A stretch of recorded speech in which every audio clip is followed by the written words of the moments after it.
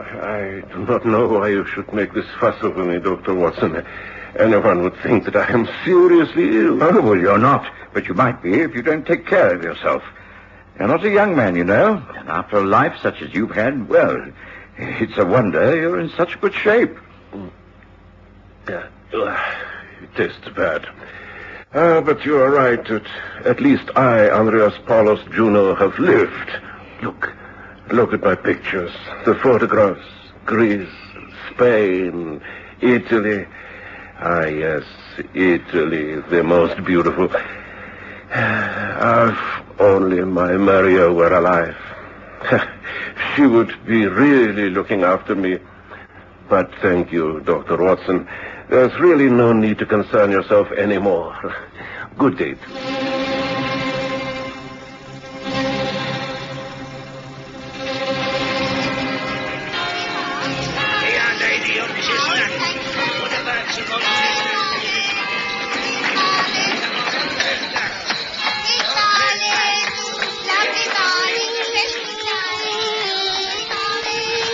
We present the stories of Sherlock Holmes.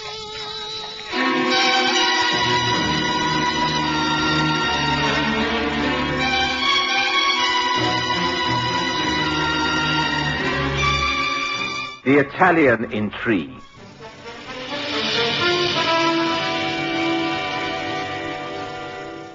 Sherlock Holmes was never a man to believe in luck or in coincidence. As a medical man, I suppose I should have been equally scientific, but my long travels in the East, mixing with strange fakirs and mystics, had left me with a form of ingrained superstition. I became aware of this once again in the summer of 1891, when I attended one of my most colorful patients in his small detached house in Moorfields. Andreas Juno was a wonderful man, filled with a zest for living at every moment. He'd married an Italian girl, Maria, and they had one son, Rico. They were supremely happy. Later, tragedy had struck. Maria had been killed in a riding accident. Andreas showed his courage then by the way he forged ahead, heartbroken but strong. These thoughts had been uppermost in my mind as I drove back to Baker Street. And somehow, I wasn't surprised to find a well-dressed, foreign-looking woman outside our home. Scusatemi. Oh, please, but this is the house of Mr. Sherlock Holmes? That is correct. My name is Dr. John Watson. I share rooms with Mr. Holmes. Can I be of any help to you? I wish, please, to be interviewed by Mr. Holmes. I have no appointment, I'm afraid. Well, let us go inside. I'm sure if Holmes is free, he'll talk to you. Come this way. Oh, grazie. Sherlock Holmes was free. He was sitting by the open window reading a book. When we entered, he looked up and greeted us both with a thin-lipped smile. Ah, Watson. I observed you arriving by hansom and wondered if you'd be kind enough to bring up this young lady. She's been hesitating outside for some little while. Please do be seated. I observe that you have traveled a long way. I'm very flattered. You are an Italian? You come from Naples, perhaps? And you are not familiar with our English currency. You have difficulty paying the cabby. That is quite correct, Mr. Holmes. Although how you can tell at just a glance, I really do not understand. Oh, it's really quite simple. Please do be seated. Your very appearance says that you are not English. There's always a style about continental women that shines in our drab London streets. You're wearing a locket round your neck, which is unmistakably Italian. I think, if my memory serves me correctly, it is the charm of Naples. Only people born and bred in that city are allowed to wear it. It's supposed to bring good luck. That is also correct, but I'm afraid the luck, it is not with me for a long time now. I am in trouble, Mr. Holmes, and that is why I come to you. My name is Lucia Cataldo. I'm not married. Until recently, I lived with my father, Marco Gino Cataldo. He was the prosperous merchant. Then a year ago, there was trouble. Things in the business, they go wrong. We lose the money and the prestige. My father, he suddenly sells most that we own, and then he disappears. I do not know where he is. Friends, relatives, they do not know. I must find out what has happened. Well, if I can help you, you may be sure that I shall, Signorina. But tell me what brings you to England. I hear from a friend of the friend that Papa, he took the boat from France across the channel. That was some months ago. I have little money, but I come to try and find him. But London, it is so big. I don't know how to start. Well, of course, there is your own embassy. Oh, that I have tried. They do not know of him. He does not report to them. And you have already tried to reach him through the agony columns of both the Morning and Evening Standard? You know that? How? I study these columns. Recently there was an appeal for a Signor Cataldo to reply to an urgent appeal. The moment you mentioned your name, I knew it must be the same family. So what can I do? I must find Papa. Well, of course, I shall make all the inquiries I can. Tell me, you have no names or addresses of any of your father's friends in London? No, not as far as I know. He has no friends here. All the time we lived in Naples, there was never an English visitor in our home. The only time Papa spoke English was to a Greek friend. English to a Greek friend? But how odd. Do you recall the friend's name? Oh, it was many years ago. The man, he married a girl from my village, and he became friendly. I cannot recall the name. It was, I don't know. My friend's name was Maria Goldini. Maria Goldini? She married this man who was much older than herself. Well, it could have been Juno. Could it be Andreas Paulus Juno? Oh, no momento. You know, Dr. Watson, I think that was it. I cannot be certain. It's so many years ago, but it might have been. Well, come now, Watson. What magic trick are you about to perform now? An Italian rabbit out of a hat? Not exactly, but by the wildest coincidence, I've just returned from administering to a patient. He's an elderly Greek gentleman, Andrea Paolo Juno. He married this Italian girl when he was middle-aged. I have a strong feeling that it must be the same man. Oh, well, now, that is something to go on. Dr. Watson, even if this does not lead us to Papa, if this is the same man, then please, can you not take me to him? I should greatly like to meet him again. Oh, of course I will. Andreas is not desperately ill, but I can always find an excuse to call in upon him. I shall be busy with other patients for the rest of the day, but tomorrow morning, perhaps. Oh, grazie. That I can agree to. Good. Now, where are you staying at the moment? In the Garibaldi Hotel in Albion Street. Marble Arch. It's quite convenient. Shall I pick you up there at, say, at 9 o'clock tomorrow morning? Oh, that will be most convenient. Oh, thank you very much. I will take up no more time, Mr. Holmes, but I do hope that we shall meet again soon. I do most sincerely hope that we find your father. Good day to you, Signorina Cataldo. Okay. I saw Lucia Cataldo downstairs and into a hansom cab. When I returned, Holmes was seated at his desk, one of his innumerable research folios open in front of him. I do not seem to find what I'm looking for, Watson. Well, might I ask what it is? The name Cataldo, it has a definite ring about it. I thought when I saw the agony columns the other day that it was to do with a criminal element associated with Palermo in Sicily, the treacherous organization known as the Mafia. You're not suggesting that Lucia Cataldo's family are criminals, are you, Holmes? I didn't say that, but ask yourself one thing, Watson. Why has this man uprooted from Naples and come to England? And without explaining the reason to his only daughter? It's the act of a desperate man, a man afraid for his life. You mean he's been hounded out of his own country and is hiding over here? He doesn't want to acknowledge the fact, not even to his own daughter. Yes, exactly. You might even think the advertisements appealing to him in the newspapers are a trick to get him to reveal his whereabouts. I see, and I don't fancy our chances of tracing him. Oh, I wouldn't be as pessimistic as that. Follow up on the visit to your Greek friend in the morning, but keep your eyes and ears open, Watson. There could be a great deal more behind this than first appears. The rest of that day passed uneventfully enough. The next morning dawned bright and clear, and Lucia Cataldo was waiting for me at her hotel. She spoke little on our drive out to Moorfields. It was clear that she was extremely worried. But when we were shown into Andreas Juno's house, it was Rico, his son, who welcomed us. Ah, Dr. Watson. How pleased I am that you're called.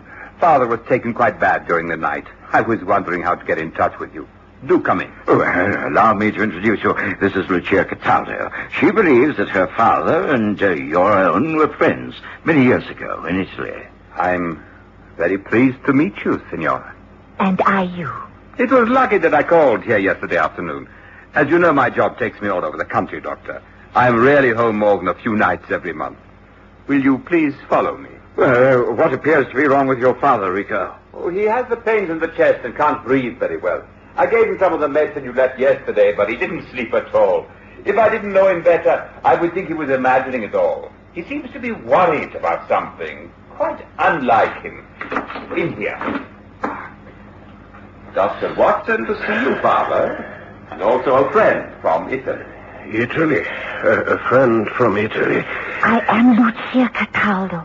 I wondered if you were the friend who used to visit my father, Marco, in Napoli. Lucia, I cannot pretend. Oh, si. Oh, but what are you doing here? I think before you start to explain, Senora, I must attend to this gentleman. Would you mind? Rico, please, now that the Senora knows your old friends, won't you take care of her until I've examined your father? No need. I'm all right. You are not all right. You're clearly in great distress. I must take your temperature and listen to that chest of yours. Do as the doctor says, Father. Come, Lucia. I may call you that, mayn't I? Come this way. Now, let's get one thing clear. If I have any more of this nonsense, I shall have you removed to a hospital. You won't like that, so you'd better do exactly as you're told. Now, open your mouth and don't talk. I gave Andreas another thorough examination. His condition was much the same as it had been the day before. I could detect no marked deterioration. All I could do was leave more medications and order him to take a complete rest. Then I allowed Lucia Cataldo back into the room and left them together. So you see, Signor Juno, I must find my father. I must know what all this means. You are the only person I know in England who may have heard from him. Ti prego, have you seen him? Has he been in touch with you? Tell me. My dear, my heart, it bleeds for you, but from the little I know, I can only advise one thing. Go back to your own country. Cease this search for your papa. It is a hard thing for me to say, but if you stay here, continue to ask the questions, you will only make things far worse. Go, while there's a chance. Go, leave now. Leave me in this house and never come back. Understand? Never. Lucia Cataldo was with Andreas for only about 20 minutes. When she came out of his room, she was pale and trembling. She refused to talk about their conversation and begged me to go about my daily business. I was reluctant to do this, but when Rico Juno said he would take her back to her hotel, I was forced to agree. We said we'd keep in touch, and I assured Rico that I would call upon his father within 2 days, and that I was available on the telephone should he want me before then. The next afternoon, just as I got back to my surgery... Call for Dr. John Watson. Watson speaking. Hold the line, Dr. Watson. You're going through. Hello? Hello, Dr. Watson. This is Rico Juno speaking. Oh, good afternoon, Rico. What is it? Anything wrong? Yes, there certainly is. It's father. He's been attacked. I went to my office this morning, and when I returned about noon, I found him lying on the floor of the sitting room. Someone must have got in and beaten him up. He's in a bad way. Gracious, where is he now? In the Moorfields General Hospital. They say he'll be all right, but it's very worrying. Oh, I'll get over there as soon as I can, Rico. Thank you for letting me know. Now, try not to worry, and I'll be in touch with you later. Thank you. Goodbye. Goodbye. It was later that afternoon before I managed to get across to the hospital. I was allowed to see Andreas because I was his doctor, but I knew that it was useless to question him at any length. He was extremely badly beaten, and although no bones were broken, there was obvious concussion. And a lot that he said didn't make sense. Don't get away. No right to be here. Well, won't tell you a thing. Where am I? Andreas, this is Watson. Can you understand me? Now, I am here. You be all right. Just try to lie quiet. Dr. Watson, yes. Not made a very good job of this, have I? You've been attacked. Can you tell me how it happened? Broke in. 2 men. I don't know them. And they asked questions. I didn't understand. I told them to get away. Get away. No right in here. Won't tell you. Never heard of the man. No one here called Marco? It was clearly a waste of time to stay further. I had a talk to the doctors and nursing staff and left knowing that Andreas was in good hands. I tried to concentrate upon my work for the rest of that day, but I couldn't get my mind away from what had happened. Holmes was out when I got home. He came in later for supper, and I explained as best I could what had happened. It seems very clear that things are moving to a climax, Holmes. I'm sure that it's all connected with the disappearance of Marco Cataldo. It's got to be. Otherwise, why did Andreas keep muttering his name in protest? Yes, that's obvious.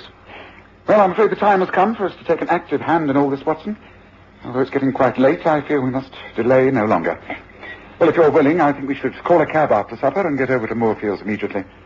I presume that this young man, Rico, will be at home? Oh, yes, I think so. They won't allow him into the hospital at this hour. I doubt if his father will have visitors for some days. Well, Holmes, I agree. I should be grateful for your advice. Frankly, the thing's growing upon my mind. It's, in a strange sort of way, I feel responsible. Well, in that case, let us finish up the remains of the game pie, wash it down with a draught of fine ale, and be on our way. What do you say? Within half an hour, we were in a hansom and pattering our way across London. By the time we got to Moorfields, it was quite dark and the streets were deserted. The lights were on in the downstairs windows. That at least showed us Rico Juno was at home. He received us with delighted surprise. Oh, come in. How nice to see you, Mr. Holmes. I take it that Dr. Watson has told you of our latest trouble. Yes, I'm very sorry. Perhaps if I'd taken a more active hand earlier, I might have been able to prevent this. However, we must deal with things one at a time. You say that you rarely spend much time in this house? No, I feel a little guilty about it, but I travel a great deal in my job, all up and down the country. Father is left alone for days and nights at a time. You have someone who comes in and cleans and cooks? Oh, yes, Mrs. Lawson. She comes in 3 times a week, has her own keys. Been with the family for years, quite trustworthy. When you do stay here overnight, do you ever notice anything strange? Noises, movements that you can't account for? Oh, well, I am usually so exhausted from my day's work that I go to bed quite early and sleep very soundly. But, well, sometimes I do get the feeling that all isn't well. It's an old house, of course. Stairs creak a bit.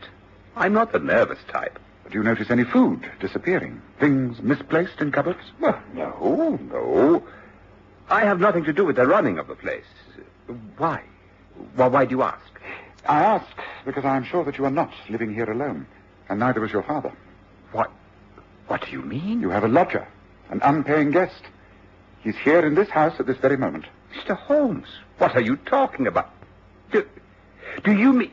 Oh, no, you don't think that Lucia's father is staying here under this roof? It would seem to me to be the most likely solution. But that's impossible. There are only 2 rooms upstairs, father's and mine. There is an old box room. An attic, I presume? Yes, but no one could live up there. You can't be sure. There's only a couple of foot of space between the ceiling and the tires. It is impossible. Nonetheless, I think we must investigate, and I think we must handle this very gently. Now, come, take me to the top of the house and let us take a look at this attic. Lead the way, please, Rico. Ah, yes. You see, there is the hatch to the attic. A small plank of wood about 3 feet square. And here, see the top of the stairs? If one stood on the rail at the top landing, one could easily reach the hatch, remove it, and pull oneself up. Yes, and look, you see marks upon the rail here. Yes, that is exactly what has happened. Now, give me a hand, Watson. I'm going up. But this is ridiculous. There is nothing up there. No one could exist up there. Careful, Holmes. Yes. Take my shoulder. Right. Quiet now.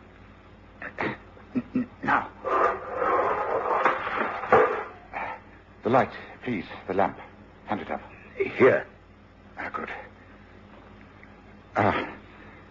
Come out, please. Please come out. No one is going to hurt you. Please, Senor Marco Cataldo. You are among friends. Please, now take my hand. Let me help you down, please. I cannot. I cannot. Yes, you can. You can come along now. You can do it. Come along now. That's it. Gently now, gently. Careful now, legs. What happened next was one of the most bizarre sights I can ever remember seeing. From the small aperture came the emaciated legs of a tiny, filthy, frail creature who hardly resembled a human being. His staring eyes were wild with fear. He was shaking with ague. A man hardly in his right mind. Holmes handled him like a child. Soon we were back downstairs. Drinks were poured, and Marco Cataldo was persuaded to sip a small brandy. Gradually, we managed to get some sensible words out of him. I had to hide there. It was the only place I could find. Andreas, he did not know. I came here. The cleaning woman, she let me in. I pretended to go, not to wait. I said goodbye, closed the front door loudly, and crept back up there till I found a place to hide. Yes, you did that because you thought there were no friends here. But there are. Andreas is your friend, and so is Rico, his son. His son? Yes, and your own daughter, Lucia. She is here in London. Lucia? Here? Oh, no. Oh, Lucia. Now listen to me. I am Sherlock Holmes, and this is Dr. Watson. I have great influence with the British police. I can guarantee your protection. All you have to do is to tell me who your enemies are, and I shall do the rest. Now come.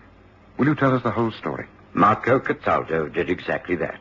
He described how back in Naples he'd been accused by the mafia of betraying them, when in actual fact it was his cousins of the same name who were guilty.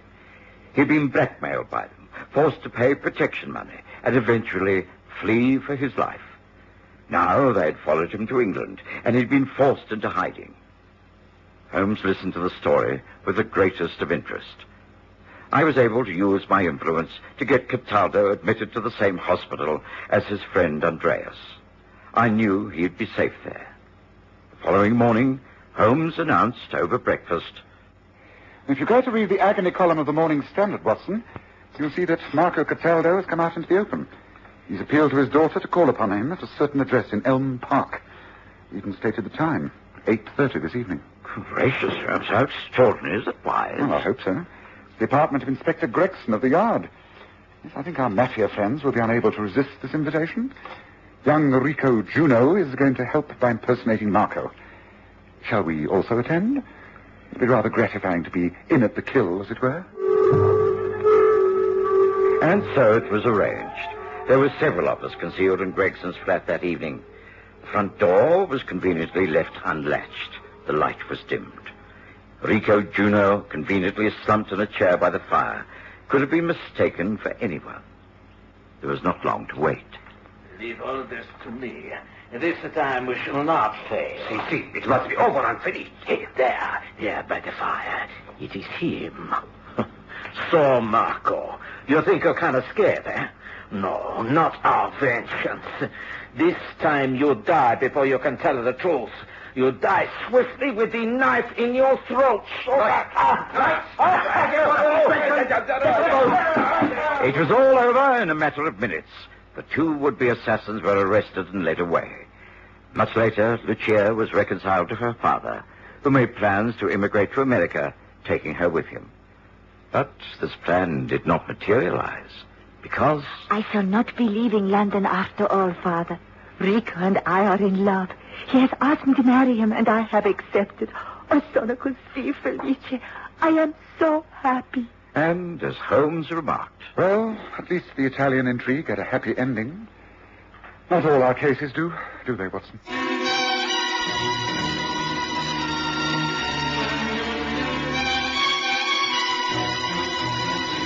Listen again next Sunday to The Stories of Sherlock Holmes, with Graham Armitage as Holmes and Kerry Jordan as Dr. Watson.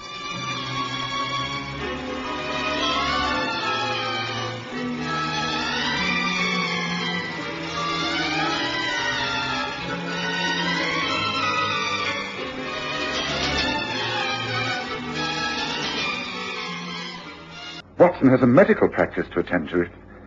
It's rather worrying. His appointment book, have you seen it anywhere? Well, he usually keeps it in his doctor's bag, but I did find this on the all-stand sort of note. Let me see.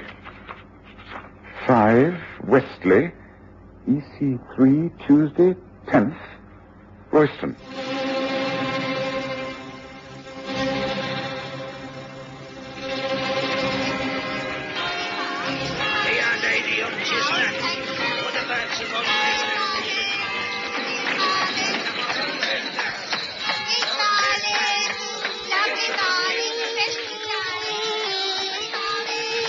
We present the stories of Sherlock Holmes.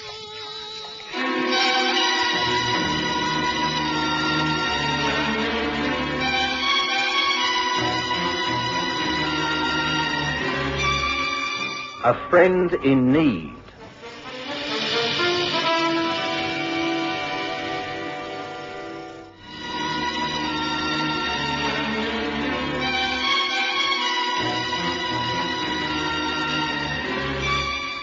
I was doing very nicely in my practice and thinking of going into partnership with an old medical colleague. His name was Royston.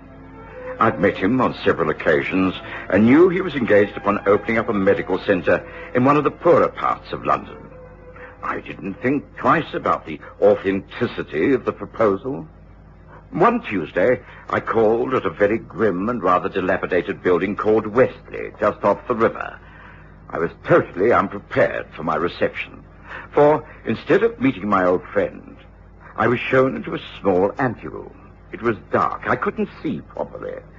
Before I knew what was happening, hands seized me from behind. I struggled valiantly, and then a violent blow against the side of the head caused me to gasp. Stars swam before my eyes, and I lost consciousness. Couldn't have been easier. See him falling for it like that. Yeah, you'd think anyone who'd associated with Sherlock Holmes would be a bit more careful. What's the next step? We get him out and into a cab.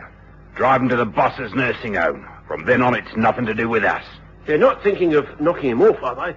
I mean, it's not murder. No, the idea is to hold him as hostage, that's all. This is the one way of getting at Holmes. Those two have been buddies for years. If anything can tempt Holmes out into the open, this is the man. Come on now, prop him up. Yeah. He'll be coming round soon. We want to have him safe and sound by then. It's not going to be easy getting him into a cab. He's a big bloke. No, bigger than I am. We'll switch clothes. I'll carry the doctor's bag, and it'll look like we're helping a patient home. Yeah. Here we are. Check the street.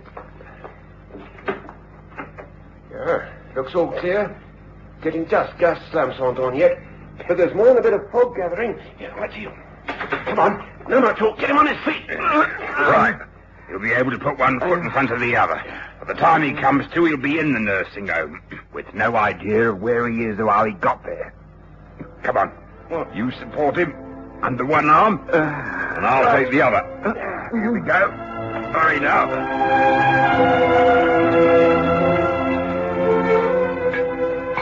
So that's the position, Lestrade. Watson is missing, and there's no trace. As you know, this is completely unlike him. I'm quite certain something's happened. He would never have remained silent if it had been possible for him to get a message to me. Might have met with an accident. Have you tried the hospital? Well, yes, of course. Watson's well known in most of the local hospitals. There's no report of anyone answering to his description being found. And what do you think it's all about? Well, I'm afraid I take it very seriously.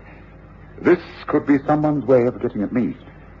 At the moment, there seems very little we can do except wait. But I should appreciate your help. Of course. Of course. Anything I can do. I need to carry out an investigation into a place in EC3. Now, all I have to go on is two names. One is Westley and the other is Royston. Now, these were scrawled on a note that Watson must have left by accident on the hall stand when he was putting on his coat. Can I have a couple of men and do a search of that river district? Of course. I'll do better than that. I'll even come along myself. What do you say to that?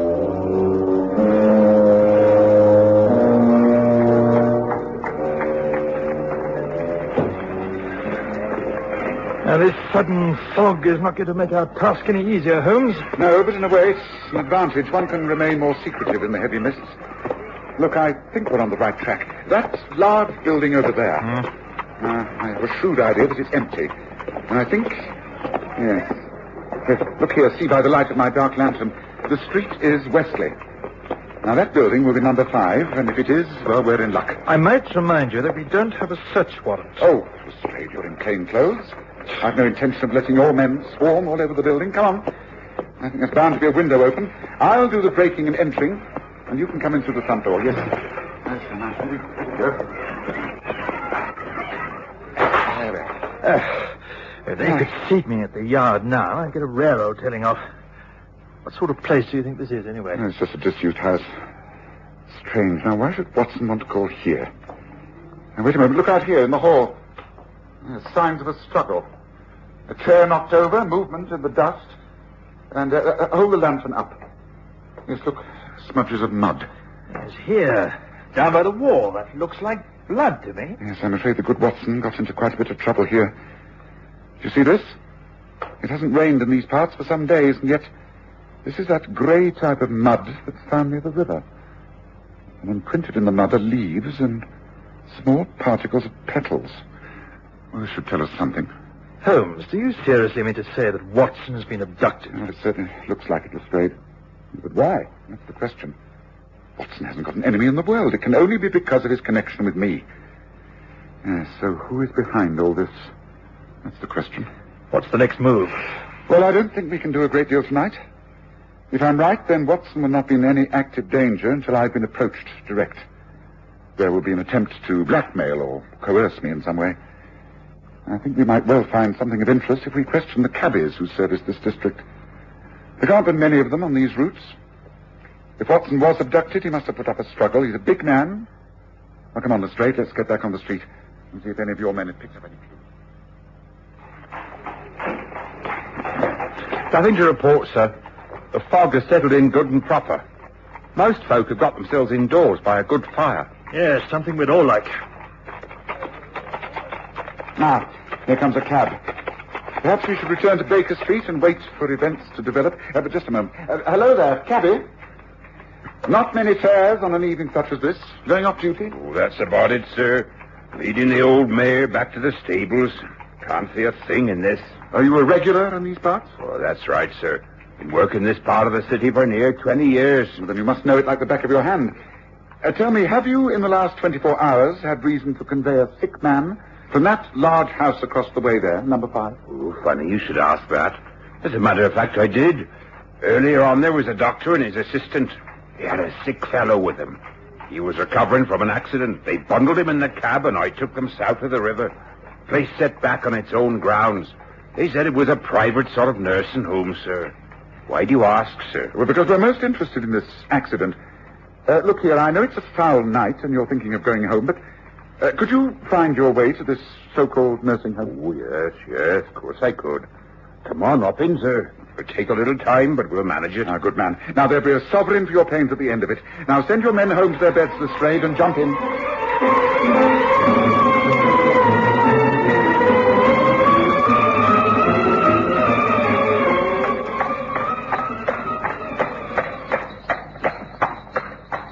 There you are, sirs.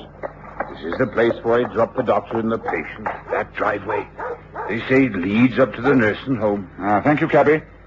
I think you can find this place again, Lestrade. Yes, certainly I can. Quite Right. easy. Right, so that's what we're doing tonight. To attempt to enter there would be showing our hand and perhaps putting Watson in further danger. Well, I suggest that we now drive back to Baker Street. I shall be very surprised if the next move doesn't come from our adversaries. Whoever's behind this has thought it out extremely carefully. Right, Gabby, 221 Baker Street, and there's another sovereign for you if you can get us there before midnight.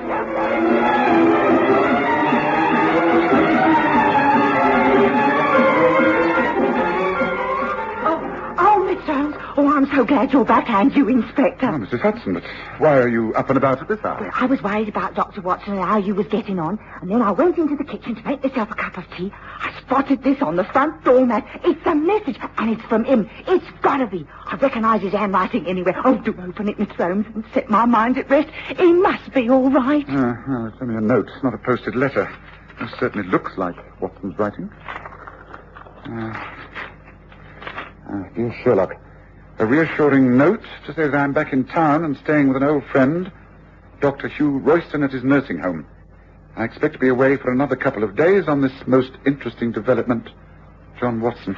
Oh, well, that's all right then, isn't it? No, it isn't. It's far from all right. Oh? Watson most certainly did not write this note. He's never called me by my first name in his life. This is practically an invitation to visit that nursing home that we traced Lestrade. And we must be careful. Watson's life is all important to me. But I'll never fall into a trap like this. Never.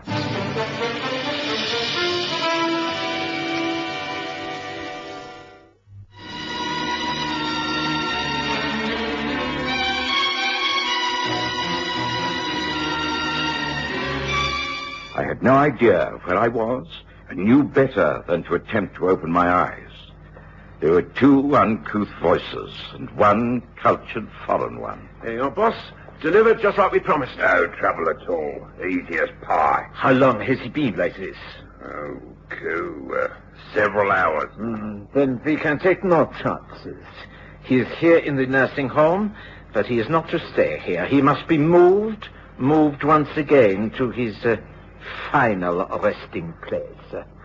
But just as an added precaution, I think a small injection into the right arm, a drug I use, is most effective. He will not regain consciousness for over a day and a night. And now the syringe. Yes, the skin is neatly punctured, so no question of pain. Caught him just in time. Now, in an hour's time, he will be moved. This time on a stretcher in a carriage ambulance, which you will drive. He will be taken to Bale's Wharf, the number 1 laboratory. I shall be there to arrange things. Will we then be paid off in full? No, your task is not yet complete. Then we have to await the arrival of Mr. Sherlock Holmes. After he's found Watson and is a fellow prisoner, you will be dismissed and it will all be over. You mean you're going to do them both in? The eventual outcome of these two men is really none of your concern. Well, we have given her a hand, though. We're what is known as accessories after the fact or some such. Ain't that right? You are being handsomely paid. That is all that need concern you. I'm not so sure. If you get caught, then straight away. I shan't be caught, and neither will you if you will only keep your heads and do as you're told. Now, enough of this. Come to our final preparations. There is no time to lose. Sherlock Holmes is a fast worker. And now that the overnight fog has disappeared, we must expect swift action. Come, enough of this chatter. Come, to work.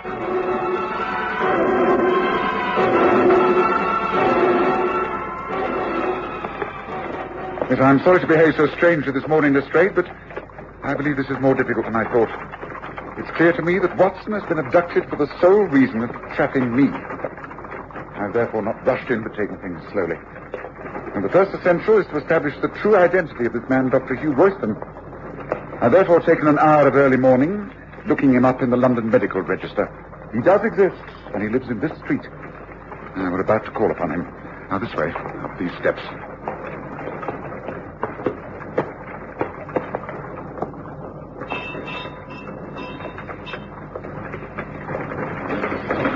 Yes, can I help you? My name is Sherlock Holmes, and this is Inspector Lestrade from Scotland Yard. Is it possible to see Dr. Royston for just a few minutes? Please do come in. I will inform Doctor that you have called. Thank you. Excuse me. Well, this looks respectable enough, Holmes. Doesn't look much wrong here. No, I didn't think there would be. Would you like to come through, please? The doctor will see you now. Thank you. Sherlock Holmes. Great pleasure to meet you. You're a great friend of John Watson's, isn't that so? Please, won't you be seated and tell me what I can do for you? It's Watson himself. He has disappeared. The only clue we have is your name and address in Wesley Street, EC3. Gracious, are you sure of this? Disappeared, you say? Extraordinary. You can throw no light upon this? For instance, when did you last see Watson? Some weeks ago. We'd been corresponding. I was rather keen to take a small nursing home in the East End and run it for hard-up people, the poor and delinquent. Watson agreed to consider this. The suggested site was at 5 Wesley Street, that rather derelict and seedy, run by a man called Henry von Bork. Von Bork? So he's the man behind all this? You know the man? Only too well. One of the most treacherous spies in Europe. Yes, it's all becoming quite clear to me now. Von Bork is using Watson to lead me into a trap. Unfortunately, I cannot afford to ignore it. He will have no hesitation in killing Watson unless he thinks I am coming to the rescue. Thank you, Doctor. You've been a great help. Come to straight. Royston told me what I wanted to know. I know Von Bork's mind. I know it's tortuous and arrogant. He's convinced that he can outwit me, and in order to save Watson, I shall have to allow him to think so. Well, why don't I get a search warrant against his home and let's raid the place? The element of surprise is always good. This von Bork won't think you'd consider such a bold plan. Well, you may do that by all means if you wish, Lestrade, but I don't think that is the answer to our problem. I'm prepared to believe that Watson was enticed into that nursing home, thinking he would meet the good doctor there. But I cannot think von Bork will keep him there. It's too risky. No, you'll have him removed. But where to? Von Bork used to have offices in the dock area. You may recall that we thought he was using them in the smuggling case of the Blue Peter. Now, wait a moment. When we called at 5 Wesley Street, we found evidence of a struggle. Undoubtedly, that is where Watson was overpowered. Then I also observed grey mud, do you recall? Imprinted in the mud were leaves and particles of petals.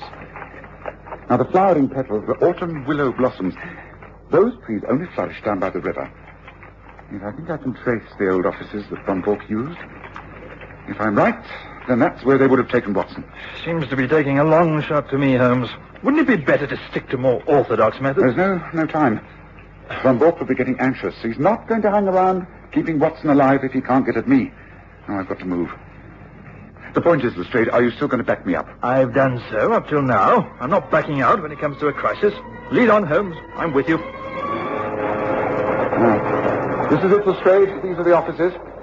And I fancy Bork has been using them for experimental purposes. They have the appearance of being scientific laboratories. Doesn't look as though they're at all occupied. I think this way, round the side entrance. I know you do not approve of my method of entering premises, but needs must when the devil drives. Watson has always said that the police were lucky that I didn't choose a career in crime. I should be grateful to the best of them.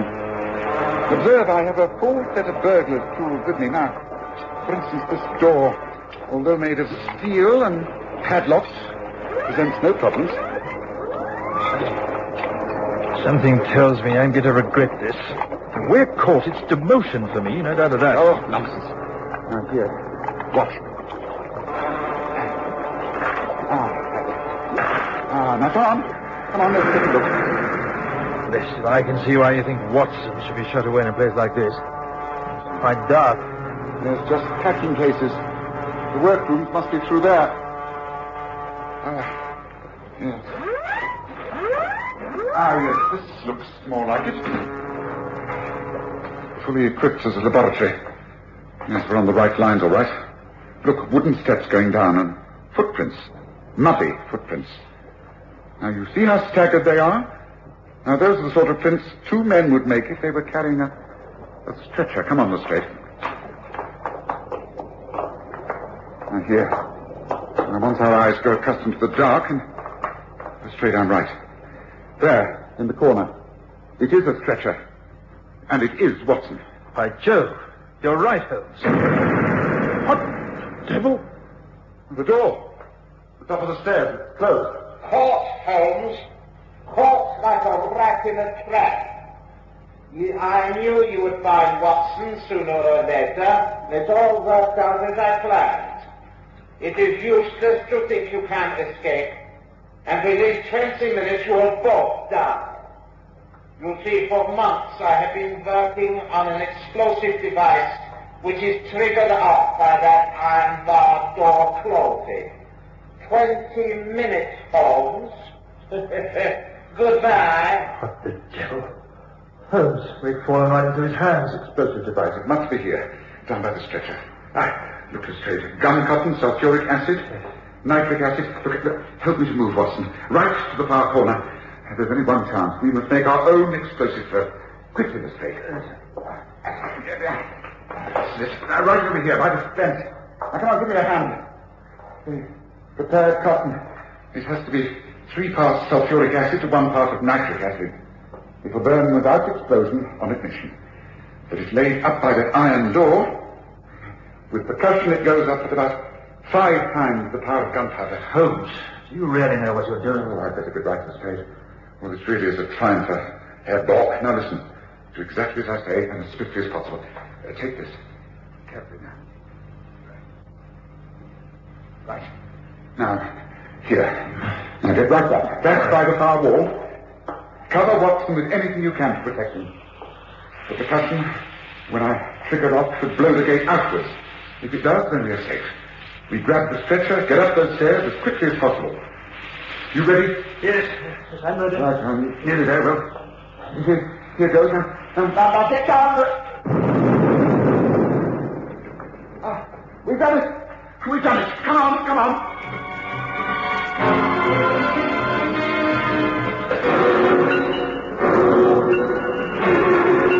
It was some hours later that I opened my eyes. My head ached and I could hardly see. But I was aware of familiar surroundings. The clean sheets under me and the softness of the pillow, which smelt of lavender. I was in my own bed back in Baker Street. I tried to speak, but I couldn't. I knew that someone was in the room with me. A friend. A friend whom I knew very well indeed. Oh, Dr. Watson, I do believe you're coming round at last. Now, don't try to move or speak. Just lie there and close your eyes. You've had such a terrible time of it, but it's all over now. Mr. Holmes and Inspector Lestrade have got everything under control.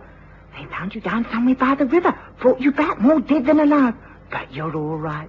They've gone after the men who tried to kill you, and they'll get them. I'm sure they'll get them. Well, place is surrounded, Holmes. No chance of anyone getting in or out of this so-called nursing home. This is what we should have done in the first place. Perhaps, but it would have meant sacrificing Watson, and that I was not prepared to do. All right, Lestrade, this is more your line of country than it is mine. Go ahead. Do it your way from now on. Right, men, follow me. In we go.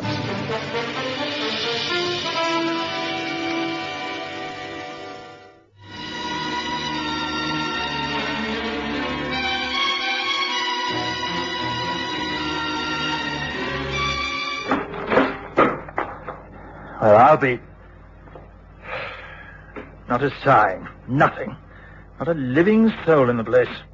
Now, what do you make of that, Holmes? I'm hardly surprised.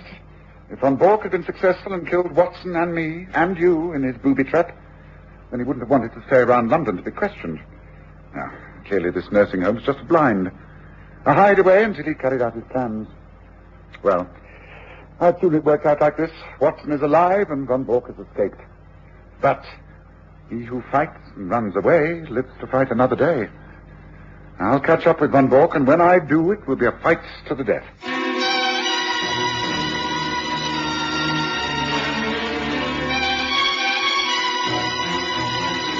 Listen again next Sunday to The Stories of Sherlock Holmes, with Graham Armitage as Holmes and Kerry Jordan as Dr. Watson.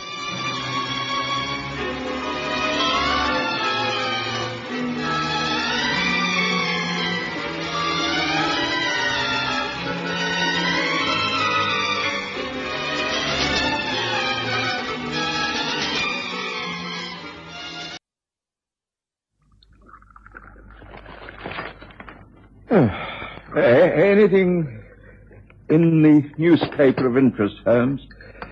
I'm rather worried about the floods in Scotland. What? Oh, the floods. No, not much about it.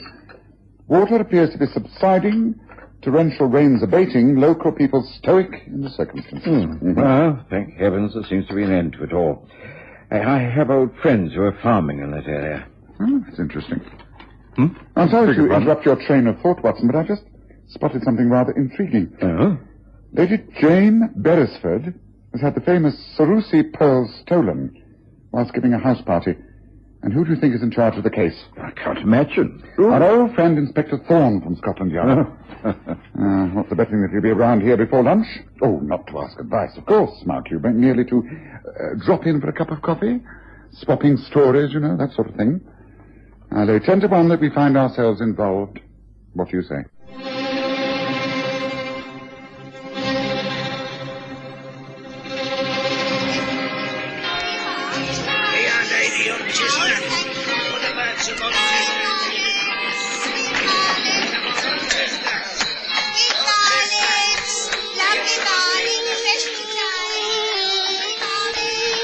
We present The Stories of Sherlock Holmes.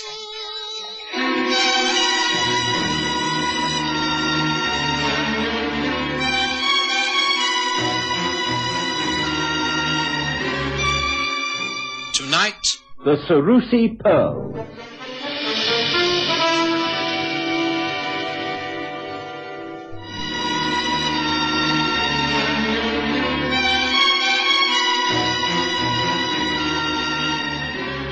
Suddenly, it was spring, and one of the most beautiful springs we'd seen for many years. It was the more appreciated as it followed a severe winter with serious flooding in the north. The parks and gardens began to stir with life. Overnight, the air became warm and soft. Blossoms filled the trees and shrubs. In the city, children were bowling their hoops and playing hopscotch in the alleyways. In the country, house parties could now be arranged with tennis and croquet for the guests. I was always happy at this time of year. There would be fewer cases of illness owing to the winter cold. Even Sherlock Holmes, who professed never to care a jot about the weather, appeared to respond cheerfully to the changed conditions. On this particularly bright morning, we'd hardly finished breakfast before there was a ring at the doorbell. And some minutes later, Mrs. Hudson showed in Inspector Thorne of New Scotland Yard and his assistant, Detective Sergeant Pollock. You're bright and early, Thorne. Enjoying the change in the weather? Pray do take a seat. Will you have some coffee? Thank you. Yes. Sergeant? Thank you. Don't mind if I do. Yes, but allow me. Tell me all about it, Thorne. You cannot have called here just because you want to share our coffee. I see from the newspaper that you're engaged upon the case of Lady Beresford's stolen pearls. Is it proving interesting? It's always difficult when one's dealing with the aristocracy. It can be rather embarrassing. It's uncomfortable to question a lord or a baronet, and, this case is nearly a dozen of them. Here you are. Your coffee. Well, do tell us all about it. Yes, pray do. But first, let me refresh my memory regarding your central character, Lady Jane Beresford. She is a widow, is she not? Lord Beresford died some 6 years ago, leaving her the ancestral seat of Ashwood Hall in Oxfordshire. She's an extremely rich lady who entertains lavishly and owns the famous Sirussi pearls. It's something from this collection that is missing? A tiara. Ah. It seemed she opened the country season with a house party. 12 house guests. All top drawer, naturally. Guest list reads like who's who. I was sent to Oxfordshire the moment the yard was called in. Lady Beresford insisted that the local police should not be called in. She wants the whole matter handled with the utmost discretion. As little publicity as possible. How the morning papers got hold of the news, I can't think. Anyhow, Pollock and I went up there, and of course we were granted an audience with Lady Beresford at once. She was extremely upset. This is very considerate, Inspector. I do appreciate it. It's a most delicate matter, you see, and I'm sure you'll be most discreet. You can be sure of that, my lady. Now, please tell us all the facts, right from the start, leaving nothing out, however insignificant. Well, a month ago, I sent out invitations to a dozen or so friends of mine. The list is there on the side table. I've had my secretary prepare it for you. Thank you. I see there are 14 names here. Did they all come to the house party? 2 were unable to. The Earl of Baronsmere and his wife. They were stranded in Scotland in all that terrible flooding. The others all came and stayed here, naturally. On the Sunday evening, we had a recital. A string quartet from Oxford. It was a great success, and the guests all retired around midnight. It was quite formal, evening dress, of course. I wore a lavender gown and the tiara. Any other jewellery? With the Sirussi pearls, Inspector, any other jewellery would be quite out of place. Quite. Well, please carry on. But I keep my jewels in a safe in my late husband's bedroom. It's the very latest in safe, very secure. Nobody but my secretary and myself know how to open it. But it's my own fault. I was simply careless. It had been a wonderful weekend, and I was exhausted when I retired. Foolishly, I did not return the tiara to the safe. I left it instead in a jewellery case in my dressing room. In the morning, it wasn't until after all the guests had departed that I remembered that the tiara was still out of the safe.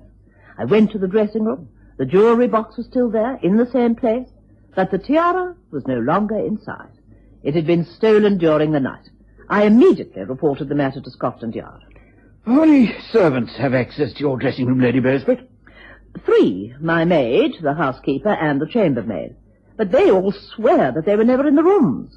You wish to question them, of course, but they've all been with my household since before my husband's death. All my staff are 100% trustworthy. Oh, you do see what this means, Inspector. If no one living here stole the tiara, then it must have been one of the guests. The cream of British aristocracy is on that guest list. How can I let any one of them believe that I think them to be a cheap thief? It's unthinkable. And yet the theft took place. I don't know how you're going to investigate this, Inspector, without bringing shame and humiliation to all of us. It's quite dreadful. Dreadful. Of course, I questioned all the servants. The impression I got was that they were totally loyal to Lady Beresford and quite horrified that this should have happened. I made an examination of the rooms and the grounds. The dressing room in question is a corner room. Outside there's just one floor and then the ground floor. There's a large creeper growing along the wall. Clear evidence that it had recently been climbed. There were marks made to cover up the ground at the roots, which may have shown footprints. So you're fairly certain that entry was made from the outside during the time Lady Beresford was sleeping, by a person or persons unknown? That's right. Now, we can discount casual robbery. How would the thief know that the pearls were being worn on that particular night, and that they were to be found in her ladyship's dressing room? How indeed. So her ladyship's fears are confirmed. It was one of her guests who turned thief. I'm not looking forward to questioning all those titled people. It'd be impossible not to cause offence. May I see the list? There you are, Miss Holmes. Oh, thank you. The Earl of Newport, Marchioness Zindobri, speech from Lady Courtney, Count Hubert von Parent, the Honourable S. O'Keefe, Sir James and Lady Ford Wallace, Viscount McFadden. It's quite a celebrity start to the spring season. Well, now, it doesn't seem to be at all difficult, Thorne. It doesn't? No. Of the 12 names we have here, 5 are women, who are, after all, unlikely to go scampering up creepers during the night. Of the other 7, 4 are men hardly able to climb a flight of stairs. They're so old. Viscount McFadden lost a leg in a shooting accident last year. Therefore, we're left with 2 young suspects. The Earl of Newport is known to me, and I should say he would never be a thief. The other, the Honourable S. O'Keefe. I've never heard of him. Well, the name has a decidedly false ring to it. Watson, please pass me the large blue book at the end of the 3rd bookshelf, please. This one? That's it, yes. Thank you. Yes, I already have a suspicion growing in my mind, but one must verify everything. I'm sure you'll agree, Thorne. Now, O'Keefe. As I thought. No such person listed. Well, that's your man, Thorne, no doubt about it. The course is clear. Find out who the man is, how long Lady Beresford has known him, and why he happened to be in such august company. Well, that's a very useful suggestion, Holmes. May I make another? Well, of course. There are very few men in England who would dare to commit such a crime. An ordinary crook could never hope to carry it off. To start with, he has to fool some of the oldest and best-bred families in the land. He'd have to be extremely well-read, well-travelled, and well-educated. In short, a black sheep from the upper classes who has turned to crime through force of circumstances, or maybe just sheer boredom. That narrows it down even further, wouldn't you say? Got anyone in mind, Holmes? Yes, one in particular. Slim Buxton. Public school background, married twice for money. He's several aliases, and is known in the London underworld as the Duke. Now, don't try and look him up at Scotland Yard. He's too clever to have a criminal record. If you like, I'll make inquiries through my own contacts. They would know who could locate a buyer for rare and famous pearls. Yes, that might be just as well. Yes, I doubt, however, if the Duke would risk trying to dispose of the Cerusi pearls in England. Certainly not so soon after the theft, at any rate. The collection was designed for the Cerusi family, the famous Italian bankers. The collection came into the hands of the Beresford family when Alberto Cerusi disposed many of his assets in order to finance his vast Middle East concerns. Yes, well, I'd have a watch placed on all ports and check all continental shipping. Pick up the Duke, pin a crime on him so you can hold him, and then get to work. Well, as I say, it's worth following up. Got that, Pollock? Yes, Inspector. Well, thank you very much, Holmes, for the chat and the coffee. We'll be getting in touch. Good morning to you. Morning, sir. Morning.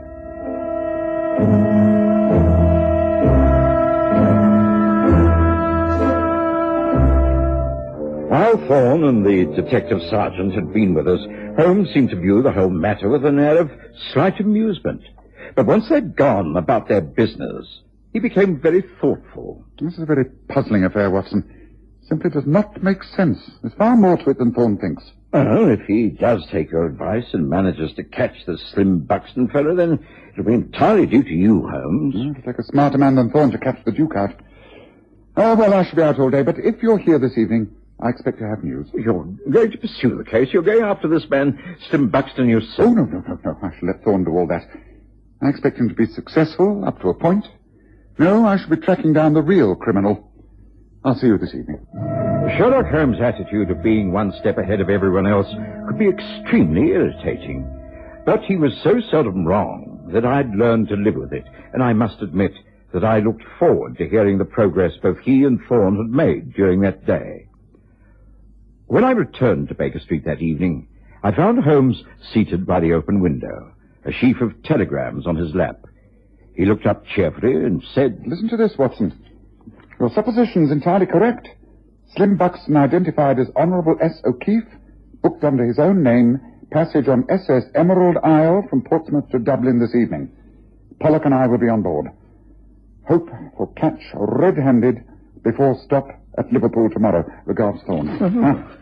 I must say things are moving, Holmes, but why are Thorne and Pollock boarding the ship? They know the man's guilty. Why don't they hold him on suspicion until it's all been cleared up? It's quite simple. They hope to catch him on board with the pearls. If they move in too soon, they might get their man, but they will have no proof. Thorne thinks he's playing a very clever game. Oh, well, it sounds astute enough to me. I just hope he can pull it off. I should be very surprised if he does. A trip to Liverpool might prove most interesting. How are you placed, Watson, for a couple of days? Yes, I suppose that'd be all right. I could, Well, I think it might take longer. If we go over to Dublin, if you could spare the time and the interest, I promise you will not be out of pocket at the end of the trip. Shall I make the necessary arrangements? The SS Emerald Isle will be at Liverpool tomorrow, so we must take the first train. Will that be all right with you?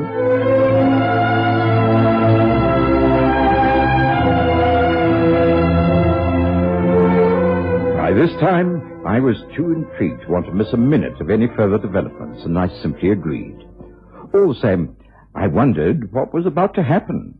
I also wondered about Thorne and Pollock aboard the SS Emerald Isle. How exactly would they go about it? This is how we'll go about it, Pollock. Watch the man like a hawk. He's not have a clue who we are. One of us must be with him all times. And the only time he'll be alone is when he goes to his cabin. Then we watch the gangway. Notice if he talks to anyone, makes friends with people, or engages anyone in what looks like a business transaction. We've got our man, I'm sure of that. And he must have the pearls either in his luggage or about his person. Is all that clear? Yes, Inspector, I understand. Good. Then we must not appear to be too friendly. Look, he's getting up from the table over there. He's finishing his drink. He's heading for the deck. All right, get after him. Keep your ears and eyes open and report back when I can take over from you. Now, off you go. That's right.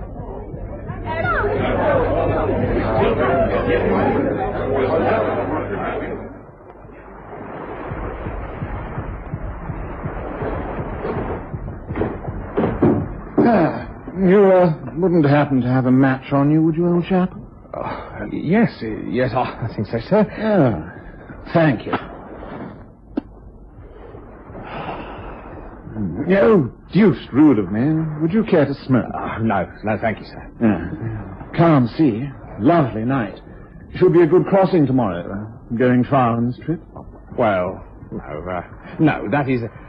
Well, I don't think so. Like that, is it?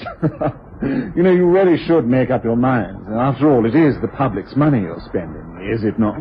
What? What do you mean? I don't understand. I don't know what you're talking about. Oh, come on now. Credit me with a little more discernment. Perhaps it is just as well that we can have this little chat, and it saves so much time, you know. My name, as you know, is Slim Buxton. I don't know yours, but you really should cut along to your superior, the worthy inspector, and tell him that this trip is a complete waste of time and money. I rather object to a nice sea crossing being spoiled by being treated as a common criminal. I have not committed a crime, and you will never be able to prove that I have. So be a good man and leave me alone, will you? Now, I think I will retire for the night. Good night. I hope you sleep as well as I know I shall. Of all the blasted effrontery, the blaming cheek! How dare the man take such liberties? I'll have him arrested immediately. I have the captain put a close watch on his cabin. He'll be dragged off this ship at Liverpool and held for what, Inspector? We haven't got a thing on him. He gained entry to Lady Beresford's home at Ashwood Hall by impersonation. That's good enough for a start. But she invited him. No, we haven't got a thing on him, and he knows it. Don't stop raising objections, Pollock. I'm holding that man tomorrow morning the moment we tie up. Liverpool, that's a fact. Holmes and I boarded the night train for Liverpool, having been lucky enough to secure a double berth at short notice. We were expected to arrive at Liverpool at 6 o'clock the following morning, in good time to meet up with the SS Emerald Isle from Portsmouth later the day. The next day, as the packet was being moored at the dock, we saw a police carriage standing outside the portmaster's office. Inspector Thorne was already at work upon his victim. It's no good, Inspector, it's no good. There's nothing here. I've been through this case half a dozen times. Well, take the handle off. Take the bottom off the case. I do hope that you're going to replace all this, Inspector. I regard it as willful damage to private property. I know you carry a warrant to search, but not to destroy. May I get dressed now? You may, but you're not leaving England. I can detain you under my special powers, and I shall do so now. I know you're at the root of all this trouble, and by heaven, I'll stick at it until I have proof. Well, the best of luck to you. Since I have been deprived of my rights of travel and my belongings are in tatters, I take it you will be good enough to escort me back to my London home, where I can at least change into decent clothes before taking this appalling business any further. Very well. Come with me. Sergeant, get all this stuff together. Come along there. Hurry, man. Hurry. To my surprise, Holmes seemed little interested in Thorne's interrogation of Slim Buxton. He merely requested that the sergeant stay with us at Liverpool when the official police party took the impeccably cool suspect away to London. Holmes boarded the SS Emerald Isle and had a word with the purser. The cabin allocated to Mr. Slim Buxton. I'm afraid it's been given to somebody else, sir. It just isn't free. Oh, that is a pity. Mr. Buxton then just left the ship. I'm a bad sailor, and I thought I'd like a cabin for the crossing. Oh, I'm sorry, sir. You see, there was a lady, and she had her name on the list for cancellation. It's a Signora Claudia Gamboli. So you see, you're just too late. Oh, very well, I understand. It's not all that important. Can you point the lady out to me among the passengers already aboard? Oh, why, yes, sir. Let's. Oh, well, there she is. There, in the dark brown coat with a brown hat and veil. That's her. That's Signora Gamboli. Ah, good. Thank you. Now, Sergeant, you see the lady we've been talking about over there? She's about to go below. Yes, sir, I got her. Well, just stay well out of her way until we reach Dublin. I don't think there'll be any difficulty. She will go below, I imagine. And we shall spend most of the pleasant crossing smoking our pipes and enjoying the calm seas. What do you say, Watson? Well, I can't think of a more enjoyable way of spending the day. Good, then. Let's go and get ourselves a decent spot by the rails.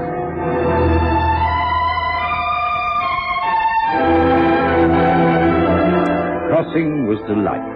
The sea like a mill pond, and just sufficient breeze to be invigorating.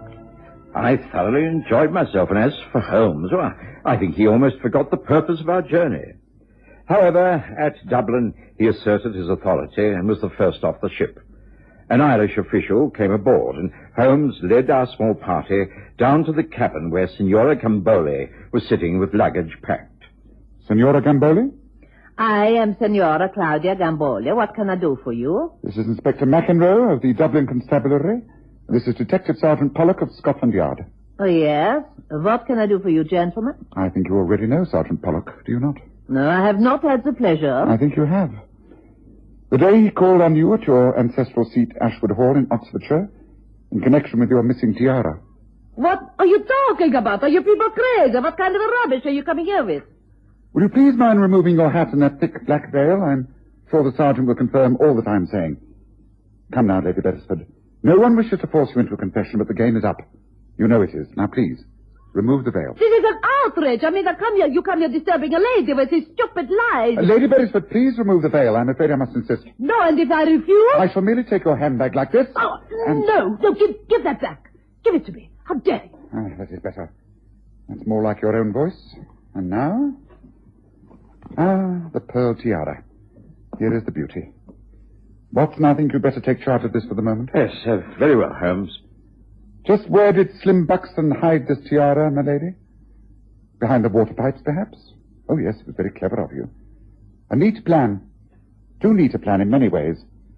You've been extremely heavily in debt for some time, and so you arranged the entire affair. You got in touch with Slim Buxton, who seemed eminently suitable for the kind of tricky operation you had in mind. You promised him half the insurance money if he would steal your jewels. The idea was to make it obvious that he was the crook, and have Scotland Yard follow him on board this boat. You both knew that he would be taken off, and when he was, you would come aboard, occupy the same cabin, collect the tiara from a safe hiding place, and proceed to Dublin, where you could dispose of it for a fortune. I'm familiar, my lady, with the notorious Circle des Amis, whose headquarters are in Dublin, and who specialize in trading in hot collector's items. A piece from the exquisite Sarusi collection would not only bring in a handsome sum, but would be quite a prize to acquire. The money from the sale, combined with the insurance claim, would certainly get you out of debt and also prevent you from losing face in society. Now, is that not so? Give or take a few details. Everything you say is quite correct. But I have nothing further to say. Neither have I. I shall leave it all to Scotland Yard to handle as they think fit. Only one more thing. You did offer a reward to whoever found the tiara? Well, I found it. So, there we are. I told you we would not be out of pocket regarding this little trip, did I not, Watson?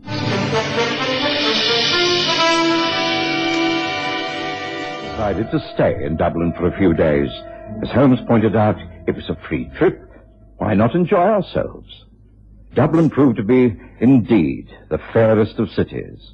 And as we sat drinking sherry early in the evening in a delightful public house overlooking Dublin Bay, Holmes explained, I've always said that when all other factors have been discounted, the remaining one, however implausible it may seem, must be the cause of the problem.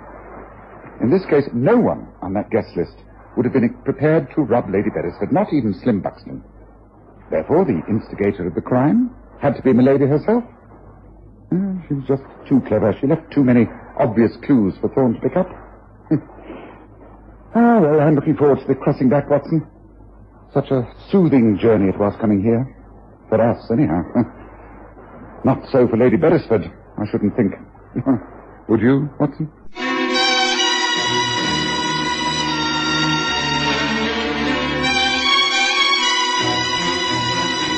Listen again next Sunday to The Stories of Sherlock Holmes, with Graham Armitage as Holmes and Kerry Jordan as Dr. Watson.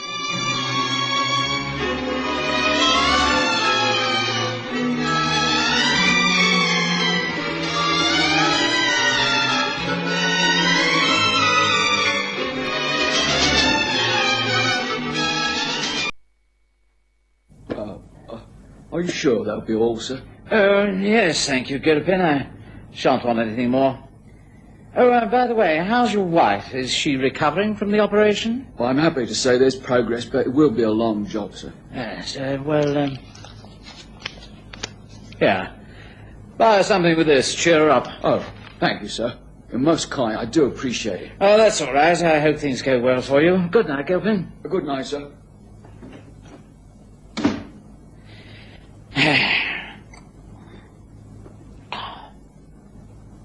Well, no use putting it off any longer.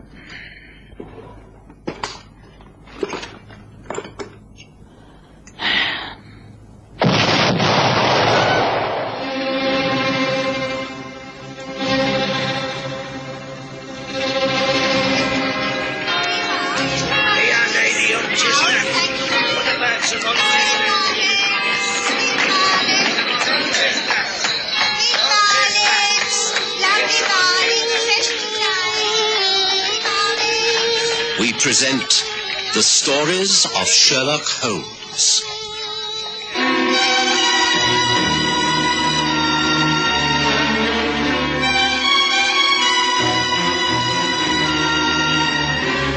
A matter of conscience.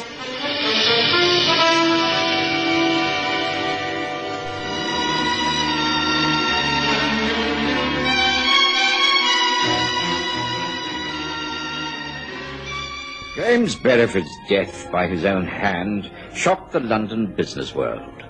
The rumours had been well-founded. Never smoke without fire, the financiers said over their whiskies and sodas. Beresford's notes had been going about the city at 40% discount, and there were no takers. Settling day was the very next day. He realized he was a completely ruined man, and so he took the only way out. James Beresford, the man who shot himself yesterday. He at least did not leave a wife and family. Oh, no, quite. Poor devil. I know the man was a gambler and probably wreaked a great deal of havoc through his ruthlessness in business, but I can't help feeling sorry for him. He must have been in a desperate state of mind. Indeed, yes. I met the gentleman on more than one occasion through my brother Mycroft in the Diogenes Club. He was on the surface a most amiable and fair-minded man. He was well liked by many and feared by most. A man like Beresford makes many enemies in the course of a lifetime. Well, you mean that his enemies may have brought about his ruin? Oh, undoubtedly. The point is that in order to outmaneuver his kind, one has to be within the inner circle, as it were.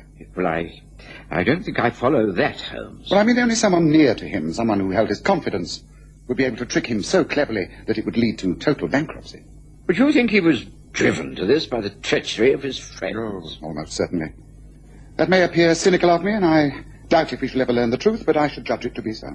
How dreadful that any man can be betrayed to that extent. Quite. It is inhuman and immoral. But not a criminal matter, for no one has broken any laws. One can cheat a man quite legally by giving him false advice. If I sway your judgment to back a horse that has no chance of winning, well, whose fault is that? Yes, well, I see what you mean. But if Beresford was forced to kill himself by someone else, I wouldn't like to have that person's conscience. Ah, yes, a matter of conscience. Yes, that is a different matter. Ah, we have a visitor. I wonder who that can be so early on a cold November's morning. Now, if it's anybody important, you have no need to fear of my presence. I've sadly neglected my patients due to this flu epidemic, and I must be about my business. Oh, no, please don't go. I value your opinions. They give me the slant of the ordinary man in the street. Oh, excuse me, a young lady to see you, Mr. Holmes. Refuses to give her name, and apparently she ain't got no car. Well, our business must be urgent to ignore the weather and the social niceties. Show her in, Mrs. Hudson. Oh, very well. This way, please. Thank you. Do come in. May I introduce myself? I am Sherlock Holmes, and this is my friend and colleague, Dr. Watson. How do you do? I know who you are. I have often seen you, Mr. Holmes. Do come nearer the fire. Take a seat. Some coffee? No, thank you. I cannot stop. And you will possibly ask me to leave anyway. You see, I want some advice, but I'm not prepared to give you my name or address. That is at least honest. You could have lied about those facts and hoped to get away with it. I don't lie. I always tell the truth. I want you to advise me on the correct course of punishing a man who has forced another man to commit suicide. Ah, that is a most curious request. Something which is both pertinent and topical. I take it that you're referring to the death of Mr. James Beresford. How did you guess that? It's really not at all hard. The case is splashed all over the newspapers. Watson and I were discussing the tragedy and the poor fellow's state of mind just before you called. Suicide while the balance of his mind was disturbed. That what you think? Nonsense. He was driven to it by Max Corbett. Max Corbett? Yes, they started as partners, is that not so? Very many years ago. An enterprise known as International Supplies. Very ambitious and very successful. It was all James Beresford's skill and business acumen. But Corbett and his cronies got to know more. They deceived him in various different ways under different names. Beresford trusted them. He was unaware, even up to the last 6 months, of the bitterness and hatred he was faced with. Can you believe it? Oh, yes. Please continue. You're telling me very little that I didn't know. Beresford was forced in the end to turn to moneylenders, only to find that they also were puppets of Max Corbett's men. Then came the final squeeze. It was cold-blooded and calculated, and at the moment these men are pretending to be heartbroken, but they are inwardly delighted. They should be punished. They must be punished. Particularly Max Corbett. Do you not agree with me, Mr. Holmes? My dear young lady, as I pointed out to Watson only a short while ago, this cannot be regarded as a criminal matter. Everything you say may be true. You may even be able to produce certain facts as proof, but there is no way that you're going to pin a crime onto Max Corbett. If you start to spread these rumors, you can lay yourself open to an action for slander. But Corbett is too clever to be caught like that. You mean that my hands are tied? That there is nothing I or anyone else can do? I didn't say that. I shall have to give the matter some thought. I wonder... Watson, while you're doing your rounds, will you be anywhere within the vicinity of the Diogenes Club? I can be, Holmes, yes. Then would you be good enough to deliver a note to my brother Mycroft? He's bound to be there around lunchtime. Excuse me a moment. Paper and pen. Envelope. Yes. Mr. Holmes, it is quite clear that my worst fears have been confirmed. I am doing no good here, merely wasting your time. I'd better leave. No. Please don't go. There you are, Watson. Now, if you could see that this is delivered as soon as possible. Very well. I shall do my best. Oh, will you excuse me now? I'm a doctor and have to attend to patients. I shall call back later, Holmes. Good morning to you. Now, young lady, answer me one thing. If I agree to help you, you will give me your name and address here and now? I got to the Diogenes Club just before lunch and left Holmes's note for his brother. The place seemed unusually crowded. I met a few people I knew who invited me for a drink, and it being a cold day, I accepted gratefully. It was while in one of the rooms that I heard the name Max Corbett mentioned. Ah, Max. Max Corbett. Might have known that you'd be here today. Toasting to success? I don't know what you mean, Wilder. I came to collect some mail. And now I'm off to see my fiancée. That's worth a toast. Ah, yes, the Honourable Abigail Stratton. Yes, I read of your engagement. Congratulations. Thank you. But today is not a happy one. Not after hearing of poor Beresford shooting himself. Poor Beresford indeed. Cut out the rot, Max. I happen to have been on the right side when international supplies went under, so I'm not complaining. But I'm not a fool. You and I and the rest of the crowd caused it to happen. That's a lie. It's true when you know it. You put Beresford out of the game as surely as if you pulled the trigger of that revolver yourself. You played every dirty trick you could to beat him. I've got to hand it to you. You got what you wanted. Mind you, what Abigail Stratton would think. Well, lucky for you, she doesn't understand business deals. Now, you keep Abigail out of this. Oh, it doesn't matter to me. She's your problem. I wonder how you'll explain it all. Tell me something, Max. Were you very afraid of him? Afraid of him? Afraid of Beresford? No, of course not. Not in the slightest. Well, I'd say you were scared stiff. That's why you couldn't fight straight. You've made a fortune out of him, but you had to do it crookedly. James Beresford was a gambler, but a fair one. Something you'll never be, a fair fighter. Now, that's enough, Wilder. I'm not staying here to listen to this. And you'd better watch your step. You're right when you say I have influence now, more than I've ever had. So be careful. You can't frighten me, Max. I've taken all precautions. Excuse me, Mr. Corbett.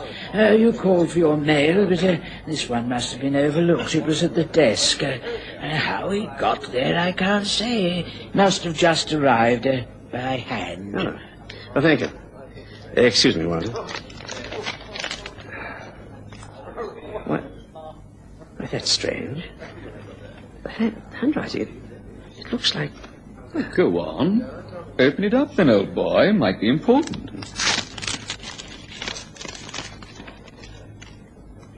We can't end it like this. You cannot get rid of me. I shall always be near. I will call upon you at your home in Eaton Square next Thursday evening, exactly at 9 o'clock. You will see me. You cannot avoid it. Jimmy. Oh, what the devil? What's up, Max? You look as though you've seen a ghost. Not bad news, I hope. Something frightened you? Again? What is it this time? Something real or something imaginary? Or is it the fact that you have a guilty conscience? The next few days were very busy ones for me. I was either out in the cold, misty London streets visiting sick patients or attending to them in my surgery. I hardly saw Holmes, and when I did, he was usually coming in or going out of 221B Baker Street so muffled up that I could scarcely recognize him. Then, about 2 days after the inquest on the death of James Beresford, we had a caller. The morning was a foggy one. Gas lamps burned in the streets long after daylight. It was surprisingly cold, and Mrs. Hudson arrived later than usual. She was not pleased to receive a visitor in these circumstances. Oh, now, what on earth? Oh, it's going to be one of those days. Yes? I want to see Sherlock Holmes, come on. I'm not so sure that you can. Have you an appointment? No, but it's early. He must be at home. That is, if he isn't still in bed. Mr. Holmes is always up early, but he doesn't like to be disturbed at this hour. Now, if you give me... No, look here, that's enough. Let me in. I didn't come all this way to argue with a common washerwoman on a doorstep. Common washerwoman, indeed. The rooms are upstairs. Very well, I'll find my own way. You can't charge him like this, sir. You want to know who you are and what your business is. It's my job to look after him and see that he isn't put upon by the likes of people like you. Come in, quiet. Yes, what is it? This man pushed his way in, sir, and he demands to see you. Mr. Holmes, I couldn't keep him out. That's all right. Thank you, Mrs. Hudson. You may come back to clear breakfast in 10 minutes. Oh, common washerwoman indeed. Come in, Mr. Corbett. Take a seat. You know Dr. Watson? How do you do? No, I don't know Watson, but I'm glad to see you remember me, Holmes. We've met a couple of times at the club, haven't we? That is correct. May I ask the purpose of this surprise visit? Oh, it's all right. You may speak freely in front of my friend. I have no secrets from him. Well? I'm being persecuted, and I want you to put a stop to it. Persecuted? You mean someone is threatening you? You're in bodily danger in some way? A threat to your well-being? Then why not go to the police? Oh, no. There's nothing tangible for the police to get their teeth into. It's far too subtle. The fact is that since my good friend and ex-partner James Beresford killed himself, someone's been... persecuting me. I've received a note. Here, I'll show it to you. It was delivered at the club. It's a stupid joke, of course, someone with a perverted sense of humour. It's written, as you can see, as though it came from Jimmy Beresford. The handwriting is the same. My dear Corbett, if you know this is just a malicious trick, then why not burn it and forget the whole matter? Because it won't stop there. It hasn't. I'm being watched, followed. I know I am. And I've seen him. Not once or twice, but several times. Seen him? Seen whom? Well, someone, disguised as Jimmy. Okay, coming out of the fog. Why, only yesterday I banged into him. I could have sworn it actually was him. Tall, big, dressed in the way that Jimmy always dressed. Even the same cigars, the smell. The fact is that someone's trying to scare me, break my concentration. If that was the objective, it certainly succeeded. You seem very distrait. Well, it's getting on my nerves. Well, of course it is. I'm too busy a man to be bothered by such petty things. I'm going to get married soon. This going on a moment longer. You've got to stop it, Holmes. I fail to see quite what I can do. Well, catch whoever it is behind all this. I'll pay you any amount of money you want. Now, look, today is Tuesday. And in that blasted note, it says that whoever it is going to call on me at 9 o'clock on Thursday. Well? Well, here's your chance. You've got 2 days. Now, catch whoever it is that's tormenting me. Arrest him. Hunt him out. Scare the living daylights out of him. Warn him that if this persecution continues, he'll be dealt with. I don't quite know what methods you can use. I don't care. Just tell me how much you want to offer me complete protection. Mr. Corbett, I'm a private detective. I only deal in very important criminal matters. I am not a bodyguard. And cases like this are of no interest to me whatsoever. You mean you won't take the case? May I clear now, sir? I do not consider that there is a case, Corbett. Yes, Mrs. Hudson. You may take away the breakfast things and see this gentleman to his carriage. Oh, very well. But you'll be sorry for all this. And I don't need that creature to show me out. Goodbye. We've had some ill-mannered people in these here rooms, Mr. Holmes, but he must rate as the worst chink. No reach, that's what the French should call him. I am inclined to agree, but forget it, Mrs. Hudson. But he called me a common washerwoman and a creature. It really doesn't matter. That's all very well. But people in glass houses shouldn't try to put the straw that breaks the camel's back through the eye of a needle. A plethora of mixed metaphors, Mrs. Hudson, but you made your point. Ta! After Max Corbett left, Holmes was strangely silent. He returned to his seat by the fire and relit his pipe. He knew far more than he'd told me, and wasn't going to tell me more. I packed my things and prepared to leave on my daily rounds. As I put on my overcoat and gloves, he said... You will be free this evening, won't you, Watson? No, I have no appointments, but I doubt if I shall be home before 7. That's all right. Ample time to get over to Eaton Square by 9. Ah, where Corbett lives. Where to pay a call upon him? That's right. Although I'm quite sure he will have another unexpected visitor before then, but we must be ready for all emergencies. A young lady to see you, sir. Her card. Oh, thank you. Miss Gillian Marsh, secretary to Mr. James Beresford. Oh, what's the time here? 8 o'clock, Mr. Corbett. Oh, all right. Show him. Very good, sir. This way, please, miss. Thank you. Good evening, Mr. Corbett. Good evening. I don't think we've met. I was Mr. Beresford's secretary. I have called because I wanted to know if you could help me. Have you any similar work for me to do? I'm very experienced in your type of business, and I'm now unemployed. I'd be grateful for some help. Well, sit down, Miss Marsh. This seems a most odd time for you to call. Hardly business hours. But let's not bother about that. You say you work for Jimmy Beresford. I never saw you in his office. I worked for him at his home. I was a private secretary. I see. Then you must know all his correspondence. Tell me, Miss Marsh, have you ever seen this note before? James Beresford's writing. Shall see you, Eaton Square. Call on Tuesday evening. Exactly at 9. What's that? Tuesday evening? No, it says Thursday evening. Oh, no, you're mistaken. I know this writing. It's Tuesday. But that's today. I made all the preparations for Thursday. I'm going to Paris that morning. It can't be Tuesday. It can't be. It's 8 o'clock. And Jimmy will be here within the hour. I'll leave you to face him, Mr. Corbett. No, don't go. Please don't. I have to think.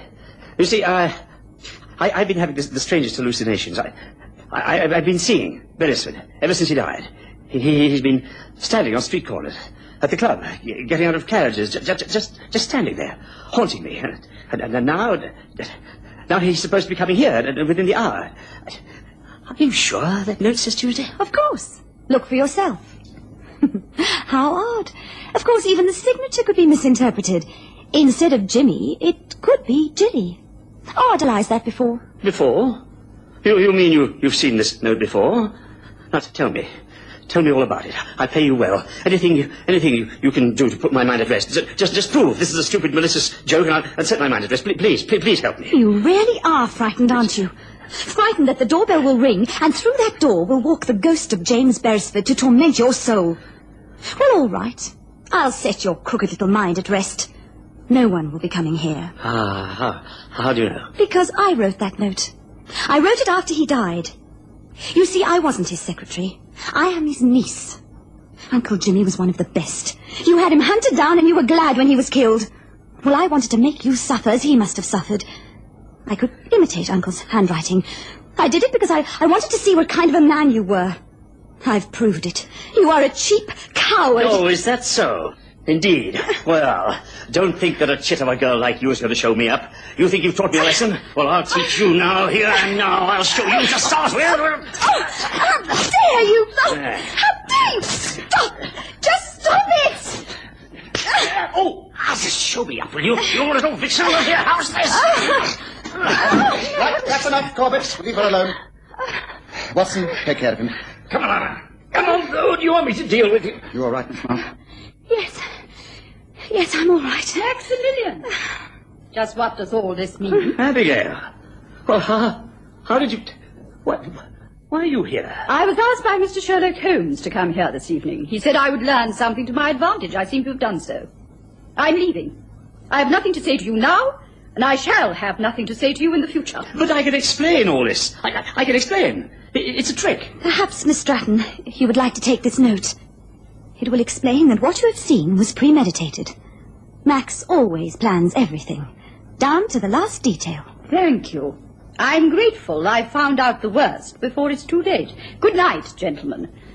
Goodbye, Maximilian. It wasn't until we were back at Baker Street that Holmes confessed his part in the unmasking of Max Corbett. He puffed at his pipe with satisfaction. You see, I agreed with Gillian Marsh. Something should be done to curb this man's ambitions. So I plotted with her to show up the weaker side of his nature. I even impersonated James Beresford. I'm quite good at disguises, you know, and could well remember how the man looked and walked. Then, when we had preyed upon his mind long enough, we brought things to a climax, making sure that his fiancée, Abigail Stratton, saw what kind of a man he really was. Now, rumours will spread after this. I should think it will be many long days before he dares show his face at the Diogenes Club, for instance. Hardly a criminal case, I agree, but one where I think justice has been done. Don't you agree, Watson? Oh, Joe, yes, very clever, although perhaps not entirely ethical. Well, the man is defeated. In a much more gracious manner than he has defeated many others. My conscience is quite clear.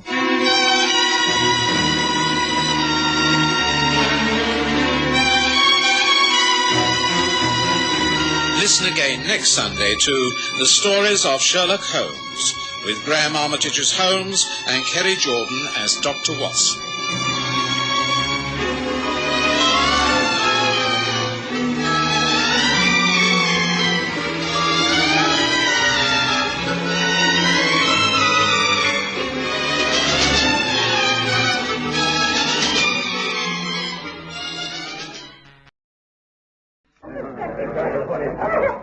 I think a pint of ale, don't you, Holmes? It's a warm evening, yes. A sound choice, Watson. 2 ales, please, barman. Coming right off, sir. I tell you, there's not to be trusted. He's a fine doctor. Foreigner he may be, but he cured my Bessie in no time. Give him man his due, Mr. Morton. His due? If I give him his due, I'd take a horsewhip up to the lodge this very evening. In fact, I'm almost persuaded to do just that. Dr. Juan Lana is not just a foreigner, he's a fake. A total fake. Now get out of my way. It seems the tempers run high in this place, barman. That's the young squire, Arthur Morton. He's hot-blooded. But a nicer fellow you couldn't meet in a day's march. Wouldn't hurt a fly, no, not him. Here you drink, sir.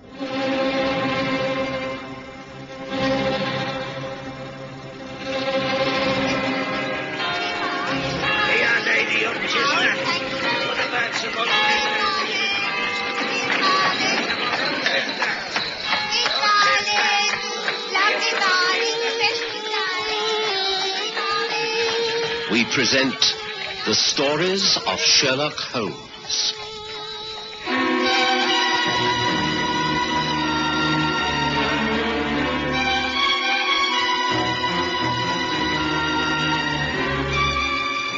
Tonight, The Spanish Doctor.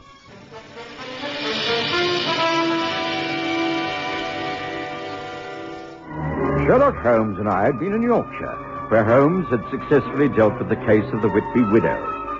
We'd been a little delayed in our plans to return to London, and feeling tired and a little weary, we'd agreed to stay overnight at the Mitre Inn in Bishop's Cross before catching the train from York. Bishop's Cross seemed a pleasant enough village, and the inn was old-fashioned but comfortable.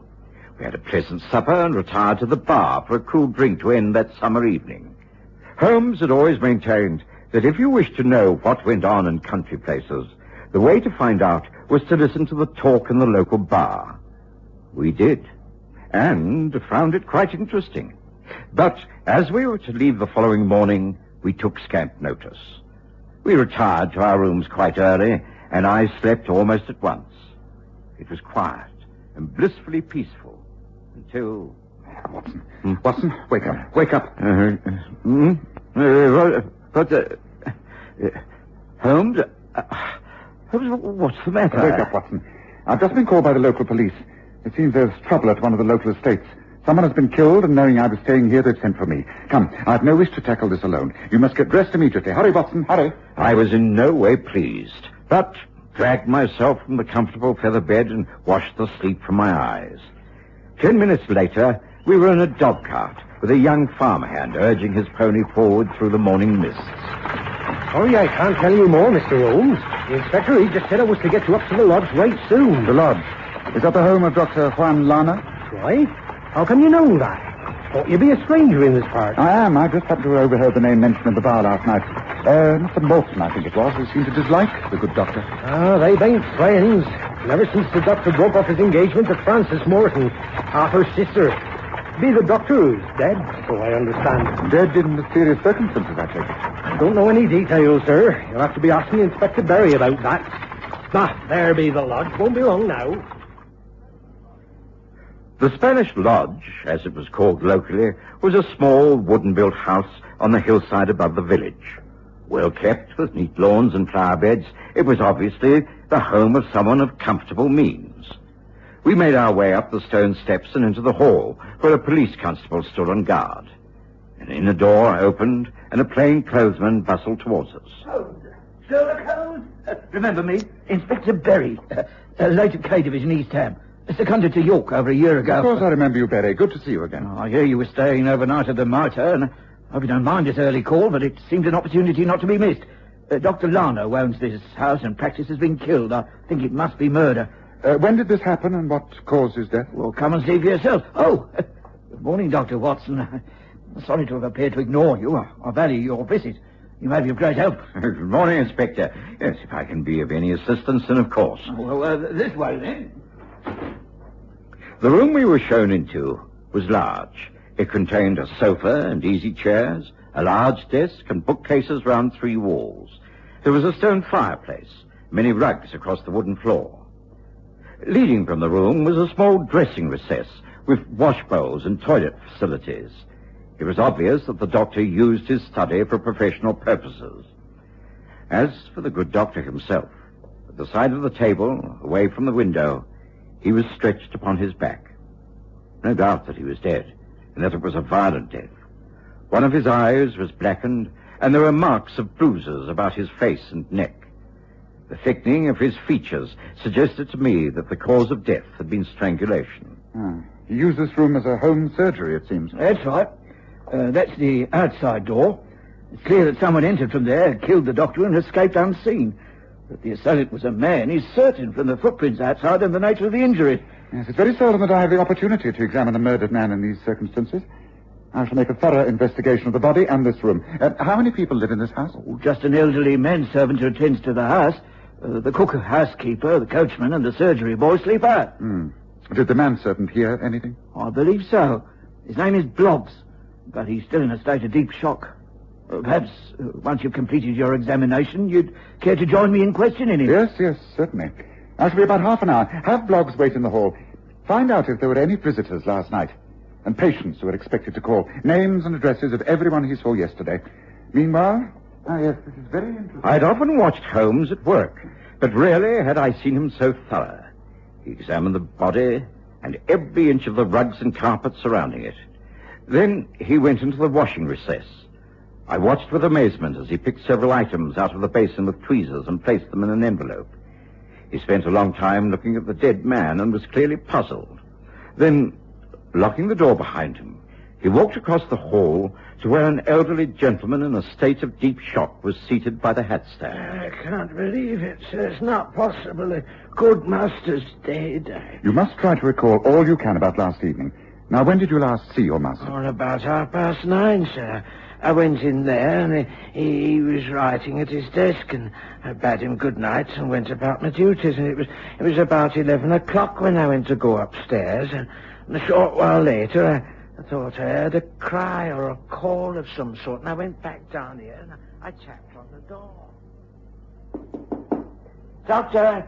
Hey, doctor, sir, are you all right? Who is that? Who is that at this hour? Well, I'm here, sir, Bloggs. I beg that you leave me in peace. Go back to your room this evening. Well, I thought I heard you call out, sir. Is everything all right? Perfectly all right. Go. Go to bed. Go, leave me. Oh, very good, sir. Now, let us solve this whole matter once and for all.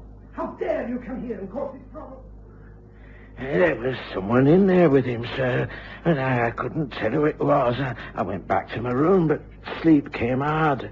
And about an hour later, I can't be sure of the time, but I got up to open the window a bit wider, it being such a hot night. And did you see anyone in the grounds? Well, come, man, come, speak up. Well, yes, there was someone, a man, walking away from the house, from the surgery door. I couldn't be sure who it was, but it was bright moonlight. You thought you recognized the man? Well, I can't be sure, of course, but, well, yes, it looked to me like young Arthur Morton.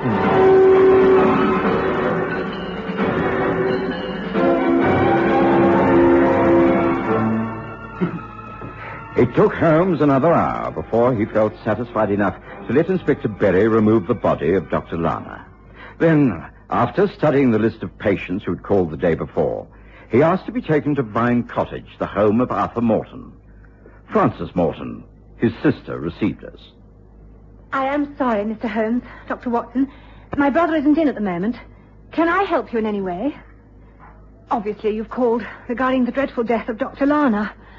We're all very, very upset. Yes, I'm sure you are.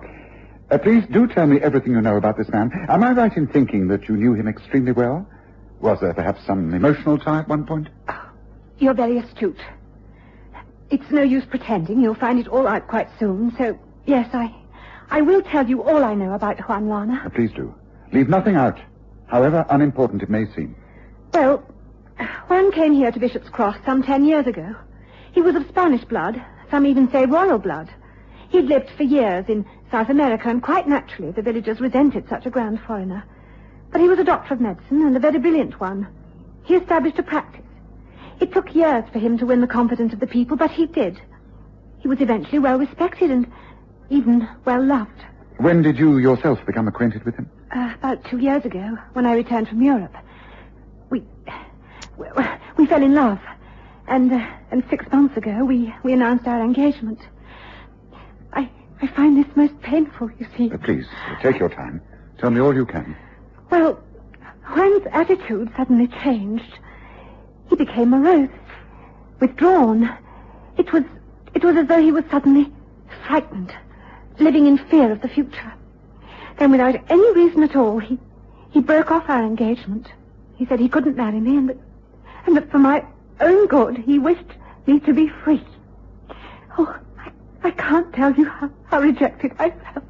How miserable and jilted. And now he's dead. He's murdered, they say. It appears that he died as a result of wounds sustained in a fight. Tell me, Miss Morton, and you may as well be quite frank. Have you any idea who could have done this deed? Oh, no. No, of course not.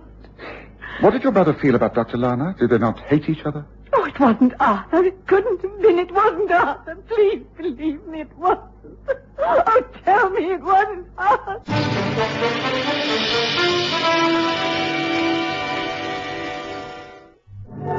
Frances Morton had tried valiantly to control her grief, but when questioned about her brother, she broke down completely.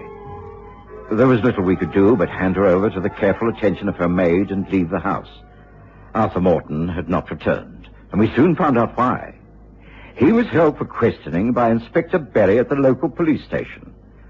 When we entered, he was sitting sullenly at the desk preparing a statement. First thing we noticed was that his face was puffed and bruised, his left hand clumsily bandaged. Oh, come in, Holmes, Watson. Mr. Morton is about to help our inquiries by telling us of his relationship with a dead man and of his movements last night. Neither of which has any bearing on the murder. I admit that I disliked Lana. After what he did to my sister Frances, I considered him a complete outsider, an untrustworthy foreigner. The fact that he is dead doesn't alter my opinions. You quarreled with the deceased on many occasions. Only a couple. After jilting Frances, he went out of his way to avoid me. He steered clear of Vine Cottage. He knew what a reception he would get from me if he came near our home. But in spite of this, I never laid a finger on him. I certainly didn't kill him. Those injuries that you show, the bandaged hand, those bruises, how did you come by those? Gypsies. There have been a band of roaming gypsies with their caravans parked on my land, at the back towards the lodge. They caused trouble with fires. I went out after them last night and, well, there was a bit of a rough house. I consider I didn't come off at all badly. I see. Well, perhaps as you're talking about last night, you'd be good enough to give me your exact movements. Well, it was quite late. About 11 o'clock, I think. I was locking up when I saw the fires between the trees. I went over to remonstrate. Well, you know how dry everything is in this hot weather. A couple of these Romany types took exception to my orders, and I had to knock one of them down. Did you go near the lodge at that time? I walked back down the side lane. I didn't go near the house, although I noticed that the lights were on in the room Lana uses as a study and consulting room. You didn't go near the house? What if I tell you that you were seen in the grounds? Whoever says he saw me must have been mistaken. Bloggs, the manservant, says he saw you from his bedroom window. You were walking away from the surgery door. The time was after 11 o'clock. Bloggs, that old man. With failing sight, how could he have identified anyone in the middle of the night? And from the top window under the eaves. You know his window. Or could you perhaps have seen his light on also? Of course I know the layout of the house. Mr. Morton, might I ask to see the boots you wore when you went up to the gypsy encampment last night? Oh, I don't remember which ones I wore. They could be in the boot cupboard, I suppose. Why? I should like to take them with me when I return to the lodge. Do you mind? Not at all. Good. Have you any questions to ask this young man, Holmes? Not at the moment, Inspector. I think he should be allowed to go home and comfort his sister. She was most unwell when we left Vine Cottage. Thank you, Mr. Holmes. Please will excuse me, gentlemen. Holmes was in a particularly thoughtful mood as we made our way back up the hill to Spaniard's Lodge. Once again, Holmes let himself into the study and carefully inspected the room. He rang the bell, and Bloggs appeared instantly. Can I help you, sir? Yes, Bloggs. Now that the body of your master has been removed, has anything been touched in this room? Oh, no, sir. I kept it locked on the inspector's instructions. Ah, good. Then can you tell me if you can notice anything missing from its usual place? No, sir, I don't think so. It all appears much the same. Of course, I haven't... Why, that's strange. The photograph on the desk, it's an empty frame.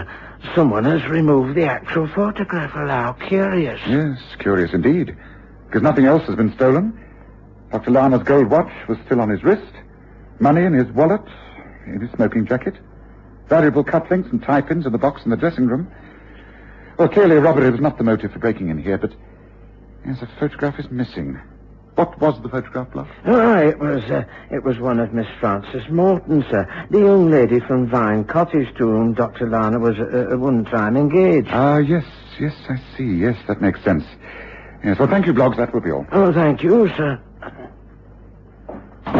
Look here, Holmes. What's this all about? Blessed if I can see that any of this makes sense. Now, you surely don't think you know what happened last night? No, not yet, but I shall do very shortly. Well, I think it's important that we stay on at the Mitre Inn for a few days. Is that all right with you, Watson? What could I say?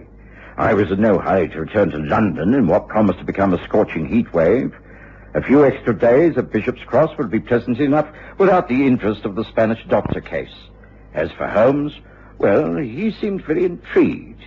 But he offered Inspector Berry no advice at all. Perhaps because Berry seemed to have already made up his mind. I've tested Morton's shoes on the ground outside the surgery door. They fit exactly into the impressions left on the flower beds. I've also been up to the gypsy encampment. There are no caravans there. Of course, they could have taken fright and left, but there's little evidence of wagon tracks. There's no sign of recent fires. Also, there's a woman in the village who says she went up to the lodge to ask Dr. Lana to visit her sick daughter. The doctor didn't come to the surgery door when she rang. When she returned home, she also saw Arthur Morton coming away from the gates. I think there's no doubt about it, Holmes. I'm issuing a warrant for his arrest. And to me, it's an open and shut case. No publicity yet, of course, but I'll soon gather all the evidence I need.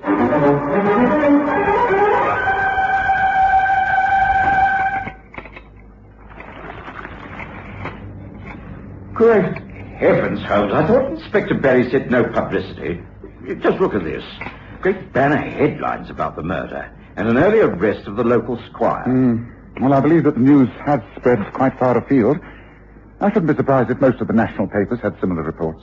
Well, how on earth did they get these reports? Holmes, this isn't your doing, is it? Me? Oh, why on earth should you think that, Watson? Because you've been so strangely secretive. You've allowed the inspector to have his head in this case. You haven't told him what your own views are, or given him a single clue. And yet you insist on staying here. Now, come on. What's it all about, Holmes? Tell me. Well, it's a little early yet, Watson, but regarding the giving out of clues, what would you think if you found a wash bowl filled with soap and black hairs and a body with calloused hands? I don't understand. No, I didn't for quite some time, but be patient, Watson. We must let the good inspector tread the wrong path in order to find the right one. A path that may bring Dr. Juan Lana back to life again.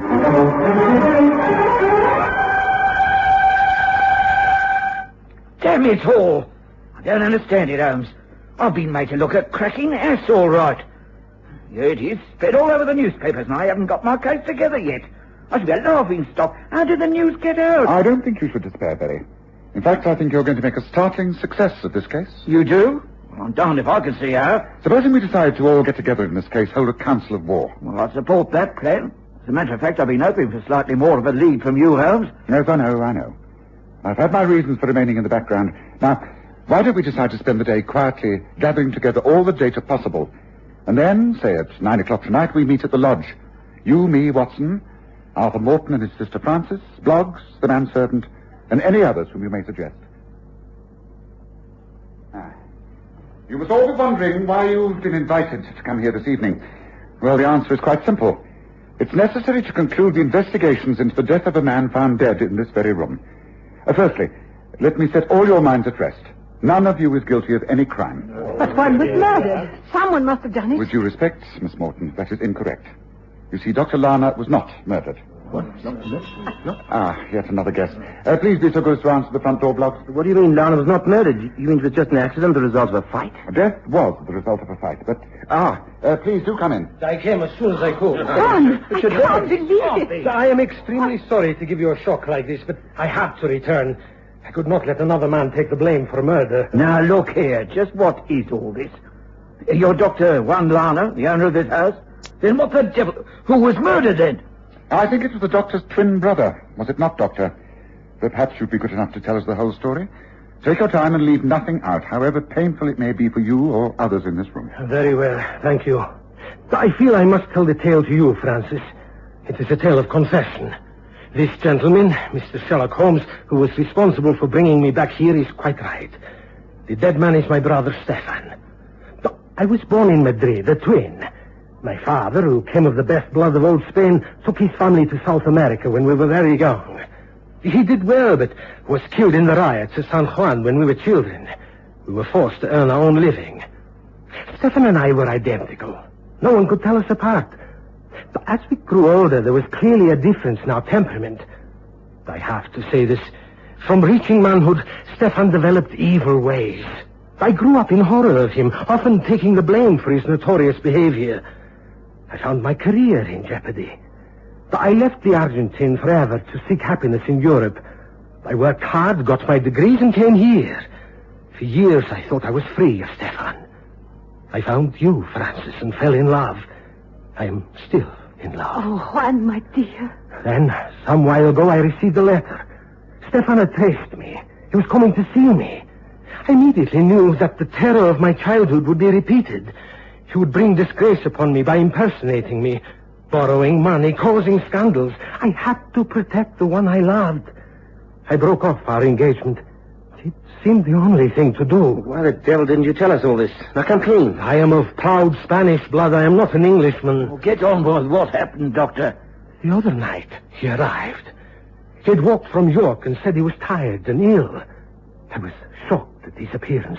He was just the same, apart from sporting a thin moustache. But my medical knowledge told me that there was some serious internal malady. He'd been in a fight with some sailors from the ship he'd arrived in at Hull. His poverty contrasted with my own well-being. This angered him. He began to abuse me, demanding drink and money. He threatened and insulted me, using the most foul language. I am a hot-tempered man, but I remained master of myself, and I never raised a hand against him. My coolness only aggravated his anger. He raved and cursed, and then he became contorted in a horrible spasm, and clutching at his own throat, fell to the carpet. His diseased heart had broken down. His own violence had killed him. Oh, Juan, my poor Juan. I couldn't face it. It seemed there was only one thing I could do. I changed places with him, shaved off his moustache, dressed him in my clothes, and took these, the ones I stand up in. And your photograph I took as a remembrance, Francis. If I am guilty of a crime, it is one of deception, but not of murder. You do believe that, don't you, Francis? A subsequent investigation into the case of the Spanish doctor proved that Juan Lana had been speaking the truth. It was proved that his twin brother had traveled over in a cargo boat from South America, and that the ship's doctor testified that Stefan had a weak heart and could well have died in the circumstances described. Two things were obvious, Watson. One, the fact that the dead man had been recently shaved. I found ample evidence of that in the wash basin. And the other was the state of the man's hands. A doctor does not do a rough seaman's job.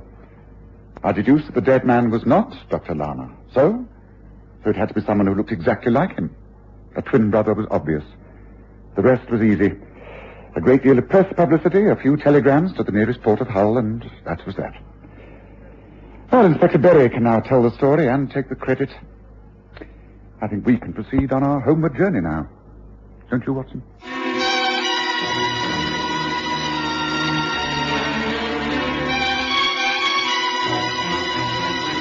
listen again next Sunday to The Stories of Sherlock Holmes, with Graham Armitage as Holmes and Kerry Jordan as Dr. Watson.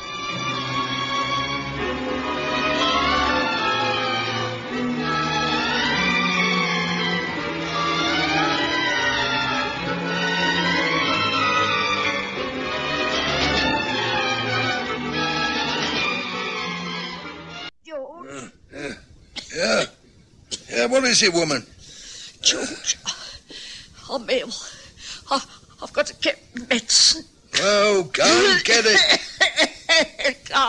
Can't you help me, George? Oh, you'll be all right. Go get it. He's downstairs and I can't. Shut up. All right, George. I'll try. Got to keep trying. I didn't think it would ever be as bad as this. What an end. But it is the end. Do we have to pay an even greater price? I wonder. Well, we shall see. Ow!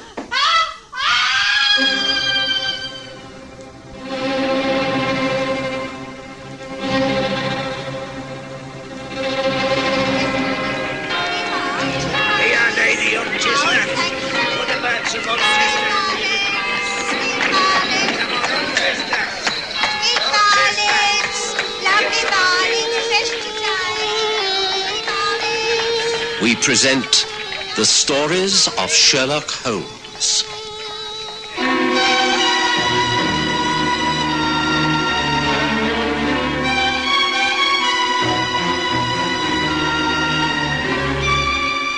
Tonight, The Greater Price.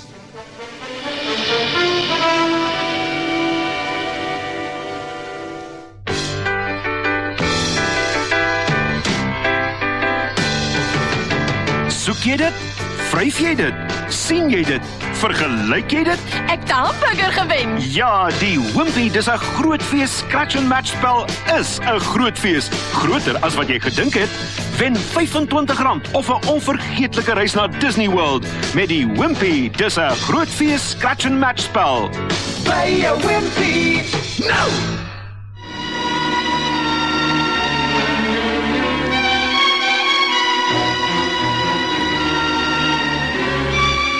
In the year 1885, I was still in practice at Paddington.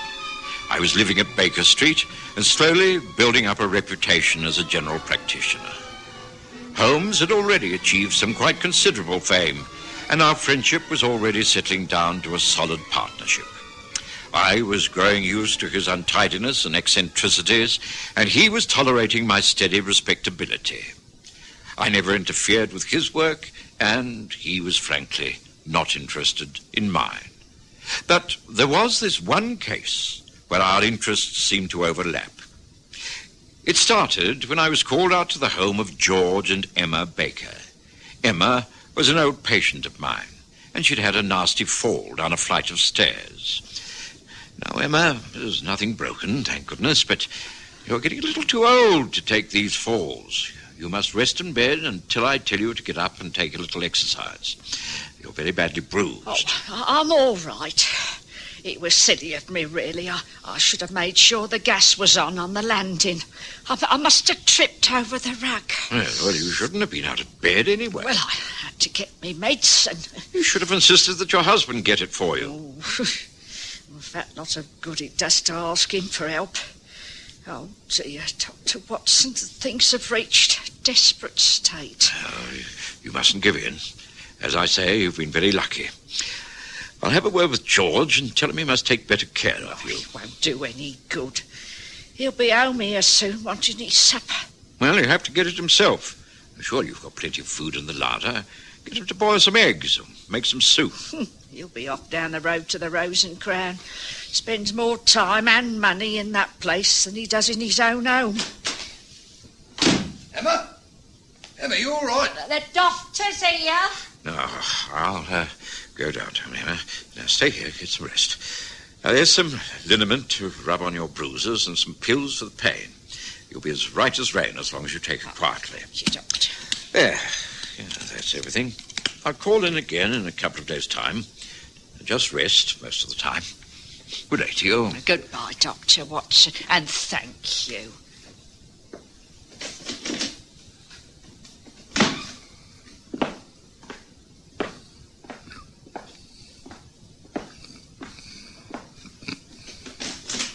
Oh, hello, Doc.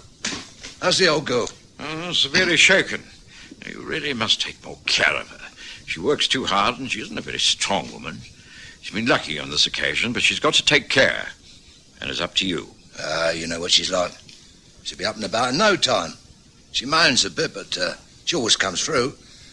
Trouble is the money's running out a bit. They're laying off men down at the plant. Things aren't as rosy as they were. Well, you'll just have to be as thrifty as possible. I'll call back in a couple of days' time. But please, do look after her. And I mean it. We doctors can't work miracles, you know. And later to you, George. I had very little time for George Baker. I knew his wife was hard-working and thrifty, but George was something of a spendthrift, throwing money away on horse racing and hard drinking. But there was little I could do but offer advice. I kept my promise and called at their home 2 days later. Emma was up doing the weekly wash and cooking a stew. The air was fetid with the smell of drying sheets and boiled cabbage. Well, Anna, as you see me, not so bad, not so good. I've warned you before, Emma. You're overtaxing your strength. Oh, it's got to be done. Couldn't go on being ill. Not when we've got a visitor coming to stay. Sort of vague cousin from Australia. Ever such a nice letter he's written. Just arrived in this country. First time he's been here, and he don't know anyone. George has gone down to the station to meet him. Oh, must get this all cleared up before they arrive. Oh, dear. Oh, that sounds like them. Oh, dear, dear. All behindhand. Now, sure you won't stay for a cup of tea, Doctor? The kettle is on. No. Thank you. You already have company. Come in, Sally. Meet the wife. Emma, this is Roy Thornton. Roy, this is the missus. Oh, and Dr. Watson, the family doctor, you know. Well, our Iris is youngest, all the way from Australia. How do you do, Mrs. Baker? Very good of you to make me so welcome. Oh, it's great pleasure. I hope you'll be comfortable here. We're only working class, you know, rough and ready. But you can treat the place like home for as long as you like. Thank you. It's very good of you. Well, look, the missus obviously isn't ready for us at the moment. Why don't you dump all your cases in the spare room and let's stroll down to the Rose and Crown for a pint? Might as well introduce you to the English pubs. One of the prides of the country. No good, asking you to join us, is it, Dr. Watson? I'm afraid not. I must get about my rounds. Good day to you, Mr. Thornton. Bye, Emma. Don't forget my advice. Bye-bye for now.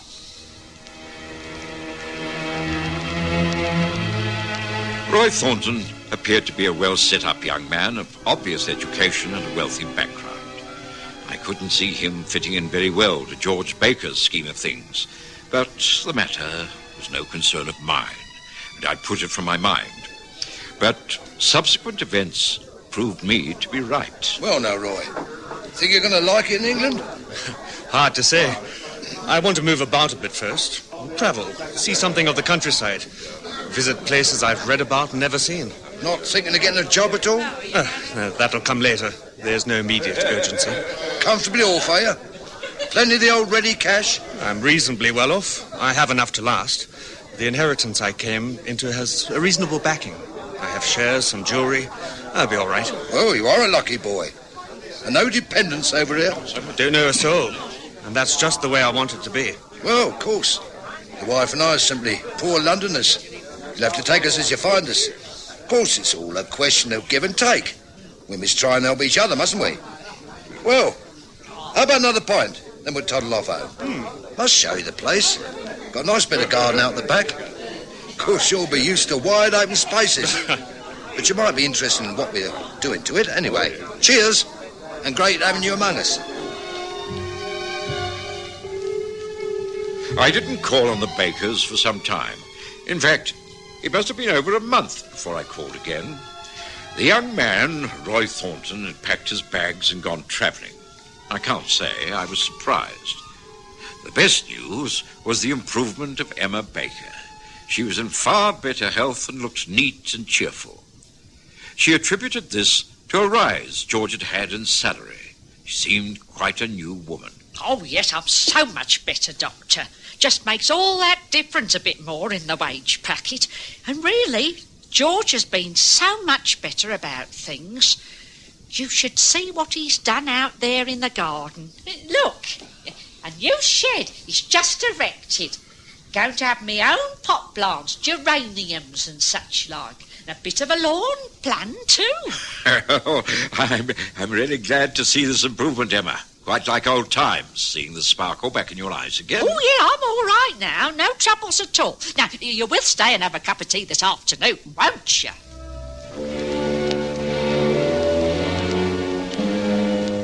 Of course, I discussed none of this with Sherlock Holmes. The progress of a working-class Paddington family was of no interest to him whatsoever. But it was then that the hand of coincidence began to move. I'd returned to our rooms after a rather tiring day to find Holmes deep in conversation with a young man named Arthur Hughes. I'm sorry to bother you like this, Mr. Holmes. I know you must be a very busy man, and my small troubles are probably beneath you. Oh, not at all. I'm always willing to listen to people with a problem. Please do sit down and feel free to smoke. Watson and I find the relaxation of a pipe ideal at this time of the day. Yes, most agreeable. Take a light from the fire. Oh, thank you.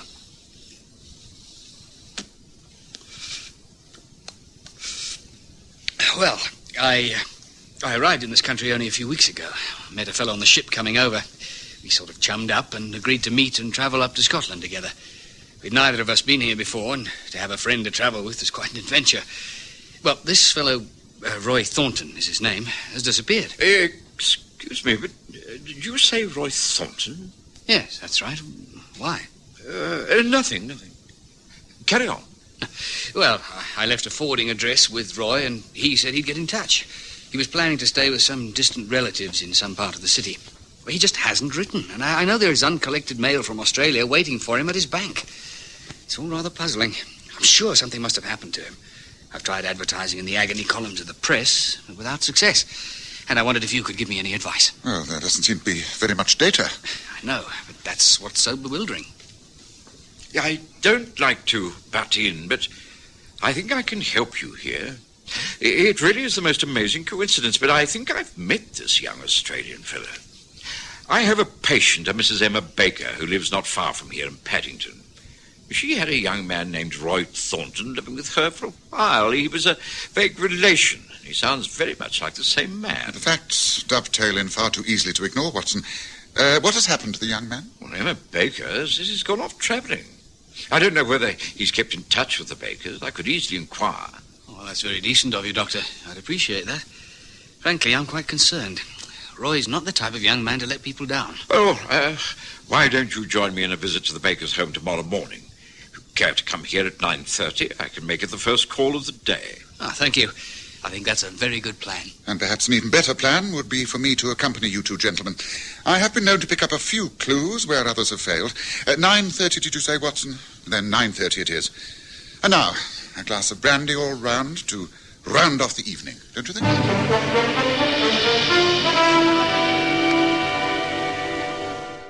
We maak vandaag 'n sunshine day.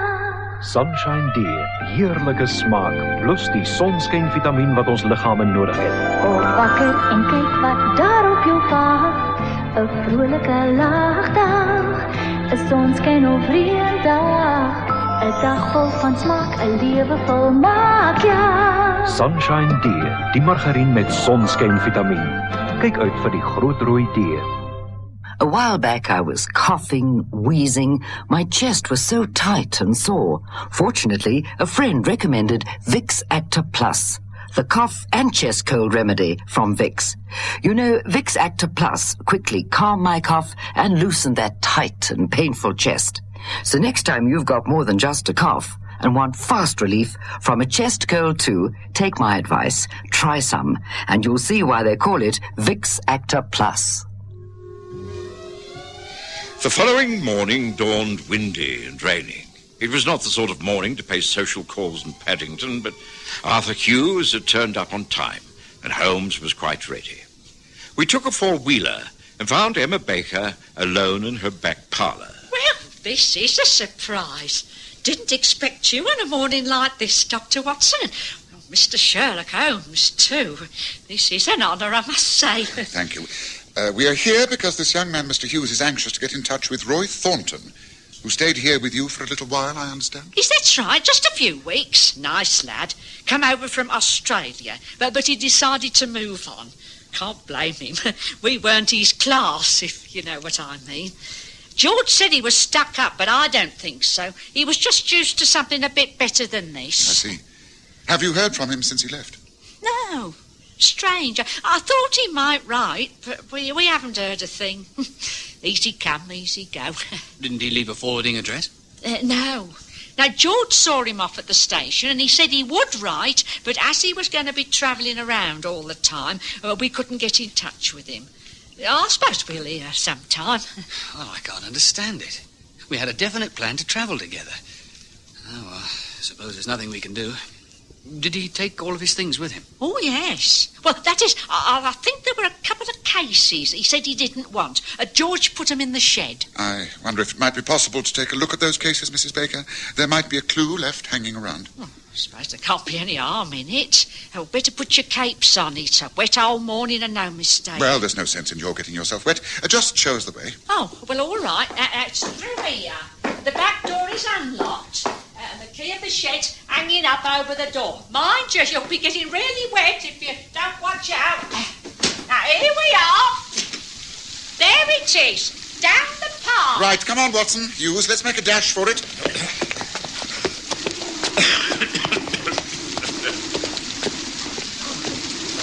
Here we are.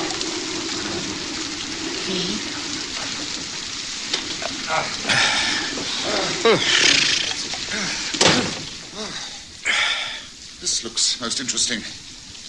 Quite a recent building, I take it. Yes, pride of Emma Baker's life. She's going in for pot plants. Yes, but meantime, we need those suitcases. They're on the shelf, I think. Yes, that's one. I'm sure I recognize it. Yes, it's quite a good pigskin bag. I would have thought this far too good to leave behind. Now, let's see. Empty. Oh, very, very strange. A man leaves a house without a forwarding address, doesn't write, and leaves a valuable case behind. Now what have we here? It looks like a stain. Yes, or an attempt to remove a stain. Yes, I'm afraid the mystery deepens, gentlemen. It's fairly clear that the man to question is one George Baker. Yes, well, it's not yet mid-morning, but I should judge that Mr. Baker will take advantage of this inclement weather to wet his whistle in the bar of the local pub. Yes, I think we must take our leave of Emma Baker and drop in there, don't you? Yes, gentlemen. What will it be? Just a pint of ale, I think, barman. Same for me. And me. 3 ales. Right you are, gentlemen. Holmes? Holmes, you're right. Look, there in the corner of the bar. That's George Baker. And he looks as though he's been putting away quite a lot of scotch. That's odd. For a man who's just been given a handsome rise at work, he should be drinking at this time of the day. Quite. He's seen me. Well, we'd better go over. I'll introduce you, and then you can question him however you choose. Come on. Hello, George. Why, Dr. Watson, what are you doing here this time of the day? Just been visiting your wife. Oh, and this is Sherlock Holmes. This is Mr. Arthur Hughes. Arthur is a great friend of Roy Thornton's. Came up this way to see if there's any trace of him. Been down to the house, have you? Not a medical visit this time? Snooping around. That it, Mr. Holmes? I've heard of you, Nosy Parker. What are you after this time? The answer to that is the whereabouts of Roy Thornton. He seems to have disappeared. Oh, who says so? He's a free man with a lot of money. Able to move about all over the world if he wants to. Wife and I weren't good enough for him, so he packed up and left. Simple as that. It's on the 12th of September, about 8:30 in the evening at Paddington Station. Had he much luggage with him? As he wasn't planning to come back, I think he had all of it. All except a couple of suitcases you placed carefully away in your new shed. Isn't that so? Now, look here. What is this cross-questioning? I tell you the fellow's gone. Cleared out. We don't know where he is, and that's a fact. So keep your nose out of my affairs. That clear enough, Mrs. Sherlock blooming Holmes?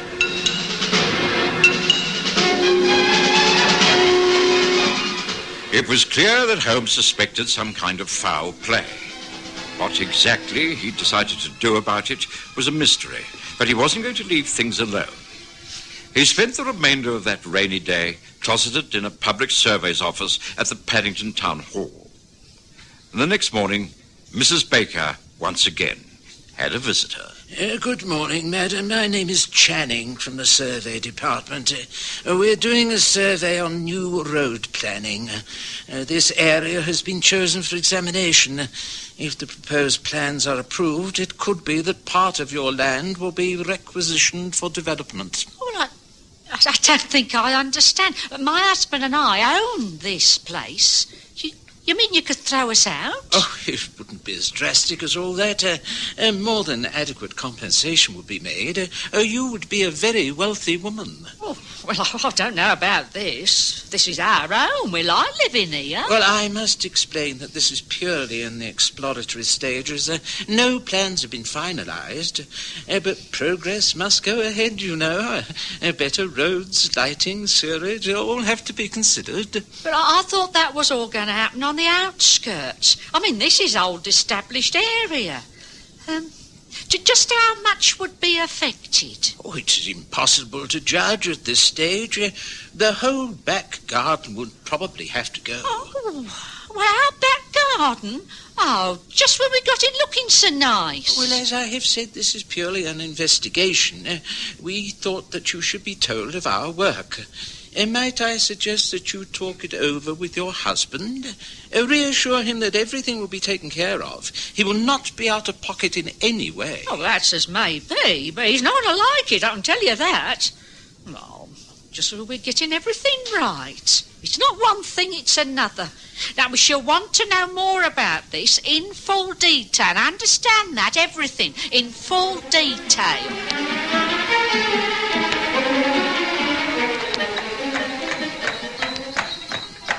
You're certainly taking a great interest in the disappearance of Roy Thornton, Holmes. What's this all about? Patience, Watson. We're going back to the Baker house. And this time we're not subjecting that poor woman to further harassment. We're simply going to break into her back garden. Well, Holmes, is such a thing justified? I firmly believe so. Now here I think is the entrance to the road.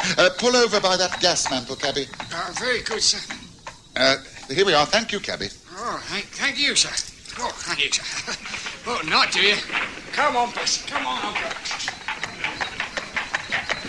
Now, there's a backyard gate in the fence. It should present no problem. I noticed it last time we were here. Just a bolt on the inside, which is easy for a tall man to reach over and unclasp. It should provide us with no trouble. Well, Holmes, what's the purpose of all this? What do you intend to do? Listen, Watson. Just listen.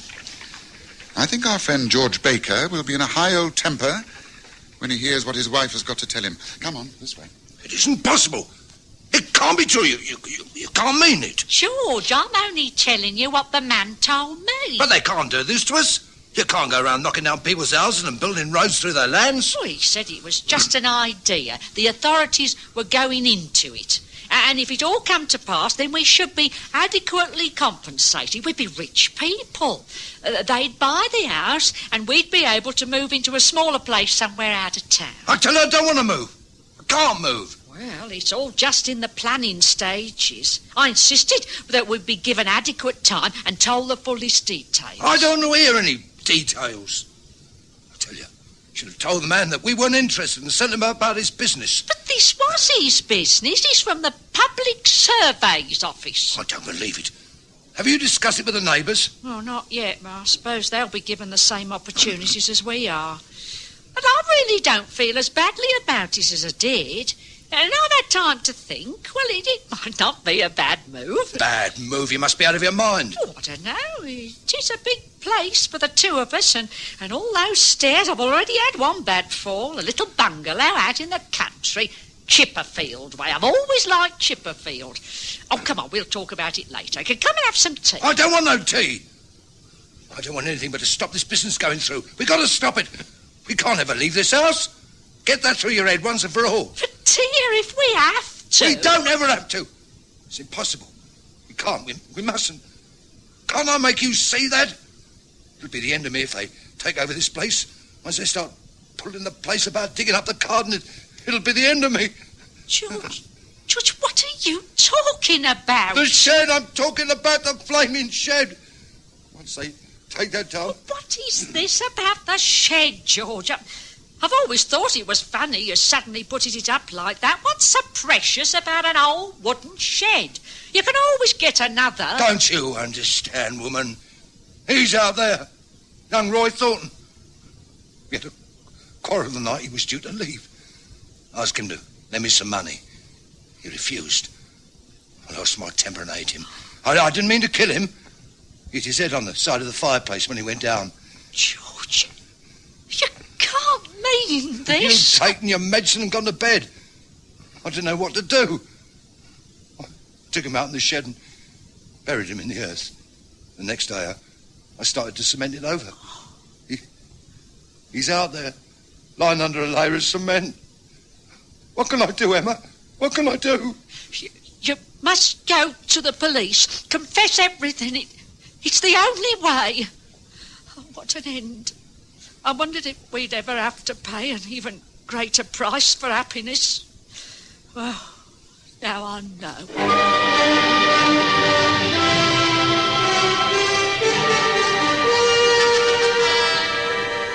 Een tydjie gelede het ek 'n slegte hoes gehad. My bors was benoud en seer. Gelukkig beveel 'n vriend toe Vicks Actoplas aan. Die nuwe hoes- en borsverkoue medisyne van Vicks. Jy weet, Vicks Actoplas het my gehoes en daai benoudheid en pyn aan die bors gou laat bedaar. As u ooit meer as net 'n hoes het en 'n verkoue op die bors gou wil verlig, volg my raad. Neem Vicks Actoplas. U sal sommer sien hoekom hulle dit Vicks Actoplas noem. O, maak vandag 'n sunshine dag. Sunshine D, heerlike smaak, plus die sonskyn-vitamien wat ons liggame nodig het. Kom wakker en kyk wat daar op jou wag. 'n Vrolike lagdag, 'n sonskyn of reëndag, 'n dag vol van smaak, 'n lewe vol maak, ja. Sunshine D, die margarien met sonskyn-vitamien. Kyk uit vir die groot rooi D. Sherlock Holmes and I overheard everything. When George Baker realized they'd been witnesses to his confession, he broke down completely.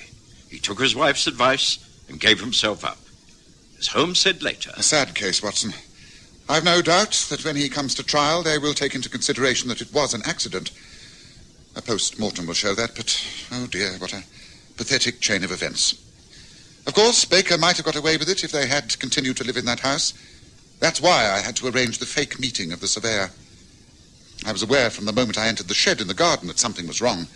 The cement so uneven, the pile of earth outside the window, the suitcases.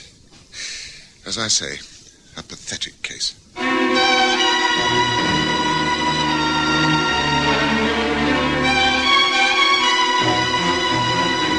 Listen again next Sunday to The Stories of Sherlock Holmes, with Graham Armitage as Holmes and Kerry Jordan as Dr. Watson.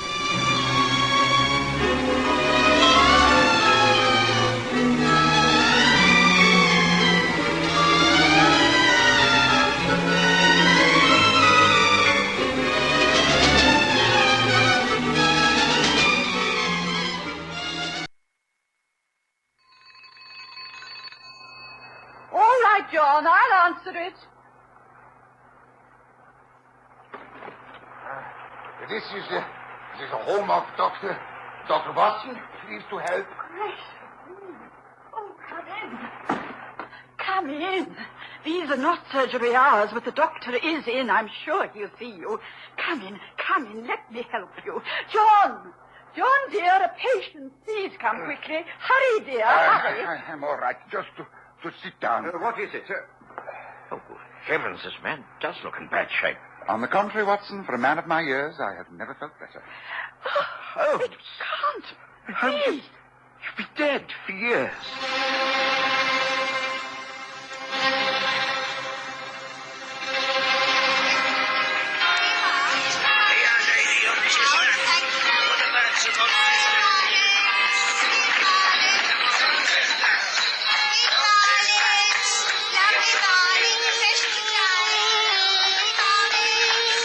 present the stories of Sherlock Holmes.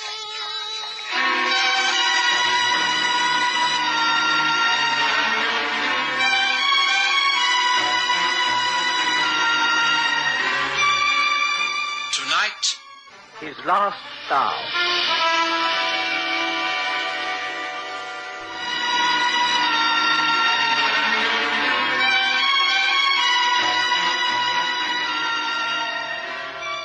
I'd never been so stunned with surprise in all my life. My wife, Mary, practically fainted. We simply couldn't believe our eyes. Although Sherlock Holmes had never been far from my thoughts in the years that followed the tragedy at the Reichenbach Falls, I had come to accept the fact that he had perished, along with his arch-enemy, Professor Moriarty, in the dreadful swirling waters of that immense abyss. Yet, here he was, peeling off yet another of his many disguises, requesting permission to smoke his favorite pipe, sitting on the sofa in my sitting room, as though nothing had happened. He appeared a little older, perhaps a little thinner, but his voice was still incisive and unchanged.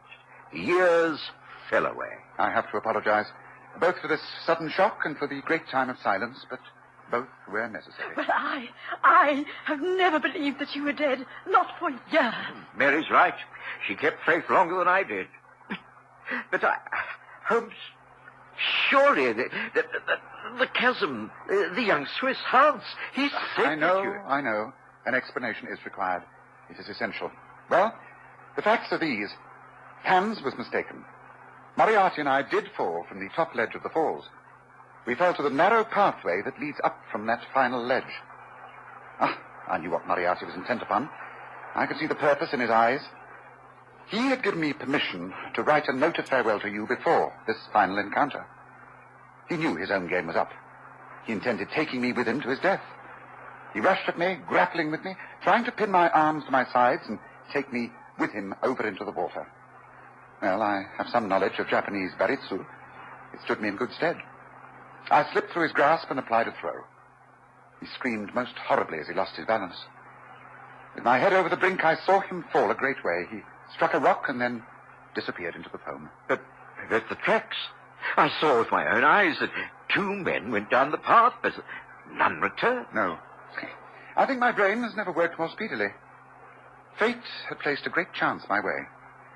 I'd long wished to retire. I knew that for as long as the world had faith in me and I lived in Baker Street, I should never be left in peace. Here was my great opportunity. If I could get out of the falls alive, then I could start a new life. I climbed the face of the cliff. That's impossible. The face wall is sheer. Not quite. I decided to attempt it. If I failed, then Moriarty would still win. If I succeeded, I could enjoy a life of retirement. It was by far the hardest climb of my life. At times I imagined I heard Moriarty's voice screaming at me out of the depths. But I managed it. Well, I will not bore you with the details from then on. I took my time before returning to England. There was only one man who knew the truth. My brother, Mycroft. Oh, Holmes, don't you think that you could have... It wasn't that I didn't trust you and Mary, Watson, but I preferred it this way. We would have been bound to have taken up our friendship again. Others would have found out, Mrs. Hudson, Lestrade. I simply could not afford to take that chance. I still think... I don't care, John, I don't care. Whatever Mr. Holmes says is all right as far as I'm concerned. I believe him, and I stand by him. I will remain silent about all this. Oh, I'm so pleased, and really, no, dear. I don't know if I shall laugh or cry. Oh, do neither, my dear. Why not go and brew us all a good strong pot of tea? I think that will do us all a power of good. Excellent suggestion. Oh, yes, perhaps you're right, dear. That is a good idea. What a morning. What a wonderful, wonderful morning. Well, you seem to be well settled, Watson. The years have been kind to you, and Mary is unchanged. Yes, we have a lot to be thankful for. Oh, but now come, Holmes, to the second part of your explanation. Why now? Why suddenly, after all this time, have you come back into our lives? Good question. I made sure my retirement was complete. I lived the life of a hermit among my bees and books in a cosy cottage on the South Downs. But, through Mycroft, the only man who knew of my existence, I've been forced into action again. You see, Watson, this is 1914. And in the summer of this year, war will be declared. The greatest war this world has ever known. A world war. Oh, Holmes, you can't be serious. Well, there are always rumors of war, always quarrels with Ireland, arguments with Germany, disagreements with the French, but an open conflict? Oh, never. Oh, I wish you were right. But the Kaiser has already made his plans. You'd be amazed if you knew how riddled this country is with German spies. It is inevitable, Watson. And that's why for some months now I've been engaged in counter-espionage. I can tell you that at this moment 2 gentlemen are engaged in a most important conversation in a garden of a large mansion just south of this city. One is known as von Bork, a remarkable man, the most devoted of the Kaiser's agents. His companion is Baron von Herrling, the chief secretary of the German legation in this country. Now, they are putting the finishing touches to a plan that is the culmination of von Bork's work over the years. So far as I can judge the trend of events, you should be back in Berlin within the week. You will be surprised at the welcome that awaits you. Your work in this country is most highly thought of. Oh, the English are easy to deceive. I have achieved everything simply because I am a born sportsman. It is not a pose. I hunt with the English squires. I play polo. I match them at it every game. I box against the young army officers and sail against their best yachtsmen. What is the result?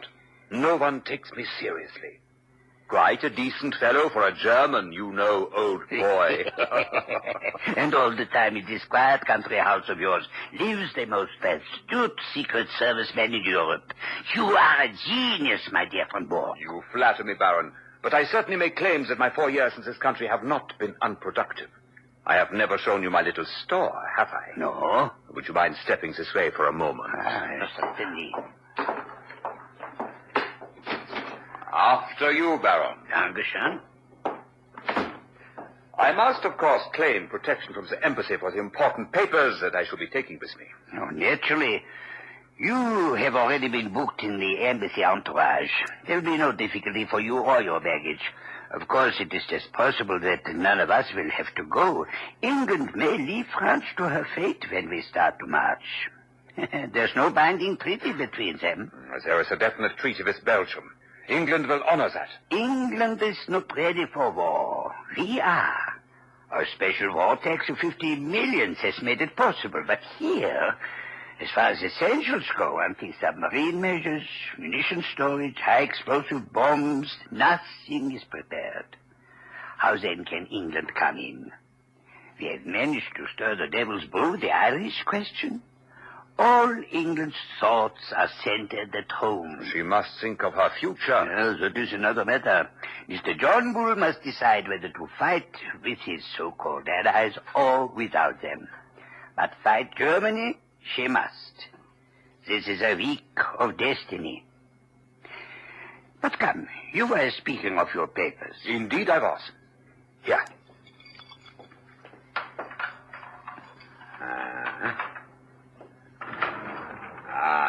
There. See? The safe is opened. And here, in neat files. See? Harbor defenses. Aeroplanes. Ireland. Egypt. All under their headings. Portsmouth forts. The Channel. Each file is filled with papers and plans. Brilliant. Not bad for the hard-drinking, hard-riding country squire. But the gem of my collection has yet to come. It will go here under naval signals. But you already have a good dossier here. Oh, out of date and a waste of paper. Somehow the Admiralty got an alarm and the code has been changed. It was a blow to me. But thanks to my checkbook and the good man Altamont, all will be well tonight. Oh, a pity that I cannot wait. You can imagine that things are in an upheaval at the embassy. We must all be at our posts from now on. I had hoped to bring news of your great coup. Did Altamont name no hour? Here, read his telegram. Will come without fail tonight and bring new sparking plugs. Altamont. The sparking plugs? He poses as a motor expert, and I keep a full garage. In code, everything likely to come up is named after a spare part. If he talks of a radiator, it is a battleship. Of an oil pump, it is a cruiser, and so on. Sparking plugs are naval signals. I see. This was sent from Portsmouth at midday? Oh, by the way, What do you give him? In this case, £500. Greedy rogue. They are useful, these traitors, but I begrudge them their blood money. I grudge Altamont nothing. He has never let me down. I know him well. I assure you, he is not a traitor.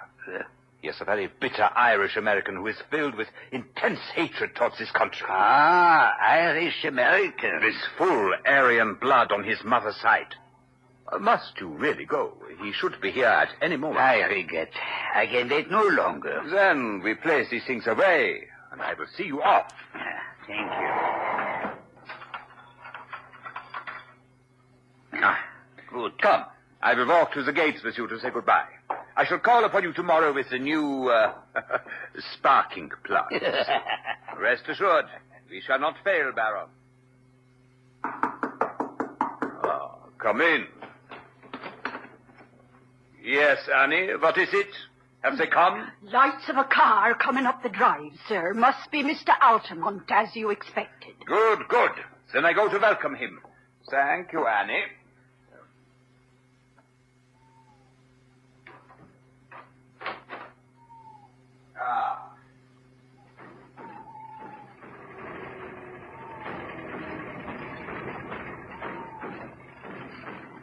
Just fine, Smith. Staying way behind the wheel, huh? Just so you say, Governor. Welcome, Altamont. I grew tired of waiting. Please do come in. Sorry, got kind of held up. Come in, come in. Now tell me, is all well with you? Well, it's great. Terrific. You're going to give me the glad hand here tonight, okay? Just wait until I show you. I'm sure bringing home the bacon. Come on, bring out the drinks. This sure calls for celebration.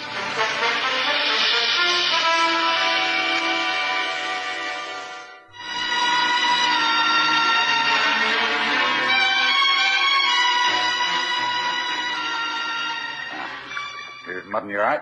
Good health. And the signals? Just as I promised. Every last one. Semaphore, lamp code, Marconi. Copy, mind you, not the original. That'd be too dangerous. But it's the real McCoy. You can lay to that. Well, of course, a copy is better than the original. If an original were missing, they would change the whole thing. Now, let's see. Say, you don't mean to tell me you keep your secret papers in that? Why not? See, a wide-open contraption like that, why, a Yankee crook could be through that with a can opener. It would puzzle any crook to force that safe. Nothing can cut through that metal. It has a double combination lock. You need a word spelled out first and then a set of figures. In this case, it is August, August, and then 1914, August 1914. The date the war starts. Hey, come back, all I said. That's real smart. You got a heck of a lot of stuff in there. And it is all going out at once. I am what you would say, shutting up shop tomorrow. Oh, well, I guess that goes for me, too. I'm not staying here on my lonesome. I'd rather watch the fun from the other side of the big pond. But you are an American Don't citizen. make no difference. Cuts no ice with a British copper. What about Jack James? He's an American citizen. They got him. He's doing time in Portland, ain't he? Incidentally, talking to James, it seems to me you don't do much to cover your men. What do you mean by that? Well, he was his employer, not so? It's up to you to see these guys don't fall down, and when they do fall, do you pick them up? It was James' own fault. He was too self-willed at his job. He was boneheaded, I'll give you that. But then there was Hollis. The man was mad. But woozy toward the end, I grant you, but he was proper bugged. And now there's Steiner. Steiner? What about Steiner? I got him last night. He and his papers are all in Portsmouth jail. You go off to Germany, and that poor turf will have to stand the racket, and lucky if he gets off with his life. How could they have got to Steiner? This is the worst blow yet. Well, you nearly had a worse one. For I guess they're not too far off me. You don't mean that. Sure do. My landlady down Fratton Way had some inquiries made. When I heard that, I guessed it was time for me to hustle. Oh, don't ask me how it's worked. I don't want to know. I know Steiner's the fifth man you've lost since I signed on with you. I don't aim to be the sixth. Ain't you ashamed to see your men go down like this? How dare you speak to if me I like this? Tell you the facts, I wouldn't be working for you now, would I? Oh, here's something more straight. I've heard tell that you Germans ain't sorry to see an agent put away once his work is done. How dare you suggest I give away my own agents? Well, there's a stool pigeon somewhere. It's up to you to find out where it is. I ain't taking no more chances. It's me for Holland, and a ship from Rotterdam to little old New York. No other ship in line will be safe in a week's time. So, here's my last assignment. Now what about the dough? The what? The boodle, the reward, the £500. Oh, you don't seem to have a very high opinion of my honor. You want the money before you give up that book you've wrapped up. That's about it. It's all here in the book. After all, this is a business proposition. All right. Have it your own way. I will write you a check.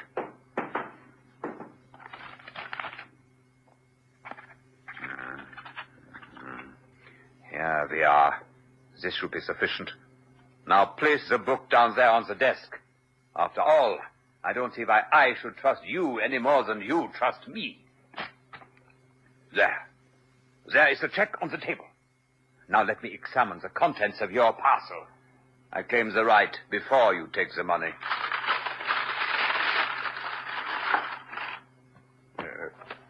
What kind of joke is this? This says the Practical Handbook of Bee Culture. Altamont, what kind... Gently now. Gently. Let the chloroform do its work. That's it. Another glass, Watson? Or should I say Smith? Don't mind if I do, Governor. You know, Holmes, I think this is the first time I've given an impersonation for you. Well, let's hope it'll be the last. There he is, poor fellow, flat out on his own sofa while we enjoy wine from Franz Joseph's special cellar at the Schönbrunn Palace. Oh, do open the window, Watson. The chloroform vapor does not help the palate. And while you're doing so, please touch the bell. Oh, very well, Holmes.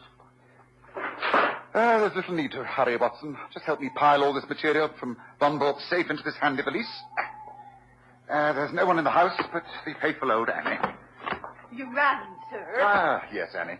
You'll be pleased to hear that all is well. Oh, I'm so pleased, sir. Oh, dear.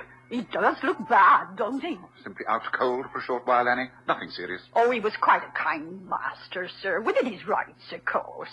He actually said he would pay for my passage to Germany. Can you imagine? Me living out there with all them Huns? It would hardly be suitable, would it, sir? Hardly. Thank you for your help. Now, would you be kind enough to take all these things and place them into my car? Also, telephone to my brother Mycroft and report that all is going exactly as planned. Very good, sir. It'll be a pleasure, sir. Are you sure you can handle his needs? I think so, Annie. I think so. But that will be all. Thank you. Thank you, sir. Well, Holmes, so far so good. You must have been impersonating this American Altamont for some time to have ingratiated yourself so deeply in the favor of Von Bork. It's taken nearly 2 years and entailed actually living in America. But now I can return to my books and my bees. Here is my magnum opus, my book on bees. I intend to write a second volume, Observations on the Segregation of the Queen. Have you never missed the old life, the catching of ordinary, everyday criminals? Oh, not really. The passing of Moriarty, I rather lost interest. It was only when the Prime Minister himself appealed to me, through Mycroft, to enter the game again and tackle this gentleman Von Bork, that I felt any enthusiasm. Von Bork is a superb spy. He matched the English in everything. That's why I assumed the role of an Irish-American and was persuaded to join his team. Since then, I've managed to make most of his plans go subtly wrong, and I've placed 5 of his top men in prison. I heard that. I heard what you said, Altamont. Good. Because you, Herr Von Bork, will be the 6th bird in the cage. I shall get level with you, Altamont. If it takes me all my life, I shall get level with you. That was the favorite remark of the late, but far from lamented, Professor Moriarty. Colonel Sebastian Moran was also known to have muttered it. Damn you, Altamont, for a double-dyed traitor. I am no traitor. Neither am I Altamont. Surely my speech now shows you that I am not an American. Altamont of Chicago had no existence, in fact. I used him and he is gone. Then, who are you? It's really immaterial to you, Herr Von Bork. But I've had dealings with you and your kind. It was I who brought about the separation of Irene Adler and the late King of Bohemia. I also saved from murder Count von Grafenstein, your mother's elder brother. It was I... There is only one man. You are Sherlock Holmes. But they told me you died years ago. The High Command... It never does to believe the High Command. Now, if you'll be so kind, we shall take you to the car and then to Scotland Yard. You are not the police. You have no right under British law to threaten me and abduct me. You are kidnapping a German citizen and stealing his private papers. They will reject you. I will take that chance. Now come. Watson, take the papers. Right. Van Bork, come. No point in resisting now. This is the end. No, stay where you are. The almighty Sherlock Holmes. You chloroformed me, dragged me down here, and forgot to even see if I was armed. The revolver, my German service revolver, left in my inner pocket. Well, this is the end.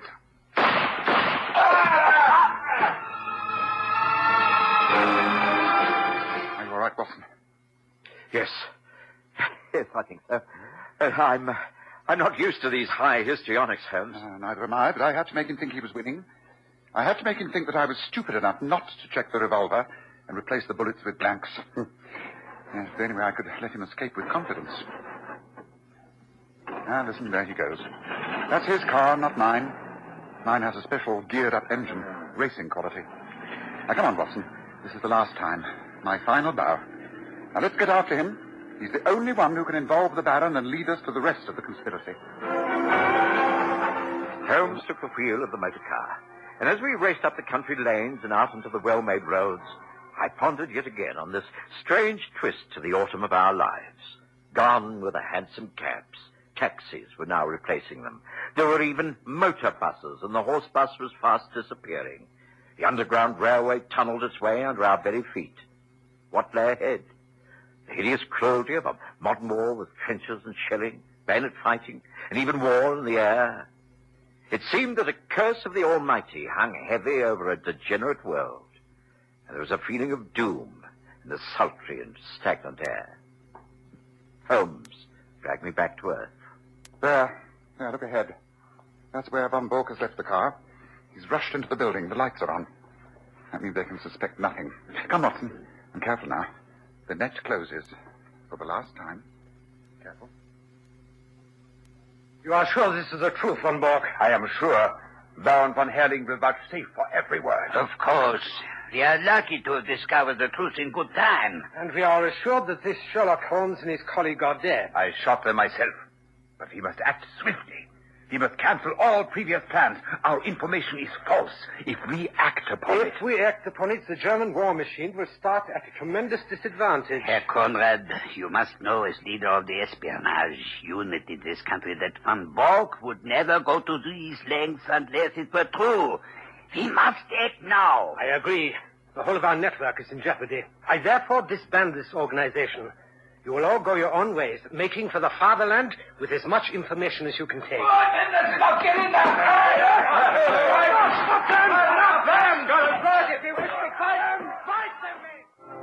Well, Watson, my true friend, let us stand here on the terrace for a few minutes. This may be the last quiet talk we shall ever have. I know. It saddens me, Holmes. I remember so much of the past. How many cases, the rooms at 221B Baker Street. Dear Mrs. Hudson and those precious breakfasts. Best meals of the day. The pipes we smoked before the fire, the fogs, the endless journeys in hansom cabs, the arguments with Lestrade, the agony columns in the newspapers. Oh, dear. Is it really over? Yes, it's over. The whole era is over. But we've ended it effectively as far as you and I are concerned. We have beaten the most ruthless spy organization this country has ever known. It won't prevent the war that is upon us, but after the war, perhaps because of our small efforts, a cleaner, better, stronger land will lie in the sunshine after the storm has cleared. Let us hope so, Watson. Let us hope so.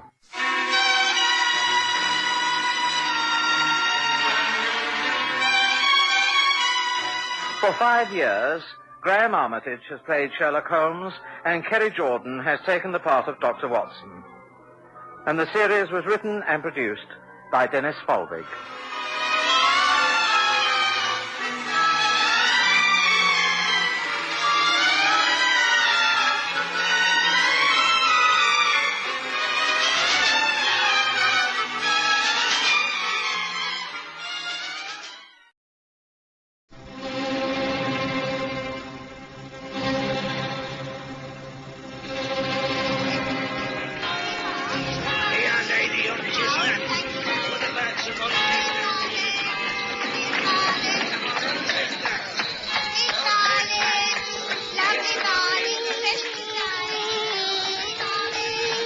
we present the stories of Sherlock Holmes.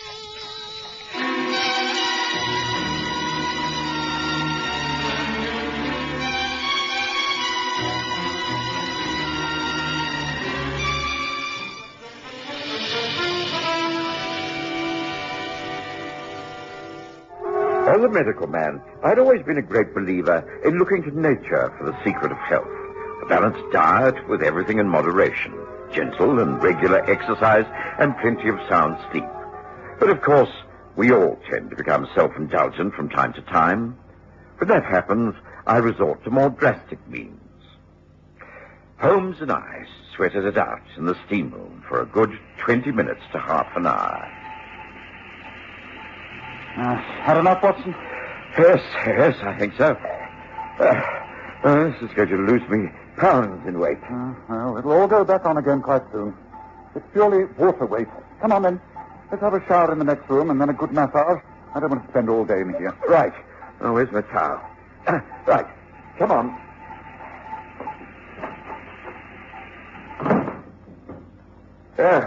This will turn us up. Feel like new men after this. It's interesting to contrast the effects of heat and cold upon the human body. I suppose this would be quite the wrong thing for a man who was ill to do. Yes, well, it depends upon the illness. His heart was weak. Yes, I suppose so. Well, here goes. 2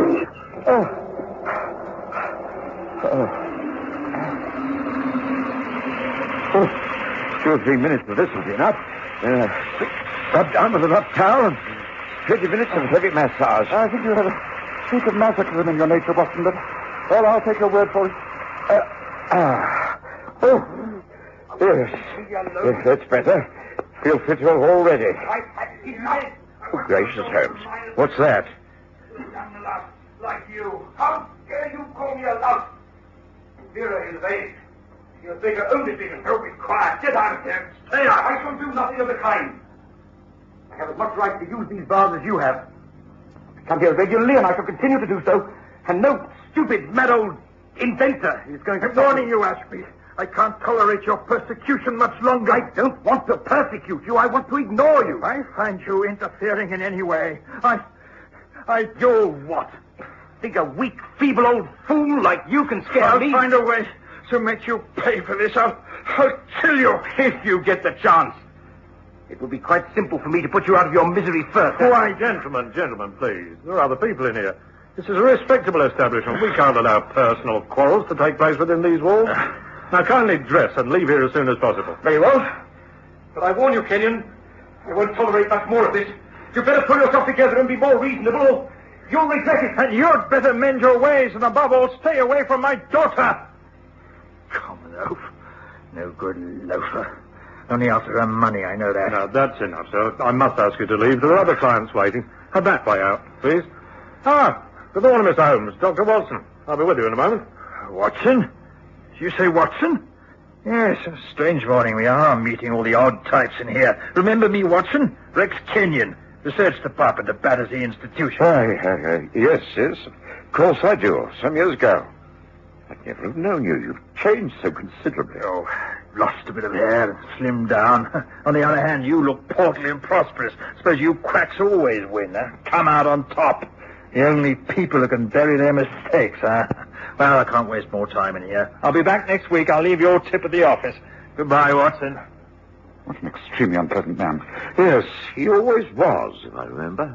Just make yourself comfortable on the massage tables, gentlemen. You first, Dr. Watson. Just relax, Mr. Holmes. Sleep, if you like. I should think sleeping in here is almost impossible. I don't know. Some people do. Back and shoulders first, Doctor. Who was that man, Watson? Rex Kenyon, did he say? Yes, that's right. I met him some while ago when I was doing some research at the same institute.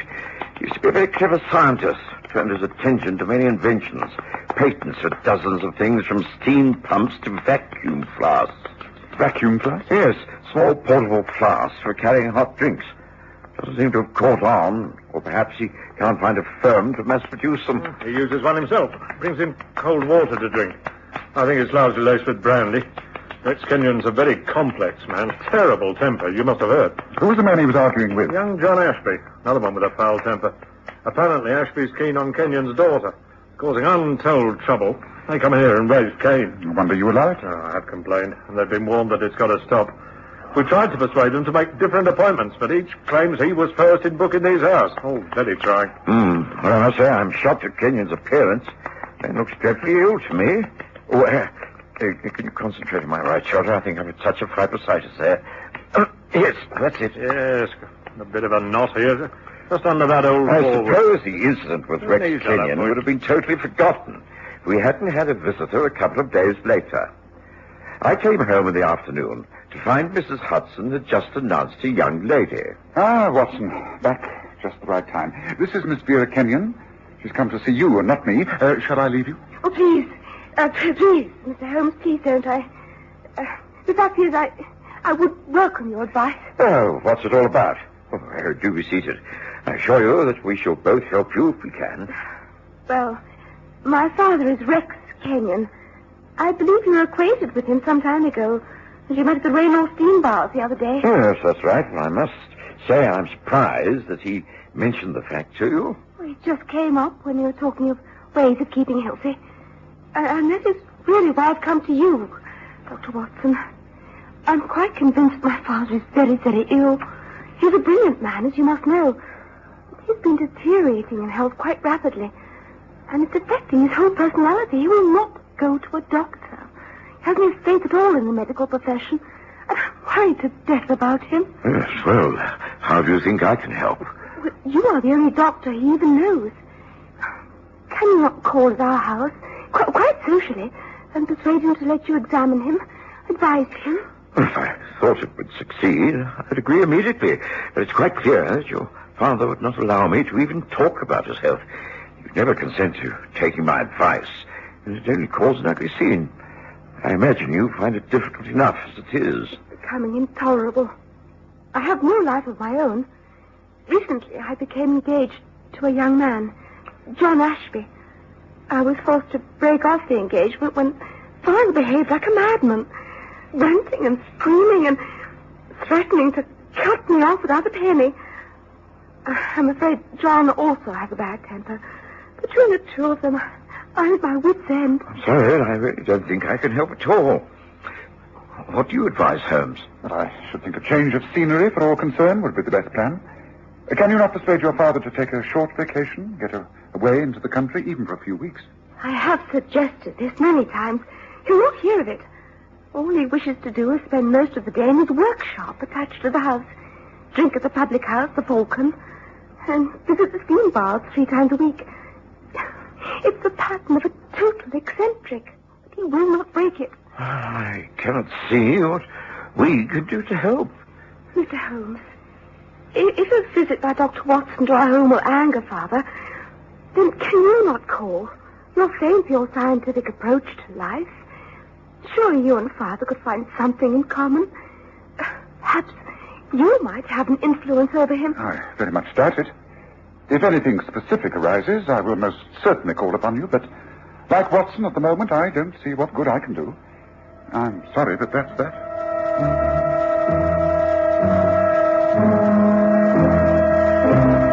It must have been over a week later that I came down to breakfast to find Holmes eagerly reading the Morning Standard, which was propped against the toast rack. Ah, Watson, come sit down. Pour yourself some coffee. Eggs and bacon on the sideboard. Help yourself and listen to this. Inventor found killed in Turkish bath. Mr. Rex Kenyon, well-known inventor of patent domestic appliances, was found stabbed to death in the Raynor Road Turkish bath and gymnasium late yesterday afternoon. He was heard to be quarrelling violently with another client in the steam bath earlier. The body was found by Mr. Paul Simmons, a masseur. Scotland Yard are investigating. The young man has been held for questioning. Yeah. Sounds as though Vera Kenyon's young man's in trouble. Almost a duplication of the situation we witnessed when last there. Those two threatening to kill each other. Oh, we heard them say so. Yes, now it's happened. Well, I said I would help Miss Kenyon if the need arose, and as it's clearly a case of murder... Ah, that may well be the lady herself. Would you answer the door? When I opened the front door, I was surprised to see not Miss Vera Kenyon, but Inspector Lestrade of Scotland Yard. Of course, I invited him up straight away. It seemed he had called about the matter we'd been discussing. Holmes poured him coffee, urged him to smoke his pipe, and get down to the purpose of the visit.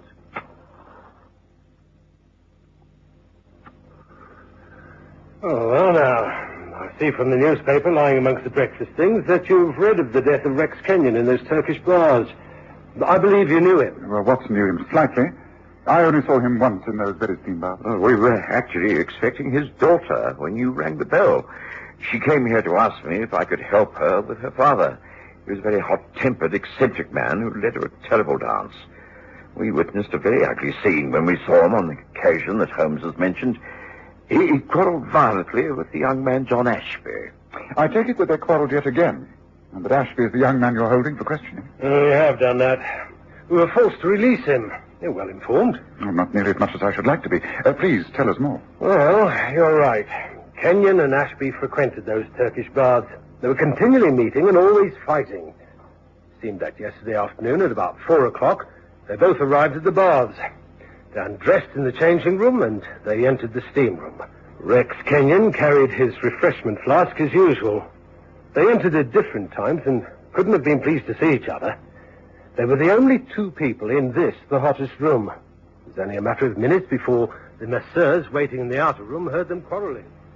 You're a dirty hound. Now, one, shut up! Go to the devil! Stop hounding me, following me about. Follow you? Oh, I'd be only too pleased if I never saw you again, you old goat. You're a sneaky young blackguard. You'd like to see me dead, wouldn't you? Yes, I would. Then you'd try and desert my daughter's inheritance, you swine. Shut up, you old fool, or I'll make you... The argument continued for a few more minutes. Then John Ashby came out of the hot room and walked across to the headmaster, Atterbury. Oh, yes, we know Atterbury. Good man at his job. And I think a sound witness. He told me in great detail all that happened next.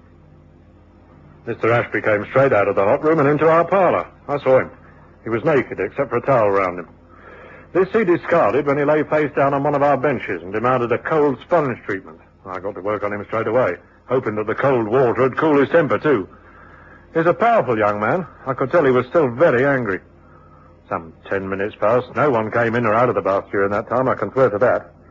Then another client, stripped for the hot room, came through from the changing room and entered it. Well, seconds later, there was this dreadful scream. We all rushed forward.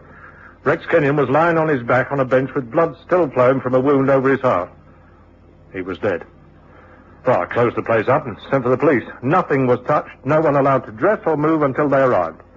And that's the whole story. And no weapon was found, either in the heat room, the showers, or your massage parlour. Well, the local police made a thorough search. It's easy in a Turkish bath. The rooms are empty, save for benches and towels. There's simply no place where a weapon like a dagger or knife could be concealed. No windows to throw things out of, everything quite sealed in. Frankly, Inspector, I don't know what to make of it, but everything I've told you is the absolute truth. So that is the position. Well, it's baffling, Holmes. There is simply no murder weapon. Yet you suspect young Ashby. Will you arrest him? Oh, we should. Clearly he is the murderer. He threatened to kill Kenyon many times in front of witnesses. He was the only other one in that hot room. Kenyon and he were quarrelling. No one else could have done it. It has to be Ashby.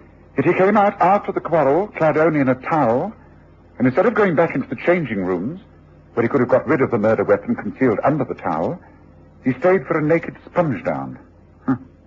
Was there any blood on Ashby's towel? No, it was spotlessly clean, pure white. You see, it doesn't make sense. We know this young man is the murderer, and yet we simply can't prove it. It sounded just the sort of intricate puzzle that you so enjoy. That's why I came round here. What do you think, Holmes? Are you interested in working on the case? Well, as I promised to help Vera Kenyon, I'm more or less committed, am I not? Yes, I will give the matter my immediate attention. The first thing, of course, is a visit to the baths and an interview with the masseur, Atterbury. Yes. Like to come along, Watson?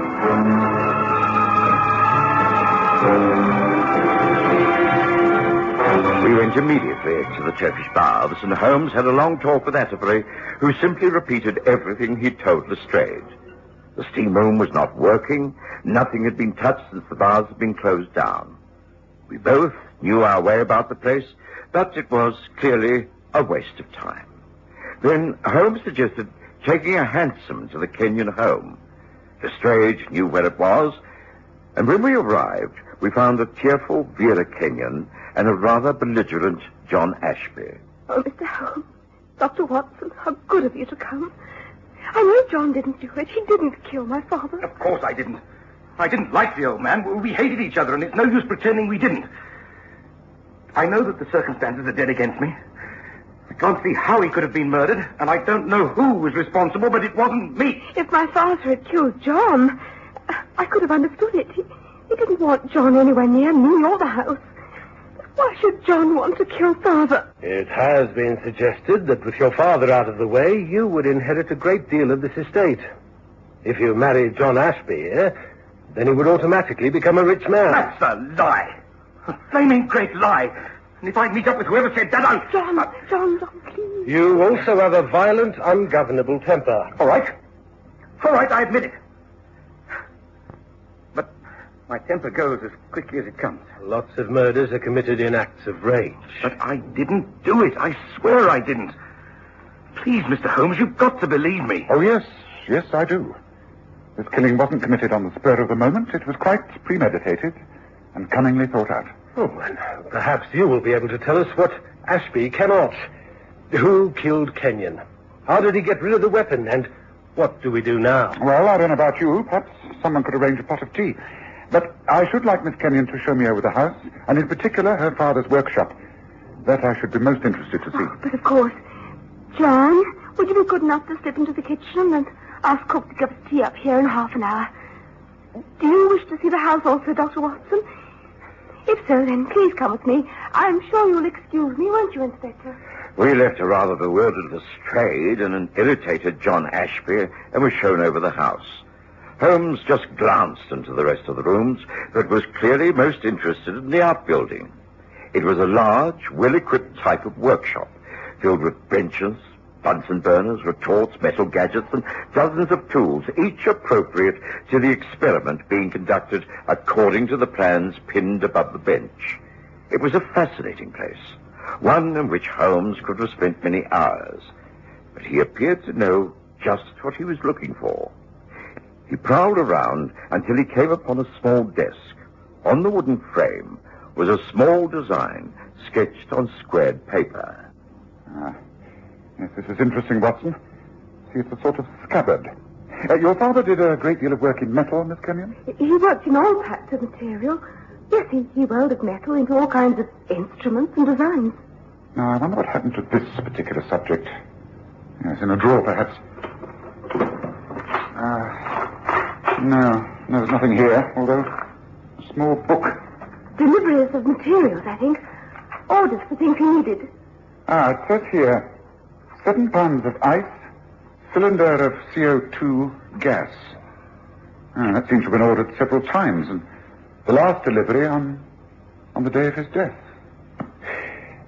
Yes, now I think all is clear. Look, I'm blessed if I can follow this. Neither can I. I cannot explain. The only way I can tell you what happened is to show you. A practical demonstration of your father's abilities. Now, wait just 1 moment. I need to look around. Yes, it's clear that if something is intended not to be found, it will be deliberately thrown away, and so the dustbins and rubbish boxes. Now, here, this. Now, what about this? What on earth is it? Looks like some form of metal mold. Good, Watson. That's exactly what it is. And now the gas cylinder. Where did they take the empty ones to be taken away? I think there, by the back exit. Yes. Look, there's one by the door. Yes. This is what we're after. Do you have ice in the house, Miss Kenyon? It is very important. Yes, I think in the kitchen.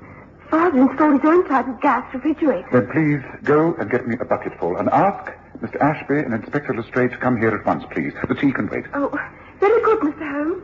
Now, Watson, help me to bring that cylinder back near to this bench, will you?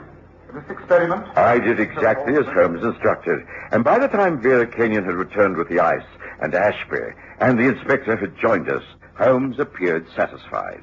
He started on his demonstration. I don't know how familiar you are with chemistry experiments, but of course Rex Kenyon was an expert. He successfully invented a small type of vacuum flask, the Kenyon flask, which kept the liquid poured into it at exactly the same temperature, be it boiling hot or ice cold, for many hours. He also knew that CO2, carbon dioxide, has a very low freezing point. 80 degrees centigrade. And as it comes out of the cylinder and mixes with the air, it turns into very fine crystals. Now watch. Now observe, this is a metal mold. It looks like a small scabbard in which one places a vicious dagger. Now, this ice-cold material is forced into the mold, directed like this, and forced with ice to be compacted in. Now, notice that if I touch it, I shall virtually burn myself. So the reaction of the skin will be like that of a fierce flame. So, I use a block of ice which I can touch. Now, if that is left to assume the shape of the mold, and when solidified, taken out, what do we have? A perfect ice dagger. That is the weapon with which Rex Kenyon killed himself. It was not murder. It was suicide made to look like murder, and done so that another man's life should be forfeited. That's what this case is all about. It wasn't until we were back at Baker Street and I was mulling over all that Sherlock Holmes had demonstrated that the pieces of the jigsaw began to fit together. Kenyon used to turn up at the Turkish bath with a vacuum flask. It was the only other article than the towels that went into the hot steam room. I've often said, Watson, that when all the other possibles have been ruled out, what is left must be the answer. In this case, the only object that could be used as a weapon was the flask. Now, obviously, one could not stab a man to death with that, but with something concealed in the flask? Yes. When Kenyon was found dead with his chest wound still bleeding, the flask was on the floor. It was quite empty. So the contents of the flask. The ice dagger with which he delivered the fatal blow sank into his flesh. He collapsed, and within minutes, the intense heat of the room melted the ice. The murder weapon disappeared. And he died hoping that Ashby would be convicted of murder. But why, Holmes? I mean, why did he kill himself? I think as a medical man you can guess, Watson. You remarked that he looked desperately ill. I believe a post-mortem will show that he was suffering from an incurable disease, that he had only a few months to live. That's why he had to work quickly. Well, let's hope Lestrade realizes the truth, and the truth is the only answer.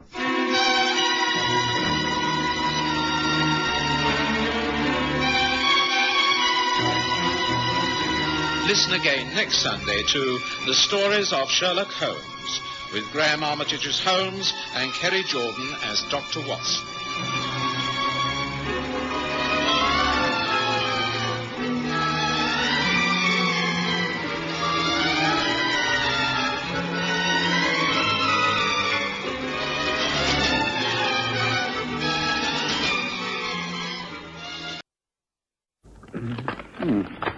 I trust you're enjoying the morning papers, Watson? Hmm? Oh, yes. Oh, would you like to have them, Holmes? No, not yet. I'm busy on my correspondence. This is interesting. Listen. Dear Mr. Holmes, I'm most anxious to have your advice on a most important event. I was present at the White and Milton auction of coins yesterday and became involved in what might be a serious charge. May I call upon you tomorrow morning at 9 o'clock? I shall understand if I'm not granted an interview and hope for another appointment. Yours faithfully, Evelyn Summerhays. Evelyn Summerhays. Name sounds vaguely familiar. Man or woman, Holmes? And the name's popular with both sexes at the moment. The letter's typewritten, which could mean a woman. The signature is made with a firm flourish, which could be a man's. We shall just have to wait and see, shan't we?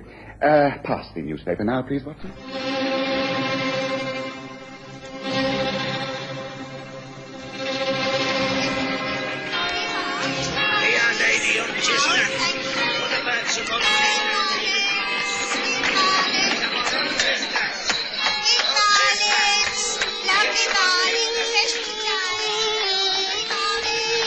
We present The Stories of Sherlock Holmes.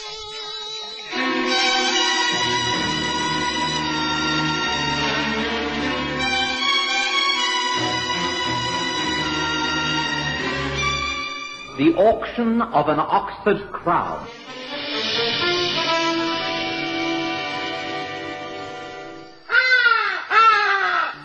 Enjoy the best of both worlds. Only 2 hours drive from Johannesburg and Pretoria and half an hour by air.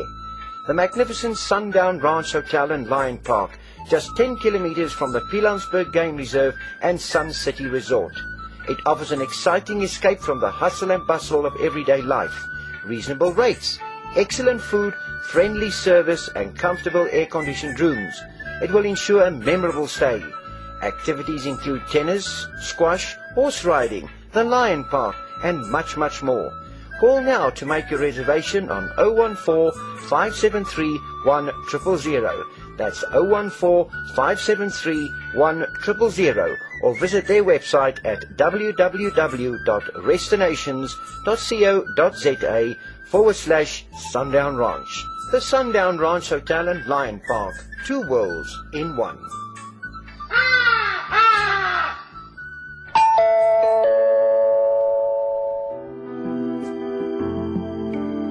Flower Connection has just opened their flagship store in Linden, Johannesburg, at 65 on 4th, situated in 4th Avenue.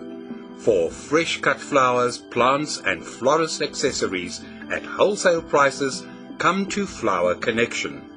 Our Florist Academy is well known for its courses and flower arranging lessons. Give a unique gift this Mother's Day, a flower course. We supply all flowers and materials. Remember, instead of giving one bouquet, the flower course will be a gift for life.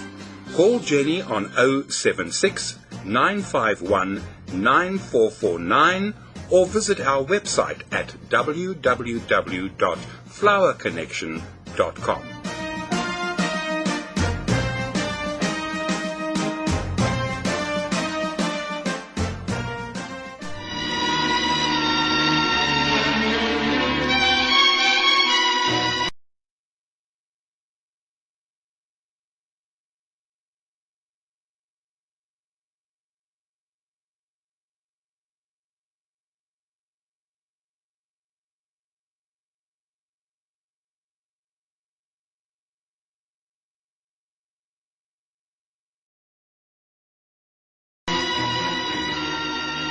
I was very rarely seated at breakfast before Sherlock Holmes came down, but at that time, early in 1882, I'd not been living in lodgings at 221B Baker Street long enough to appreciate Sherlock Holmes' early morning habits.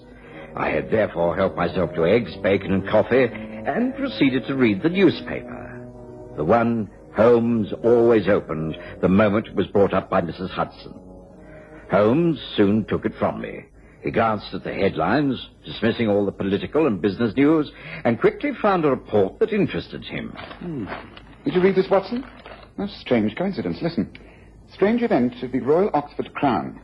The well-known sales rooms of White and Milton were placed in confusion yesterday when all hope of bidding for the special coin, the Charles II Royal Oxford Crown, were abandoned. The coin, which has been on view for days, disappeared within hours of it coming under the hammer, and another comparatively worthless coin of a similar type was found in its place. The resulting investigation and search proved useless. The coin has disappeared, and the authorities are completely baffled. But, Holmes, that letter you just opened, it must refer to this event. The auction rooms of White and Mills. This person who's coming to see you has been involved in some way. Yes, it's most interesting. That could well be our early visitor. I think Mrs. Hudson will answer the bell, Watson. But perhaps you'd welcome her in while I clear some of the breakfast things onto the tray. Very well, Holmes. I think we shall find that our caller is a young woman. Beautiful and in distress. You're a romantic, Watson. This way, thank you. You have an appointment, That's all right, Mrs. Hudson. Mr. Holmes is expecting the lady. Please, step this way. Thank you. I'm Dr. Watson. I share these rooms with Mr. Holmes. Please, come in. Thank you. You, Mr. Sherlock Holmes? You got my letter? Ah, yes. I see it upon the table. Thank you for granting me this appointment. My name is Evelyn Summerhays, and I really am in great trouble. I hope I shall not take up too much of your time. The missing coin? The Royal Oxford Crown? I've just been reading about it in the newspaper. Please do be seated, Miss Summerhays. May I offer you some coffee?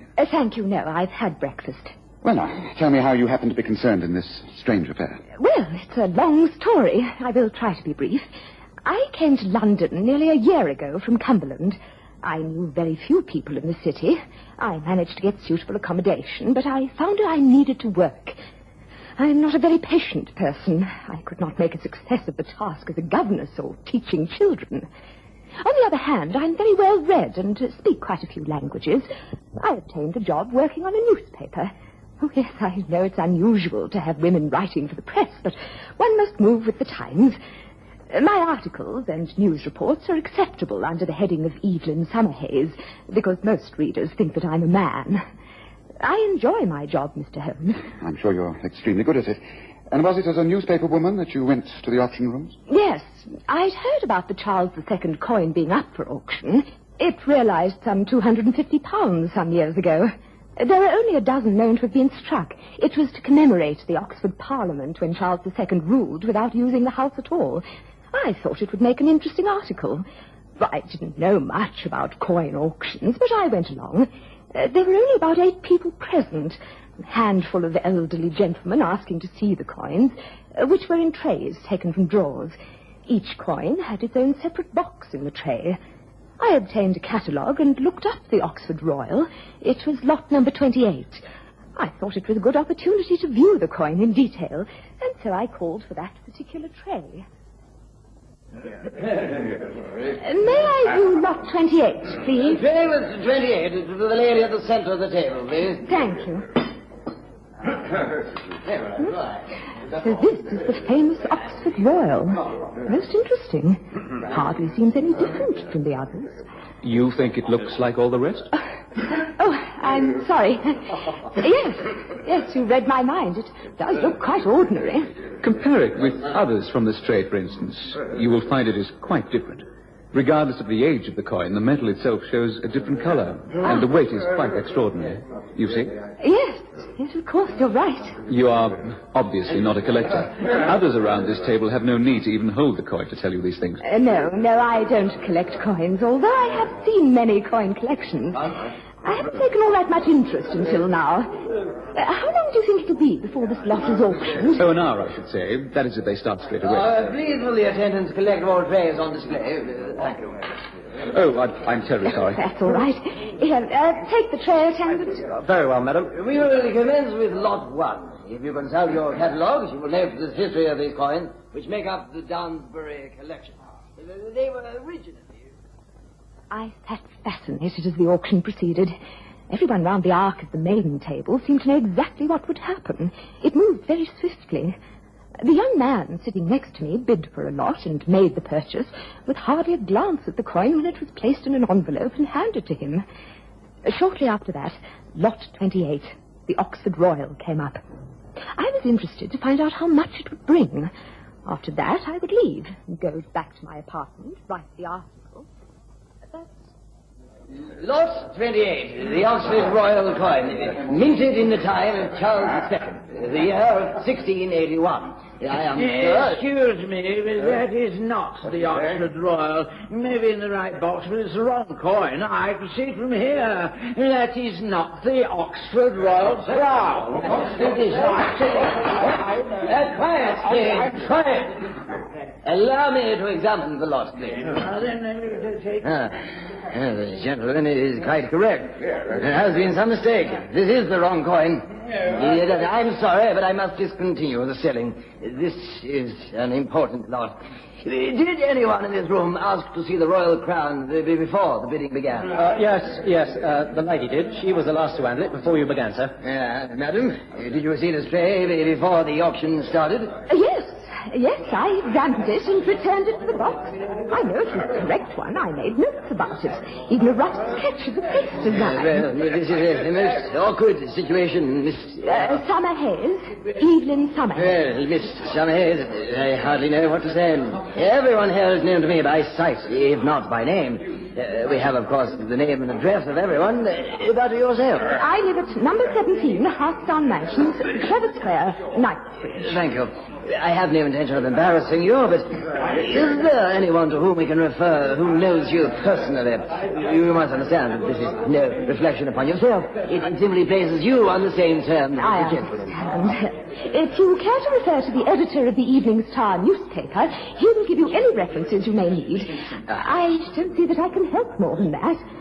If you have any ladies on the staff, I'll be agreeable to a personal search of my clothing and handbag. I presume that the gentlemen will also raise no objections to submitting to similar treatment.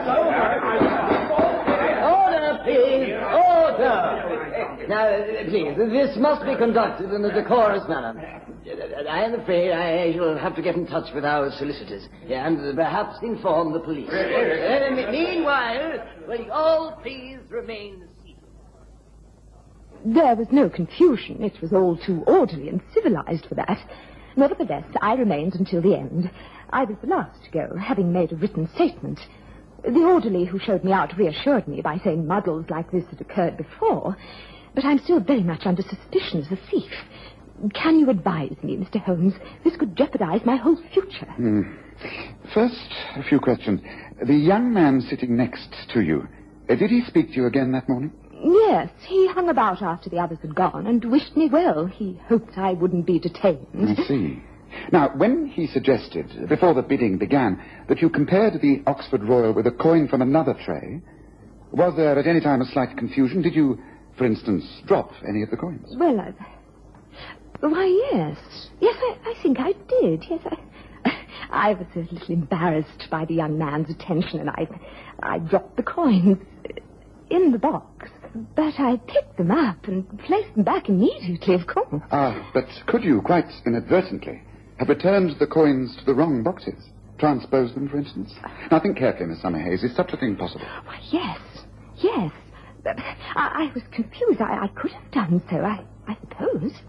Yes, that is quite possible. Mr. Holmes, is that the answer? No, I don't think it is the answer at all. But I do think it could be the beginning. Would you like me to investigate the matter from now on, Miss Summerhays?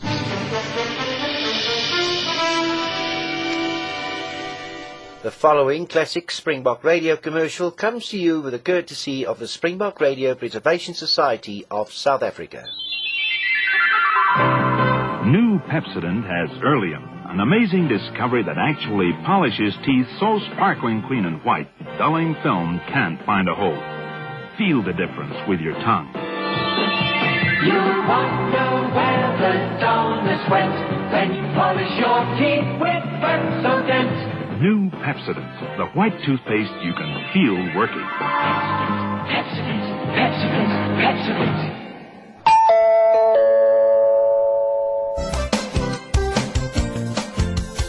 Looking for space to hang and dry your washing? Washline distributors have the solution. Their rotating and fold-down wash lines take up the smallest spaces. Ideal for townhouses, simplexes and balconies at affordable prices. Galvanized or powder-coated and available in 5 different colors. For 24-hour delivery, installation, reliable and friendly service, phone Washline Distributors on 011 792 2486. That's 011 792 2486. Wash lines for every space and need. Miss Summerhays' reaction to Holmes' suggestion was one of great pleasure. She protested that she had merely come to him for advice, that this was a case far too minor for his attention, and that she'd be unable to pay for his services. All these doubts Holmes brushed aside with a wave of his hand. He was intrigued, like a student being set a mathematical problem. He was determined to find the correct answer, and as quickly as possible. I half suspected that already he was way ahead of us and had formed a possible theory. Even Summerhays was caught up by his quiet enthusiasm. Well, it's most generous of you, Mr. Holmes. Naturally, I wish to clear myself of all suspicions and get to the bottom of the whole matter. Good. Then let me continue with my questioning. There was a search of sorts, I imagine. I mean, the trays must have been examined, the areas around the table, the floors, etc. Oh, yes. The auctioneer, a gentleman named Dukes, was very thorough. A few officials arrived and asked interminable questions. This must have meant that everyone left the seats they were occupying. Yes, tell me, Miss Summerhays, did you return to the same chair once the search had been concluded? Well, yes. But at least I think it was the same chair. Now tell me, and think carefully, can you recall anything happening at that particular time? Anything? However small and unimportant it may seem. Any little detail? I don't think so. Oh, just a moment. There was one small detail. I went back and sat in what I thought was the same chair, and then the young man who was talking to me earlier, he came along the same row, and he spoke to me again. Excuse me, but you are occupying my seat, I think. Oh, well, There are plenty of vacant chairs. The row is almost empty. There was nothing on the seat to say it was yours. No coat and pass. No, but, well, I like to sit in the same place, you see. Oh, please take your places. I must ask no one to leave until they have given permission. It has been decided to cancel the rest of this morning's selling. Miss Summerhays, I wonder if you would be good enough to stay for a short while after the others have left. Then that was that. So, the young man didn't reclaim his seat. Splendid. Yes, it's all beginning to make sense. Fitting in like a neat jigsaw puzzle. I must confess that I cannot see it myself. Well, no matter. The whole point is that if you didn't remove the coin, then someone else did. And the only person who could have done so was the young gentleman next to you. Now, 2 questions. Do you know the man's name? And do you know the number of the lot you say he purchased earlier in the auction? The answer to both those questions is no. His name was never mentioned. Although I think I heard one of the men call him Oldbury, something like that. And while I know he did make a purchase, I can't remember the lot number. It doesn't matter. Those facts can be obtained without much trouble. Tell me, when you were asked to stay on after the others had left, did this young man speak to you again? I think you mentioned something about him wishing you good luck. That's right. He came over and he said that he hoped I wouldn't be further embarrassed by any detention. Forgive the question, but did he appear rather intimate? Did he touch you at all? No. But he did come rather near. He actually leaned against the back of the chair. I remember pulling away a little. I was a little embarrassed. But he removed his hands at once, smiled, gave a little bow, and left the rooms. He really was very charming. Good-looking and well-spoken. I can't believe that he had anything to do with the missing coin. I think that there you were quite wrong. Right, Miss Summerhays, I think that's as far as we can go on the case at the moment. Watson, I wonder if you're going in the direction of White and Mills this morning. They're in Wigmore Street. The owner of the rooms is Clinton White. If he and Dukes, the auctioneer, can grant me an interview, say, at 3:30 this afternoon, I shall be very much obliged. Yeah, I can go that way in my rounds, Holmes, yes. Good. Certainly. Oh, that's all, I think, except for one question, Miss Summerhays. What is it, Mr. Holmes? Why are you doing all this? I beg your pardon? You are the daughter of Milton Summerhays, are you not? You mentioned earlier that you came to London from Cumberland. That is where the Summerhays live. They've had lands there since the time of William the Conqueror. I can easily look up the history in Who's Who and Debrett. You are related to that family, are you not? Yes. Lord Summerhays is my uncle. He is also a very well-known collector, stamps and coins. So what are you doing working for a London newspaper, eking out a living and staying in Knightsbridge? Why, Miss Summerhays? It must seem very strange to you, Mr. Holmes, but as a famous detective, I have no need to point out to you the details of my personal appearance. I am 25, Mr. Holmes. I'm not exactly a beauty, am I? I've always had an unfortunate face, and my figure is large and ungainly. Oh, no. Yes? There is no need to be polite. I am an ugly woman. I am also quite a rich one. I've had many men try to become attached to me, and in every single case it has been for my money. I made up my mind that I would not be used in this fashion. I would not let my life slip by.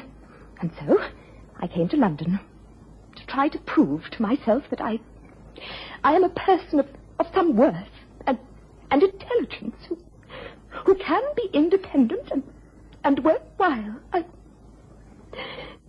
I'm sorry. I'm afraid you have made me speak too freely about myself. I apologize, Miss Summerhays. Please don't be upset.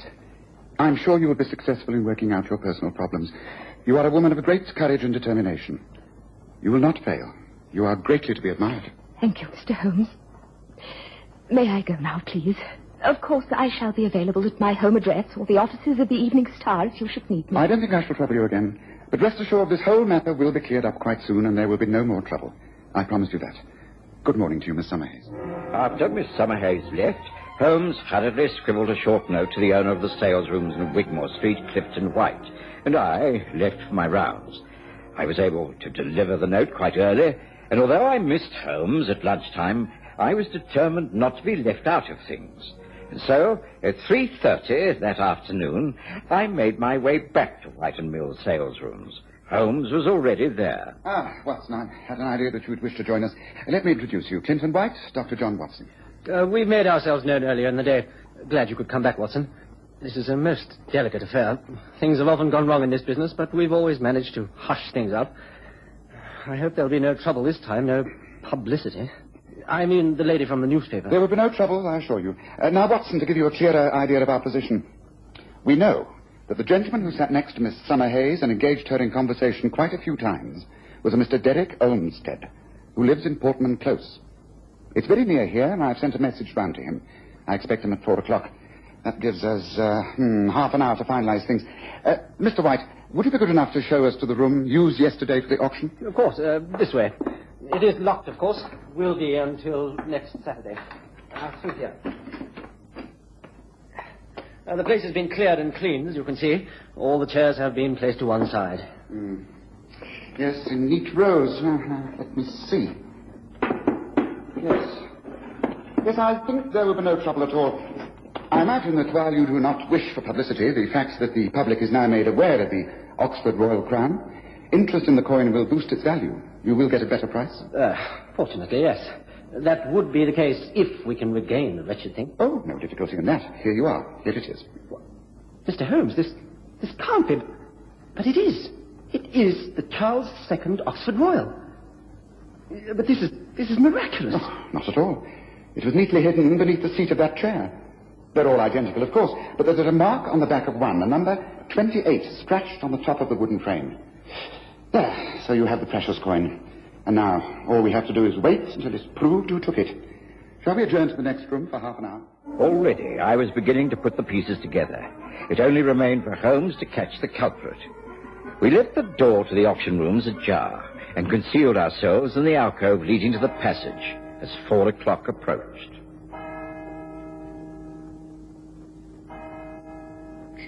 There, you see the door is opening slowly. Someone is entering the room.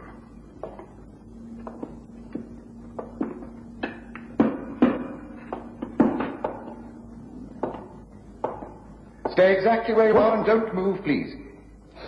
Who are you? What are you doing here? My name is Sherlock Holmes. I have no need to ask your name or what you are doing here. You came to collect the missing Oxford Royal, didn't you? Will you please produce the coin you have just placed in your breast pocket? I don't know what you're talking about. I came here to see Mr. White. I left some gloves here and... It's no use, Olmsted. Holmes has explained exactly how you bought a quite ordinary lot at the auction yesterday, knowing it was the Royal Crown. Kindly produce that coin. Oh, very well. Here you are. But I bought it legally. I took only what you sold to me. I didn't switch the coins. No. You simply noticed that Miss Summerhays did, and so you took advantage of the fact. When people were searched, you had to conceal the coin, so you slipped it into the crack beneath your chair seat. Later, you tried to get it back. But you couldn't. The lady was occupying the place. So you had to mark the seat to identify it and come back later to collect it. Well, it's now your decision, White. Do you prosecute this man or not? Well, I don't know. Here, please take the coin. Take it back. You'll make far more money on it now than you would have done yesterday. Please, think of the publicity.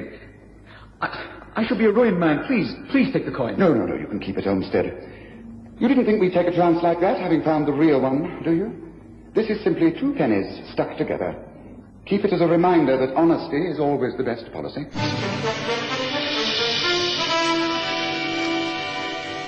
The following classic Springbok Radio commercial comes to you with the courtesy of the Springbok Radio Preservation Society of South Africa.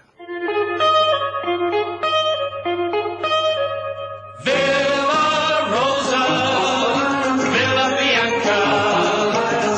Rosa, the gay red wine. Villa Bianca, the sprightly white. Villa Rosa, Villa Bianca. Lively, exciting, the perfect complement to the perfect meal. The wines of good living.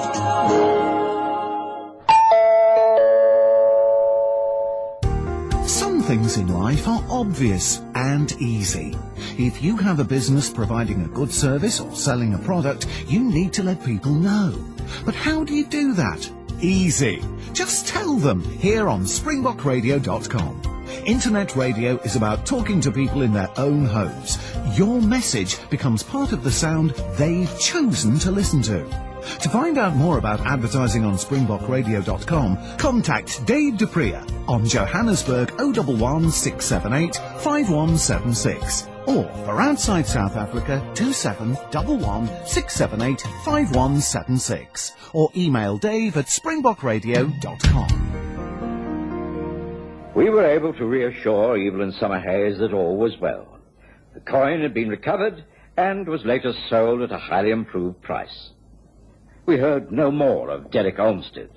There was talk that he'd gone abroad, as Holmes said. He was an amateur criminal, really. I mean, what use was the coin to him? It's not like stealing a string of jewels, which can be broken up and reset and become marketable. A coin remains a coin. If he tried to sell it to a dealer, the whole crime would be exposed. No. A foolish, greedy young man. And Evelyn Summerhayes was right. It was hardly worth my notice. But it helped everyone concerned. And after all, it was all over in one short day, wasn't it? Oh, well, join me in a drink, Watson, and let's toast our next case of real crime. It's about time I crossed swords with a gentleman known as Moriarty.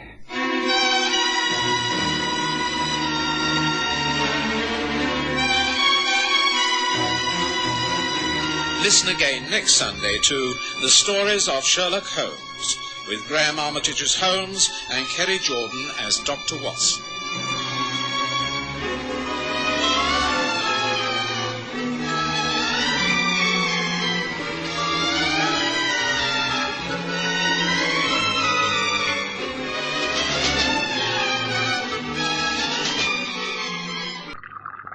Might I inquire your movements today, Watson? Oh, only my usual rounds in the Paddington area, Holmes. And back here for lunch at the usual time. Surgery late this afternoon and some paperwork in the evening. Nothing very special. Why? I've had a note brought round. It's extremely interesting. It reads, Sir Charles Drewings will be pleased if you would receive him at your rooms in Baker Street at 2:30 this afternoon. It is a matter of national importance and extremely urgent. Yes, it comes, as you can see, from the seal on the envelope from the Admiralty. Well, I think I understand. The matter will be secret and your meeting highly confidential. You'd like me to lunch in town and come back later? No, not at all. I believe Sir Charles Drewings is a very shrewd and devious character. I should very much like a witness to this meeting. You will be here to assist me.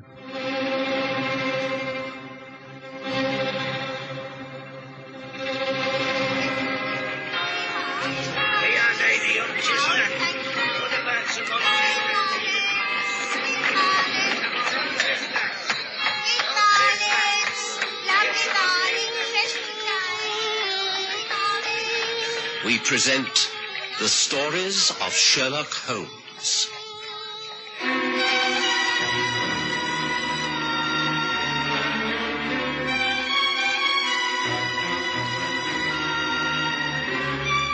Lack of evidence.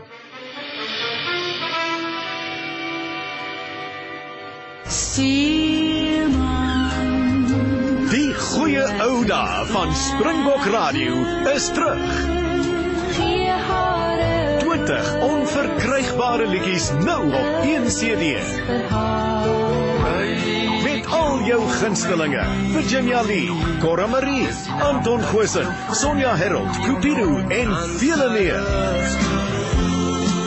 Herleef Springbok Radio, Afrikaanse treffers.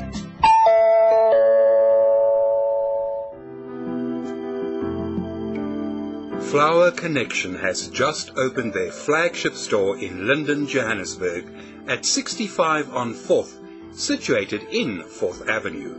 For fresh cut flowers, plants and florist accessories at wholesale prices, come to Flower Connection. Call Jenny on 076 951 9449 or visit our website at www.flowerconnection.com.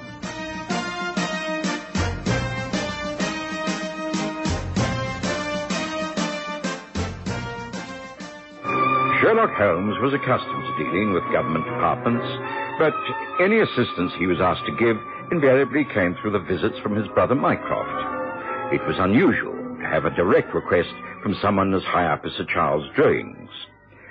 I went about my business and forgot all about the appointment. There were several difficult cases that needed hospitalization, and to my consternation, I found the morning had slipped away. Lunchtime had come and gone. And when eventually I got back to Baker Street, it was nearly 2:30. A carriage waited at the curb outside 221B. I let myself in and found Holmes seated in his favourite chair. Opposite him was a tall, distinguished-looking man of rather forbidding appearance. Holmes immediately made the necessary introductions. How do you do, Dr. Watson? How do you do? I'm pleased to meet you. But surely, Holmes, you must have understood that I intended this appointment to be strictly confidential. Watson has been privy to almost every case I've ever handled, including the most secret assignments from my brother Mycroft. Unfortunately, Mycroft is not in England at the moment. Were he so, I should doubtless have used him as an intermediary. He would have welcomed Watson's assistance, I do assure you. You need have no fear of speaking freely in front of a most trusted colleague. Well, very well. The fact is that I have an assistant at the Admiralty. His name is Robert Rivers. He lives quite near here in Upper Montague Street. Or rather, he did. The fact is that Rivers has simply disappeared. Can't be traced at all.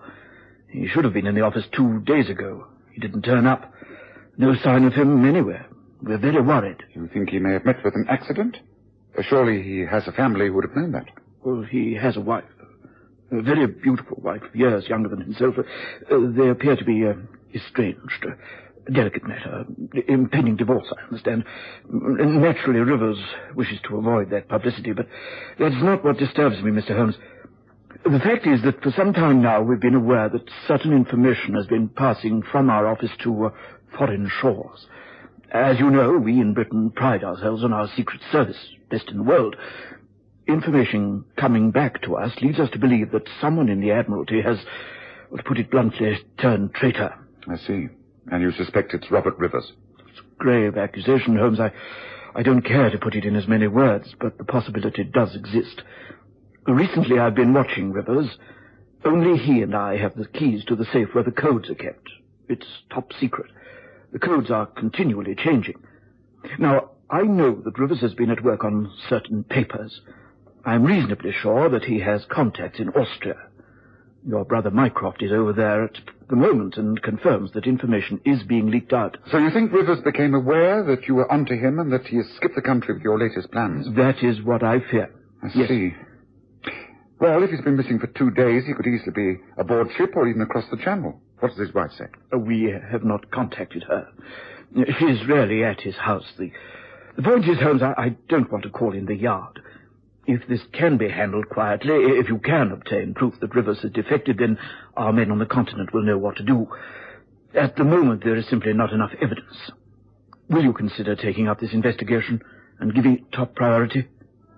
Please agree for England's sake. Of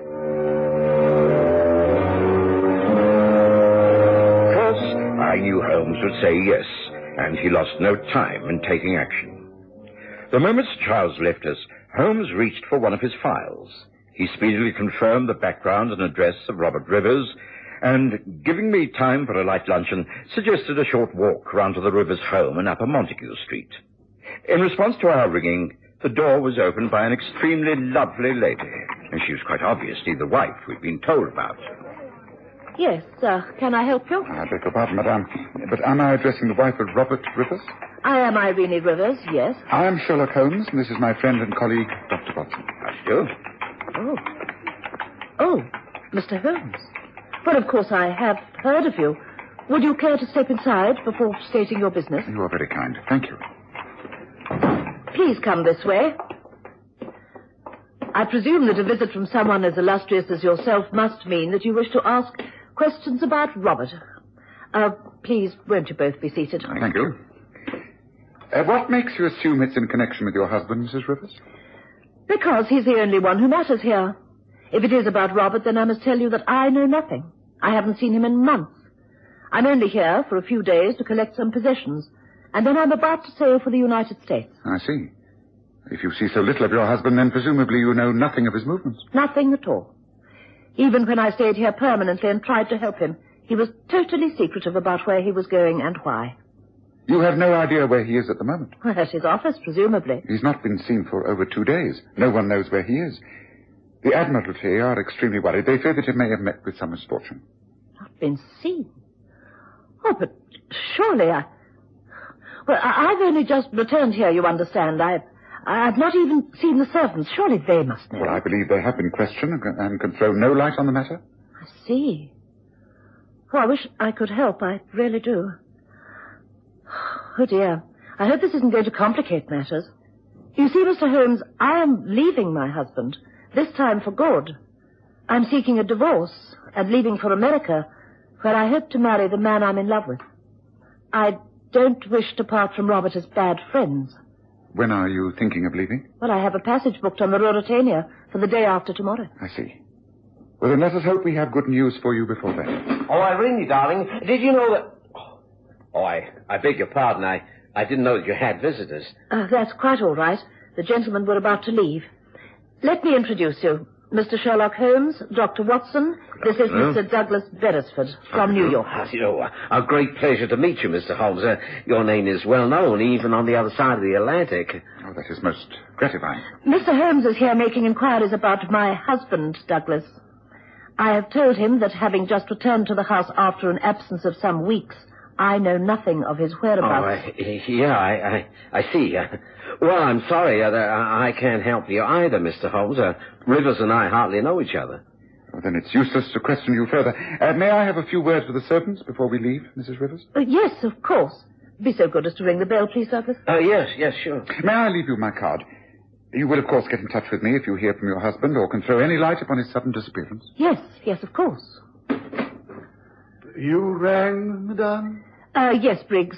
Please take these two gentlemen down to the servants' quarters and allow them to question whoever is available, and then be so good as to show them to a carriage. Very good, ma'am. If you would follow me, gentlemen. Thank you.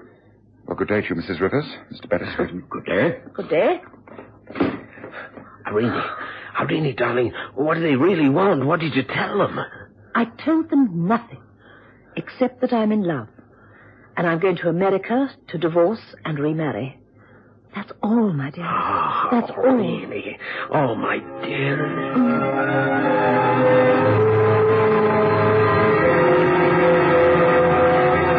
The christening of the servants at Upper Montague Street took very little time. But, to my surprise, Holmes asked to be shown out the back way into Montague Mews. He then entered the private coach house. Yes, I see. The horse and carriage are not here. All seems in order. The hay untouched, unused. It rained yesterday, but there's no evidence of it in here, except... but wait. What is this over here? Look. Blood. You're right, Holmes. Blood, and quite a lot of it. Dried blood. It's not fresh. Yes, and here there's been quite a violent struggle. The hay, canvas coverings, all buried away. Give me a hand, Watson. Look. A man. A dead man. Heavens, Holmes. What a sight. This man's been beaten to death. Yes, it looks as though he's put up a good fight. His hands are much bruised. And then perhaps when he was down, he was struck violently from the back with a heavy instrument. Look, a coachman's wheel hammer. Shot at the base of his skull. Oh, it's murder, all right, Watson. Holmes, is this Robert Rivers, the missing man? No, I think not, Watson. He's a servant. I should judge from his garb that he's a family coachman. The poor fellow's dead, all right. Well, that means we shall have to bring the police into this case. Can you please use the telephone, Watson? I saw one on the wall inside the hall. Yes, of course. Get through to Inspector Lestrade at Scotland Yard. Tell him to come to me or send a man round. Right. Meanwhile, I have the opportunity of going over this table before no one else gets here. Now, hurry, Watson, hurry.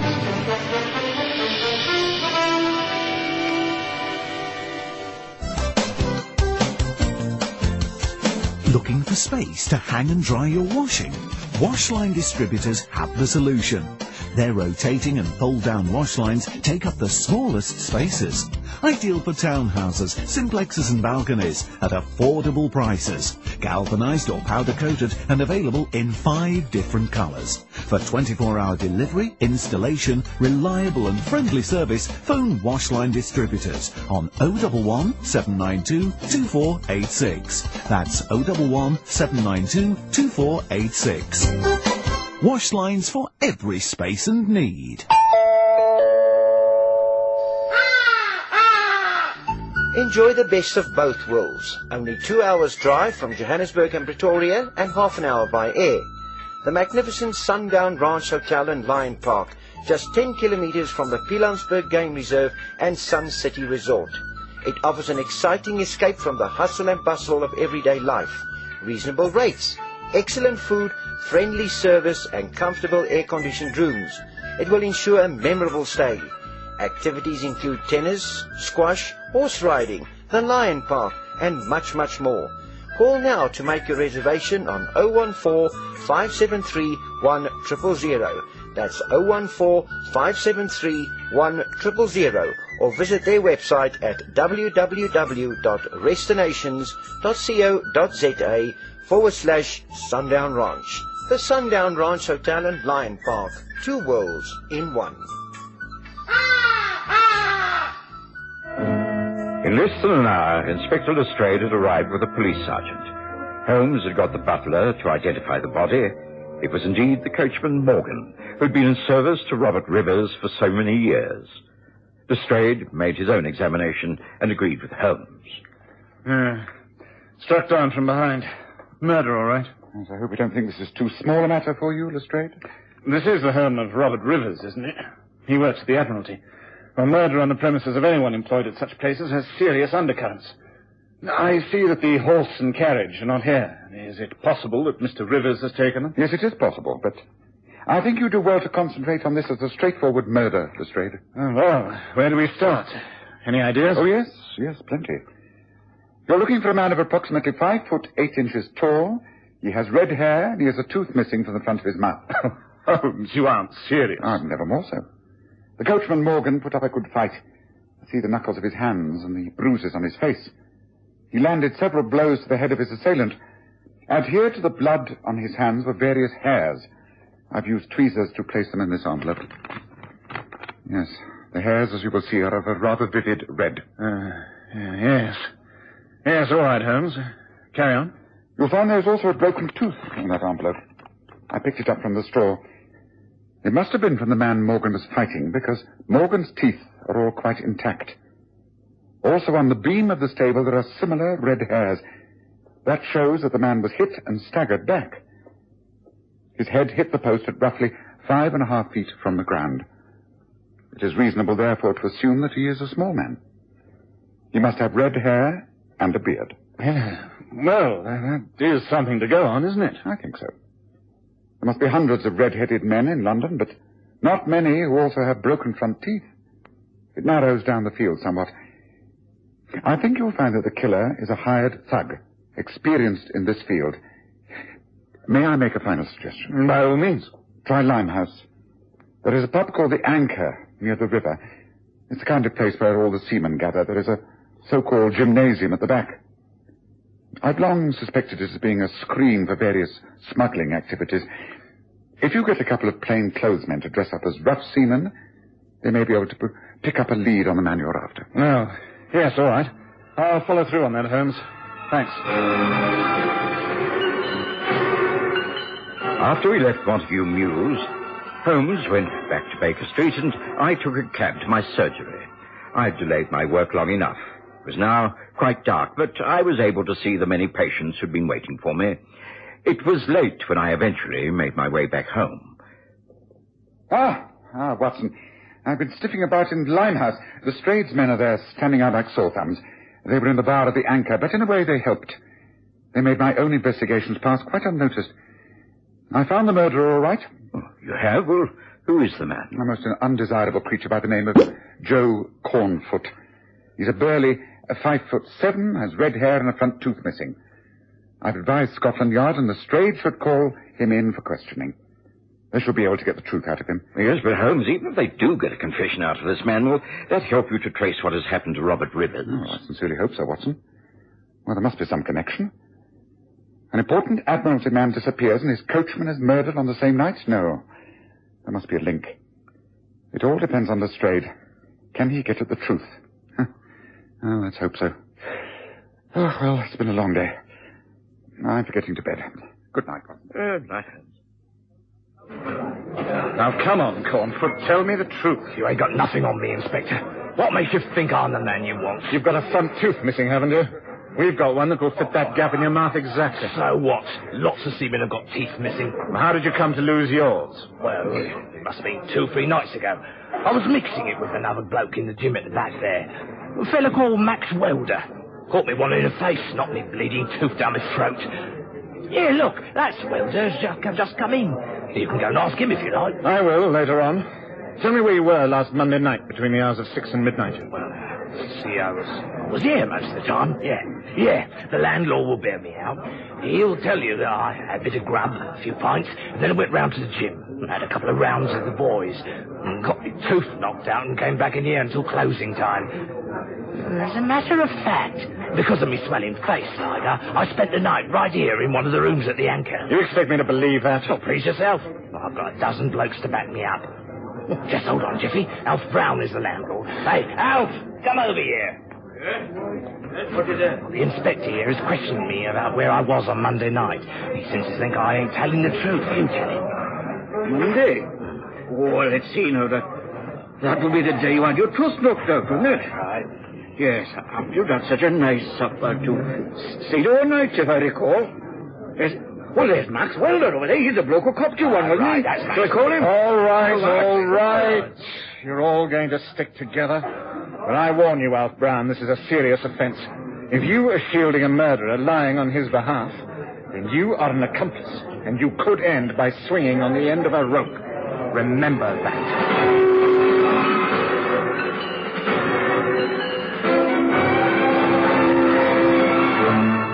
The next day was spent in trying to destroy Joe Cornfoot's alibi and continuing the search for Robert Rivers. Both ended in failure. A very frustrated Lestrade called in the late afternoon. Oh, I just can't move him, Holmes. Can't make the charge stick. He simply says he's innocent, and that's that. But he is not innocent. He is guilty. I've been fetishing away down at Limehouse, and Joe's pals are perjuring themselves to protect him. He is guilty, and he knows where Robert Rivers is. I'm sure of it. Well, Holmes, I don't know how we're going to prove that you're right. Well, I shall have to take active steps myself. There's no time to lose. We move tonight. First, I want you to send off 2 telegrams for me. One is to Mycroft, wherever he is in Europe. Oh, I think we should be here to take the responsibility. The second is to Sir Charles Drewings. Then I want you to have your men at the ready down at Limehouse, Lestrade. Watson, are you agreeable to accompany me? Yes, of course. Of course. Then it's about 9 o'clock we will journey to Limehouse. Suitably clad, of course. I'm sure I can find old clothes that you can get into. A large Inverness cape with big pockets that can contain a revolver or 2. So you think it's going to be dangerous, Holmes? We're tackling dangerous men. Let's go prepared. Come, let's get started. Now, Lestrade, this is what happened.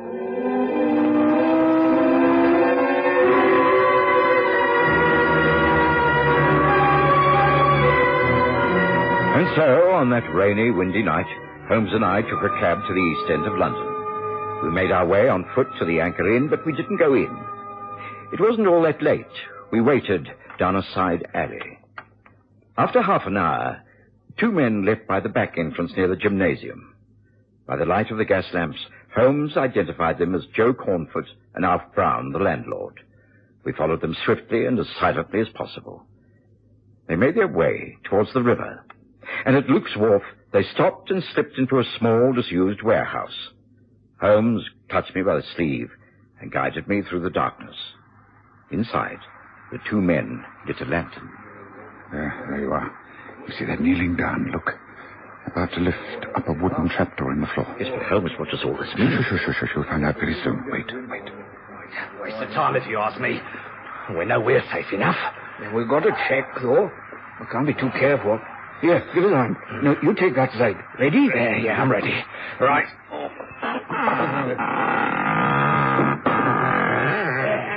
See, still there. Told you. No chance of anyone discovering him under the floorboards.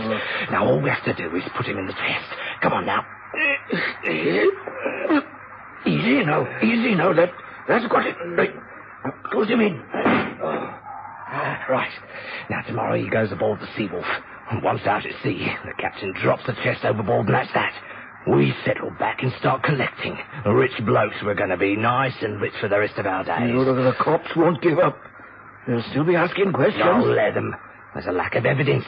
They can't make any accusations. Stick, it's worth taking a few risks. One risk too many. Oh, what?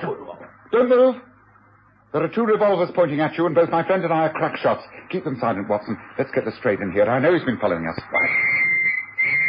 Yes, well, the game is up for you two. You may have been lucky once, Cornfoot, but you don't need a false alibi for this evening's work. This time you face a charge of murder. The killing of Robert Rivers, whose body you have just placed in that sea chest. Blasty, you clever swine. How do you ever find out? You'll have plenty of time for puzzling out the answers when we have you behind bars. Holmes. Watson. I take it you're all right? Yes, there's nothing wrong with us. But our friends here have a lot of explaining to do. You'll find the dead body of Robert Rivers in that sea chest. Take these men away, and then... All right, so long, you. I think we can make another arrest. A bigger fish this time. These are just 2 sprats to catch mackerel. Come, Watson. There's still important work.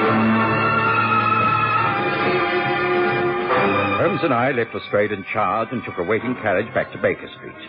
There, we hastily changed from our old clothes, washed ourselves as cleanly and speedily as possible, and at exactly midnight, while the chimes of Big Ben ran out over the city, I heard someone pull our doorbell.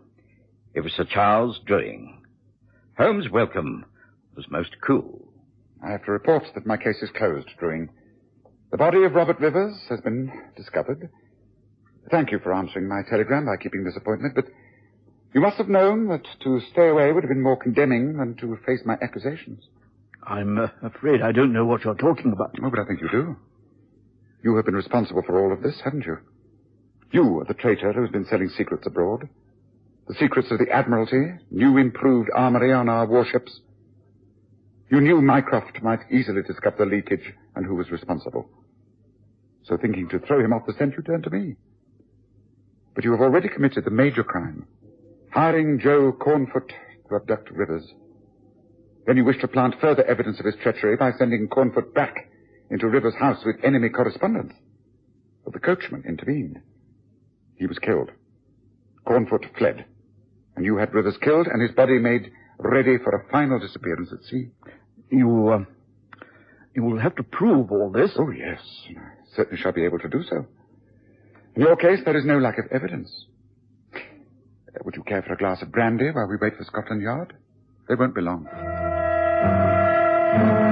Sir Charles Druings remained quite silent. He refused to make any sort of statement when Lestrade and his men arrived to take him away. Joe Cornfoot and Alf Brown were arrested on charges of murder, and Holmes lost interest in the case completely. It was over a week later when we were sitting at breakfast. Yes, I see 2 items of undoubted interest to you, Watson. One is the sudden death of Sir Charles Druings of a supposed heart attack. How convenient. Oh, well, we won't bother to question that. The other is that Mrs. Irene Rivers has now become Mrs. Douglas Beresford after hearing of the death of her first husband, Robert Rivers. Well, I trust you have an uneventful day today, Watson. I certainly intend to do so.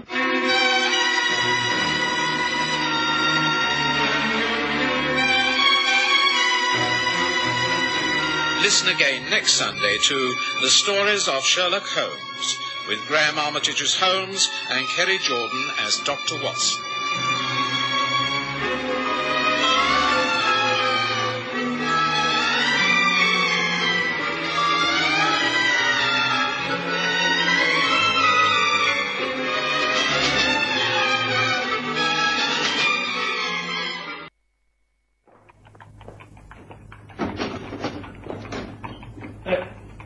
Hey, anyone in here? Anyone mucking around in these stables? Come on out, I can see you there in the shadows. Come on, show yourself. All right. What are you going to do about it? What are you doing here? These are private stables belonging to Mr. Paul Chester. Too bad. I just lost my way, that's all. Sorry, bye for now. Now, wait a minute. That ain't good enough. I'm sending for the police. You won't cause any trouble if you're wise. No? Well, we'll see about that. You asked for it, mate. Right.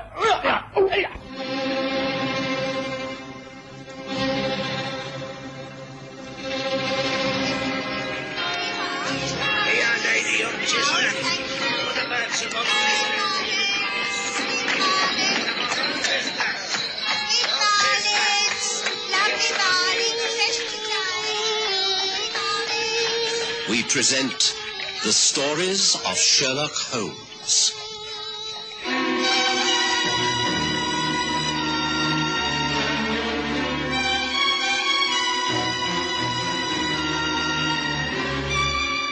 The Porter Mews Mystery.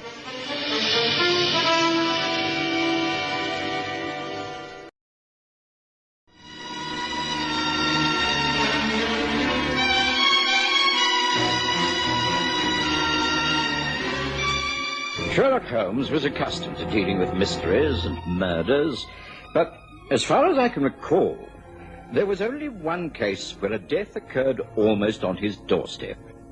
You see, running parallel to Baker Street is Chiltern Street, and in between, at the back of number 221B, there is a small mews, Porter Mews. The stables are clearly seen from our back bedroom windows. Number 108 Chiltern Street is owned by Paul Chester, an Under-Secretary at the Admiralty. And it was in his stable, in the mews, that the body of his coachman, Ben Mead, was found that autumn morning. Naturally, someone thought of Holmes immediately. And, not stopping for breakfast, we both hurried to the scene of the crime. Constable, good morning to you. Oh, good of you to pop over, Mr. Holmes. Lindsay's the name. I'm standing guard here until the inspector arrives. Nothing's been touched since the alarm was raised. Good, good. One of those rare occasions when I'm first on the scene and not the last to arrive. This is the man, Ben Mead. Yes, I've often seen him at work down here. Tell me, has Mr. Chester been informed of this? Mr. Chester doesn't seem to be at home, sir. The place is all locked up. That's how this man was found. The housekeeper arrived. She doesn't stay in the house. She couldn't get in, and so she came down here to find Ben. Went in a flaming hysterics, she did, and called the police. She's next door if you want to talk to her. Later will do. Let me first take a look at the body and the whole stable. The horse and carriage aren't here. I take it that Chester has gone off with them. Now, the body. Well, it must have been a fight, Holmes. Look at the way everything's been thrown about. Oh, yes, there's been a fight, all right, but an unfair one. It seems to me that this poor fellow was knocked down, and then, before he had a chance to pick himself up, he was hit across the base of the skull with a heavy instrument. This man gave a good account of himself, according to his facial injuries. Blood everywhere, and look at his knuckles, and... Yes, what's this? Yes, a coachman's wheel hammer. Blood and hair on it, yes. This is the murder weapon, all right. Now, I need as much light as possible. Now, where's my glass? Yes, very interesting. Very interesting. Well, it's clear from the footprints in the earth by the door that Ben came in here and disturbed someone. I should say quite early last night. There was a fight. He inflicted some injury upon his opponent before he was knocked down. He was leaning, I should think, about here when the fatal blow was delivered. Yes, I think I'd like to go over everything alone, if that's all right with you. And then, when the inspector arrives, you can send him up to my rooms, Constable. I think I can put him on the right track straight away. Oh, that's a relief to know, Mr. Holmes. Lucky to have you on the spot, so to speak. I'll tell the inspector straight away.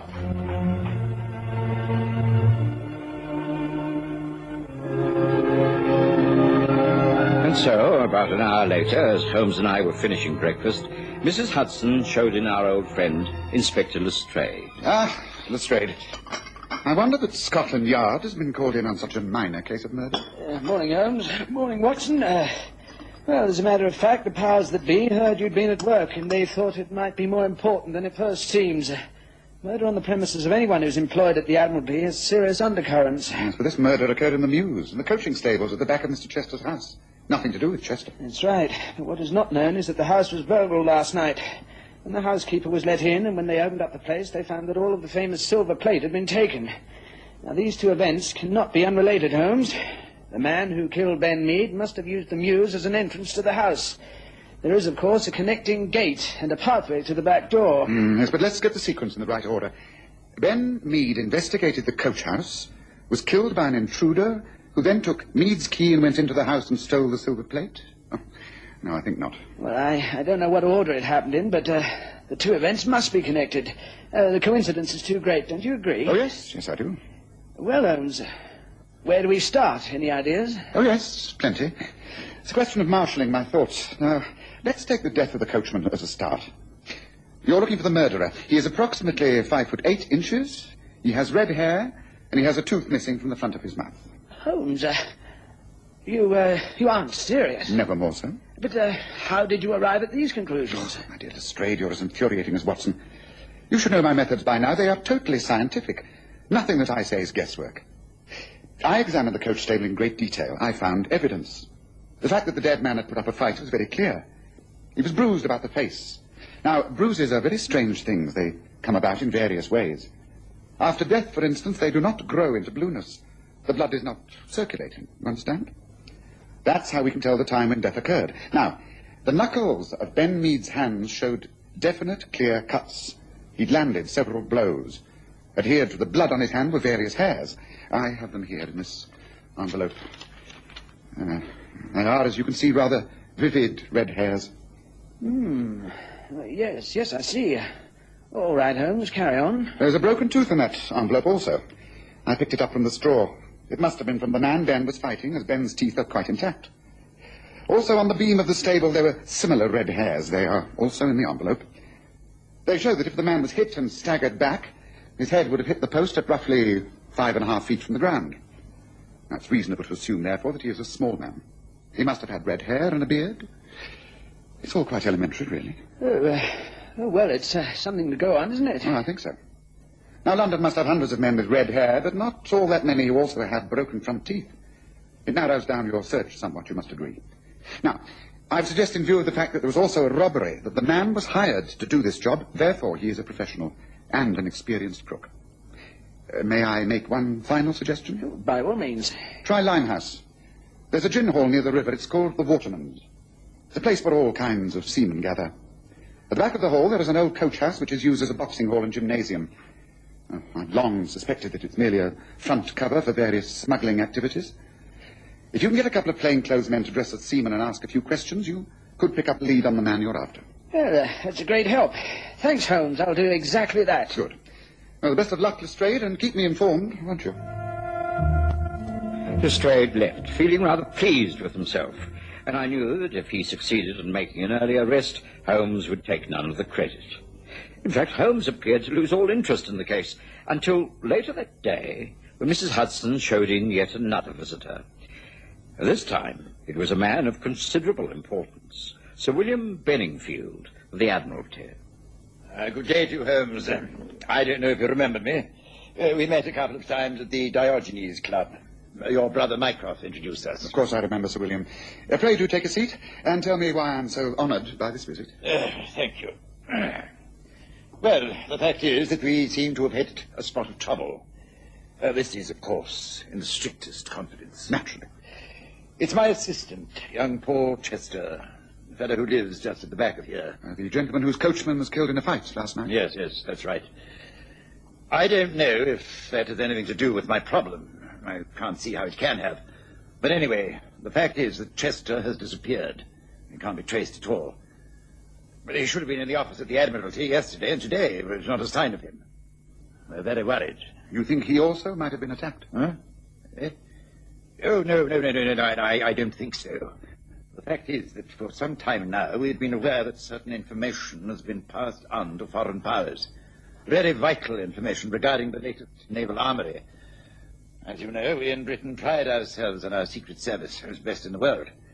Information coming back to us leads us to believe that someone in the Admiralty has turned traitor. And you suspect it's Paul Chester? Oh, grave accusation, Holmes. I hardly like to put it in so many words, but the possibility does exist. Recently, I've been watching Chester. Only he and I have the keys to the safe where the codes are kept. Very few of us handle the top secret stuff. The codes are continually being changed. Now, I know Chester has been at work on certain papers. I am reasonably sure that he has been passing copies on to a contact in Austria. Your brother Mycroft is over there at the moment and has confirmed that the information is being leaked out there. And you think that Chester may have got wind of this, that he might be aware that you suspect him? That's right. I fear that he may be skipping out of the country with the latest plans. It's important that we find him and stop him.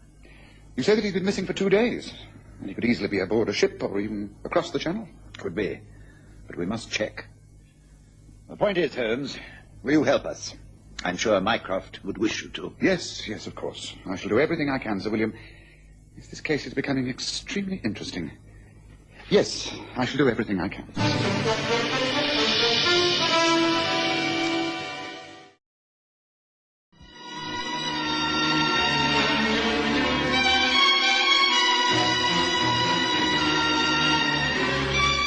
Sir William Benningfield left, and I went about my own business. I had a large number of calls to make and didn't return to Baker Street until early evening. But Holmes was not at home. Mrs. Hudson had set the table for supper, and there was game pie and vegetables hot on the stove. I was helping myself to this when the door opened, and a shabby old tramp let himself in. Look here, my man. Well, what do you mean by calling in here? How did you get in? Who are you, anyway? You must be the doctor. Dr. Watson, ain't that right? That is correct, but answer my questions. Who are you and what do you want? How did you gain entrance to these rooms? You really are my best audience, Watson. I always feel my disguise is a foolproof if you're taken in by them. Holmes, well, I must say that this is one of your better attempts. I was completely taken in. Well, what have you been up to this time? Well, I thought I'd do a little checking up around the Limehouse district myself. Lestrade's men stand out like sore thumbs down there. I spotted them in the Waterman's Gin Hall immediately. Fortunately, they made my own investigation pass unnoticed. Yes, I found Ben Mead's murderer, all right. You have? Oh, yes. A very undesirable creature by the name of Joe Crumb. He's exactly 5'8", has red hair and a beard and a front tooth missing. I've advised Scotland Yard, and Lestrade should be about to make an arrest, I should think. That's fast work, I must admit. Holmes, is there a connection between that man's death and the disappearance of Paul Chester? I believe there must be. It's far too coincidental.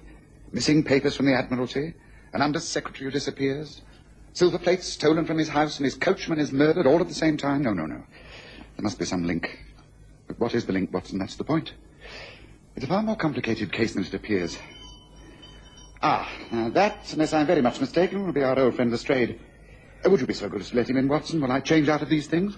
Give him a glass of brandy and invite him to take supper with us. I shall not be long. I did as Holmes instructed, for it was indeed Inspector Lestrade waiting outside on the doorstep. He accepted my offer of food and drink gratefully, and over supper told us of his success. We arrested the man, Joe Crumb, Holmes. He's now in jail, and we're pushing forward his trial.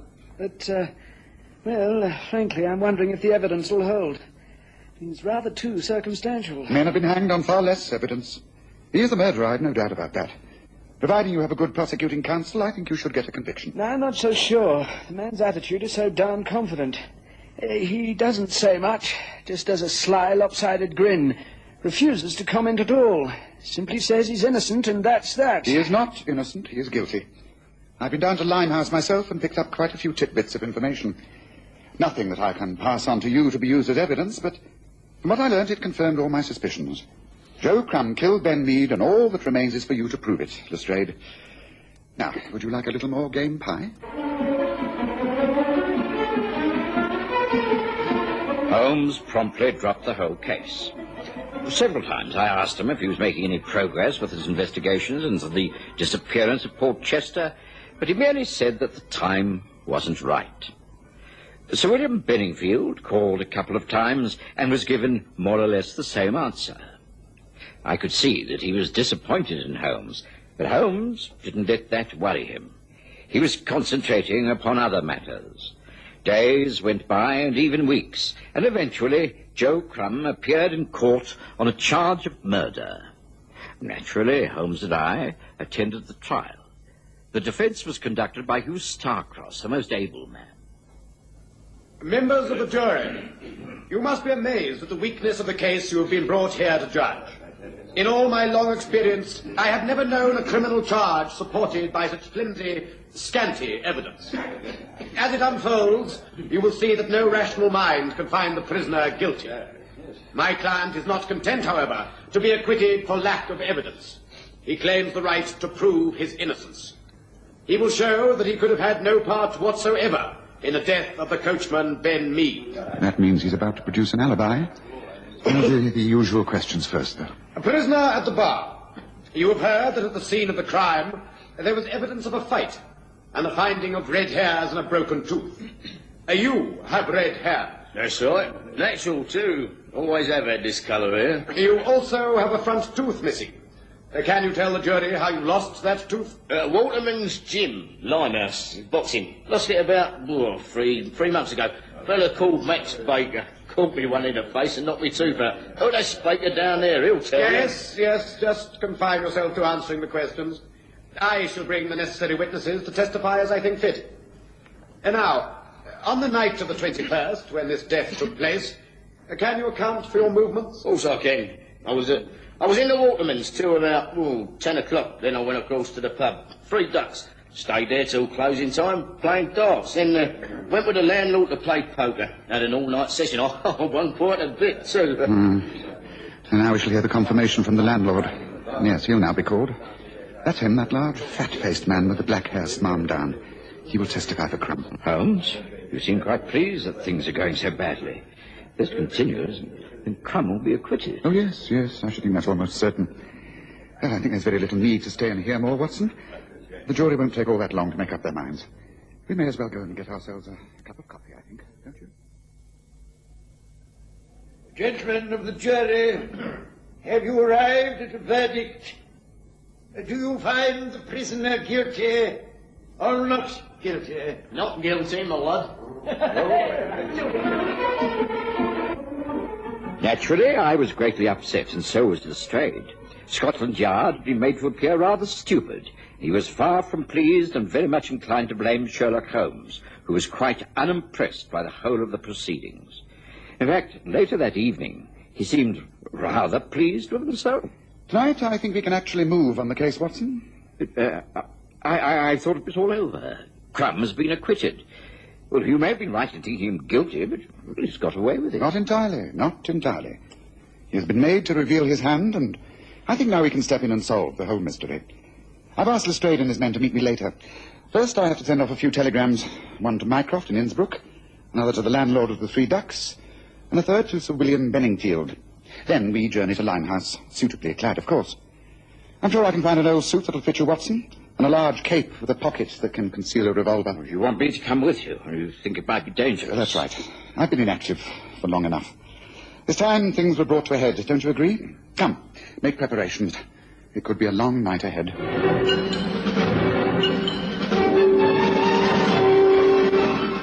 And so, on a rainy, windy night, Holmes and I took a cab to the east end of London and made our way by foot to the 3 Ducks public house. We didn't go in. It was nearly closing time. We waited down a side alley, and after about half an hour, 2 men left by the back entrance. I could tell by the light of the gas lamps that they were Joe Crumb and the landlord. Swiftly and silently, we followed. They made their way down towards the river, and at St. Catherine's Wharf they stopped and entered a small disused warehouse. Holmes seemed to know the way, and catching me by the sleeve, guided me through the darkness. The 2 men lit a lantern. There's he. They're kneeling on the floor, about to open a trap door in the floor. Holmes, what's all this mean? Shh, you'll find out very soon. Wait. Go and check out, though. Can't be too careful. Here, give us a hand. Ready?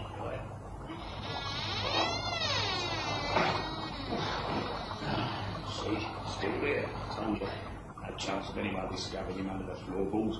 All we've got to do is put him in the chest. Come on. Easy.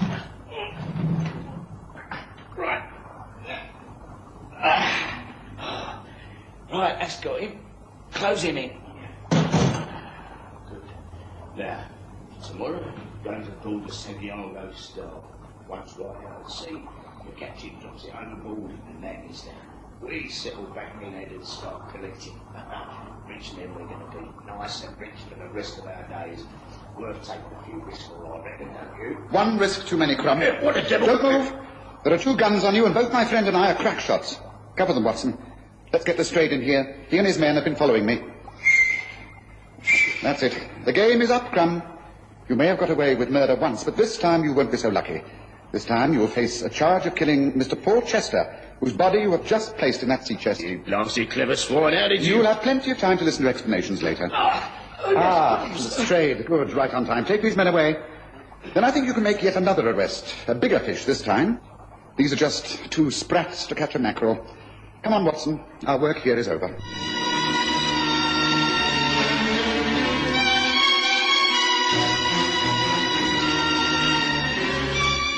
After the arrest of the 2 men in that warehouse, events moved at a bewildering pace.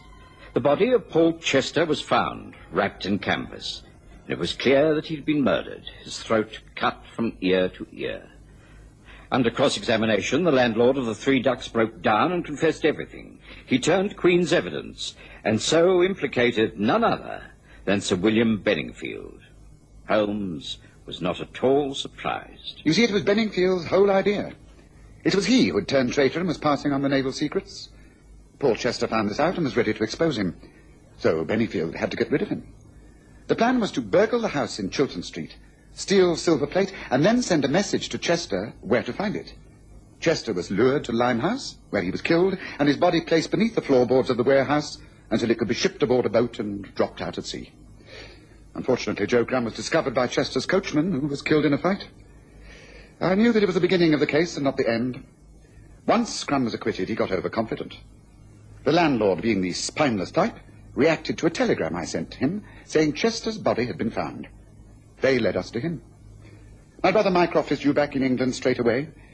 He'll deal with Benningfield. I think our job is over, Watson. So much for the Porter Mews mystery. Interesting case, but a little too close to home for comfort. Don't you agree?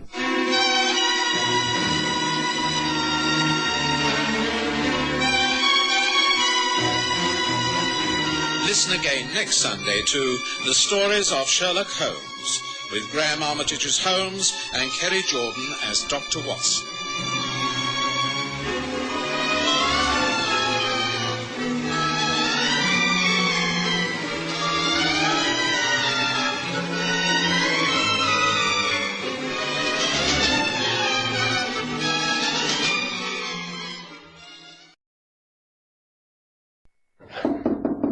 Who is it? It's Jimmy Richardson, Mr. Bishop. Oh, very well, Jimmy. Wait just a moment.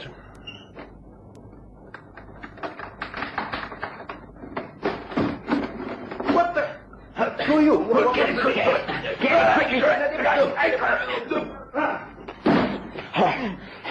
Chloroform quickly. Don't make so much noise. Get him. All right, Queen. And he got lost. Yes, easy now. That's it. Good. Good, he's out. We've got him.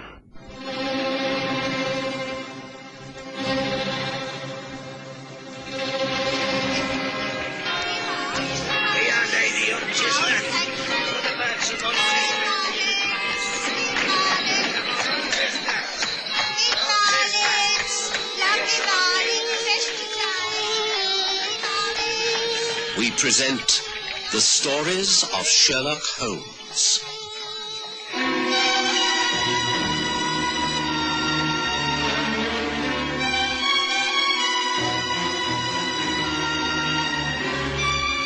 The Missing Inventor.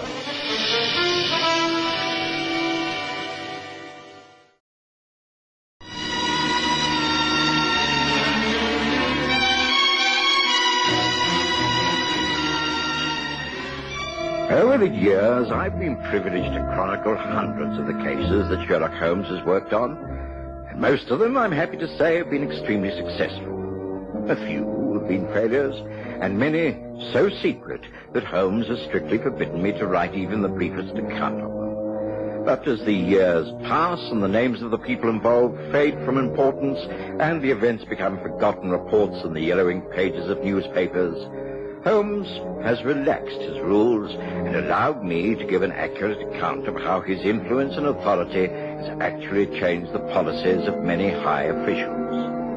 There was one case that is now over 10 years old. It happened back in 1881. I was still living in the rooms at 221B Baker Street.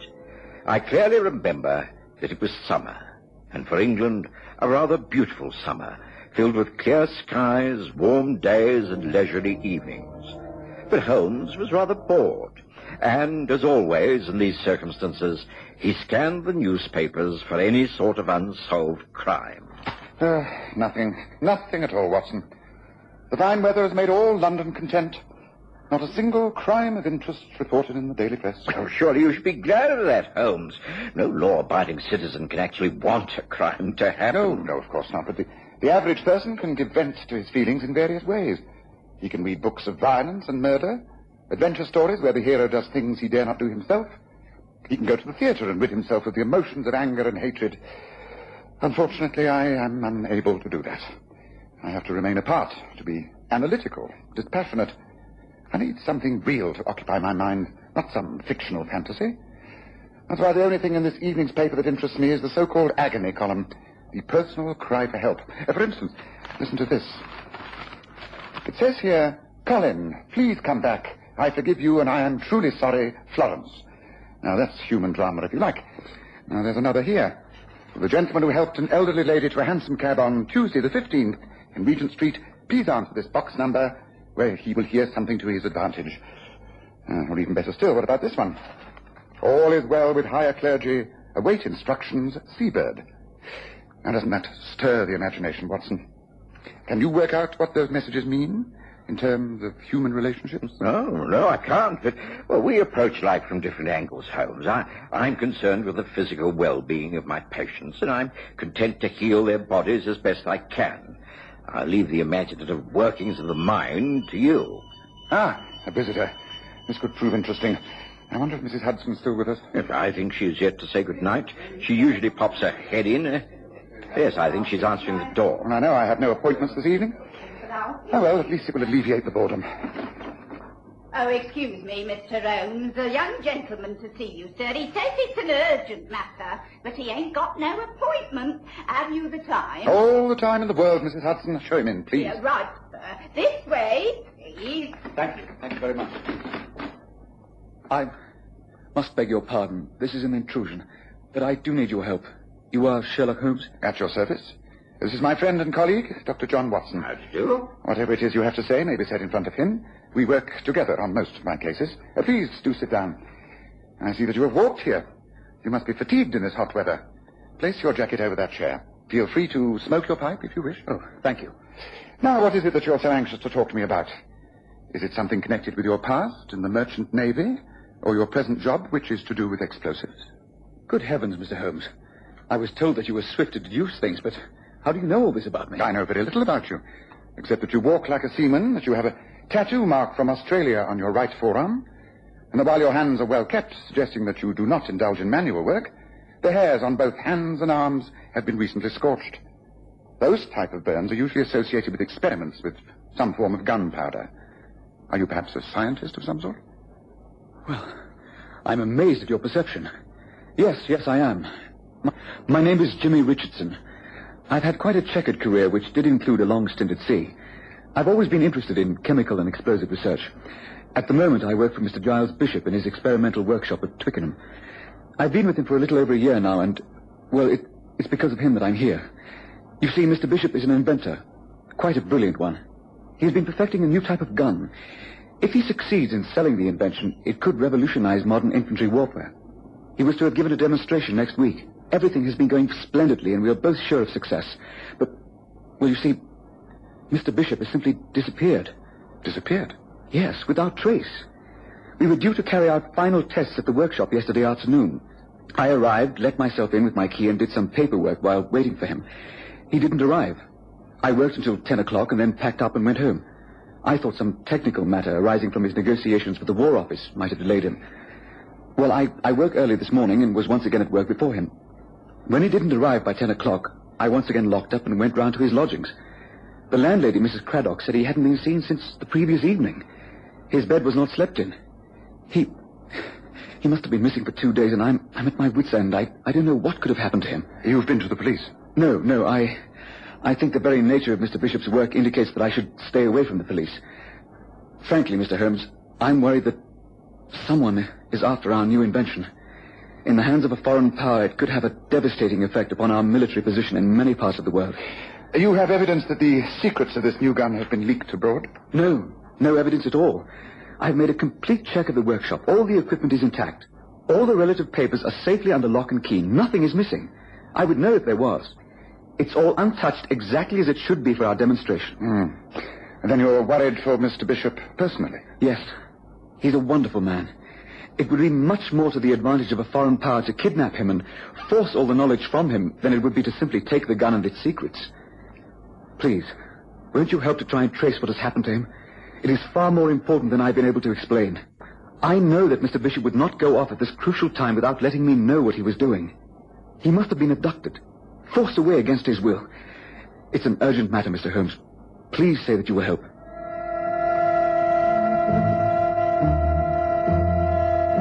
Of course, Holmes agreed. Even if it had not been such a slack period in his career, I think he would have taken the case. His first reaction was typical. After taking Jimmy Richardson's address and making an appointment to see him early the next morning, he invited me out to dine. We hailed a hansom cab, and to my surprise, Holmes requested that we be driven to the Diogenes Club. And once there, of course, he asked for his brother Mycroft, who invited us to join him. There was another gentleman in the party, Mr. James Jules. Good to see you both. Do join us. Allow me to introduce you. This is Mr. James Jules. Jules is my brother Sherlock and his colleague, Dr. John Watson. Thank you. Jules is in the Defense Ministry. This is a most timely meeting. As a matter of fact, I have one or two queries regarding an interesting case that has come my way. Perhaps between the two of you, you might be able to give me a little advice. I've heard so much about you from your brother that I doubt if I can advise you on anything. But I should be a very avid listener. Let's order drinks, and you can tell us what's on your mind, Sherlock. Waiter, same again, please. And 2 more scotch and sodas. That will be to your liking, won't it, Watson? Thank you, yes.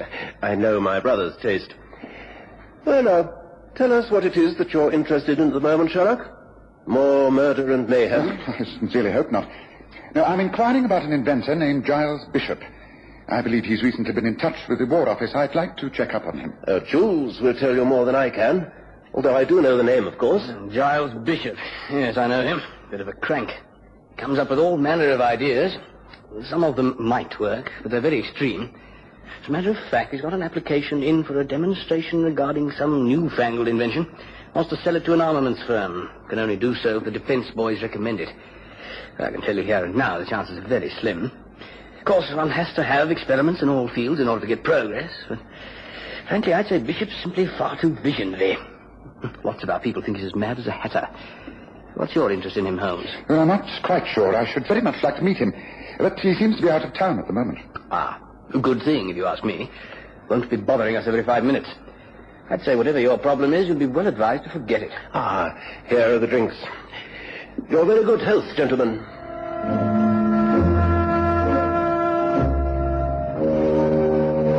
I was surprised that Holmes appeared to take James Jules' advice, for he immediately changed the subject, and during and after an excellent dinner, the matter was not referred to again. We left the club quite early and took a hansom back to Baker Street. Holmes appeared thoughtful and hardly spoke. It wasn't until we were actually outside 221B that he showed any sign of interest. For having paid off the cab, we found young Jimmy Richardson waiting on the pavement. Mr. Holmes, Dr. Watson, I've been waiting for you. I have to tell you, I have received a letter from Mr. Bishop. He says there is nothing wrong and that he has simply gone away for a few days to think things out. But the letter is a fake. I'm sure it is. Please, won't you study it and give me some advice? I know it's late, but please, won't you agree? I'd rarely known a case start off so very tamely. I was surprised when, instead of dismissing Jimmy Richardson, Holmes actually readily agreed and showed the young man upstairs to our sitting room. There, he asked to see the letter from the missing inventor. Dear Richardson, a short note to say that I've gone away into the country for a week. I've been at it too hard, and I'm inclined to rather overdo it a bit. I want you to clearly understand that there is nothing to worry about. I will see to everything when I return. I want you to simply carry on as usual. Yours, Giles B. This is his handwriting? Oh, yes, it's his handwriting. No doubt about that. I don't think anyone has forged the note, but he must have been forced to write it. To start with, he would never call me Richardson. He would write Dear Jimmy. And then here, he would never sign himself Giles B. He would write G. Bishop. Yes. Also, I take it that he's a very educated man. Oh, yes, most learned. And yet he has split 3 infinitives in one short note. Yes, I think you must be right. The note is deliberately couched in this way to arouse suspicions and put us off the track. Did this come through the post? Yes, here, the envelope. See, you can just make out the postmark. Richmond, Surrey.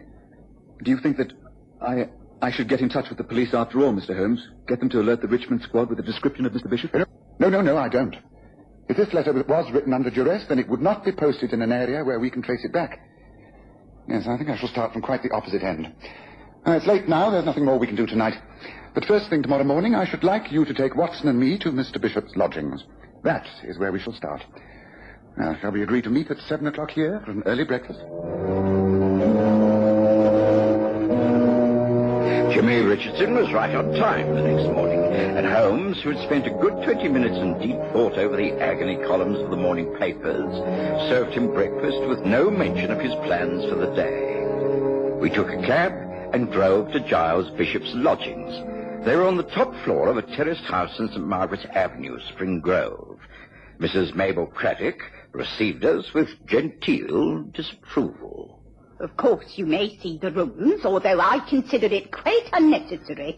I received a short note only yesterday from Mr. Bishop to say that he decided to spend a week in the country. It's quite clear that he will return when he thinks fit. May I see that note, Mrs. Craddock? I don't think I kept it. It was just a short note in his own hand. I recognise the handwriting. Oh, really, Mr. Holmes, I don't know what all the fuss is about. This way, please, up the stairs. Mr. Richardson, you've been here before as Mr. Bishop's guest. Would you like to show these gentlemen the way? Yes, of course. I'd be obliged if you would make sure everything is neat and orderly when you come down. I would not like Mr. Bishop to feel his belongings had been disturbed in any way. I assure you that we shall not interfere. It's simply the fact that we wish to find out exactly where Mr. Bishop has gone. It is very important, a matter regarding his work. I see. One other point. When precisely did you last see Mr. Bishop? When he retired for the night 3 nights ago, he went to his rooms. I heard nothing. But he must have changed his mind and gone out again. For the next morning, he had gone. His bed had not been slept in, you see. He must have decided to pack and leave that night. I did think it rather odd as the front door was still bolted. He must have let himself out the back way. I was a little disturbed at first, but of course the note he sent was put everything all right. Up those stairs. I shall be waiting for you when you come down, when you finish. Thank you, Mrs. Craddock. Please follow me. So, she had a note as well. I wonder what clues Mr. Bishop left, hoping that she would realize all was not well. I'm afraid Mrs. Craddock isn't the type to understand subtleties. No, in here. So these are his rooms. This is the living room, and through here, I presume, is the bedroom. Yes, I think this is the room we want. It looks out over the back roofs, doesn't it? A sash window, and outside, yes, a small fire escape to the roof. Just give me a hand with this, will you, Watson? Well, you think the bishop might have left through the window, Holmes? Well, that would certainly explain why Mrs. Craddock didn't hear anything. Yes, and also how the front door remained bolted. Just a moment. Don't touch anything until I've made a thorough examination. Yes, there are fresh scratches on the brown paintwork. See here and out on the ledge, near the iron staircase. Several cigarette butts. Did Giles Bishop smoke, Richardson? No, not at all. He maintained that it was too dangerous in the job that he's doing. Yes, I see. Well, then it seems clear that the abduction, if there was one, took place from here. Come, Watson, let's see if we can follow a trail. I have an idea we're on the right lines at last. Holmes clambered out of the window onto the iron fire escape, and I followed him. The staircase led both up and down. Holmes went up, and we found ourselves on a flat rooftop. It seemed to lead to nowhere until Holmes pointed out yet another small flight of iron stairs that took us up and across yet another roof.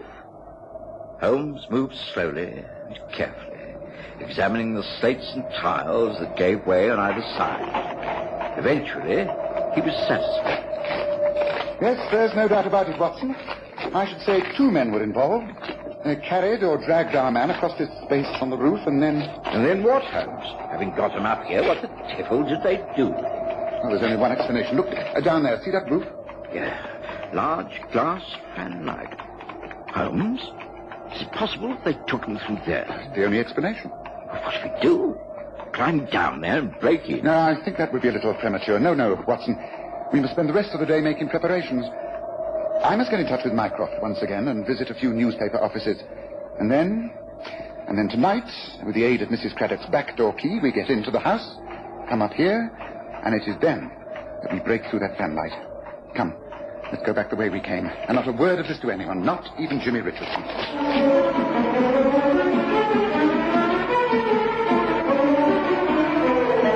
I was completely baffled by the rest of that day. When I saw Holmes, he was either hurrying in or out of our rooms at Baker Street. He seemed tireless. But I knew him well enough to recognize that he had formed a theory and was working upon it. That evening, at about 9 o'clock, we once again took a cab and made our way to Spring Grove. The house we're about to burgle is owned by a Mr. Harold Kestrel, Watson. He works as head of the Essex Arsenal. Now, does that not mean something to you? I suppose frankly, no. The Essex Arsenal supplies government arms of various types on contract to the Defence Ministry. Now, surely there must be a connection with Kestrel and Bishop's new invention. Yes, now that makes sense. Now, you may have noticed that I've been taking a great interest in the agony column of the newspapers. Do you remember one insertion? It read in the morning paper, "All is well with higher clergy, Seabird." Now, surely that can easily read, "All is well with Bishop Kestrel."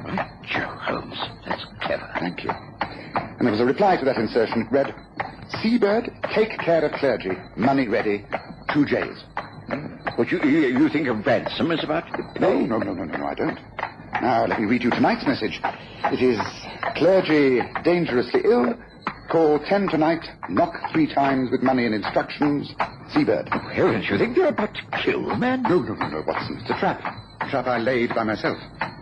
You see, I placed that insertion. And if I'm right, we shall clear the whole matter up in just 1 hour. Ah, here is St. Margaret's Avenue. Good. It won't be long now, Watson.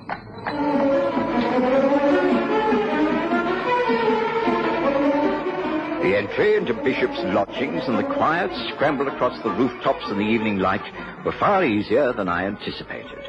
Holmes had left nothing to chance. We had ropes and lanterns and rubber-soled shoes.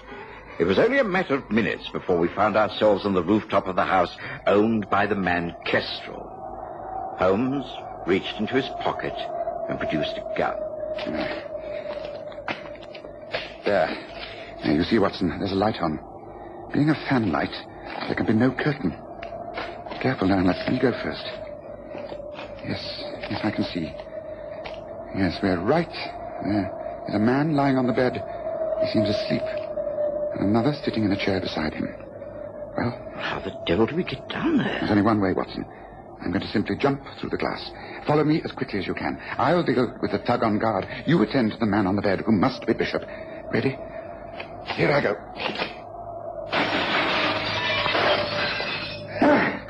All right. Stand there with your hands over your head. Who are you? Now, what's this all about? Not to sound, or you're a dead man. Watson. It's all right, Holmes. I'm with you. Tend to Bishop. Very well. But this man's drugged, Holmes. He's still alive. And I can't wake him. Don't try. Wait. Listen.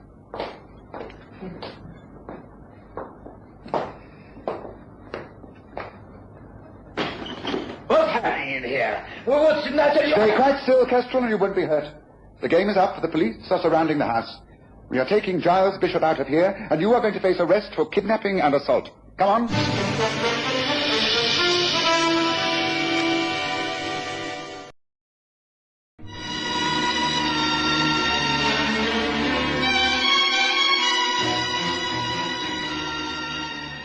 After that, events happened at a remarkable speed. The man named Kestrel must have realized that he could not escape.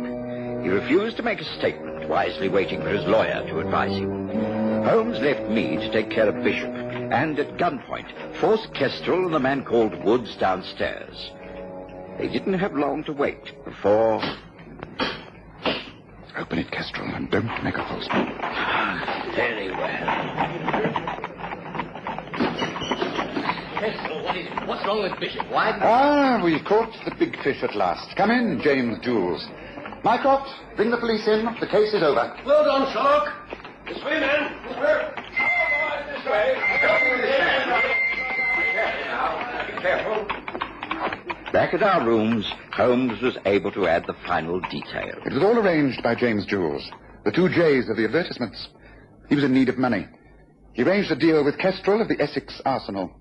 He would renew the standing contracts for a certain sum. But then Bishop came up with this new invention, which, if the Defence Ministry were impressed by the demonstration, would alter all their contracts for arms. Bishop simply had to be kept out of the way until the business deals went through. Luckily, we were able to foil the kidnappers.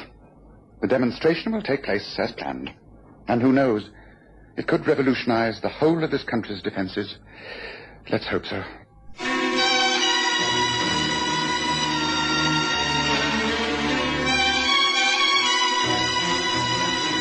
Listen again next Sunday to The Stories of Sherlock Holmes, with Graham Armitage as Holmes and Kerry Jordan as Dr. Watson.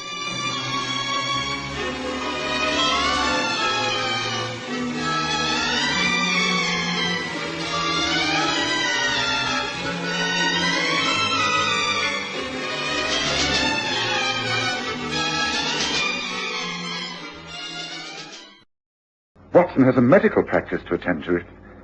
It's rather worrying.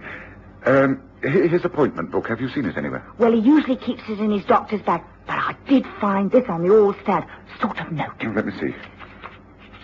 5 Westley, EC3, Tuesday, 10th, Royston.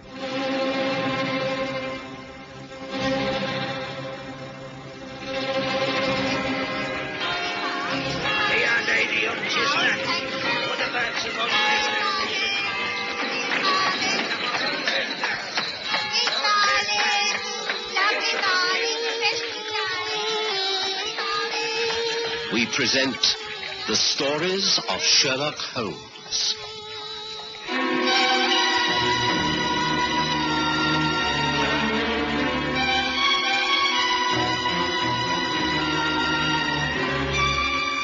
A friend in need.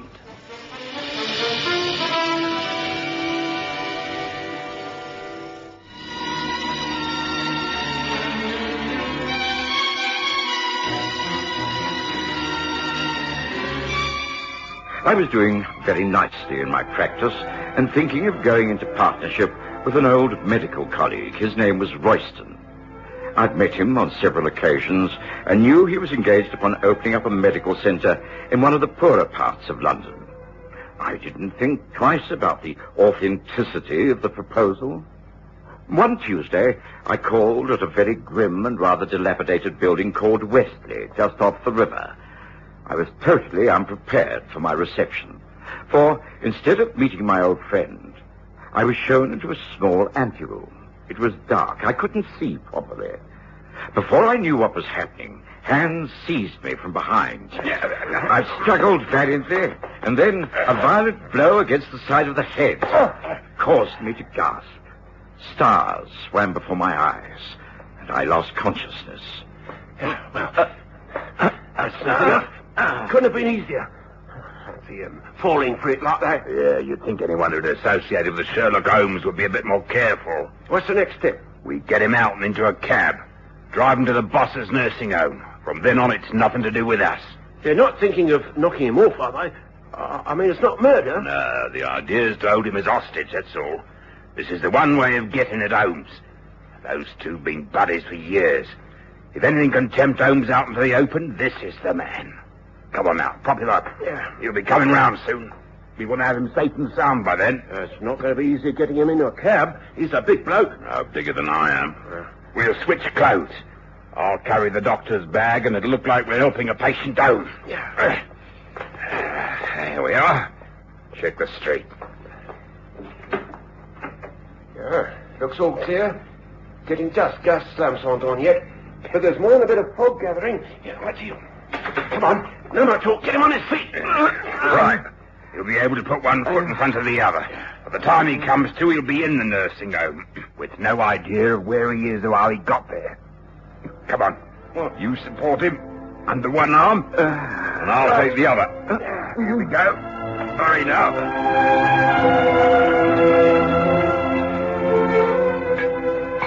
So that's the position, Lestrade.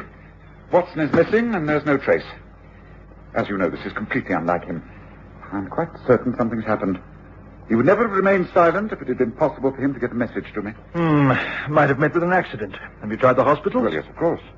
Watson's well known in most of the local hospitals. There's no report of anyone answering to his description being found. And what do you think it's all about?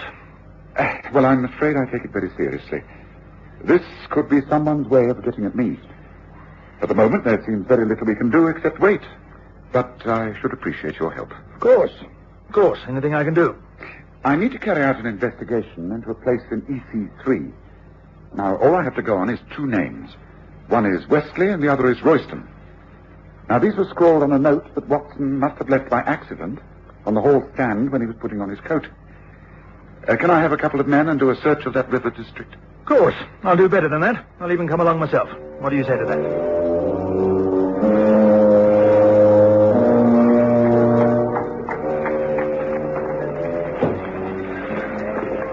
Now, this sudden fog is not going to make our task any easier, Holmes. No, but in a way it's an advantage. One can remain more secretive in the heavy mists.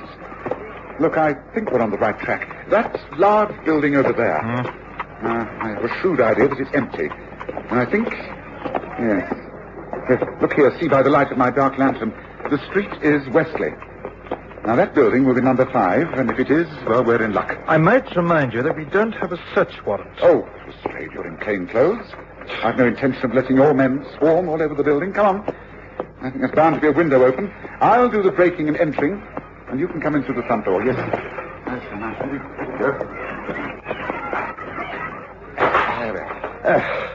If they could seat me at the yard now, I'd get a railroad tailing off.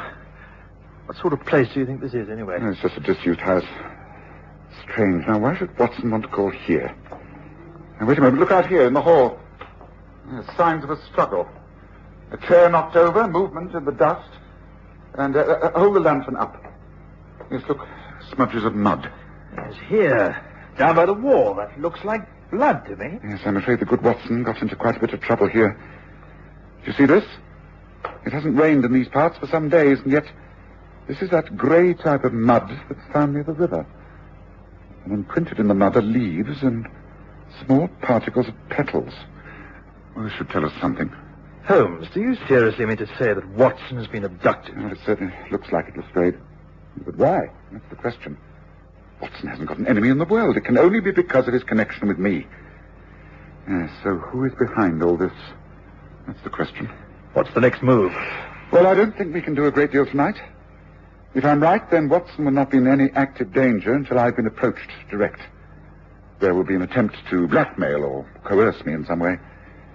I think we might well find something of interest if we question the cabbies who service this district.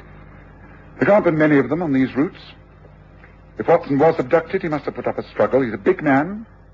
Now, come on, Lestrade. Let's get back on the street and see if any of your men have picked up any clues. Nothing to report, sir. The fog has settled in good and proper. Most folk have got themselves indoors by a good fire. Yes, something we'd all like. Now, here comes a cab. Perhaps we should return to Baker Street and wait for events to develop. But just a moment. Hello there, cabby. Not many fares on an evening such as this. Going off duty? Oh, that's about it, sir. Leading the old mare back to the stables. Can't see a thing in this. Are you a regular in these parts? Oh, that's right, sir. Been working this part of the city for near 20 years. Well, then you must know it like the back of your hand. Tell me, have you in the last 24 hours had reason to convey a sick man from that large house across the way there, number 5? Oh, funny you should ask that. As a matter of fact, I did. Earlier on, there was a doctor and his assistant. He had a sick fellow with him. He was recovering from an accident. They bundled him in the cab, and I took them south of the river. Place set back on its own grounds. They said it was a private sort of nursing home, sir. Why do you ask, sir? Well, because we're most interested in this accident. Look here, I know it's a foul night and you're thinking of going home, but could you find your way to this so-called nursing home? Oh, yes, of course I could. Come on, up in, sir. It'll take a little time, but we'll manage it. Ah, good man. Now, there'll be a sovereign for your pains at the end of it. Now, send your men home to their beds, Lestrade, and jump in.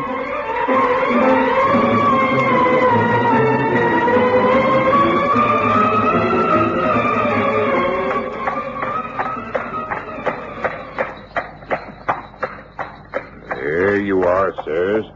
This is the place where I drop the doctor and the patient. That driveway. They say it leads up to the nursing home. Thank you, cabby. I think you can find this place again, Lestrade? Yes, certain I can. Quite right. easy. Right, well, that's what we're doing tonight. To attempt to enter there would be showing our hand and perhaps putting Watson in further danger. Well, I suggest that we now drive back to Baker Street. I shall be very surprised if the next move doesn't come from our adversaries. Whoever's behind this has thought it out extremely carefully. Right, Gabby, 221 Baker Street, and there's another sovereign for you if you can get us there before midnight.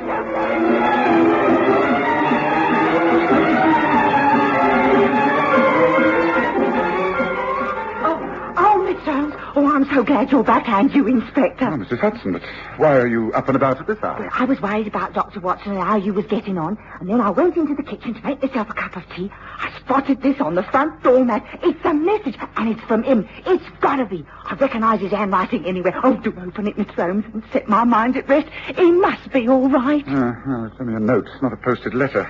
It certainly looks like Watson's writing. Dear Sherlock, a reassuring note to say that I'm back in town and staying with an old friend, Dr. Hugh Royston at his nursing home. I expect to be away for another couple of days on this most interesting development. John Watson. Oh, well, that's all right then, isn't it? No, it isn't. It's far from all right. Oh? Watson most certainly did not write this note. He's never called me by my first name in his life. This is practically an invitation to visit that nursing home that we traced Lestrade. We must be careful. Watson's life is all important to me. But I'll never fall into a trap like this. Never.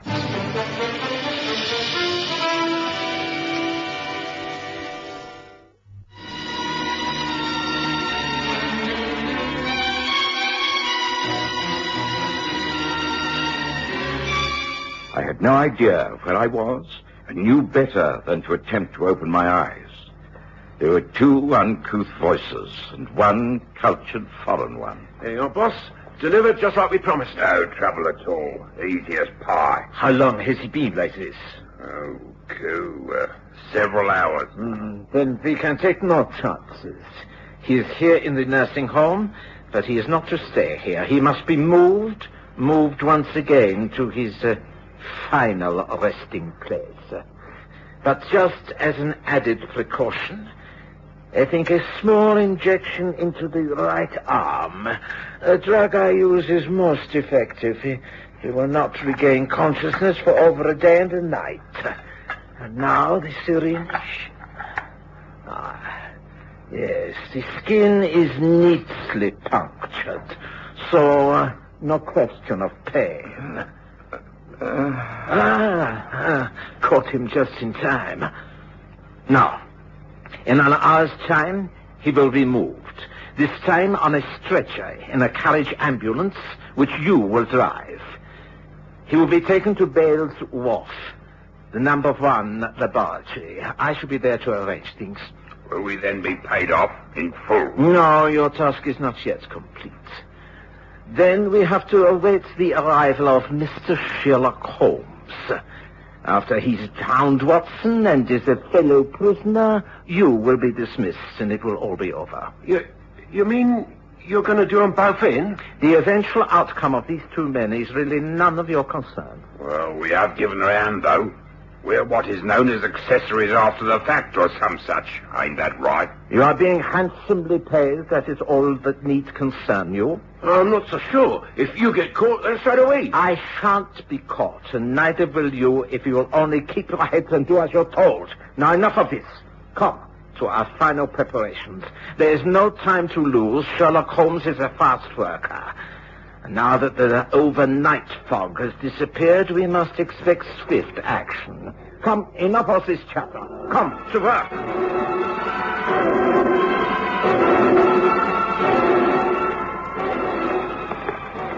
Yes, I'm sorry to behave so strangely this morning, Lestrade, but I believe this is more difficult than I thought. It's clear to me that Watson has been abducted for the sole reason of trapping me. I've therefore not rushed in, but taken things slowly. And the first essential is to establish the true identity of this man, Dr. Hugh Royston. I've therefore taken an hour of early morning, looking him up in the London Medical Register. He does exist, and he lives in this street. We're about to call upon him. Now, this way, up these steps.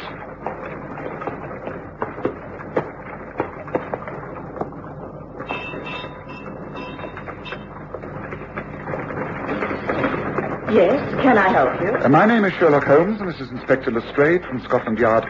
Is it possible to see Dr. Royston for just a few minutes? Please do come in. I will inform Doctor that you have called. Thank you. Excuse me. Well, this looks respectable enough, Holmes. Doesn't look much wrong here. No, I didn't think there would be. Would you like to come through, please? The doctor will see you now. Thank you. Sherlock Holmes, great pleasure to meet you. You're a great friend of John Watson's, isn't that so? Please, won't you be seated and Tell me what I can do for you. It's Watson himself. He has disappeared.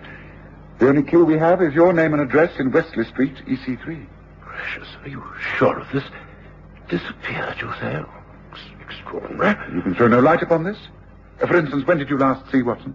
Some weeks ago. We'd been corresponding. I was rather keen to take a small nursing home in the East End and run it for hard-up people, the poor and delinquent. Watson agreed to consider this. The suggested site was at 5 Wesley Street, that rather derelict and seedy, run by a man called Henry von Bork. Von Bork? So he's the man behind all this? You know the man? Only too well. One of the most treacherous spies in Europe. Yes, it's all becoming quite clear to me now. Von Bork is using Watson to lead me into a trap. Unfortunately, I cannot afford to ignore it. He will have no hesitation in killing Watson unless he thinks I am coming to the rescue. Thank you, Doctor. You've been a great help. Come to straight. Royston told me what I wanted to know. I know Von Bork's mind. I know it's tortuous and arrogant. He's convinced that he can outwit me, and in order to save Watson, I shall have to allow him to think so. Well, why don't I get a search warrant against his home and let's raid the place? The element of surprise is always good. This Von Bork won't think you'd consider such a bold plan. You may do that by all means if you wish, Lestrade, but I don't think that is the answer to our problem. I'm prepared to believe that Watson was enticed into that nursing home thinking he would meet the good doctor there. But I cannot think Von Bork will keep him there. It's too risky. No, he'll have him removed. But where to? Von Bork used to have offices in the dock area. You may recall that we thought he was using them in the smuggling case of the Blue Peter. Now, wait a moment. When we called at 5 Wesley Street, we found evidence of a struggle. Undoubtedly, that is where Watson was overpowered. Then I also observed grey mud, do you recall? Imprinted in the mud were leaves and particles of petals. Now, the flowering petals were autumn willow blossoms. Those trees only flourish down by the river. Yes, I think I can trace the old offices that Von Bork used. If I'm right, then that's where they would have taken Watson. Seems to be taking a long shot to me, Holmes. Wouldn't it be better to stick to more orthodox methods? There's no time. Von Bork will be getting anxious. He's not going to hang around keeping Watson alive if he can't get at me. Now, I've got to move. The point is, Lestrade, are you still going to back me up? I've done so up till now. I'm not backing out when it comes to a crisis. Lead on, Holmes. I'm with you. This is it, Lestrade. These are the offices. And I fancy Bork has been using them for experimental purposes. They have the appearance of being scientific laboratories. Doesn't look as though they're at all occupied. I think this way, round the side entrance. I know you do not approve of my method of entering premises, but needs must when the devil drives. Watson has always said that the police were lucky that I didn't choose a career in crime. I should have rated with the best of them. Observe, I have a full set of burglar's tools with me now. For instance, this door, although made of steel and padlocked, presents no problems. Something tells me I'm going to regret this. If we're caught, it's demotion for me, no doubt of that. Oh, nonsense. Now, here, watch. Now, Tom. Come on, let's take a look. Blessed, I can see why you think Watson should be shut away in a place like this. It's quite dark. There's just packing cases. The workrooms must be through there. Yes. Yes, this looks more like it. Fully equipped as a laboratory. Yes, we're on the right lines, all right. Look, wooden steps going down and footprints. Muddy footprints. Now, you see how staggered they are? Now, those are the sort of prints 2 men would make if they were carrying a stretcher. Come on, Lestrade. Now, here. Now, once our eyes grow accustomed to the dark, and... Lestrade, I'm right. There, in the corner. It is a stretcher. And it is Watson. By Jove, you're right, Holmes. What devil? The door. The top of the stairs. It's closed. Caught, Holmes. Caught like a rat in a trap. I knew you would find Watson sooner or later. It all worked out as I planned. It is useless to think you can't escape. And within 20 minutes you will both die. You see, for months I have been working on an explosive device which is triggered off by that iron bar door closing. 20 minutes, Holmes. Goodbye. What the devil? Holmes, we've fallen right into his hands. Explosive device. It must be here. Down by the stretcher. Look straight. Gun cotton, sulfuric acid, nitric acid. Look, help me to move, Watson. Right to the far corner. There's only one chance. We must make our own explosive first. Quickly, Miss Fay. Right over here, by the fence. Now, come on, give me a hand. Prepared cotton. It has to be 3 parts sulfuric acid to 1 part of nitric acid. It will burn without explosion on ignition. But it's laid up by that iron door. With percussion, it goes up at about 5 times the power of gunpowder. Holmes, do you really know what you're doing? Oh, I'd better get right to the stage. Well, this really is a triumph for Herr Bork. Now listen. Do exactly as I say, and as swiftly as possible. Take this. Carefully now. Right. Now, here. Now get right back. Back by the far wall. Cover Watson with anything you can to protect him. The percussion, when I trigger off, should blow the gate outwards. If it does, then we're safe. We grab the stretcher, get up those stairs as quickly as possible. You ready? Yes, I'm ready. Right, I'm nearly there, well. Here goes. Now get down. We've done it. We've done it. Come on, come on.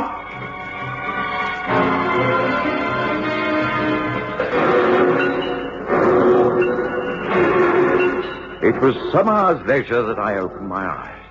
My head ached and I could hardly see. But I was aware of familiar surroundings. The clean sheets under me and the softness of the pillow, which smelt of lavender. I was in my own bed back in Baker Street. I tried to speak, but I couldn't. I knew that someone was in the room with me. A friend. A friend whom I knew very well indeed. Oh, Dr. Watson, I do believe you're coming round at last. Now, don't try to move or speak. Just lie there and close your eyes. You've had such a terrible time of it, but it's all over now. Mr. Holmes and Inspector Lestrade have got everything under control. They found you down somewhere by the river, brought you back more dead than alive. But you're all right. They've gone after the men who tried to kill you, and they'll get them. I'm sure they'll get them. Well, place is surrounded, Holmes. No chance of anyone getting in or out of this so-called nursing home. This is what we should have done in the first place. Perhaps, but it would have meant sacrificing Watson, and that I was not prepared to do. All right, Lestrade, this is more your line of country than it is mine. Go ahead. Do it your way from now on. Right, men, follow me. In we go.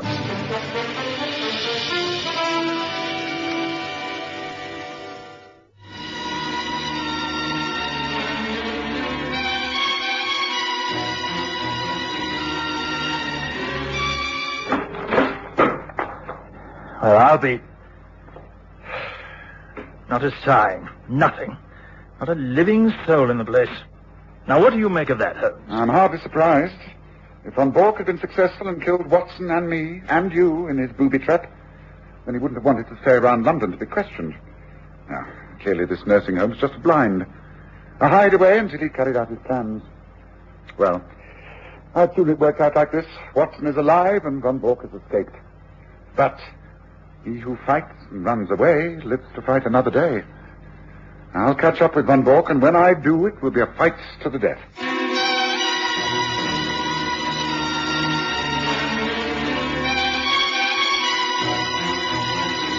Listen again next Sunday to The Stories of Sherlock Holmes, with Graham Armitage as Holmes and Kerry Jordan as Dr. Watson.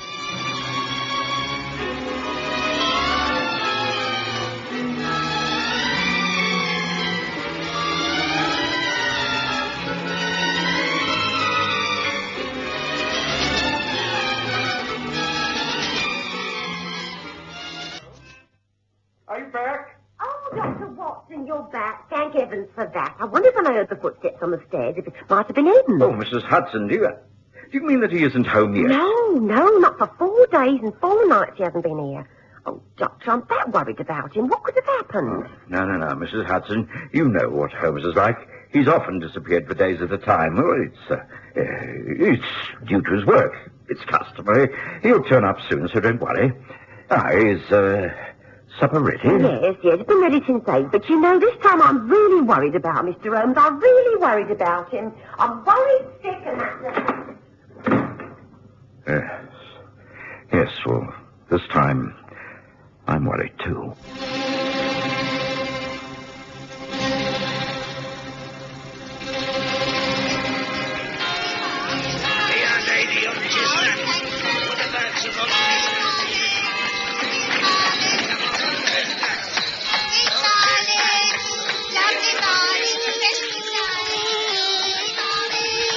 We present the stories of Sherlock Holmes.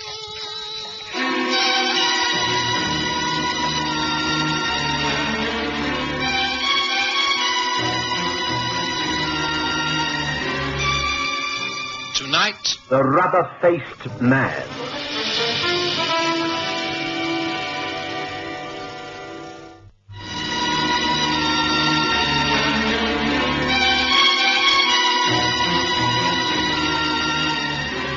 I was accustomed to Sherlock Holmes' sudden disappearances. I knew he had many private hideaways in various parts of London, rooms in lodging houses where he could assume another name and identity.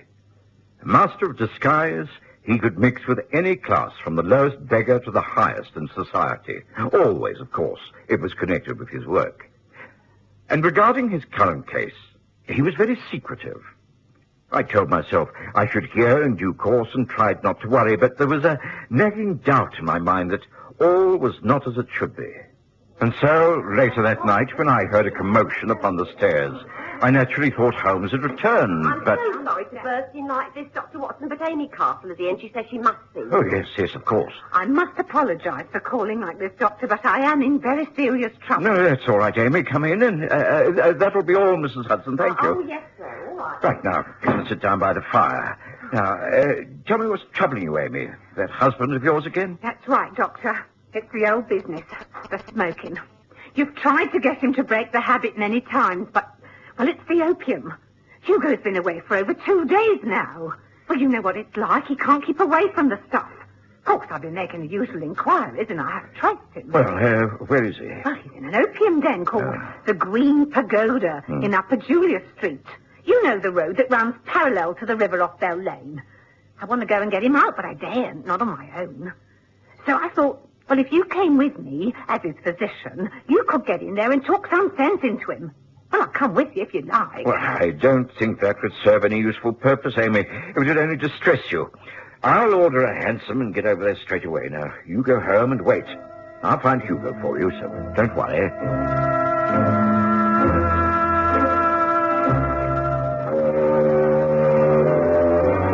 Hugo Castle had always been a problem patient. Like thousands of others in London, he was a constant visitor to the opium dens that clustered around the dock area. The Green Pagoda was one of the more respectable of these houses of iniquity. Near the river, to the east of London Bridge, it had a single door opening off a narrow alley. I entered, and by the low flickering of the oil lamps set against the damp stone walls, made my way into a low, long room filled with thick, brown opium smoke. Wooden burrs like those in an ancient galley lined the walls. Faint sounds of Eastern music came from the gin shop beyond the bead curtains, but no one listened. Groups of huddled creatures bent over red circles of light where the burning poison waxed and waned in metal bowls. Most men lay silent. Some were groaning or whispering, mumbling their own distorted thoughts aloud. As I entered, a sallow Oriental slipped from the shadows to offer the customary pipe. Evening, my sir. Comfortable bed, very good pipe. Long sleep and good dreams. This way. Thank you. No, I'm not here for that. I seek a friend. He's around here somewhere. Would you allow me to look and... yes. Yes, he is. Yes, I think that's him. Hugo Castle. Dr. Watson, it is Watson, isn't it? Watson, my good fellow.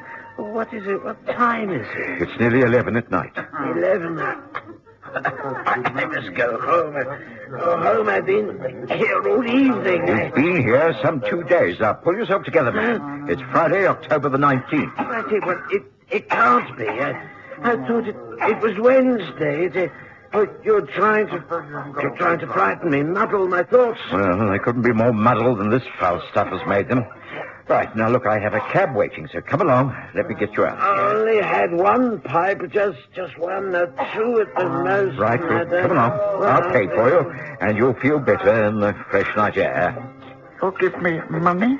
Money? No, not for you, poor wretch that you are. I cannot help everyone. Shh, softly, Watson. Holmes? Hush, you'll spoil everything. Keep your voice down. What on earth? Look, I'll explain on our way home. I'll pay for that poor castle creature and get him into a cab. Send him packing and wait for me on the corner. I shall be for 10 minutes. Hurry, Watson, hurry.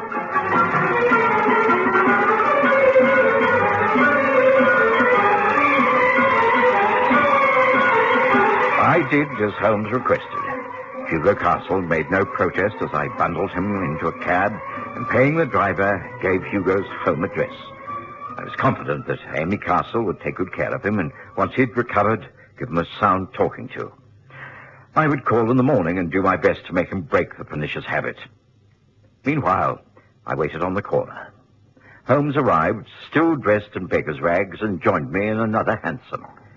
As we clattered our way homeward, Holmes said with a chuckle, If you could have seen your face in the lamplight, Watson. I suppose you think I've added opium smoking to the long list of my other vices. Well, I assure you that, like you, I was visiting the Green Pagoda in order to find someone.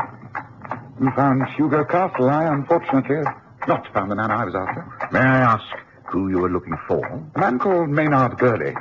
He came to live in London several years ago. He led a checkered, colourful existence, having been an actor, a seaman, and a tobacco importer. He bought a house, married a local lass, and settled down in Islington. Oh, he was happy with his wife and a young son. Recently, he's had no set occupation, but has interests in several concerns in the city. He travels to town every morning by train, returning to Shoreditch Station by the 5:15 each night.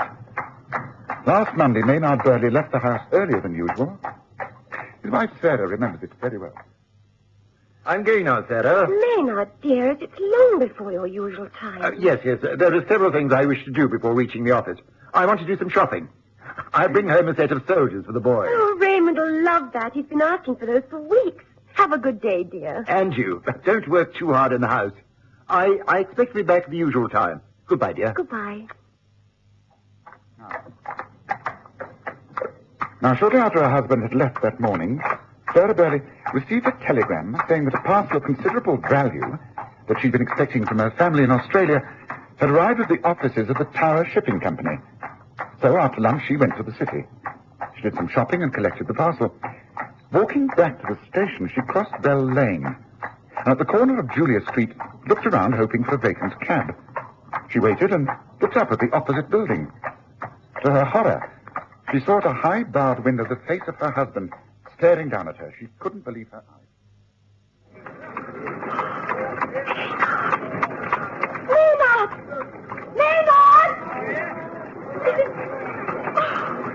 What on earth, Maynard?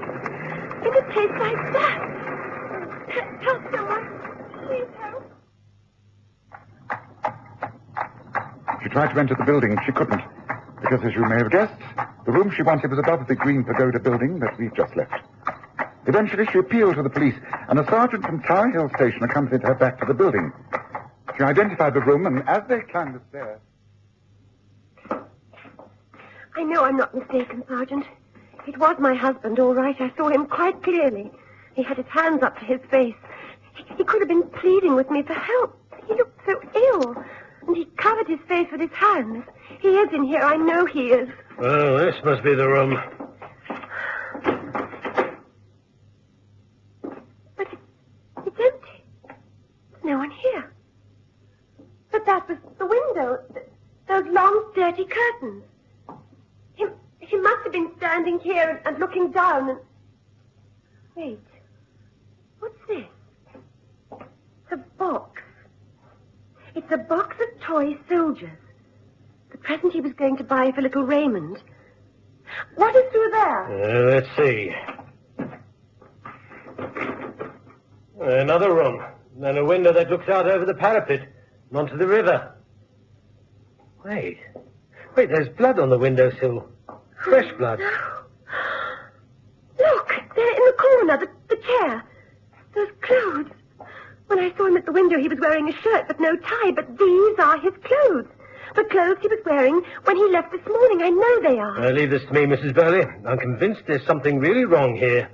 I'll go and question other folk who may be living on this floor. You stay here with the clothes. I'll quickly get you out of this place as soon as I can. No place for a lady of breeding. What have we here? What are you doing, sleeping on the stairs? I ain't doing no harm. Just leave me be. You've been here quite a while. Have you seen anyone come down this way, from the rooms above? No one at all. Wait a minute, I know you. Mike the peddler. Beg on the streets. Pretend to sell matches, but you're a beggar, aren't you? Work a beat from here to Threadneedle Street. Have you been upstairs? No, I swear I haven't. I don't know nothing. No? Now, come on, up you get. What's this? Huh? Blood. Blood all over the cuffs of your shirt. Well, you've got a lot to answer for, Mike Beale. Come on, come along with me. And only this evening I have learned from men in the Green Pagoda that Maynard Burley's overcoat has been found in the Thames. I'm afraid it's a case of murder. I feel I've failed, Watson. What am I to tell that poor woman? It was late when we got back to Baker Street, and I went straight to bed. The lights remained on in Holmes' room, and I knew he was far from satisfied with the way things had worked out. Over breakfast the next morning, he seemed morose and disinclined to talk. We'd finished breakfast, and were lighting our first pipes of the day when Mrs. Hudson bustled in. I've come to clear away, but there's a lady waiting on the landing, a Mrs. Burley. She says it's urgent. Well, then show her in, Mrs. Hudson, show her in. Leave the dishes. You can fetch them later. Just as you say. It's through here, please, Mum. Thank you. I'm sorry to arrive so early, Mr. Holmes, but I had to speak to you. That's quite all right, Mrs. Burley. Please do sit down. Some coffee? Oh, I don't think you know my friend and colleague, Dr. John Watson. How do you do, Doctor? No, I won't have any coffee, thank you. I suppose you've heard the news. They found your husband's overcoat in the river. The police have it now. You may be required to identify it. Strange enough, the pockets were filled with odd coins. Loose change, mostly pennies. It looks very serious, I'm afraid. You think that Maynard was attacked by that peddler named Mike, or some other thugs, and his body thrown into the Thames? I'm afraid it is more than likely. But you appear unafraid. Mr. Holmes, Maynard is alive. I know he is. You see, I've just received a letter from him. You have? You brought it with you? Yes, here it is. Now, let me see. Well, the handwriting on the envelope is not the same as the note it contains. No, but the note is in Maynard's handwriting. Yes. My dearest Sarah, please not despair. I am alive and will make sure all ends well. There has been a grave mistake. It may take time to correct. Please have patience, my darling Maynard. It is Maynard's handwriting. I'd know it anywhere. It's written in pencil on the flyleaf torn from a book. The envelope. It seems that the person who wrote it wasn't sure of the address. The name has been blotted first and the address added later. It was posted in Gravesend by a man with dirty hands, and the gum flap smeared by someone who chews tobacco. Yes, your husband gave the note for someone else to address and post. And there's something else contained in this envelope, wasn't there? I can tell by the imprint of a circle of creases on the paper. You're very observant, Mr. Holmes. Yes, there was a ring. A signet ring. I have it here. It's Maynard's. Then we must accept the fact that this message is genuine. But if your husband is alive and well and able to write to you, why does he not return home? I cannot answer that. He must have some unfinished business that he has to attend to. Either that or he can't return. He's incapable of doing so. Now, let me refresh my memory. To start with, your husband did not at any time show signs of taking opium? No, never. He hardly smoked tobacco and rarely drank spirits. When you saw him at the upper window of the Green Pagoda, the window was open. He made some sort of gesture with his hands? Yes, he gave a hoarse sort of cry and his hand flew up to his face. I'm sure he was signaling for help. Although it could have been a cry of surprise, astonishment at seeing you. It might have been, yes, but it was over so quickly. He disappeared immediately. He is alive, and yet his overcoat has been found in the river. The pockets filled with pennies and small coins. Strange. Very strange. Well, Mrs. Burley, will you consider leaving this note with me? Take the signet ring, of course. But leave the note and future investigations in my hands. I will communicate with you later in the day with, I hope, encouraging news. Just as you say, Mr. Holmes. But now I know that Maynard is alive, all I want is that he should be found. Please find him, Mr. Holmes. Please find my husband.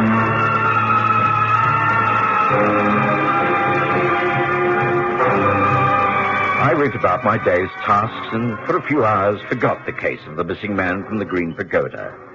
When I returned in the early evening, I found Holmes pacing the room impatiently.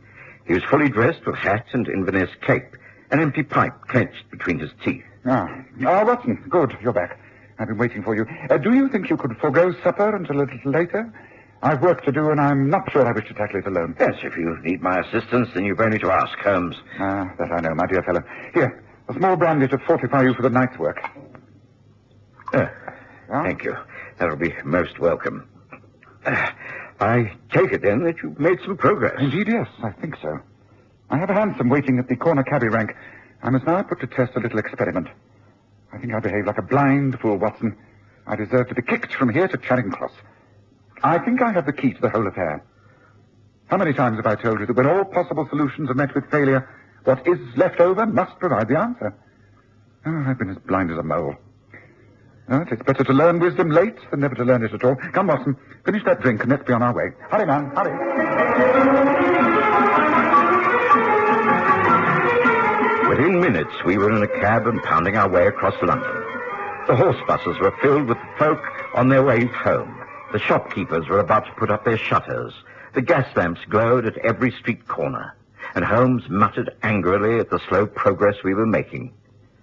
I could tell from the direction we were taking that Holmes was playing the game by the correct rules. We were heading for Tower Bridge and the police station. Sergeant Bennett, who'd been with Mrs. Burley on the Monday's raid on the opium den, was on duty. Evening, Mr. Holmes. Well, what can I do for you? I've called about Mike Beale, the beggar who was questioned regarding the disappearance of Maynard Burley. Have you held him for questioning? He's about to be remanded on a full charge. At the moment, we know he's still in his room above the Green Pagoda. The place has been closed down. It's under surveillance night and day. No one allowed in or out. I see. So Mike the peddler is virtually a prisoner in that place? Oh, put it that way if you wish. Of course, there's no way we could forcibly hold him. But he knows if he as much as puts his nose out from the street, we shall grab him on some charge or other. Can't let him slip through our fingers. No, of course not. If he left that place, he could vanish in a couple of minutes into the dock area on a ship and out of the country in 24 hours. That's why we've got him shut up in there, pending further evidence. Once we find the body of Maynard Burley, we'll slap a murder charge across Mike Beale quicker than lightning. Well, you may be bending the law a little, Sergeant, but I'm very grateful for it. Yes, I suspected as much. That's why I'm here. You see, I want to ask Mike the peddler a few questions. I knew I should be unable to get in to see him without you. Can you arrange to have Watson and me let into that building? Oh, I'll do better than that, Mr. Holmes. I'll come along with you. Constable, I'm off on the Burley case. Expect me when you go off duty. Come on, Mr. Holmes. I'll have the station wagon get us there right away.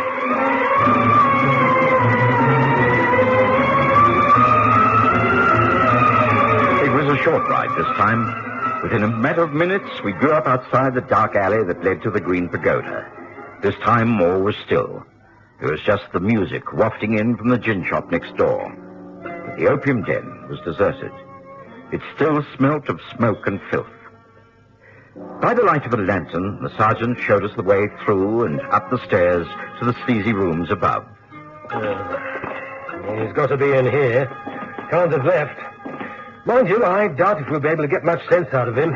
He just mutters into that filthy grey beard of his. What was his explanation regarding the blood on his shirt cuffs? He said he'd fallen and cut his wrist on a bit of broken glass.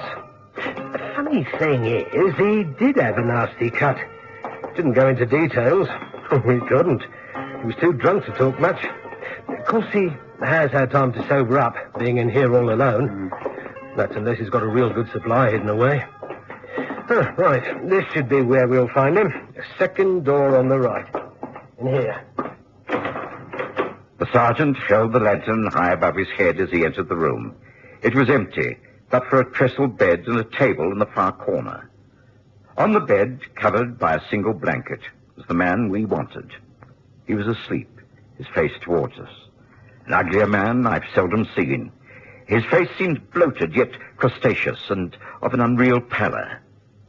I'm a medical man, and not easily shocked, but I was repelled by this sight.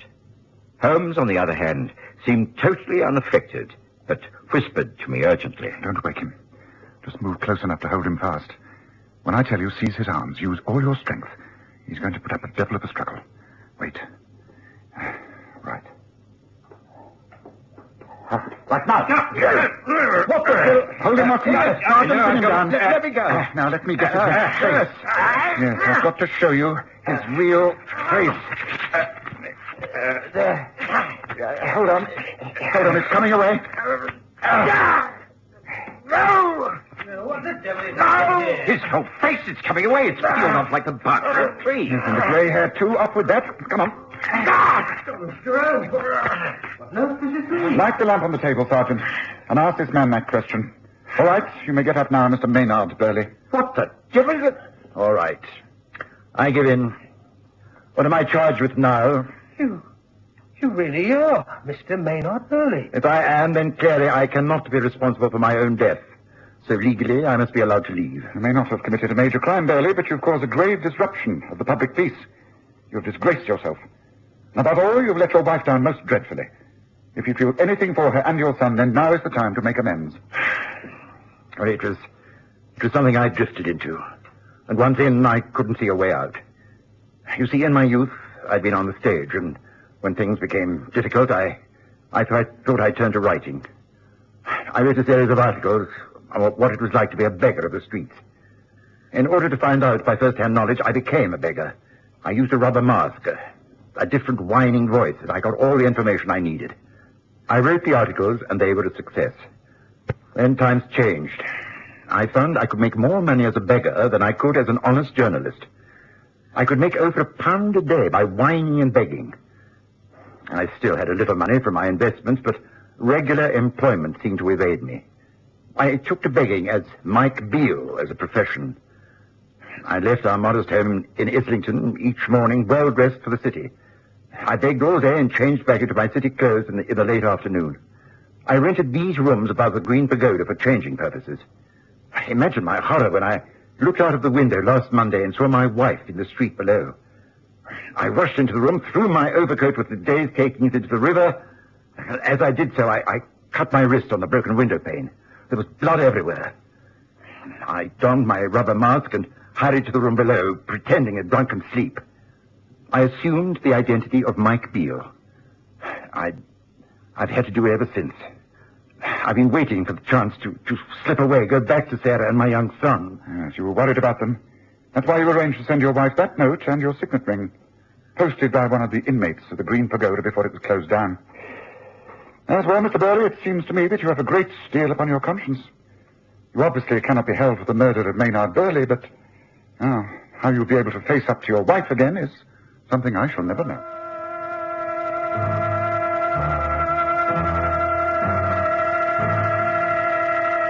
Holmes looked at the sergeant, who appeared completely baffled. The sergeant shrugged his shoulders and indicated that he didn't know what line of action to take.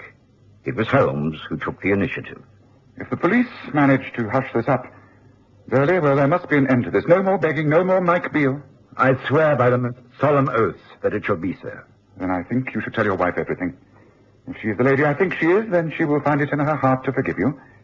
I promise you that we shall be silent. The rest is up to you. Well, now, Watson, how about that supper waiting for you back at Baker Street? Shall we get back to it straight away?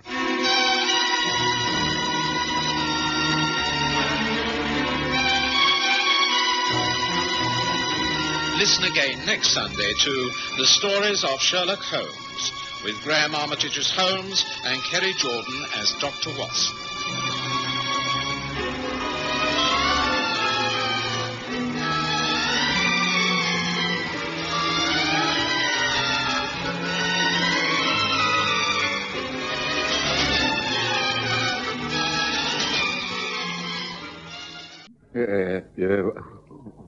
What's that, Holmes? Oh, you mean more coffee? You want me to pour you some also? Or would you like more bacon? No, Watson. I was not referring to the breakfast or the coffee. You will not, I'm sure, be offended in any way if I say that I find your acceptance of the ordinary always refreshing. I don't think I understand, Holmes. I'm not aware I've done anything unusual. I've barely spoken to you since I came to the table. Exactly. Yet you told me a great deal. You will always accept things on their face value. I happen to see quite a bit deeper than that. That's why I say you should do it. You should accept the invitation from your old school to contribute to their field bazaar. Now, am I not right?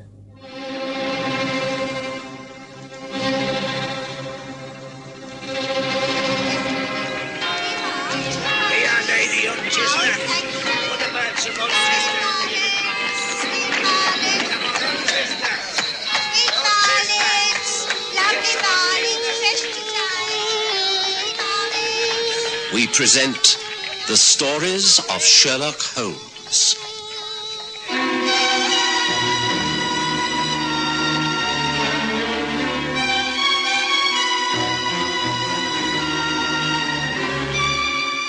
Tonight, the Field Bazaar.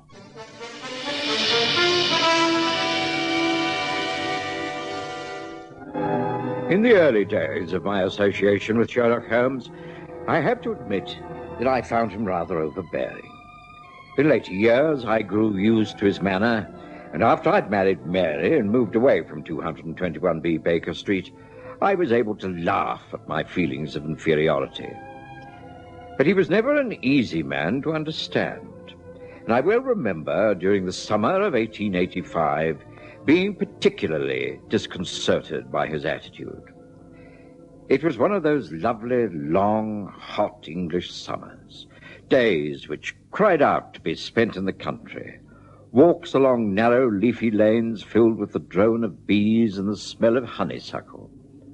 That's why, when our letter arrived on that August morning, I was very tempted, and Holmes knew this. I repeat, I should say yes. Holmes, I really don't know what you're talking about. I've just told you.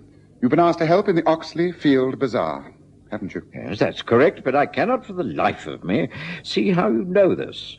The letter has only just come to hand, and I've not spoken to you since I opened it. In spite of that, I would even venture to suggest the purpose of the bazaar. It's to gain funds in order to enlarge the school's cricket field. Holmes, there are times when I think you use some form of black magic. You really are a most excellent companion, Watson. You respond instantly to all my mental processes. Really, I can find you easier to read each morning than I do the daily newspapers. I'm sorry. I'm so transparent. I don't think it unintelligent to be puzzled by your knowledge. But if you're so clever, perhaps you'll tell me how you've arrived at your conclusion. I really claim no credit. The facts are so obvious. You came into breakfast with a thoughtful expression, the expression of a man who is debating some point in his mind. In your hand, you held a solitary letter. Now, last night you retired in the best of spirits. So it was clear that it was in this letter which caused the change in you. Yes, well, that's obvious. Well, anything's obvious once it's explained. I naturally asked myself what the letter could contain, which might have this effect upon you. As you came and sat down, you had the flap side of the envelope towards me. There is a crest upon it, the Oxley crest. The same shield-shaped device which is on your old cricket cap. Then you poured yourself a cup of coffee and walked over to the mantelpiece. Yes, well, that's very observant. And then? You gazed for some time at the group photograph of yourself in the cricket team. Clearly, you were remembering many occasions of being in that side. You came back down, helped yourself to eggs and bacon, and again read the letter. This time the envelope was face side up. I could see that it was informally addressed just to John Watson, Esquire. So it must have been something of a friendly and informal nature. Now, there are three institutions that are almost always debt-laden. The country churches, the old people's homes, and the cricket clubs. Your interest was certainly in the cricket club. Well, quite correct. Well, the best fundraising idea is a form of a bazaar. It's a very popular activity among public schools at the moment. Hence my suggestion that you should take part in it. Now, what is it to be? An old boys' cricket match on Oxley Common? Or will you use the school facilities? All right, Holmes, all right, you win. Your deductions are correct as usual. Splendid. Now tell me, are you accepting? Yes, I will. On one condition. Oh, and what's that?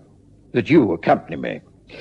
Our old boy's side may be a man or two short, and you're a good bat as well as a rather crafty slow bowler. What do you say, Holmes? The weather's ideal. We can stay Friday and Saturday nights at the Boar's Head on Oxley Common, get back here on Sunday evening. Very welcome break in the country. Now, come on, do say yes. To my surprise, Sherlock Holmes agreed immediately. I wrote off to Oxley School, accepting the invitation and placing my name down for cricket. I also mentioned that Holmes, while not an old boy, was prepared to help out as extra man should he be needed. The weather continued to hold good, and Friday saw us down at Oxley in good time. I'd known the Boar's Head since I was a student, and I was happy to find that it still maintained its excellent standards. That evening, the bar was crowded with visitors, all with one subject in mind: the next day's cricket match. Oh, I say. It's Watson, isn't it? John Watson. That's right. By Jove, don't tell me, Rufus. Matthew Rufus. Well, I haven't seen you in over 20 years. Must be every bit of that. I take it you're down here for the match tomorrow. That's right. Thought I'd like to support the old school, you know. Allow me to introduce you. This is Sherlock Holmes. How do? Colonel Matthew Rufus. How do? Have you studied the sides? A copy of the teams and batting order over there on the notice board. Yes, I did take a look at it earlier. It seemed very well balanced. Should be a good match. Hardly anyone I can remember on the list, though. Most fellows have simply sent in a contribution. Bad show. I think it's much more cooperative to turn up and do one's bit, eh? There are a couple of the old stalwarts there, of course. Thackeray and Monkton. I was all for putting them in the same side, but the committee thought it would unbalance the match.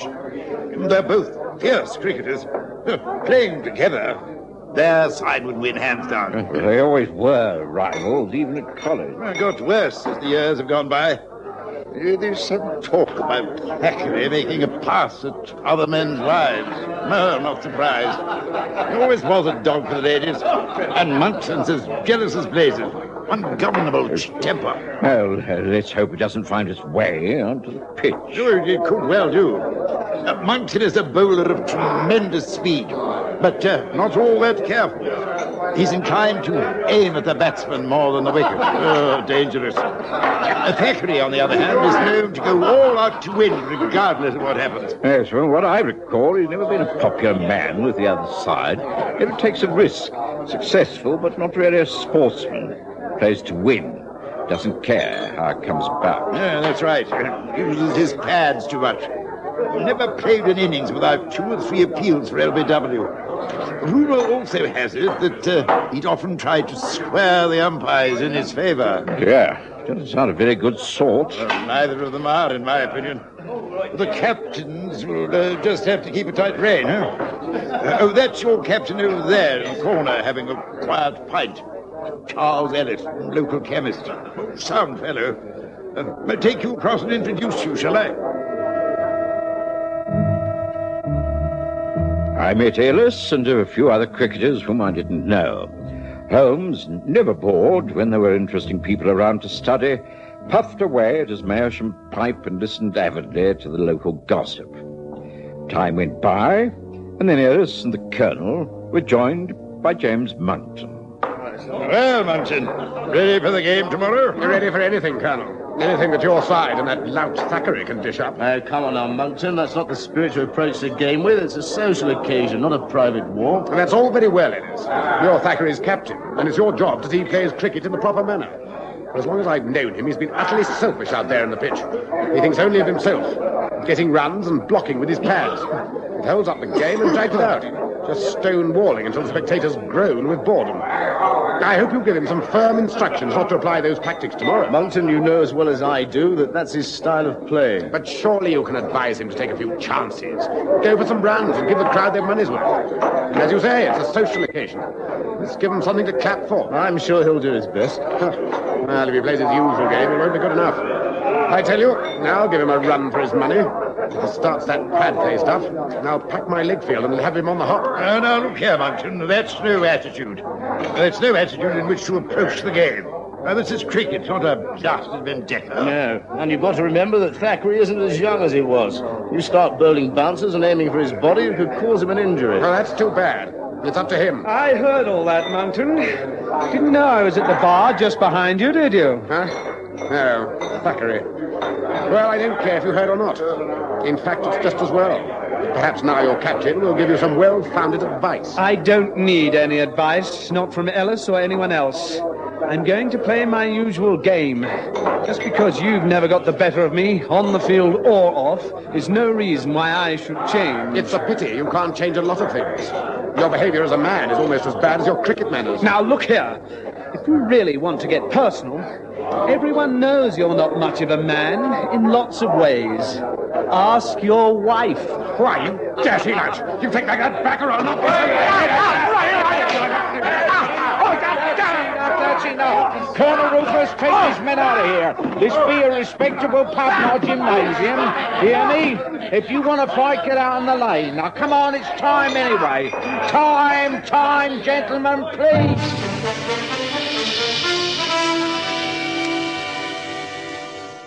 Clear from that very first evening that the Saturday match on Oxley Common was not going to be the quiet, relaxed game of village cricket that we'd all expected. Most of us, from Colonel Rufus and George Biggs the publican, down to the lowest farmer's boy, deplored the bad manners shown by both Monkton and Thackeray. Outside the Boar's Head in the warm night air, the two men were made to apologize to Biggs and were persuaded to shake hands. And then, in an atmosphere of uneasy truce, they said good night. Monkton went striding off down the main street, while Thackeray stood for a while arguing with Ellis, who was, no doubt, giving him a bit of a dressing down. The next morning saw the opening of the Field Bazaar by the Vicar of Oxley. And after luncheon, our side won the toss, and Chelmsford and Howes went into bat. I noted that Monkton was not put on to bowl, and wondered if they were saving him for when Thackeray went to the crease, which seemed rather a dangerous plan. However, whether by accident or design, that's exactly what happened. Chelmsford was caught in the slips at a score of 15, and in went Thackeray. He played his usual tight game, scoring quite a few runs, but taking no chances, and using his pads whenever possible. Then, when the total was 29, the opposing captain put Monkton on from the duck pond end. A murmur went round the spectators. Rumours spread quickly in country villages, and Oxley was no exception. Everyone knew of a row the night before.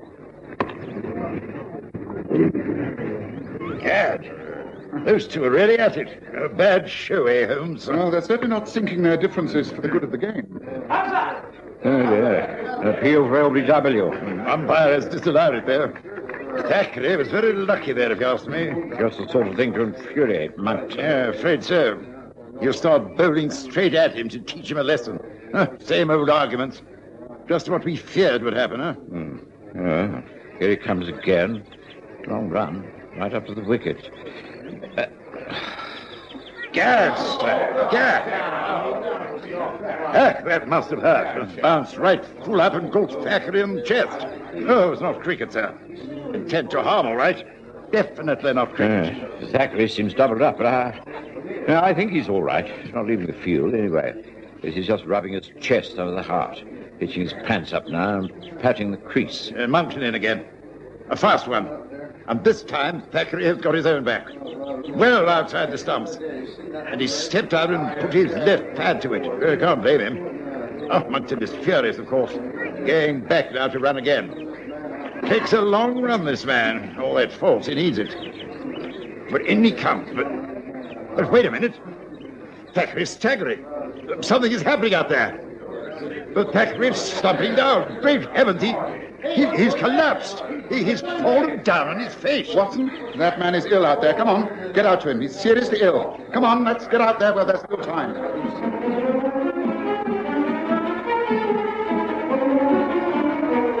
Holmes and I left our seats in the pavilion, and hurriedly followed by the colonel, we raced across the grass towards the cricket pitch. Game had stopped, of course, and a cluster of fielders gathered around the prostrate body of Thackeray. They made way for me automatically, and I knelt down beside him. One look was enough. The man was dead. What's the matter, Watson? You're a doctor. What's wrong with the man? I'm afraid he's dead, Colonel. Must have been that blow under the heart. We must get him back to the pavilion. Dead? All right, men. Lift him up. Carefully now. Alice? Yes. Please see that there's as little fuss as possible. Okay. Carry him off the field. The match must, of course, be abandoned, and I must see that the police are informed. Monkton, please find the village council. Police? What for? I mean, it must have been a heart attack. Why send for the police? Well, there must be an examination. Must make it official. I have no doubt about Watson's verdict, but things must be done in the correct manner. Give a hand there. Give a hand and keep the people back, for heaven's sake. Come along. Let's get some order into things. Come on. Thackeray's body was carried to the pavilion, and there a meeting extraordinary was held by the colonel. There was no panic. People were very concerned, but sympathetic and considerate. Sam Wiley, the local constable, was dispatched on his bicycle into Oxley for a carriage ambulance from the hospital. And shortly after that, Inspector Winters arrived. Well, there was really nothing much anyone could do. It was just a regrettable accident. At least, so we all thought at that time. I looked around the pavilion and found Sherlock Holmes carefully removing the dead man's pads.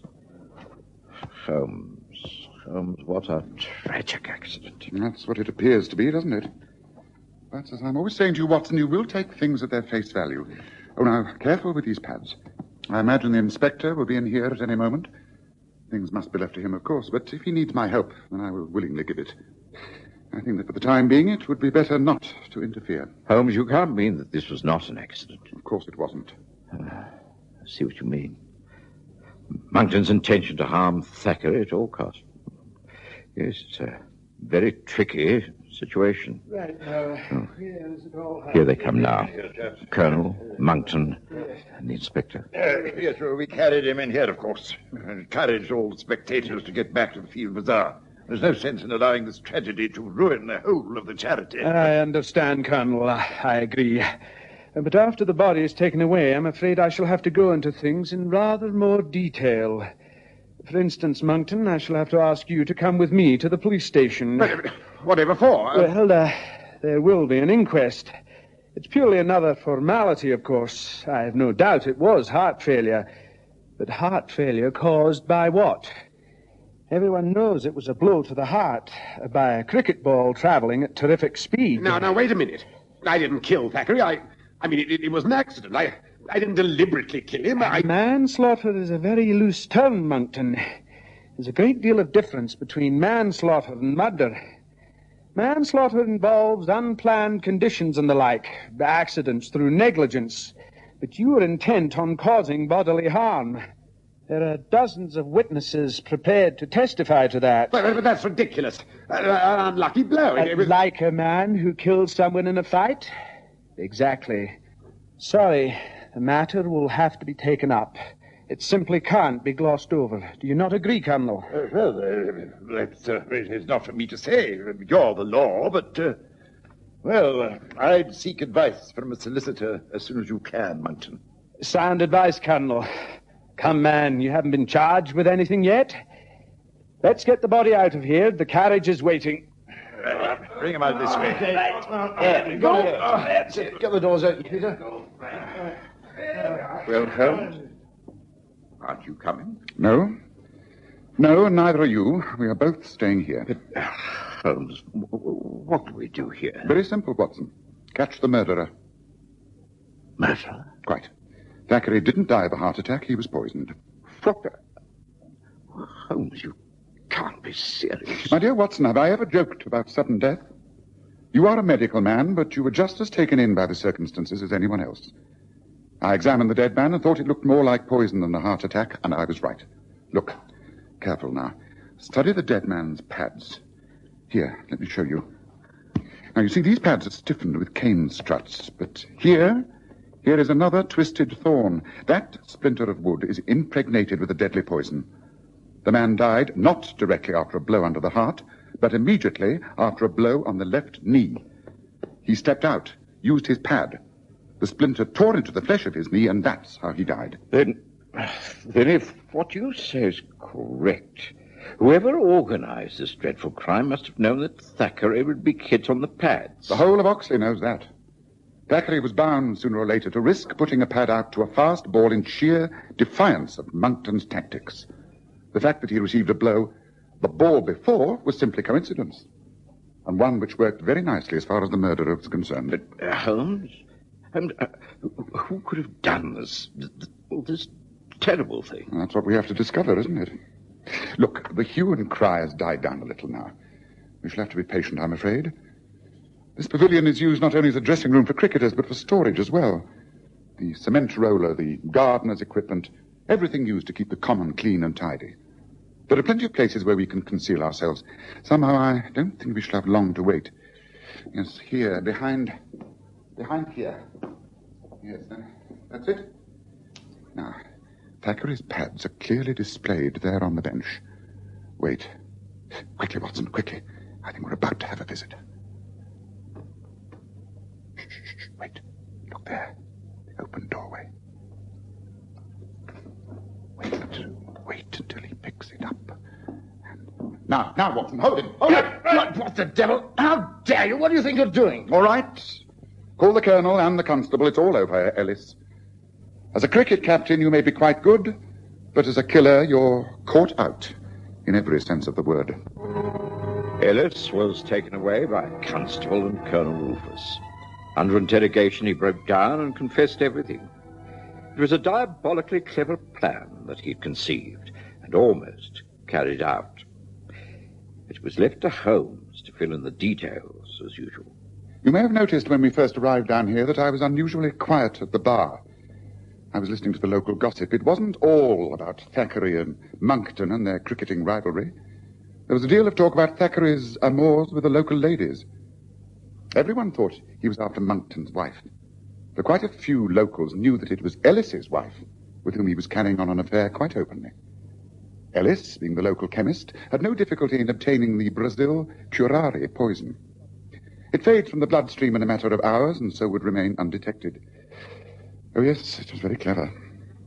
But thanks to you being on the spot, Watson, he had no chance of examining the dead man and removing his pads straight away. I think we've made our contribution to justice and the field bazaar, don't you?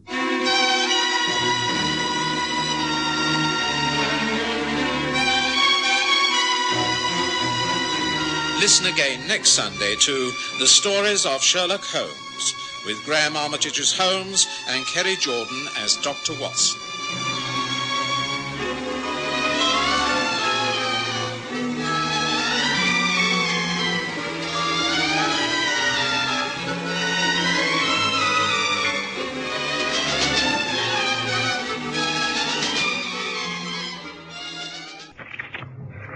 There you are, Gerald. I think that should do the trick.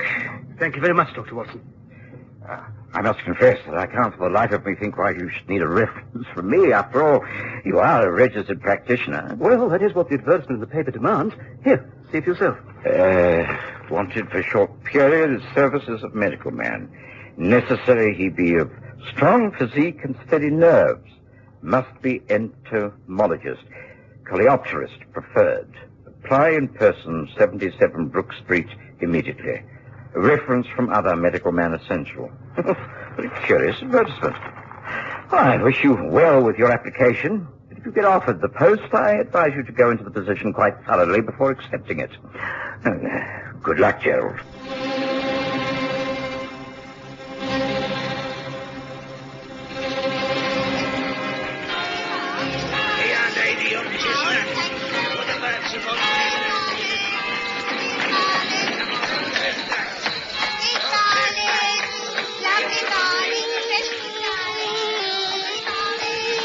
We present The Stories of Sherlock Holmes.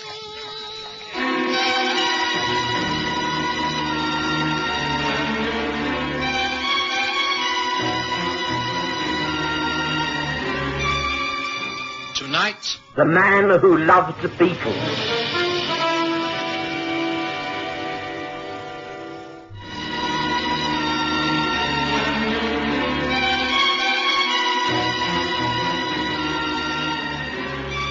I hadn't seen young Gerald Hamilton for some years. I'd taken quite an interest in his career simply because he was a distant relative and the only member of my family who'd decided to take up medicine. I knew he'd done quite well and passed all his finals with flying colors. He was ambitious and was intent upon specializing, but was wise enough to get in as much general practice as possible beforehand. A strong, handsome young man, he was particularly interested in entomology, believing there was great need for medical research and the spreading of diseases by insects. Of course, I gave him a splendid character reference when he applied for a post with Lord Linchmere at 77 Brook Street. We neither of us were to know what a trail of bizarre events were to start with this initial meeting. You've come in answer to my advertisement, Dr. Hamilton, and do you fulfill the conditions which I've laid down? I think so, yes, sir. It would seem satisfactory from your references. Have you ever been exposed to imminent physical danger? I can't say that I have, but I believe I would react with promptness and keep my head in such circumstances. Certainly appears strong enough. So far, so good. And now, what about beetles? Beetles, sir? Yes, you say you're interested in entomology. Can you talk at all about beetles? Well, I cannot profess to have anything original to say upon that creature, but I have a small collection for study. And I did contribute a small medical article regarding him in the Journal of Entomological Science. Oh, you're a collector. Splendid, quite splendid. You're the very man for my purpose. You must have heard of my brother-in-law, Sir Thomas Rossiter. One of the greatest authorities on the insect. You've not met him? No, sir. Ah, but you shall, you shall. I must tell you that my sister, Lady Elaine Rossiter, is abroad at the moment, and I have to stay with Sir Thomas over this next week. He's interested in nothing but his recent studies on the South American beetle. It will greatly aid me if you will accompany me to Delamere Court at Pangbourne. That is my brother-in-law's country residence. Would that be convenient? If it falls within the scope of my duties, yes, of course. But with respect, sir, you have yet to outline those duties. Oh, yes, quite. I should require, Dr. Hamilton, that you put yourself absolutely at my disposal. For as long as you're with me, particularly this coming week, you must remain by my side. You must promise to do, without question, whatever I may ask you to do, however unreasonable it may appear to be. That is asking a good deal. Could you not elaborate a little? Unfortunately not, as I do not know what turn matters will take. You may be sure that I shall not ask anything criminal. You may well be proud to have been concerned in a good work if it all ends happily. It sounds extremely vague. May I ask the term? Yes, £20 a day. £20 a day? Yes. Lord Linchmere, you may rely upon me. No, good. Then the matter is settled. Consider yourself engaged as from this very moment. I will have a necessary contract of employment drawn up, should you desire it. Meanwhile, let it be a gentleman's agreement. And shall we shake hands on it, Dr. Hampton? By all means. By all means.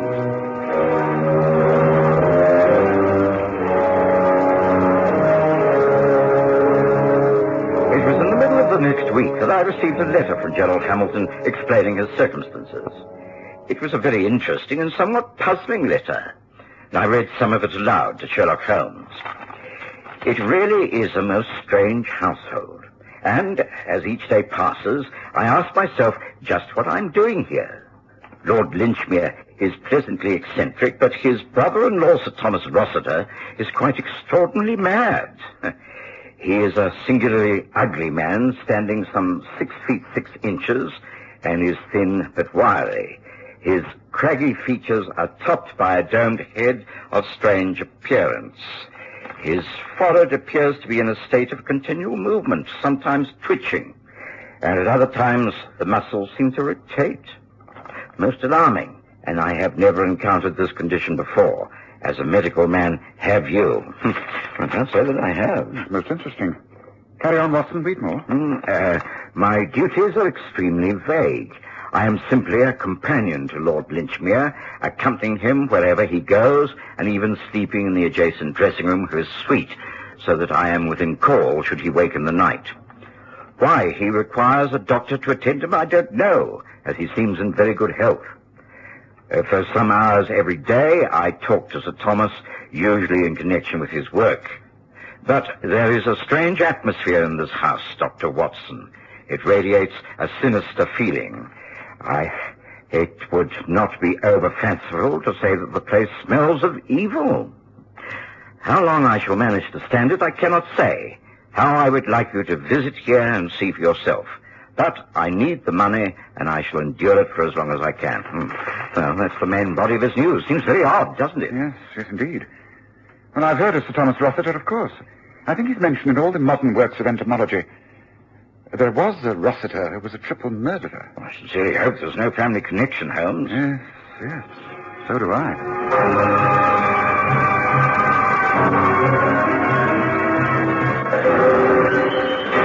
Another 2 weeks passed, and there was no more news from Gerald. And then I came down to breakfast one morning to find a telegram propped up by the coffee pot. Holmes had finished his meal and was puffing away at his first pipe of the day when I opened it. Good gracious. Oh, something serious must have happened, Holmes. This is a telegram from Gerald Hamilton. He's in trouble. Listen. Please come Delamere Court, Pangbourne, soon as you can. Murder imminent. Bring Holmes. Despair for sanity. Hamilton. Yes, what do you make of that, Holmes? No more or no less than what it says, Watson. Lord Linchmere warned the young man of danger from the very beginning. Shall you go down? Yes, of course. Will you accompany me? Oh, by all means. I've already looked up the times of the trains and discovered that the best inn in the district is the Drover's Arms. How could you have anticipated this, Holmes? The postmark on the telegram is Pangbourne. It's marked urgent. Must be a cry for help. Only your young prodigy could have sent it. Shall we hurry and catch the 9:45, Watson?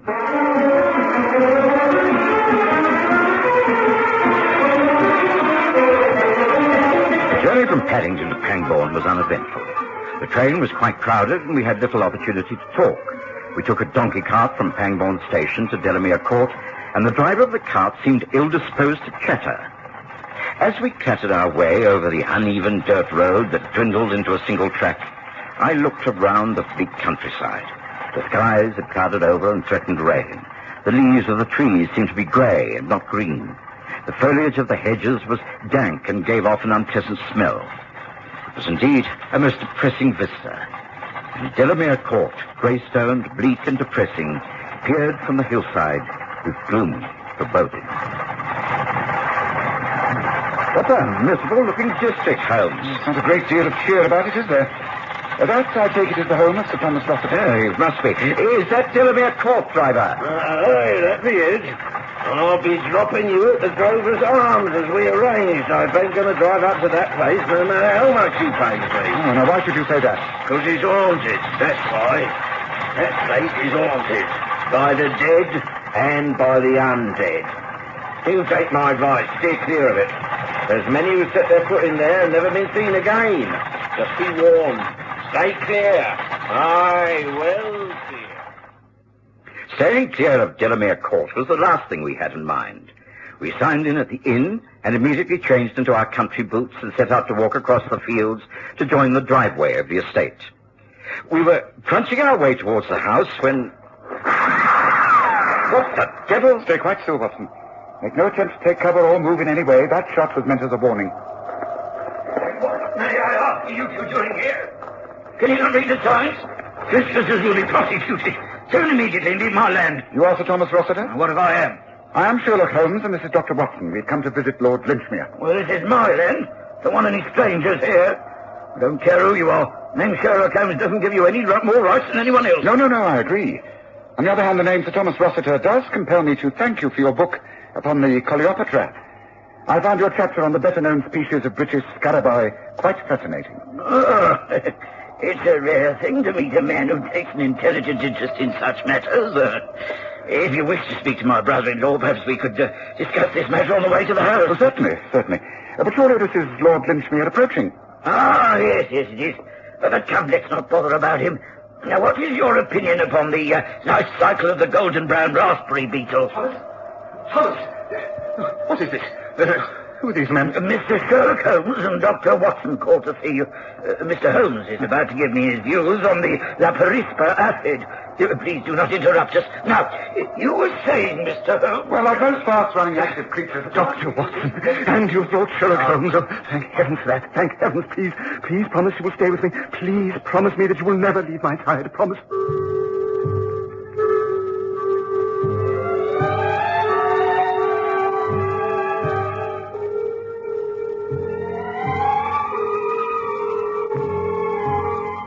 I was immediately caught up in the weird atmosphere. I sensed at once the unbalanced mental state of both the men who walked with us up the windswept drive. Sir Thomas Rossiter appeared only calm and reasoned when he was discussing his work. When talking about beetles, he was thoughtful and rational. On other subjects, he was quite distrait. As for Lord Linchmere, he seemed beside himself with fear. Once inside the house, Sir Thomas made for his study with no word of explanation. Linchmere took us through to the sitting room and offered us drinks. I know it's early, but I feel the need. Will you join me? Thank you, no. Not for me, thank you. Lord Linchmere, I feel I must explain our intrusion. The fact is that we've been sent for by my young friend and colleague, Dr. Gerald Hamilton. He seems to have been in some trouble. Hamilton, Dr. Hamilton. Well, yes, he isn't here.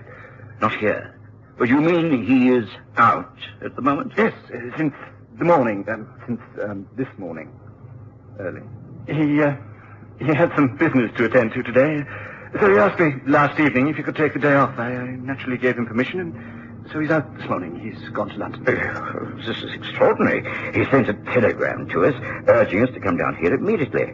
Well, why would he have done so if he contemplated coming back to town? He could have seen us there. I don't know. Believe me, I don't know. I'm most distressed by it all. Perhaps he will return this afternoon. Please, you will stay to luncheon, won't you?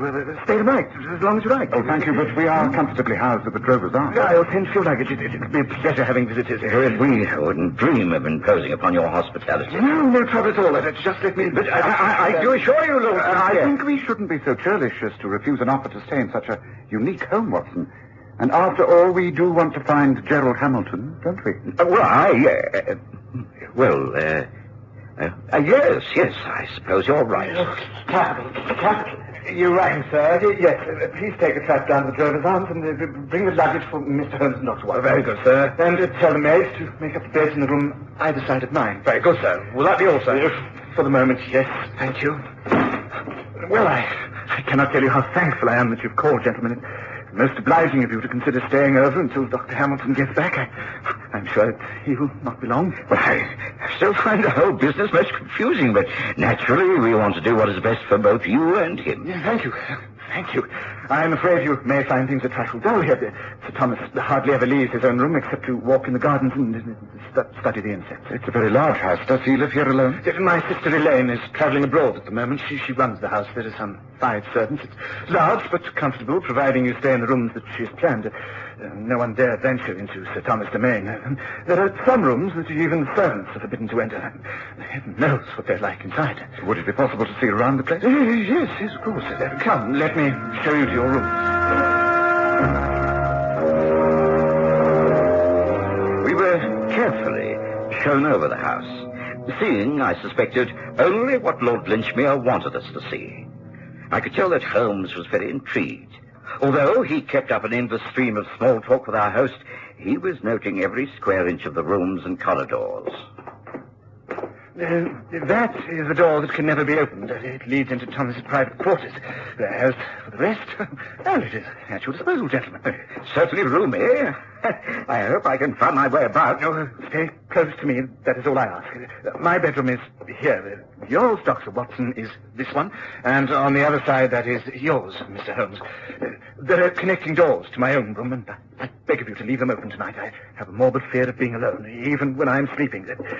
Shall we return to the sitting room? There should be a pleasant fire there by now. We can talk quietly into lunch. Begging your pardon, my lord, but could you please have a word with cook about meals? They have to be changed now, and she wants definite instructions. Oh, dear, how tiresome. Yes, I suppose I'll have to do so. If only Elaine were here, things would be so very, very different. Will you please excuse me, gentlemen? Go down to the sitting room again. I will join you there in just a few moments. Yes, very well done. Bother about us. We can find our way. Now, quickly, Watson. This may be our only chance to talk. Lord Linchmere is going to stick to us like glue. Holmes, what is going on here? I can't understand. I think it's very clear that Gerald Hamilton has not left this house.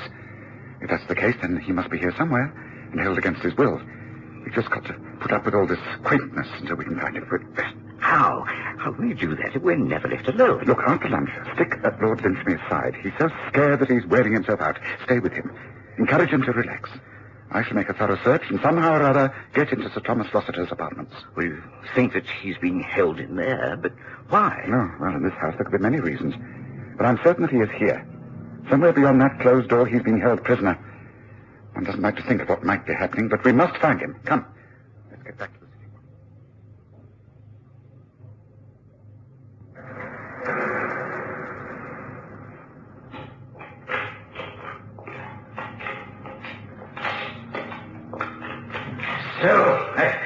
So, my friend, you're awake. Good. What the devil is going on here? The servant's sick. I'm punished. Why am I tied down like this? So many reasons. Yes, very many reasons. One is so that you cannot protect that tiresome brother-in-law of mine who's always watching my every move. He's worse than my wife. That's nothing to do with me. I'm only here to do my job. Your job will be over quite shortly. Oh, yes. You'll not be needed after tonight. But meanwhile, I am anxious to try a small experiment. I am sure, with your interest in the South American beetles, you will agree to this in the cause of science. I have a theory that the large red montevideo thrives on human blood, in much the same way as leeches draw blood. And so... Get away! You must be mad! I have many of them here, in this large glass container. I shall open your shirt. Get away! You must be mad! Take those blasted things away! I remove the top, so. There, and now up in it, facing it upside down on your chest. There, the little ones will fall. Ah, yes, they have fallen onto your skin. Oh, they're confused. They run backwards and forwards over your flesh. This is coughing off me. The baby's maniac. Take him away. Oh, no, I have cords on either side of the glass container. On each cord I can fasten to your wrist.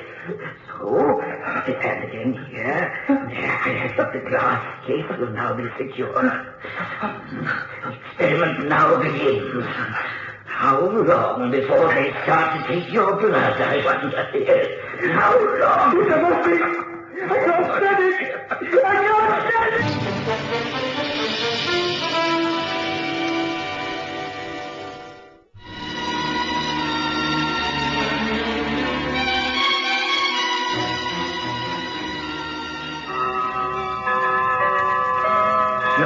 I'm sorry, gentlemen. You have been disappointed. Dr. Hamilton fails to return. I cannot explain this, but perhaps in the morning there will be an explanation. Meanwhile, the only thing I can suggest is an early night for us all. And, Sir Thomas? We've not seen him all day. He has food sent through to his quarters. He's more than happy to be alone with his work. May I suggest a nightcap? Not for me. Oh, excuse me. As for the country air, I think your suggestion of retiring is a splendid one, Lord Lynchmere. Then may I lead the way upstairs? Rogers will put out the lamps. Come this way, please. And please do remember to sleep with the communicating doors wide open, won't you? I simply loathe the feeling of being alone in the dark. If you hear anything at all, however slight, then wake me. You will promise, won't you? Wake me if you hear anything during the night. Promise. Watson, we can waste no more time. Come quietly now, follow me. Fortunately, I packed a dark lantern with my things. Come this way. Holmes, where are we going? We're surely not outside. That's right, it's the only way. Careful. The door.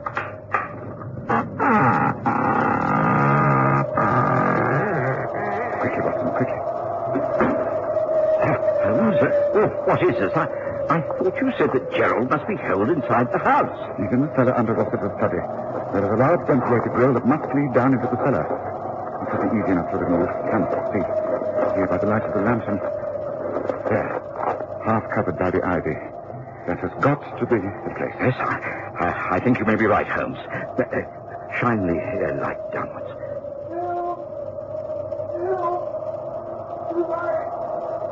It's him all right, Watson. Come on.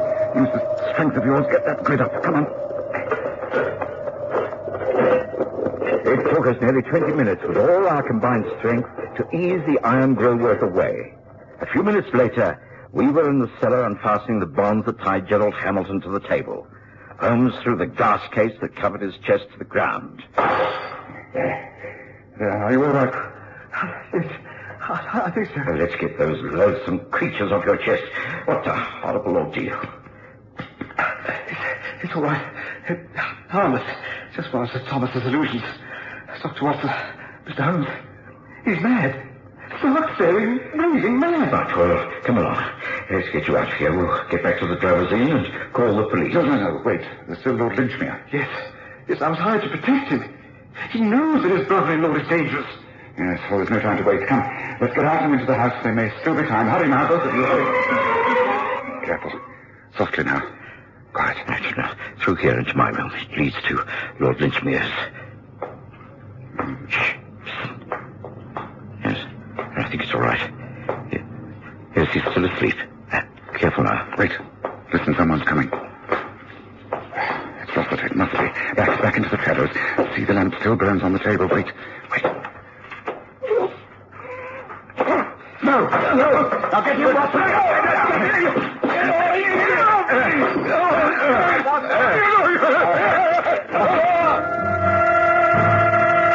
It took four of us all our strength to overpower Sir Thomas Rossiter. The lamps were then lit and order restored. Rossiter lay back in a chair, his arms securely tied with the sash cord from the windows. One glance was enough to prove that he was a most dangerous maniac. Gerald Hamilton found his doctor's bag and administered an injection that took immediate effect. Later, downstairs, Lord Linchmere explained. My poor brother-in-law is stricken with a disease. He comes from a stock which is deeply tainted with insanity. He has these periodical outbreaks in which he will attack anyone who seems to interfere with his work. We tried for years to conceal this. My sister has led a dreadful life, and we realized that it could not continue. He grows worse each time. That's why I sent Elaine away and hired you, Hamilton. I needed protection and also a witness. A witness who was a doctor and could testify that Thomas is unbalanced and quite certifiable. We have had ample proof of that tonight. Thank heavens you came, Mr. Holmes.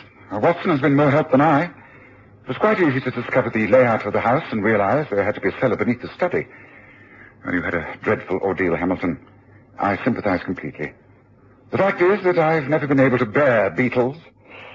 I think it's time we went home.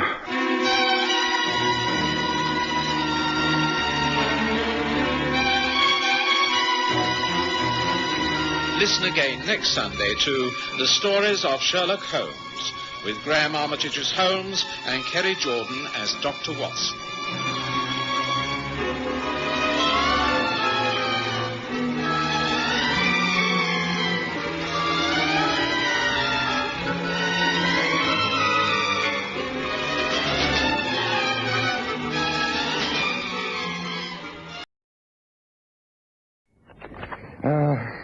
There's one thing I cannot understand, Watson. I'm relieved to hear that, Holmes. You can usually explain everything away. Now, what is it that confounds you? Accountancy. I've often thought it to be worth my while to engage a lady secretary who could put my affairs in order, but I do confess I cannot cope with balancing these bills.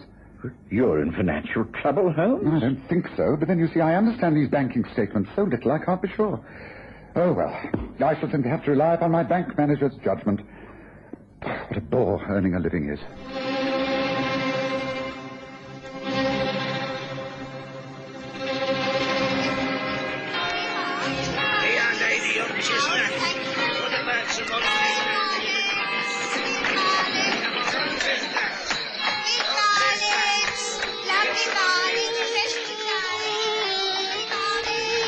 We present The Stories of Sherlock Holmes.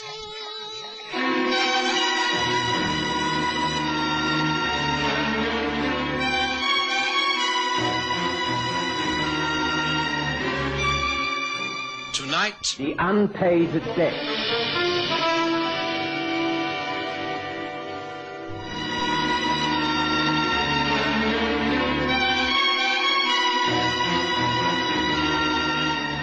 I knew very little about Sherlock Holmes' financial affairs, but I knew better than to pry, and to offer to help would have been regarded as an insult.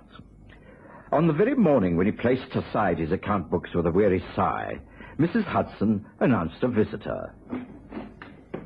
Lord Edgerton to see you, sir. Oh, he's not made an appointment, but I think I have the time. Ask him in, will you please, Mrs. Hudson? Please come this way, my lord. Thank you. Mr. Holmes, I'm so sorry to call without making an appointment, but I was passing this way and rang the bell upon a sudden impulse. If this intrusion's inconvenient... Not at all, no, not at all. This is my friend and colleague, Dr. John Watson. Good morning. We work together on many of my cases. Please feel free to speak openly in front of him. Very well. Do sit down. Smoke if you wish. I'm about to enjoy a pipe myself. Thank you. Now, I can tell that something's disturbing you. What made you rise so early and walk here through Regent's Park? Do you normally suffer from insomnia? Gracious. How could you have guessed that?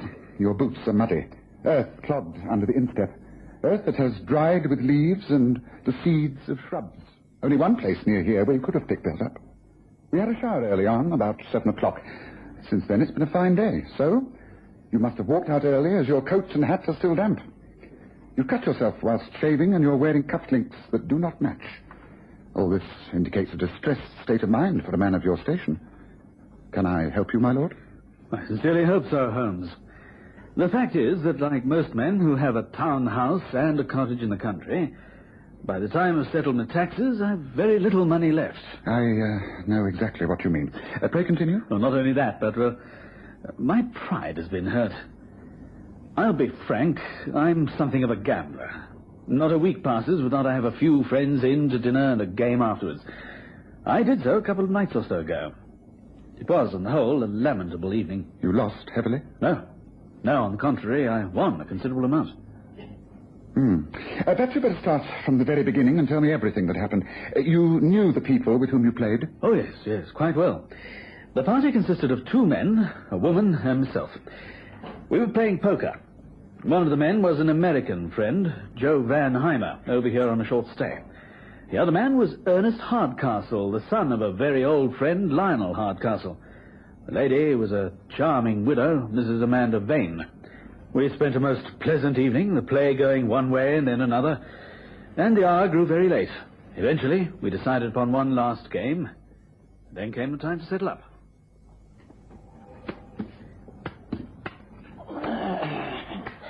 Well, I guess that's enough for one night for me. Excuse me. Oh, I quite understand, Mr. Van Heimer. It's been quite a long evening. How do I stand? I think I've made money tonight. £50. Yes? You're right. Joe here owes you that. I seem to have been the lucky one. And I, the unlucky one. How much do I owe you? As much as 3,500, I'm afraid, Ernest. Oh, well, it's yours tonight, mine next week. I'm afraid I shall not be able to write you a cheque on my own account this evening. The fact is that I'm overdrawn already, but dear Papa will help out. He always does. Will it be all right if I arrange things with him and then I'll send a cheque round in the course of tomorrow? Yes, of course. Well, I guess I can pay you out in cash and get me a hansom back to the Dorchester. Oh, there's no need. I have a carriage waiting in the courtyard below. I shall be only too pleased to drive home that way. What about you, Ernest? Well, I think I'll walk. It isn't far. Clear my head. Just as you wish. Oh, dear, what a mess we've made of this room. Your servants will despise us when they come to clear away. Oh, that'll not be until late tomorrow morning. I'm leaving everything just as it is, and I've given orders not to be disturbed. Oh. Well, I guess it's good night. Thank you, and we'll be in touch. Yes, of course. Good night, Amanda. Good night, Joe. Good night. Bad luck, Ernest. Oh, I'm only lending you the money. I'll take it off you again next week. Father will settle up tomorrow. Good night. Thanks for a lovely evening. I have enjoyed myself. Good night, Amanda. Night, Joe. Good night. As you say, a profitable evening. Well, there seems no trouble there. Did the cheque arrive the next day? 2 days later. It was an open cheque, and I went round to Ernest's bank to cash it. Imagine my surprise when they refused to do so. They stamped it not payable. The cheque had been stopped. Why, I don't know. You think that Ernest's father refused? Well, 3,000 is it's quite a lot of money. Perhaps he decided that he couldn't afford it. No. Hardcastle has more money than he knows what to do with. And he must have given Ernest the money to put in his own account before he could write me out the cheque. But why was it stopped? Why did Ernest write out a cheque and then have it stopped immediately? Well, it is very strange, isn't it? But why come to me? What makes you think I can do anything about it? Frankly, I'm afraid of some sort of scandal. Lionel Hardcastle's an extremely influential man. If he and his son feel they have a good reason for stopping that cheque, then I'm on dangerous ground. If I tell people that Ernest has welched on a debt, his honour will be questioned. He'll naturally defend himself, and there'll be the most almighty scandal. Every club in London will be gossiping. I can't afford that. Frankly, I need to clear this matter up silently, and I need to be paid the money that I've won. I need the cash. I see. But if Ernest Hardcastle is indeed a friend of yours, then can't you quietly call upon him and chat this over in a friendly manner? Ask him man to man what the trouble is. I've tried that. I knew that Ernest would be at his club at lunchtime yesterday, made a point of being there. I came across him in the billiard room. Ah, Ernest, very man I wish to see. Look here, what is all this nonsense over that cheque? Do you think this is quite the right place to discuss such things? It's as good as any other, isn't it? Come, a short answer. Well, this is deuced awkward. I'm most fearfully sorry, but the fact is that, well, my father ordered me to stop payment. But why? I don't know. Honestly, I don't. I simply received a message from him ordering me to stop payment to you. You know what father is like. I have to obey him no matter what he asks, and I simply don't know why he demanded that I did so. Oh, excuse me now. I have to play. And that was that. I don't feel like having an open confrontation with Lionel Hardcastle himself.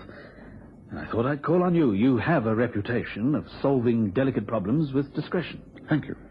Then, will you help? I will try. I have my own methods, of course. I must be allowed complete freedom. No, you shall have it.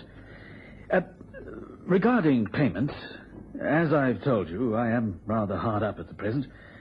That's why I need that cheque. So... The debt is for 3,500, not so? I take it that you would be happy with the round figure of 3,000. My bank manager would be pleased to accept the rest. Good day, Lord Egerton. I couldn't help smiling at the way Holmes neatly adjusted his bank balance that morning, for I'd no doubt that he would succeed in straightening matters out.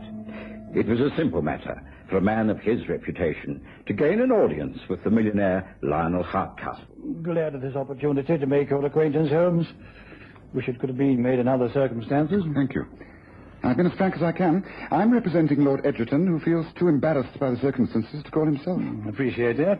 If the expression does not appear too jocular, I shall lay my cards on the table. At the general settlement of that poker game, your son had to pay Lord Egerton £3,500. He agreed to pay the debt. You advanced him the money which he placed in his account. He then wrote out a cheque and delivered it. But suddenly you demanded it be stopped. Now, to my mind, someone must have influenced you in that decision. Oh? Of course. It could surely have been one of only two people. The other two seated round that card table. Joe Van Heimer or Mrs. Amanda Vane. Mr. Van Heimer is about his business. According to the Dorchester, a very busy man. That leaves Amanda Vane. Now, what did she say to you that made you stop that cheque, Mr. Hardcastle? You're as astute as they say you are, Holmes. You are quite correct.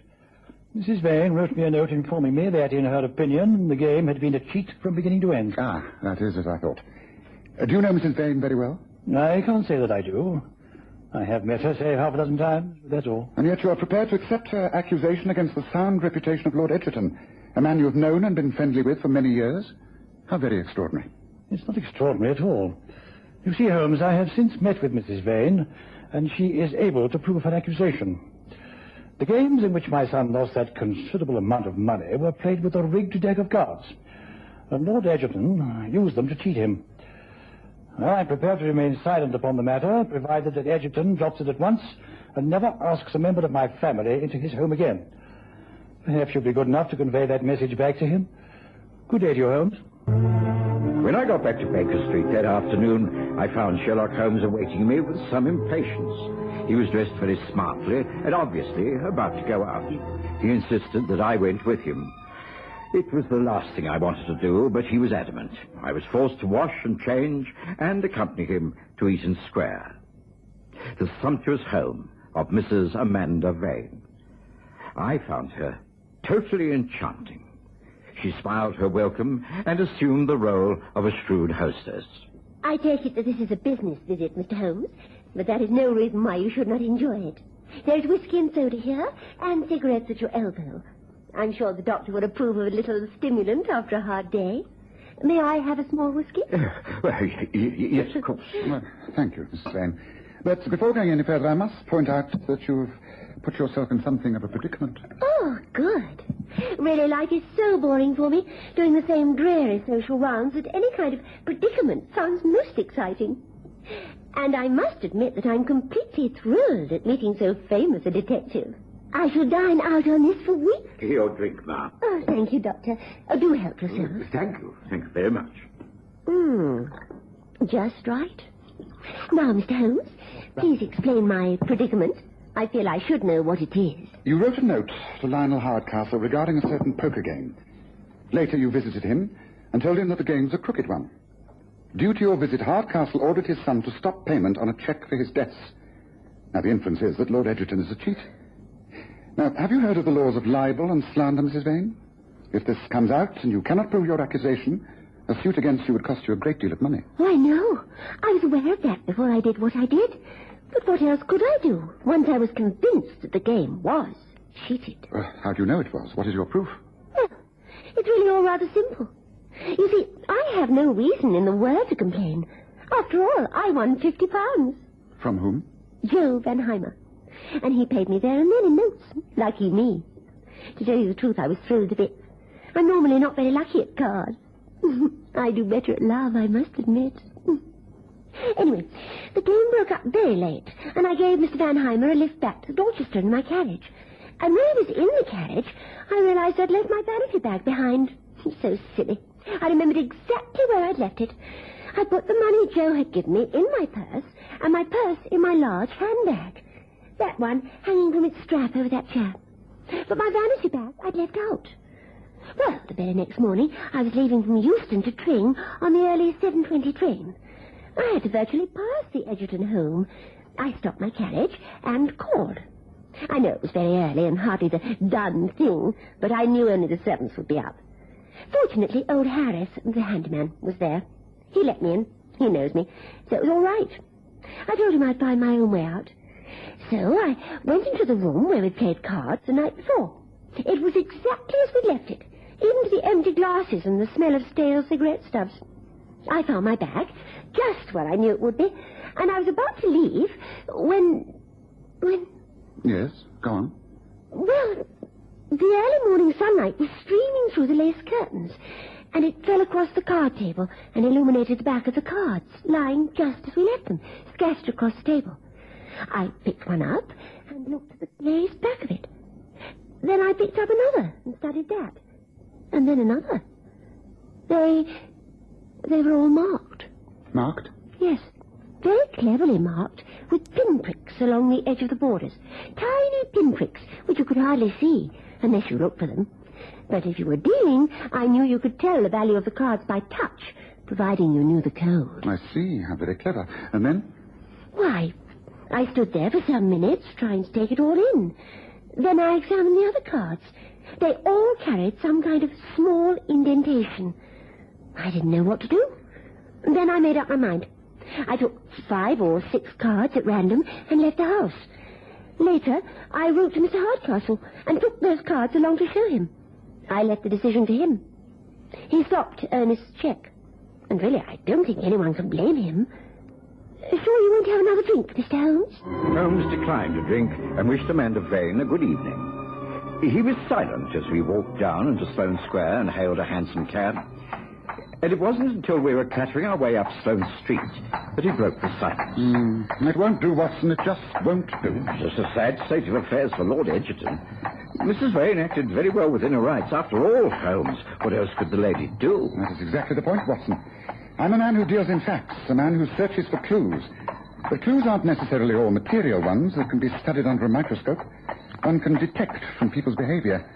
And Mrs. Vane's behavior was extraordinary. I thought she was a perfect hostess. I mean when she applied to the facts of the card game. For instance, why did she go to Hardcastle Senior about the cheated game? Surely the man she should have gone to is the man she played the game with. The man who stood to lose £3,500. Ernest Hardcastle is a grown man, but he's a very spoilt puppy and very much under his father's thumb. But he was the one directly involved. Why didn't you go to him? Well, perhaps she did. If she did, he'd know the reason for stopping the cheque. He says he doesn't. I don't understand. Amanda Vane didn't go to Ernest and tell him the game was a cheat. And she didn't go to Joe Vanheimer either. Now, why? Because it was necessary to their little plot that there should seem to be no collusion between them. Collusion? What? Between Mrs. Vane and Ernest Hardcastle? Oh, yes, of course. What, you mean that the whole thing was an elaborate trick? Look at it this way, Watson. Lord Egerton told us that Lionel Hardcastle was accustomed to paying his son's gambling debts. He's a millionaire. He's not going to have society saying his son cannot pay his way.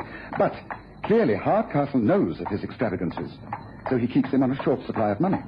So short that Ernest feels that sometimes he has to trick his father into giving more. I still don't understand. I'm sorry. Ernest and Amanda Vane worked it all out. They go for a poker game at Lord Egerton's as partners. If they both won, then of course it would be all right, but Ernest loses heavily, and the party breaks up. Amanda Vane leaves her vanity bag behind on purpose. Next morning, knowing the habits of Egerton's household, she goes round there and gets herself admitted by Harris, the handyman. She sends him about his business, saying she'll let herself out. In the card room, she finds her vanity bag. From it, she extracts a slender hatpin and quickly makes a series of marks on the cards in front of her. It'll be easy. A matter of 10 minutes at the outside. Then she takes some of the cards and leaves. Well, Holmes, is this possible that beautiful-looking woman, so charming? Unlike you, I've never allowed my mind to be swayed by a woman's looks. She went to Lionel Hardcastle because she knew his reaction would be to order Ernest to stop payment on the cheque. Holmes, but surely you could be wrong. I mean, well, I can't believe that Amanda Vane is a liar. I think she's worse than that. And she gets her facts wrong. I know the train's out of Euston on a weekday morning. There is no train on the main line to Tring at 7:20. The northbound expresses don't stop at Tring. The first train out of Euston that does is the 10:05 for Coventry.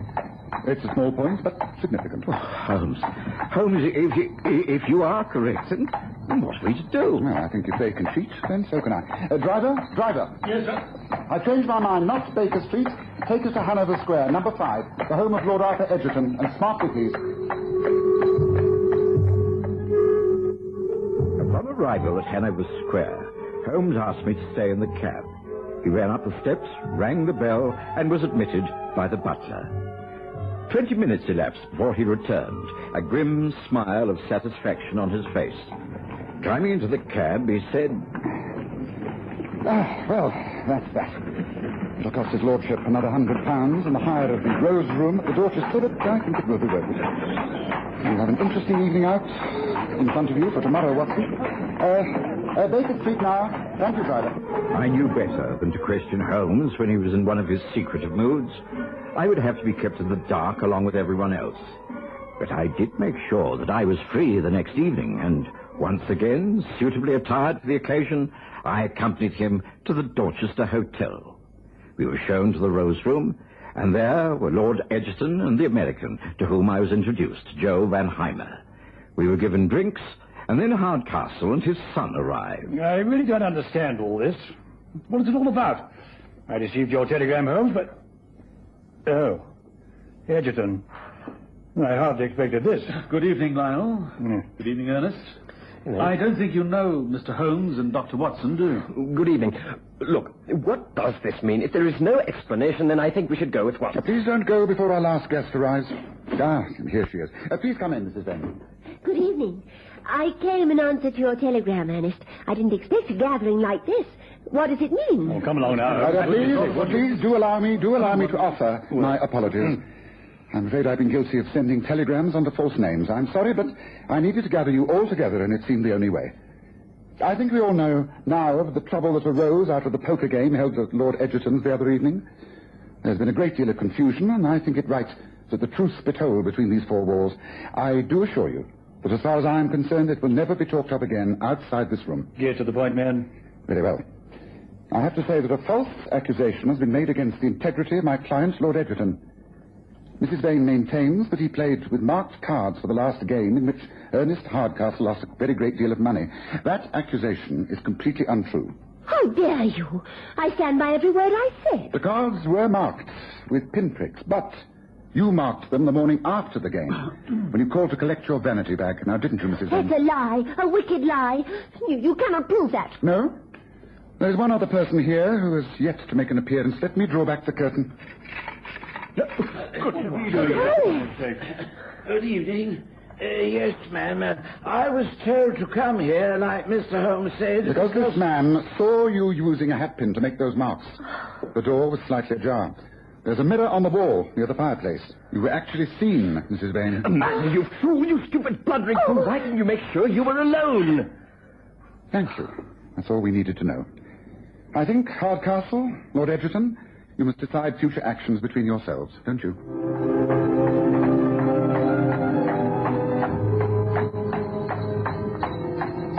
Of course, Ernest knew that once the money was in the bank, his father would never ask for it to be returned, so he was £3,500 to the good. He isn't now, but I'm £500 better off. And the man, Harris? He is £100 to the good. You will notice, Watson, that he didn't actually lie at all. He just had to appear. I did the lying for him. Mrs. Vane's reaction and Ernest Hardcastle's sense of guilt did the rest. Yes, quite a profitable investigation. I'm sure my bank manager would be very pleased.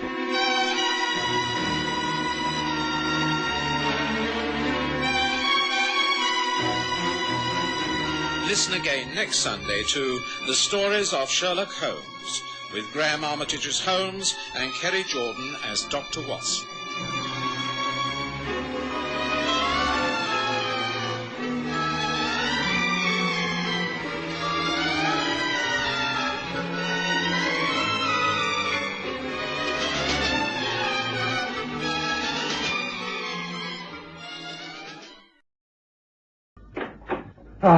Mr. Holmes, I was hoping I'd find you here working in the library. My dear Tebbit, I know you are a tutor and lecturer at this college, but you must understand I am an extremely busy man. I realize that, but a very awkward and delicate incident has occurred here at Magdalen.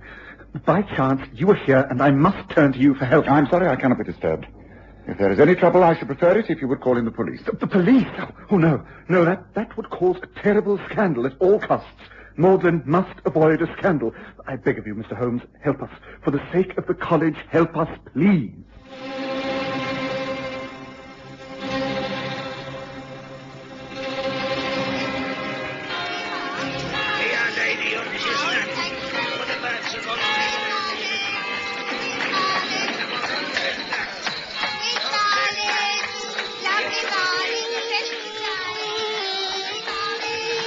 We present The Stories of Sherlock Holmes.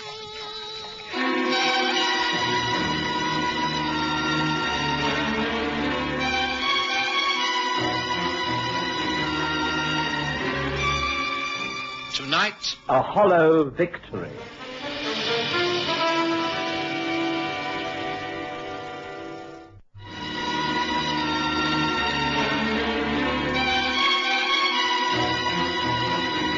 It was in the year 1892 that Sherlock Holmes and I spent some weeks at one of the great university towns. We were residing at the time in furnished lodgings close to a library, where Holmes was engaged upon researches into early English charters. It was whilst he was busy with his research that Frank Tebbit, one of the lecturers at Magdalen College, burst in upon him.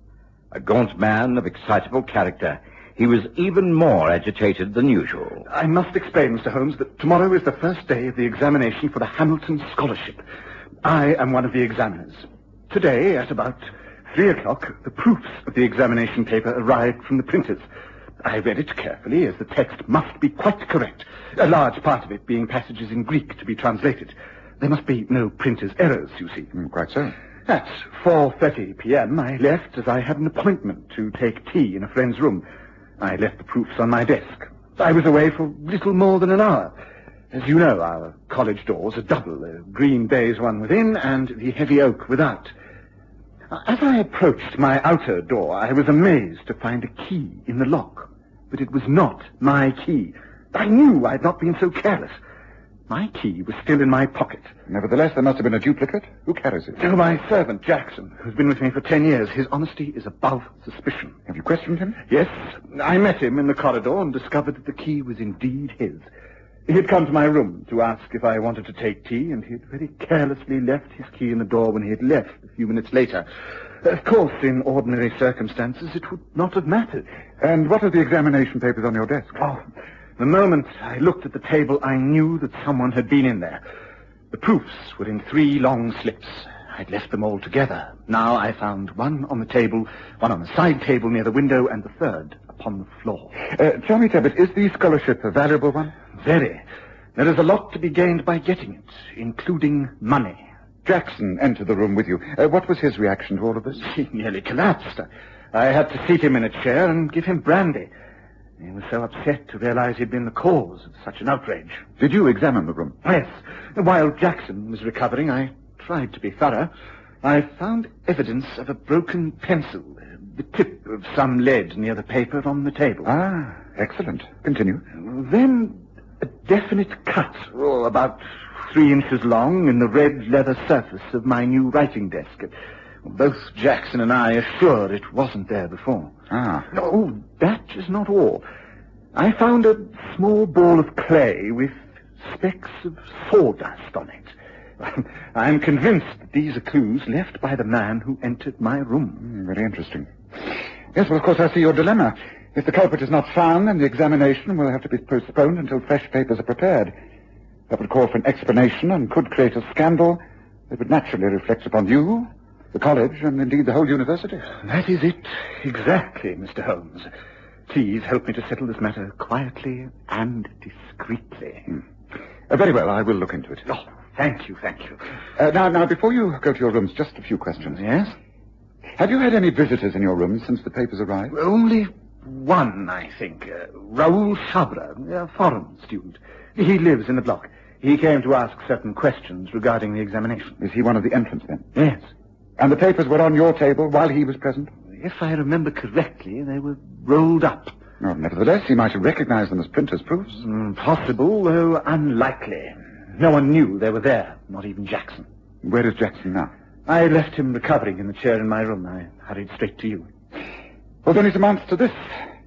Either this student, Chabra, recognized the papers and is the guilty party, or whoever tampered with them came upon them by accident. So it seems to me. Yes, well, we'd better go over there. Would you care to come along, Watson?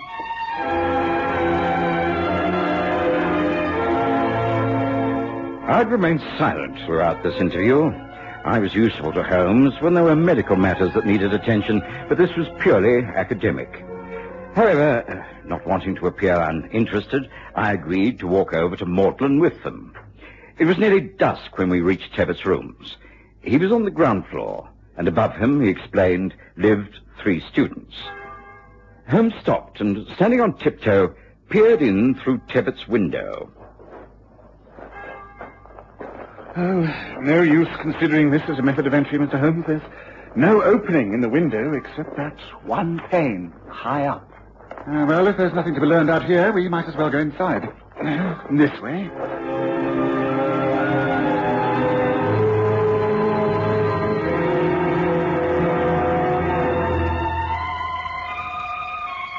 We entered the building, Tebbett leading the way.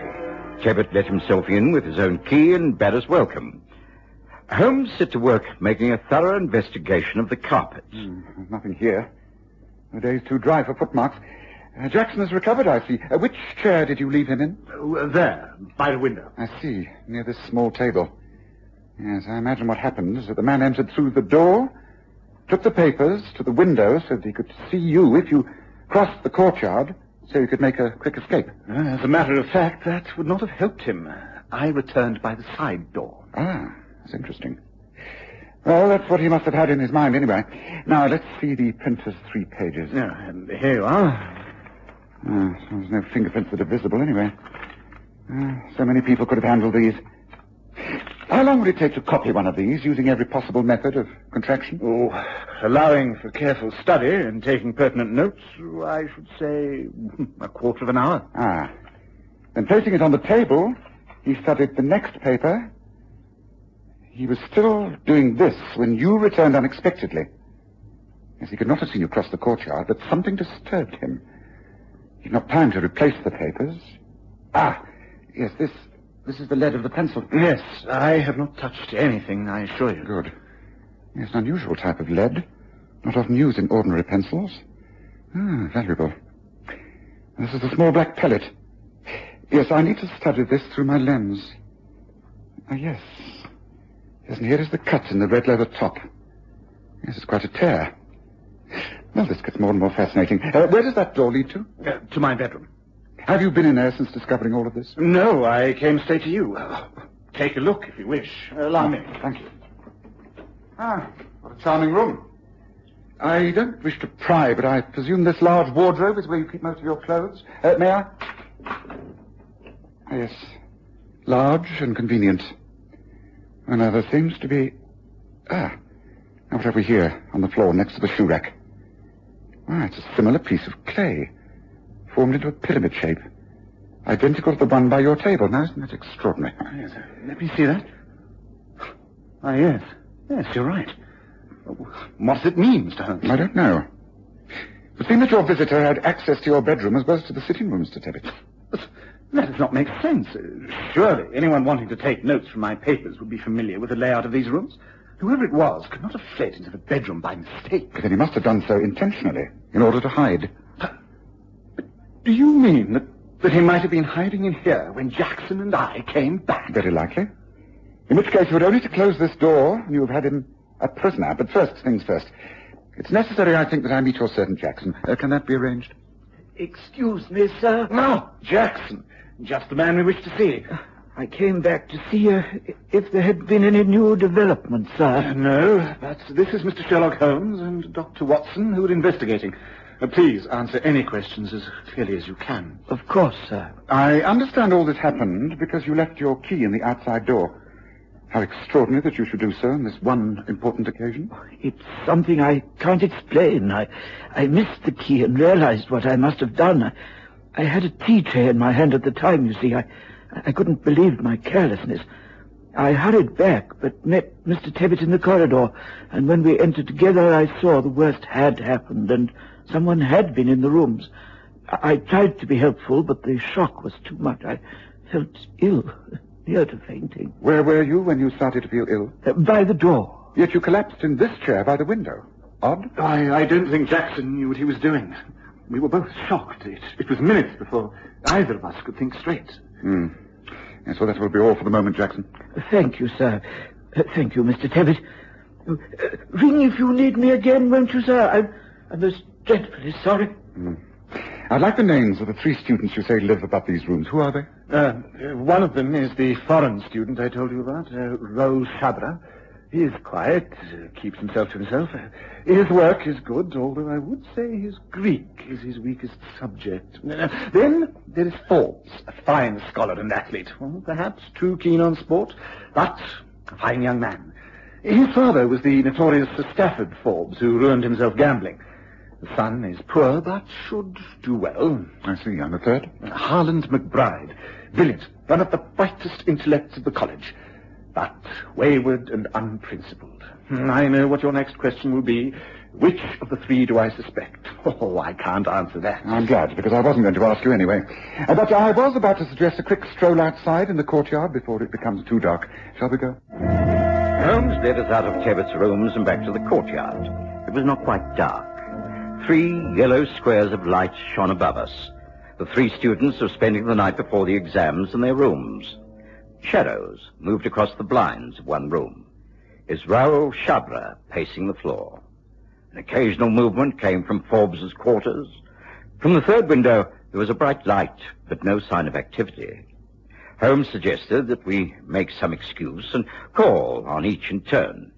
Tebbit thought it could be arranged and led us up the ancient staircase. At Raoul Chabra's rooms, we were welcomed a trifle coldly. Please to come in, Mr. Tibbet. Sorry to interrupt, but these are friends of mine who are looking over the college. This is Mr. Holmes and Dr. Watson. How do you do? How do you do? I am pleased to meet any friends of my tutor. Oh, thank you. I'm interested in the internal design of these buildings. They're very well appointed, are they not? I find it very comfortable here. Please to look around. Well, I'm pleased to see that you're not doing any last-minute studying, Chabra. That shows confidence. I do not feel confident. I am greatly worried. I am very nervous. I'm lost to know how to spend this last night before the examination. You have an examination tomorrow. I'm so sorry. We did not know. Shall we move on, Tebbit? Good luck tomorrow. Good night. Good night. Good night.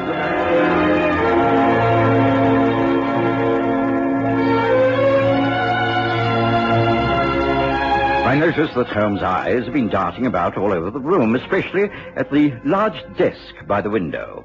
Raoul Chabra seemed a mystery. Courteous and well-dressed, he could have been thinking anything as he bowed us from his rooms. We went up another floor, and this time called upon Julian Forbes. Pleased to meet you, Mr. Holmes. Dr. Watson. How do you do? Come in. Make yourselves at home.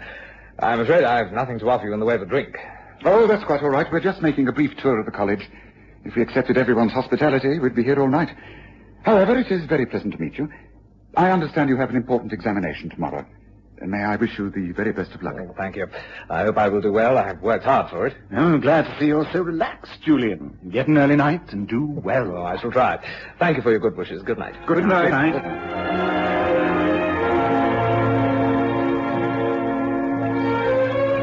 Again, I was aware of the intense scrutiny Holmes had given the room and its occupant. We followed Tebbit up further stairs to the rooms of the third student. This time, our reception was far from cordial.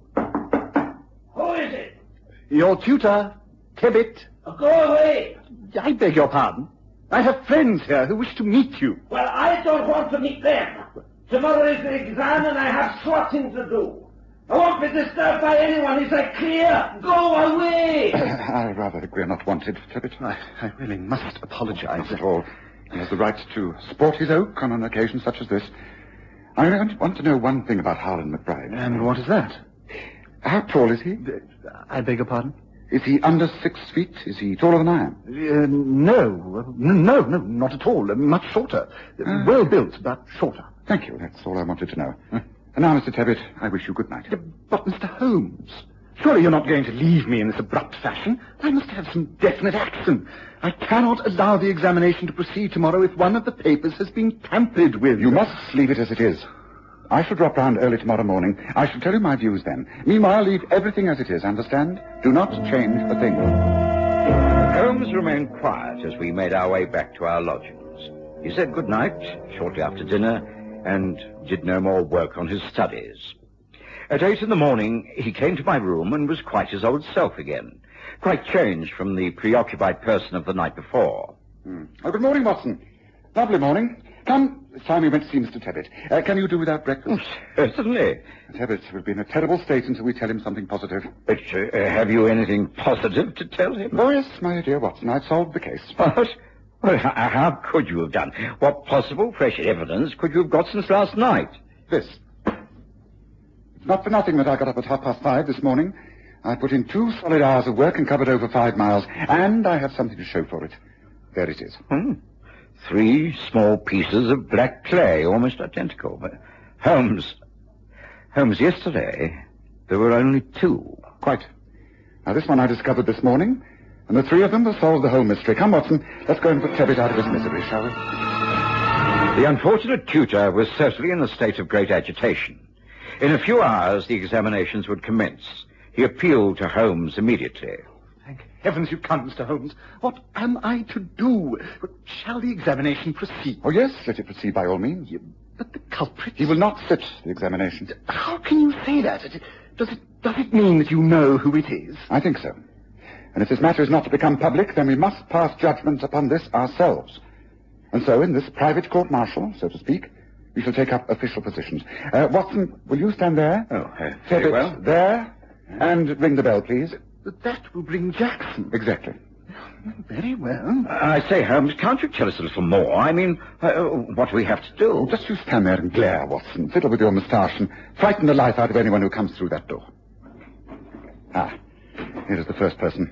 Come in, Jackson. Do as Mr. Holmes requests, Jackson. Yes, sir. Now, Tebbit, would you leave us for a little while? Please go down and bring Mr. Forbes down to us. But I don't understand. I mean, what... do as I say, please. Very well, but I must confess that I do not understand this. It is lamentable. Now, Jackson, would you please tell us the truth about yesterday's incident? I have told you everything, sir. You have nothing to add? No, sir. Then I will make a suggestion. When you came in here yesterday, and you appeared to be considerably shocked, you sat down upon that chair. The reason was to conceal something, was it not? No, of course not. I think you answered that a little too quickly. I wonder why. You know who was in this room yesterday, don't you, Jackson? No, sir, no. It is a pity you feel that you have to lie. Stay with us, but stand over there by the bedroom door and wait. Yes, I think the time has come. Oh, it is lucky that I found you. I think you must have been coming to see me. Yes, I was. It was very important, you see, sir. Come in. Close the door. Yes. Now, Mr. Forbes, we are alone here. We can be perfectly frank with each other. We want to know why an honorable man such as yourself ever stooped to become the cheat you were yesterday. What? Jackson, how could you? Oh, it wasn't me, sir. Mr. Forbes, I never said a word. Ah, but you have now. Forbes, your only chance lies in a frank confession. I don't know where to begin. How can I tell anyone? Then let me tell the story, and you can correct me if I'm wrong. Now, Tebbit told me that no one, not even Jackson, knew the papers were in this room. It was extremely unlikely that Raoul Chabra could tell what the papers even looked like when he came in here. After all, they were rolled up. The chances of someone coming in here by accident and finding them would be too remote. Obviously, someone saw into the room from outside. I see. Forbes had been training that afternoon. He had his running shoes with him, the traditional kind, spikes on the soles. When he passed the window, he saw that you had been working on the exam paper. As he passed the door on the way to his room, he noticed that the key was in the lock. The temptation was too much. He let himself in and saw the situation at a glance. He placed his running shoes on the table and placed something, gloves perhaps, on the chair whilst he hurriedly made notes. Correct, Forbes? Yes. Thinking you, Tebbit, would return across the courtyard, he stayed by the window to watch. But you didn't. You came by the side entrance and he was caught. There was no escape. He grabbed for his shoes and made a tear in the red leather. Darting across to the bedroom, he forgot his gloves on the chair. Some of the black clay from around the spikes of his running shoes dropped off. One piece was left here, another in the bedroom cupboard where he hid himself. That third piece I collected from the pitch where he trained yesterday. Correct so far, Forbes? Yes, it's exact as you've explained. Is that all you can say for yourself after such infamous conduct? I'm sorry. And to prove it, I have here a letter which I wrote last night. I couldn't sleep. I couldn't live with what I'd done. In the letter, I say I'm withdrawing from the examination. I'm ashamed. Well, I am relieved to know you have recovered your self-respect. Why the change of heart, Forbes? Jackson. He persuaded me. Well, Jackson, can you clear up the last point in this mystery for me? What was your interest in all of this? It's simple enough, Mr. Holmes. I was at one time butler to Sir Stafford Forbes, this young man's father. When he was ruined, I came here to work for Mr. Tebbit. I never forgot my old employer and made it my job to watch over his son. That's why I pretended to collapse when I sat in the chair in order to conceal the gloves. When Mr. Tebbit left to seek your help, I aided Mr. Forbes to escape. What else could I do? My loyalties. I didn't approve, of course, and I persuaded him to do the right thing. I'm sorry, but, well, can you blame me, Mr. Holmes?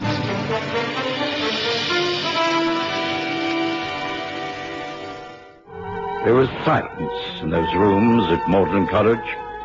Forbes looked down at the floor. Tebbit stared out of the window, and Jackson slowly left the room.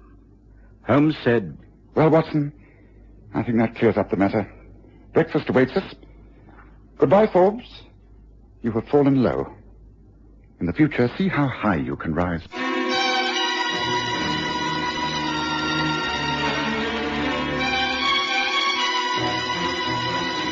Listen again next Sunday to The Stories of Sherlock Holmes, with Graham Armitage as Holmes and Kerry Jordan as Dr. Watson.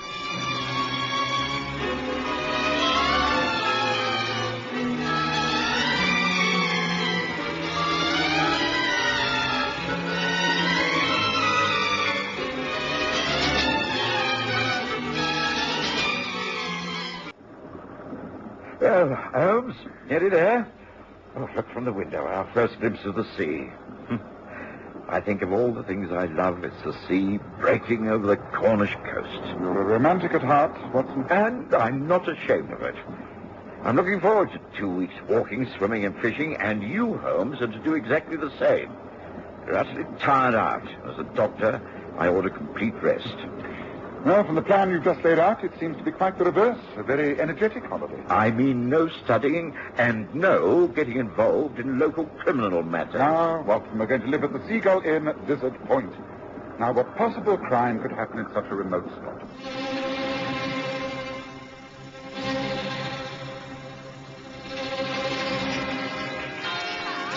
The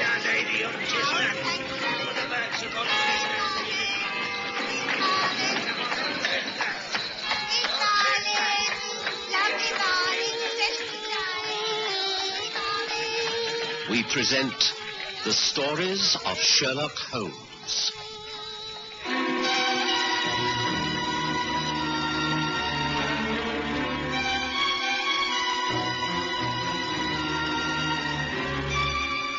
Lizard Point.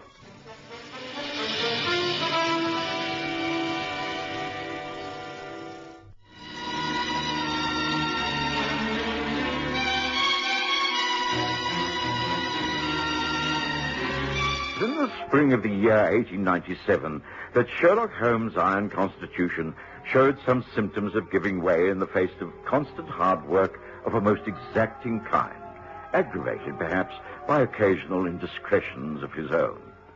But he was induced at last to give himself a complete change of scene and air.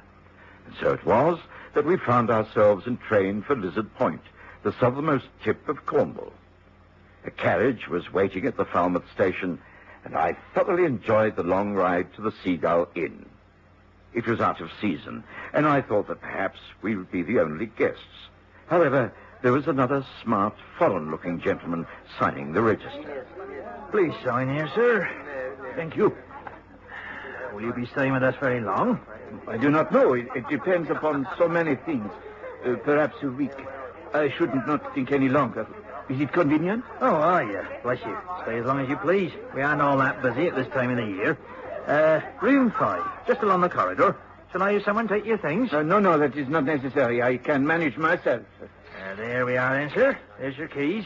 If you like to take half a cider in the bar, it's right there on the left. No, thank you. I drink only wine. Perhaps you can tell me, is it far from here to the place known as Cliff House? About 20 minutes walk along the cliff path. Turn left at the top of the lane and follow the path. Can't miss it. Grey stone building. Looks right out over the sea.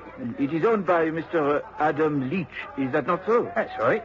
Why, Adam's right there in the bar at this very moment. Then perhaps I shall take a drink. After all, thank you. Good afternoon to you, good sirs. You must be the two gentlemen who made reservations. Sherlock Holmes and Dr. John Watson from London. That be right? Yes, that is correct. I'm Watson, and this is Sherlock Holmes. How do you do? How do you do? If you'd be so kind as to sign the register. You have rooms 8 and 10 with a connecting sitting room between. Nice view, right out to sea. Oh, thank you. That sounds ideal. Holmes? Oh, certainly. If you could have our cases taken to the rooms, I think Watson and I will take up a suggestion of a drink in the bar straight away. It's been a long and very tiring journey. Very sensible. I'll be joining you myself very shortly, once the wife comes off duty. To the left there, gentlemen. Oh, thank you. Come on, Watson. I'll buy you your favorite cider. The bar of the Seagull Inn was obviously the gathering place of all the local residents of Lizard Point. There were not many in there when Holmes and I entered, but perhaps half a dozen. Behind the bar was a buxom Cornish woman who I assumed correctly to be the landlord's wife. She was talking to a strong, middle-aged man whose weather-beaten face was topped by a mop of the most luxurious silver hair I've ever seen. I won't be doing with it, Arthur. She ain't old enough in her own mind, and he's too smooth, too clever by half. But nice and well-behaved, Adam. No one in these parts has anything against him. We was all young once, you know. I'd still be against it. But enough of that. You got company. Oh, evening, gentlemen. What can I do for you? 2 of your best, strongest ciders, please. Oh, come in for a first taste, have you? Well, I can tell you it's the best you'll ever get. You the 2 gentlemen from London who'll be staying here? That's right. We've just arrived. Well, have a good holiday. Not exactly the right time of the year, but you struck it lucky. Weather be that fine and hot the last week. Suppose it'll break with a storm sooner or later. There we are. Thank you. Place it on the bill, do Of course. I think you're wrong, you know, Adam. Why not try to get to know Mr. Mason better? Well, here's to your much improved health, Holmes. What? Oh, yes. Good health.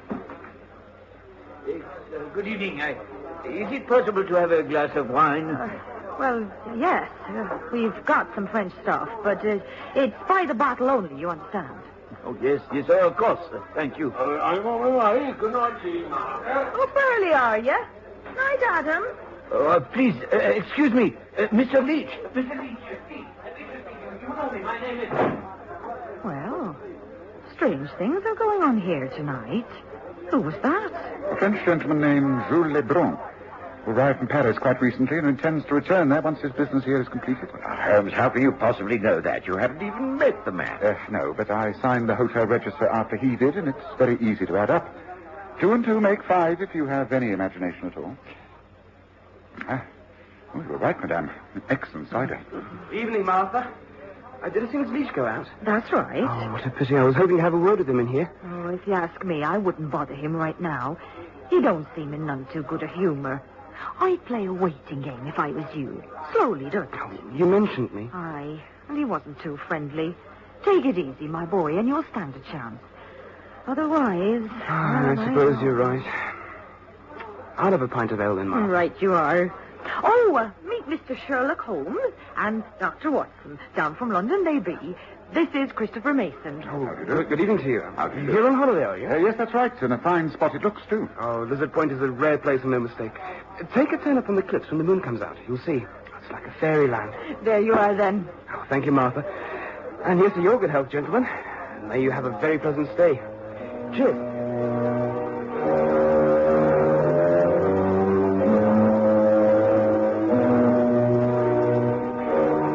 Christopher Mason was an agreeable young man. He sat chatting to us for half an hour or so, and then the landlord came through to advise us that supper was ready. Afterwards, we took Christopher Mason's advice and strolled the cliffs. The moon was up, far out over the silver water. It was enchanting. That young man was right. The visual effect from here is amazing. Breathtaking. I don't think I've seen anything like it.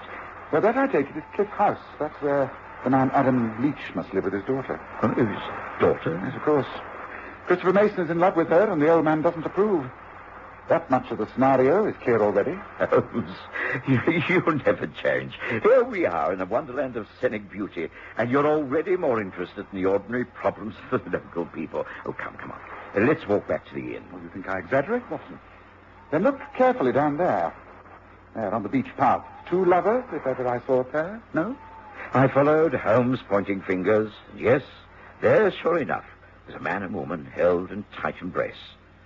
Well, they had an ideal setting for their romantic evening. I wished them happiness. We turned, walked swiftly back to the inn, had a nightcap in the sitting room, and said good night. I think I slept better than I had in years. I know Holmes did, because he was still sound asleep when I rose to bath and shave.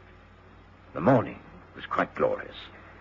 We decided upon a walk before breakfast.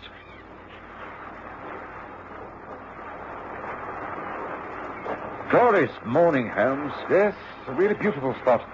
Yes, I'm glad you recommended this, Watson. Well, 2 weeks of this, and you'll be a new man. Ah, look, we aren't the only ones about. Here comes that French gentleman. What's his name? Jules Lebrun.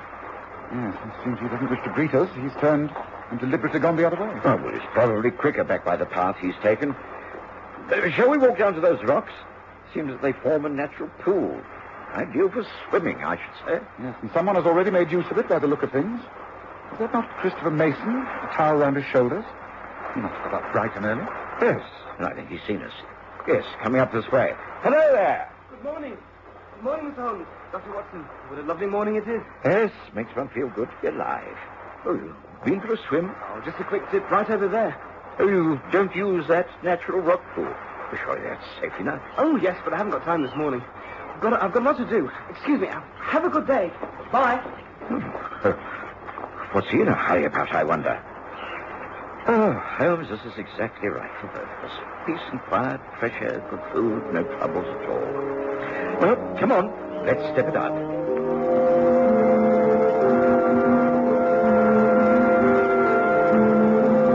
This is the rock pool. Must be careful how we climb. Down slippery. Just look at the color of the water. It's all kinds of... Watson, you may not be correct in saying all is peace here. Look, there on the beach between the rocks. Great heavens, it looks like a man's body floating face down. Quickly, Watson, quickly. Down here, to the beach.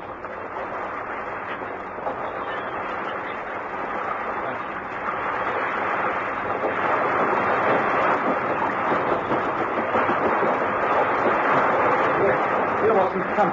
Come, give me a hand. Help me drag him out and onto the shingle. Here. Right. Come on, Figure.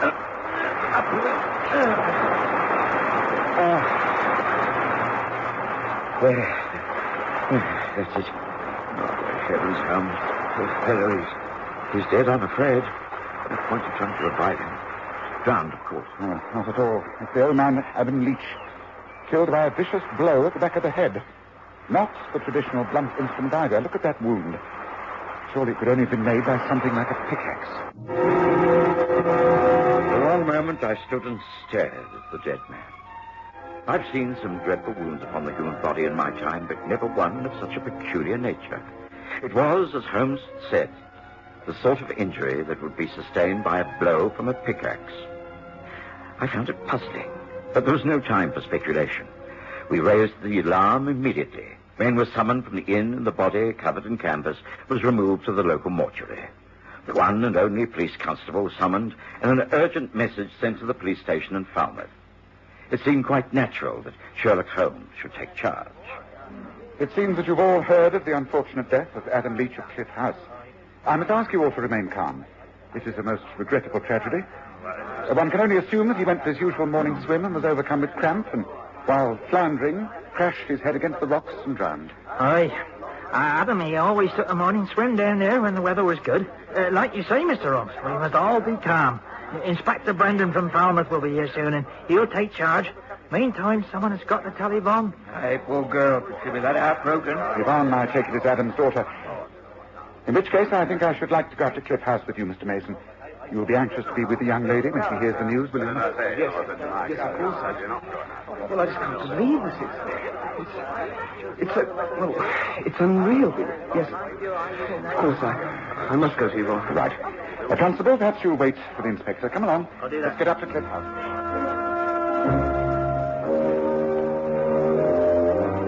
Yvonne Leach was a young, attractive girl, well-spoken and neatly dressed. She was deathly pale, but in no way hysterical. Good morning. You are Mr. Sherlock Holmes, and you, Dr. Watson. Thank you for coming up here with Christopher. We can only say how sorry we are. It's a great tragedy. I've often warned Father about taking exercise so early in the morning. He was always an active man. Didn't seem to realize that he was no longer young. I suppose it was an accident, wasn't it, Mr. Holmes? Why should you think otherwise? Did your father have any enemies? None that I've been aware of until recently. Oh, he was not very likable in many ways. He had a vicious temper and always wanted his own way. He resented Christopher, for instance. There's no point in denying that. But Father usually came round and compromised. It's going to be hard to think I shall ever see him again. I'm sorry. You said your father had no enemies until recently. What did you mean by that? Well, it started about 6 weeks ago. He received a letter from France. At least it had a French postmark. And from then he appeared strained, even frightened. And then last night he had an unexpected visitor. I was in my room. I didn't hear the man arrive, but I did hear voices coming from here, this room. I wondered who it was and if Father needed anything. So I left my room and came down here. I didn't enter because it was quite clear that they were quarreling. I heard Father say... You shan't get a penny. Hear that? Not a penny. An unwise decision, Leach. You know that you will have to pay in some way or another. I think paying in money is better than paying with a year or so in jail, don't you? I refuse. Not a penny. I don't believe you have any evidence at all about what happened in Paris. In any case, that was so many years ago that no one will take the slightest interest in your feeble accusations. That I should not bet on. The families who suffered are still alive. They will remember. They will demand retribution, whereas if you agree to the sale of the letters, then all will be peace and quiet once more. After all, what is £100 to a man like you? No. I say no. Here, look, the letters. No, that's got it now.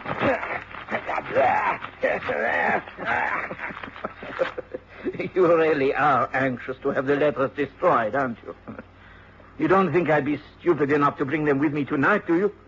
These are only the empty envelopes. No, I still have the letters, and they are still for sale.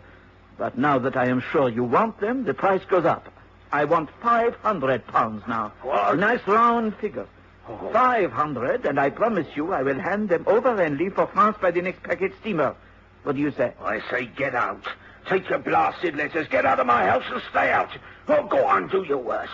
Get out of my sight while you're still alive. And if you ever set foot in this house again, I'll kill you. Very well. I will go. But you will live to regret this, Adam Leach. That is, if you continue to live at all. Good night. I was in the hall. I stepped back and concealed myself behind the curtains by the stair windows. I was able to see the stranger as he left. A tall, dark man, smartly dressed and top-hatted. Jules Lebrun, the foreigner from the Seagull Inn. I know it was.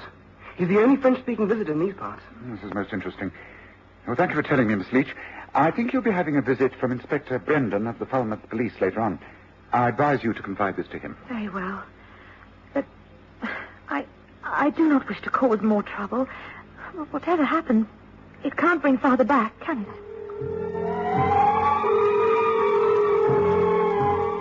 I could tell that Holmes already scented a crime. As we walked slowly back to the inn, he hardly spoke. He studied the nature of the scenery, watched seabirds of all kinds wheeling their way high above the jagged cliffs, and paid particular attention to the nature of the rocks that formed the pool where old Adam was found.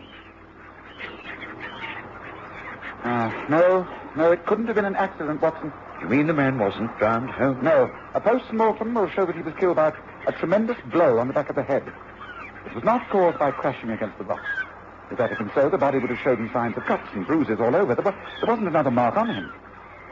The puzzling thing is that the blow must have been caused while he was in the water. Now, the water in that pool is deep. We know that. It was hard for us to get at him and pull him out. Yes, within a matter of a few paces, the bottom falls away by several feet. But, Holmes, if the man was swimming, and he would have to have been, how could anyone have delivered a blow to the back of his head? The wound was actually at the base of the skull. Exactly. Well, that means that if he was swimming when it happened, he would have had to be swimming underwater. Yes, exactly. Yes, this case grows more interesting the more one studies it. But could anyone have thrown anything like a spear, a fisherman's gaff? Can't see where they could have thrown it from. No, I don't think that's the answer. I have a theory. It's just a theory, but... Well, enough of this speculation. Let us return to the inn and see if the good inspector has arrived. The inspector had arrived and was in the process of interviewing the local inhabitants. None of them could throw any light upon the tragedy. All gave testimony to the rather violent character of the dead man and agreed upon his physical strength and habit of taking regular early morning swims in that particular part of the beach. Then the inspector was told by the landlord that Jules Lebrun, who had said he might wish to stay for a fortnight, had requested his bill. He wished to leave immediately. I wish to leave. Why I have shortened my stay here is really no one's business but my own. I go back to Paris as soon as possible. Well, I suppose we can't stop you, monsieur, but I'd be grateful if you could answer a few questions. The dead man, Adam Leach. You knew him? No, that is only slightly. I had some business dealings with him years ago. I came into the bar last night. He was just leaving. I followed him out into the lane. We greeted each other, had a few moments' conversation, and then we parted. I have not seen him since, and know nothing about how he was drowned. He was not drowned, monsieur. He was killed by a blow at the base of his skull. Good morning, Inspector. I'm Sherlock Holmes. And this man is lying. He came here for the express purpose of blackmailing Adam Leach. He went up to Cliff House last night, and there was a violent quarrel between the two men. His daughter Yvonne overheard the whole affair. He ended by threatening to kill Leach. He was also on the beach this morning shortly before Watson and I found the body. Oh, is that so? Well, in which case I'm afraid I shall have to insist that you do not leave here, monsieur. On the contrary, I'll have to take you in. You'll have to come to Falmouth for questioning right away. Oh, this is ridiculous. I deny it all.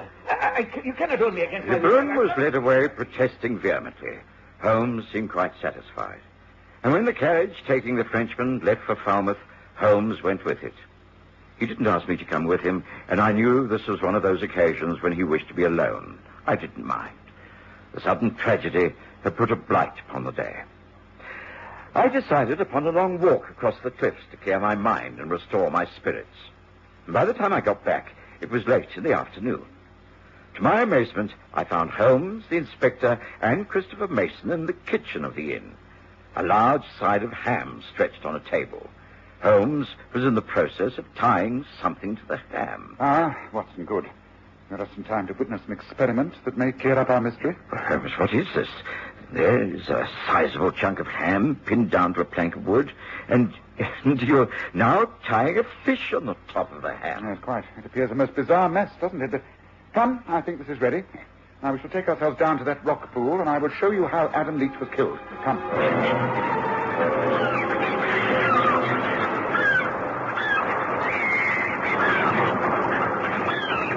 Now, you see, we float this strange contraption out into the calmer waters of this large rock pool. Now, see, it floats just below the surface. Only the silver glint of the fish appears visible. Come, stand way back, and wait and watch. Look here, Mr. Holmes. This is some kind of joke. Not at all. The local man, you must surely have guessed at the solution. Might I remind you of two things? Adam Leach, although an elderly man, was mightily strong. He used to do a great deal of underwater swimming. The sitting room of his house is filled with precious shells gathered from the bottom of the sea. He dived many times, searching with his head just below the surface of the water. He had a mane of white hair, did he not? It must have streamed behind him as he swam. And from way above could look exactly like the fish out there in the calm waters. Now look at the sky. There's birds wheeling around. What are they? All different types. Yes, but one in particular, the cormorant, the bird fisher. That dives at incredible speed down like a hawk, only much faster and with far more strength. It crashes through the waves and takes the fish in its beak. If anything stands in its way, well, look. Now, look.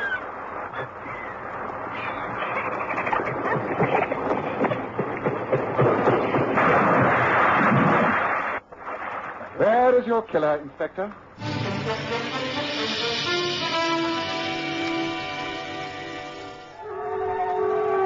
It was some hours later that, back at the inn, Holmes went over the whole case again in detail. We had all assumed that Adam Leach's death had been part of the local intrigues, his daughter's forbidden love affair, the treacherous blackmailing of Jules Lebrun. But it simply wasn't so. I've always said, Watson, that when everything else has been ruled out in a case, whatever is left, however impossible, must be the answer. In this case, no one could have delivered that death blow. We've seen, from examining the side of ham, that the gash caused by the enormous beak of the diving cormorant was exactly the same as the wound at the base of the dead man's neck. Oh, it's quite the most extraordinary death I've ever heard of, Holmes. But, I'm glad it wasn't murder, as I thought. Justice will be done. Lebrun will be let off with a warning. And Yvonne Leach will doubtless marry Christopher Mason. And we, my dear Watson, will be able to resume our holiday. And now, enjoy it to the full.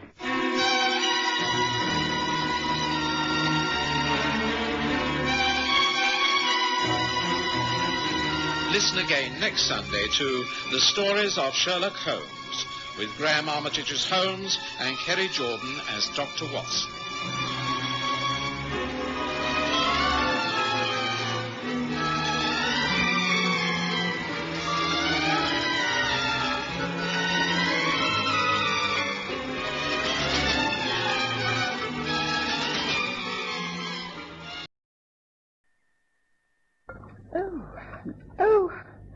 Oh, how wonderful. John, I've got a letter from my brother Percy down at Nettlebed. Oh, what of it, Mary, my dear? I hope he's well. Yes, he says everything in his parish is going very nicely. But he recalls that next weekend is our anniversary. And he suggests that we go down to stay with him at the vicarage for the weekend. Oh, and you rather like the idea. Oh, yes. We could go to church on a Sunday at St. Anne's, where we were married just a year ago. Oh, John, dear, do say yes. Very well, my dear. If I can arrange it, I agree. And Percy also extends an invitation to Mr. Sherlock Holmes. John, dear, do you think you can persuade him to accept? Wouldn't that be quite splendid?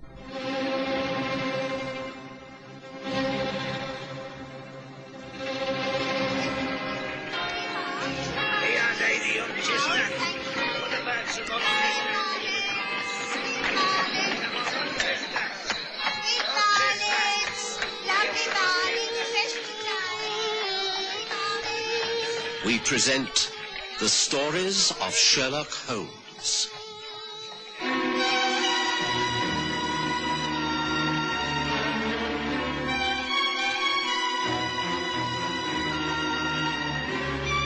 Tragedy at Nettlebed.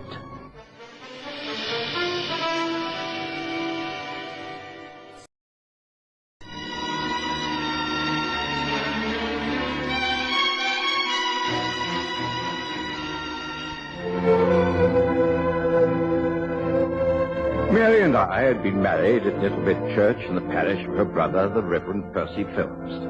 She'd now been Mrs. Watson for a year, and the most happy year it had been. My only regret during all that time was that I'd been forced to leave Sherlock Holmes alone in the rooms at 221B Baker Street. Of course, I never lost touch. I saw him several times a week, and was still able to give him assistance whenever he asked for it. I wondered if he wouldn't be bored by the prospect of a weekend in the country, but I was duty-bound to ask him. I knew I'd get a direct reply to my invitation. Your anniversary, is it, Watson? Oh, I'm so sorry I'd forgotten. Time passes so quickly, and the last year has simply flown by. It's very generous of the Reverend Phelps to extend the invitation to include me. Well, I'll quite understand if you simply say that you don't want to go, Holmes. I shall explain that you're too busy. Although if you can manage it, it'll make Mary very happy. I have very many happy memories of Nettlebed. It's within the area of Great Paddock, isn't it? Yes, now that rings a bell. Let me see, where are my scrapbooks? I think this is the one. Now, let's see. If you recall, I started making up these books some years ago. They're press cuttings of many unsolved murders. I think just about 6 months ago, there was a most interesting case. No one ever caught a man who strangled his wife in one of the woods. I think it was Great Foxwood. And the man's name was Perryman. Yes, now let's see. Perryman. Yes, here we are. Yes, I was right. Some 7 months back, Arthur Perryman. Yes, that was the man's name. According to all these reports, he found out his wife had been unfaithful. One night he simply ran amok, and following her to an assignation in Great Foxwood, he strangled her and then disappeared. The police traced him to Southampton, where he gave them the slip, and it's assumed that he managed to get out of the country. One of the few unsolved murders of the year. Interesting. Yes, I did read something about it. I know. Mary was rather upset as it occurred on the lands of Sir Rodney Trimble, who happens to be a great friend of her brother's.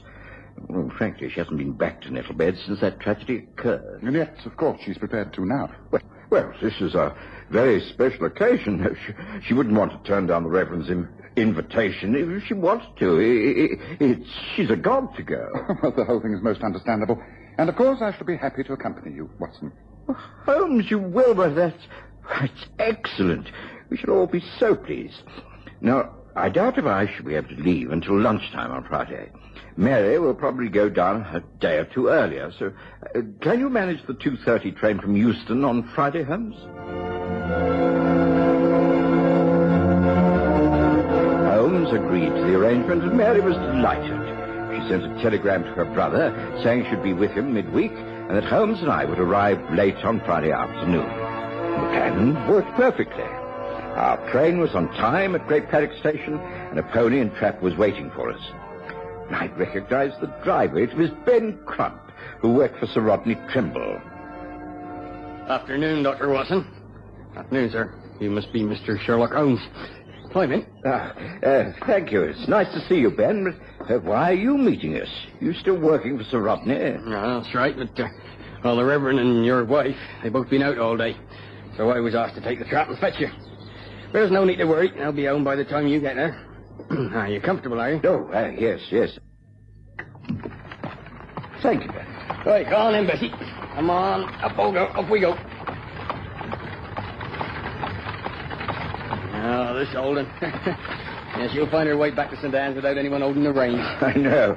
Bessie's a great favourite of my brother-in-law's. Has it been a good year for you up at the Hall, Ben? Times are hard, Dr. Watson.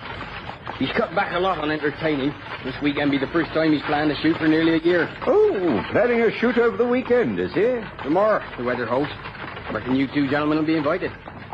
You like to shoot, Mr. Holmes? I'm considered quite a good shot, yes. Oh, he's one of the very best. What do you go for here? Pheasants? Woodcock? That's right. Now, there's plenty of them to be flushed out. Just hope when the beaters start, we can cut the birds off from heading to Great Foxwood. Great Foxwood? Ah, yes. That's where there was a murder some few months ago. Is that right? No, that's right. We don't talk about that round here, Mr. Holmes. Some things is best forgotten. If you want to be a friend to Sir Rodney's and everyone else in these parts, you won't ever mention it. You got my meaning? Now looks like rain clouds over there. Come on, Bess, lass, get on with it. Get us home. Within half an hour, we were at the vicarage, and all thoughts of Ben Crumb's warning had faded from my mind. It was a wonderful reunion. Percy Phelps was warm in his welcome, and Mary radiant to be able to play hostess for him as she used to in the old days. Dinner was delicious, and we sat by a pine log fire afterwards, taking coffee and liqueurs. It was a most pleasant domestic scene. What could be more delightful than having one's family and dear friends gathered around one's own hearth? I'm so happy to see you all. Oh, I do wish you the very best of health. May you enjoy being here this weekend as much as I shall enjoy having you. It's quite wonderful. I'm so pleased that you came with John, Mr. Holmes. I took very little persuading, I can assure you, Mary. The only thing that amazes me is that a whole year has passed since you were married. It seems but a few months. Oh, wait until you try marriage, Holmes. A year with the wrong person might seem like 10. Well, here's to the next 10 years for you, John, and for you, Mary. Oh, thank you, dear. To a very happy couple. Oh, dear, now who can that Now, be? don't you get up, Percy, dear. Let me go and answer the door. I shan't be a moment. You men stay where you are and enjoy your dress. Well, I must congratulate you, John. You've made my sister the happiest woman in the world. I always thought she would become a contented woman, but I never believed that within a year she could change so much. Well, she looks and sounds years younger. Well, I refuse to believe that I brought her more happiness than she's brought me. I suppose we're just very lucky, that's all. Yes, you are. And I hope and pray that luck continues. Well, I see no reason why it shouldn't. Percy, look who's here. Sir Rodney, who's just walked over from the hall. Do come in, Sir Rodney. Thank you, my dear. Sir Rodney, what a lovely surprise. And you've arrived at just the right time. John Watson is here and also Mr. Sherlock Holmes. Well, as long as I'm not intruding upon a family reunion. Hello, Watson. And of course, I've heard much about you, Mr. Holmes. Welcome to Nettlebed. Hello, Yeah, then, do join us for coffee and a drink, will you, Sir Rodney? Oh, thank you. Thank you, but no, I can but stop a moment. I called to find out if your guests had arrived, Reverend, and if you'd all care to join us up at the Hall in our first shoot of the season tomorrow. I think we've heard news of this, Sir Rodney. The old man Crump said something about it when he drove us up from the station. And I remember thinking, very selfishly, that I hoped I'd get an invitation. Oh, good man. That means you'll accept. Only too willingly. And you, Holmes? How can I refuse? I shall look forward to it. It's no good asking me, of course, but Mary will, I'm sure, be delighted to join you all at the Hall and act as hostess. She's extremely good at organizing things like refreshments. Would you consent, Mary, my dear? I do confess that I am in need of such help, and I'd be very, very grateful. The servants will do all the preparations, of course, but I need someone to be with the field carriages to serve refreshments to the guests. Well, of course, I'd love it. I have done a little of that sort of thing on other occasions, so I know I can manage it.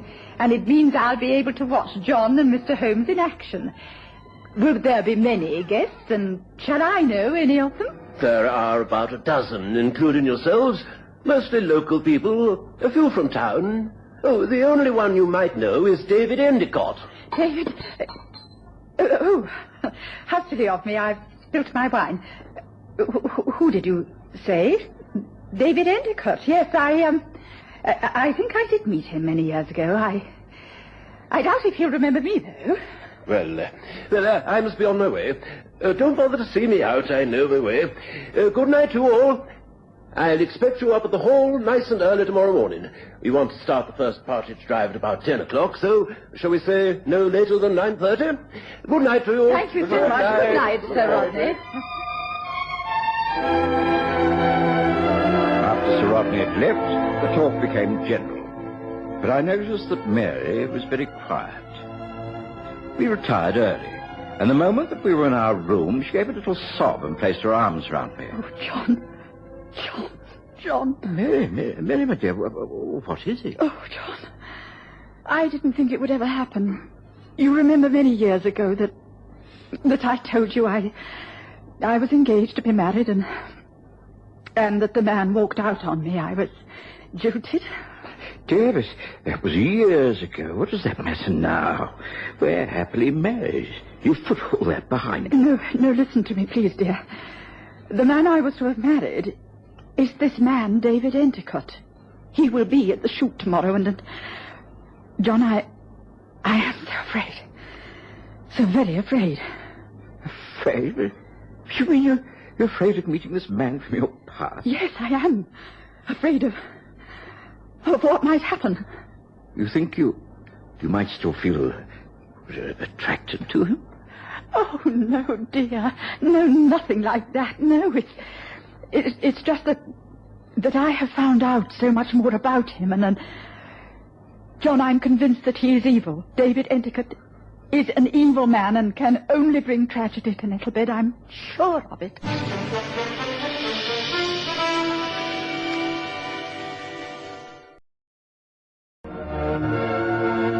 I've never seen Mary so upset.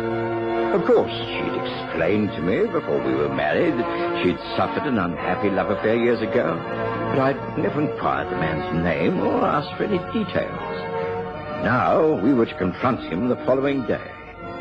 I reassured my wife, told her that nothing could possibly go wrong, that she was to get a good night's sleep, and it would all seem less formidable in the morning. But I was disturbed in my own mind, and I should have been even more so if I'd known what was going on at the hall that very evening.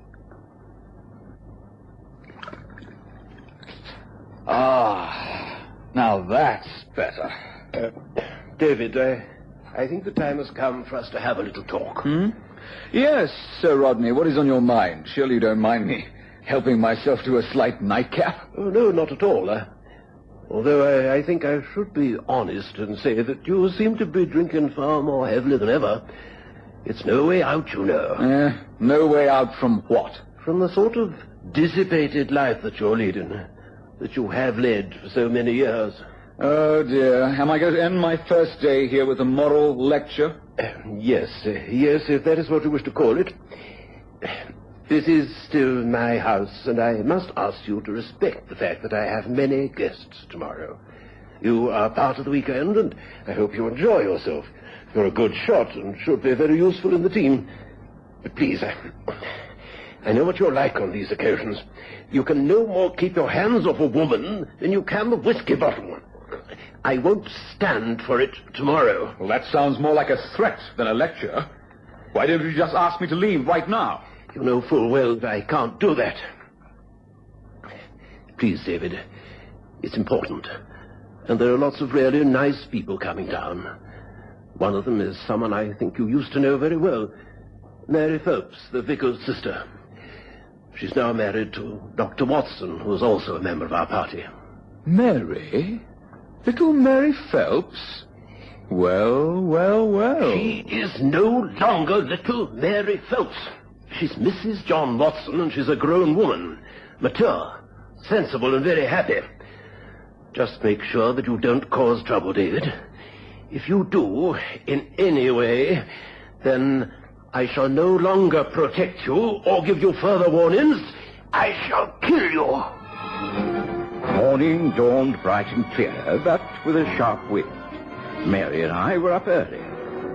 She seemed pale and tense, but quite determined to go through with the day as it had been planned. The Reverend Phelps had been called out during the night to sit with a sick person in the neighboring village.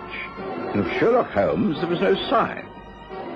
We were having coffee in the morning room when he marched in from the garden, fully dressed and flushed from a brisk walk. Coffee, what a splendid idea. Good morning, Watson. Morning, Mary. Good morning. A black with 2 sugars. Yes, very well. I'll pour it for you. Come and sit down. Morning, Holmes. You're up and about early. I thought it as well to take a look at the lie of the land before embarking on any practical shooting.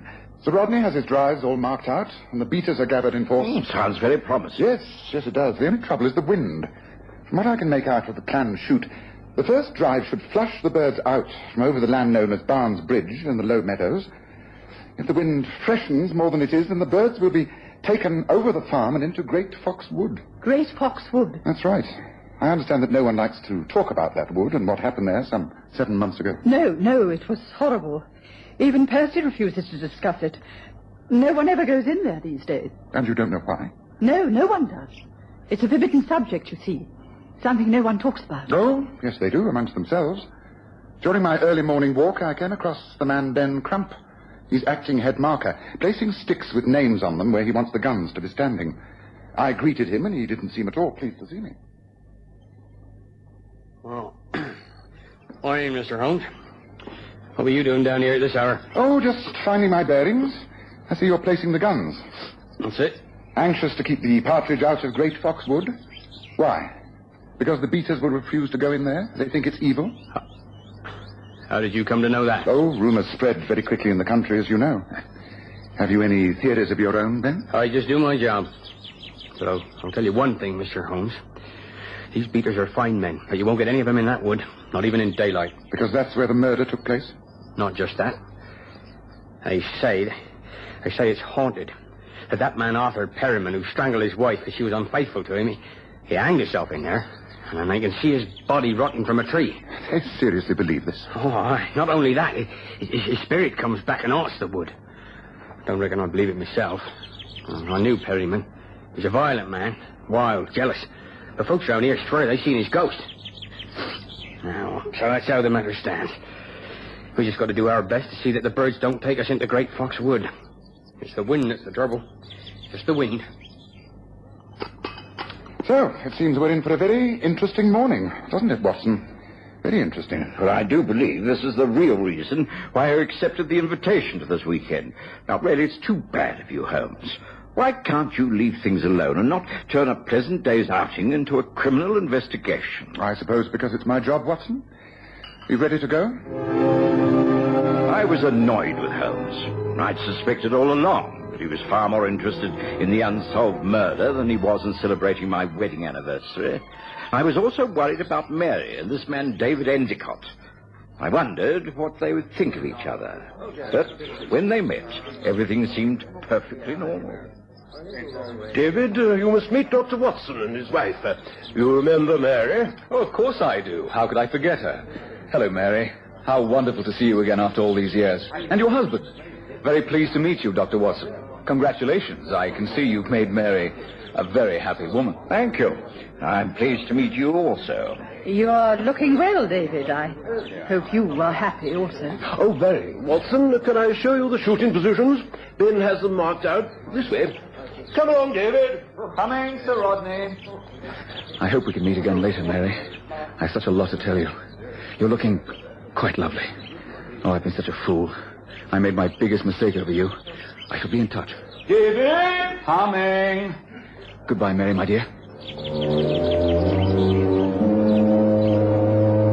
Sir Rodney called us all to order. The party was divided up, and we set out for the first drive.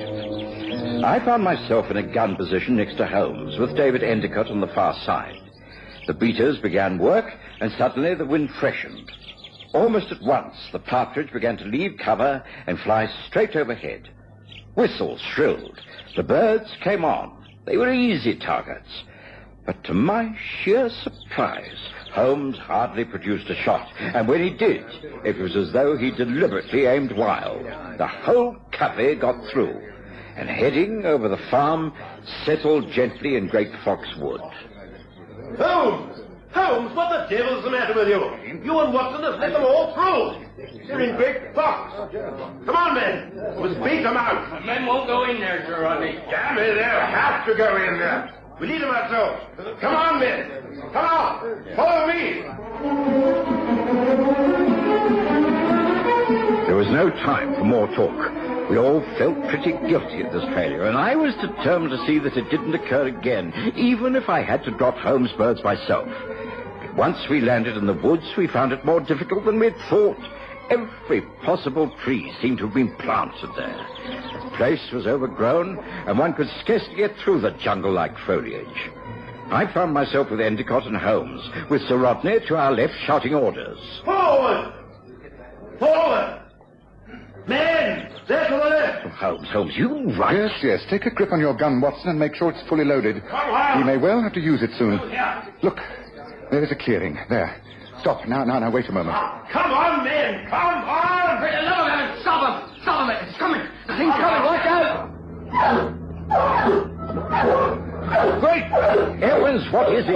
It's like a wild dog. Hey, watch out! Keep away! Run! It's the only thing! Run! Stop him! Stop him! Take the cut! Look out! Shoot, Watson! Shoot! Great heavens! What's happened? David! And this creature! That creature, Sir Rodney, is Arthur Perryman, the man who 7 months ago strangled his wife in these woods, and then went mad and has been living here almost as an animal ever since. Poor devil. It's just as well that it's all over for him. And as for David Endicott, well, you'd better see what you can do for him, hadn't you, Watson? I knelt beside the still form of David Endicott in the depths of Great Foxwood. I had to tear Perryman's hands away from him. Endicott was badly savaged about the face and throat. Of course, the whole shoot was called off. The guests departed with as much dignity as they could muster, and the police were called in. It wasn't until we were all safely back in the vicarage and Percy Phelps was dispensing stiff drinks that Holmes was able to complete his summing up. I'm sorry that the weekend started so badly, but I'm sure it was most necessary to solve the problem. You see, I checked most thoroughly in London before we came down here on the Perryman murder. I was sure that the police were quite wrong in thinking that Arthur Perryman had managed to escape after killing his wife. He hadn't left the country, yet no one had picked up a hint about him for over 7 months. There was a rumor of a ghost in the woods. Could it be that Perryman was still there?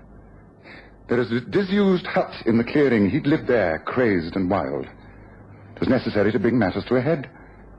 Of course, when he recognized David Endicott, his murderous intent flooded back. For it was Endicott who was his late wife's lover, the cause of his breakdown. It was Endicott who had a hold over Sir Rodney and was sponging off him, bleeding him white. And it is Endicott who now lies very ill in Great Paddock Hospital. I think that justice has been done, and perhaps many doubts removed from everyone's mind. Don't you agree, Watson?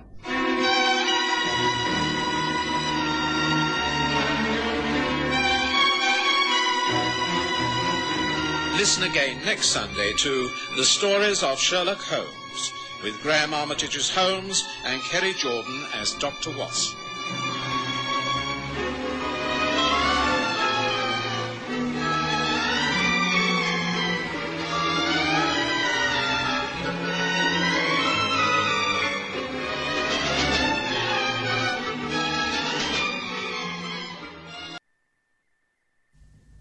Holmes, you're in. Good. I've been hoping you'd call, Watson. Come in, my dear fellow. Come in. Pour yourself a drink and light up a pipe. You're most welcome.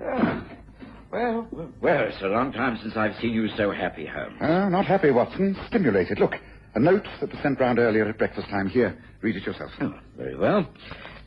My dear Sherlock Holmes, I am back in London for a short while. I have an apartment in Regent's Building's Chester Terrace. May I please call upon you late this morning? After all these years, I'm sure we shall both find the meeting most interesting. I trust you still do remember me. Irene Adler.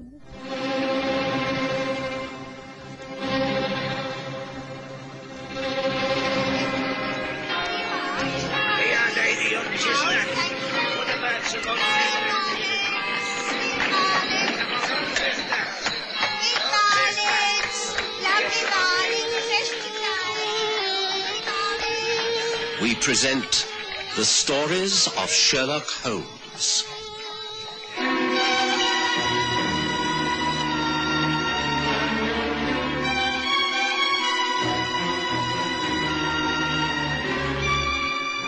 Tonight, The Return of Irene Adler. The name Irene Adler caused the years to roll away. It took me back immediately to one of Sherlock Holmes' earliest and most fascinating cases, a scandal in Bohemia.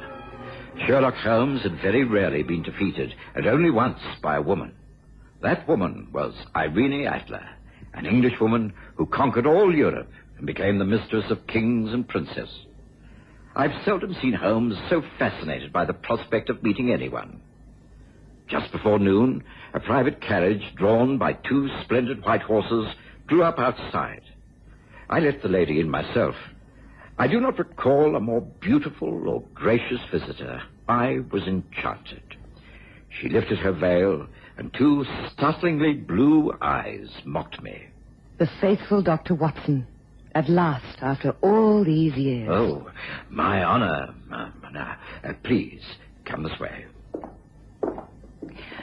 I trust Mr. Holmes is expecting me. Oh, with great anticipation. Now, allow me. Your visitor, Holmes. Should I leave you? Certainly not. You must stay.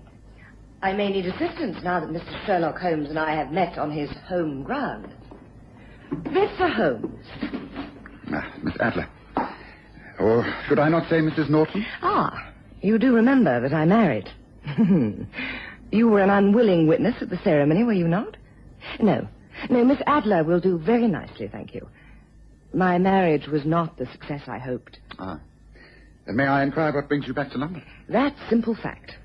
I am now divorced and anxious for a change. I resolutely refuse to become old before my time. I have rented the most modern apartment in the city.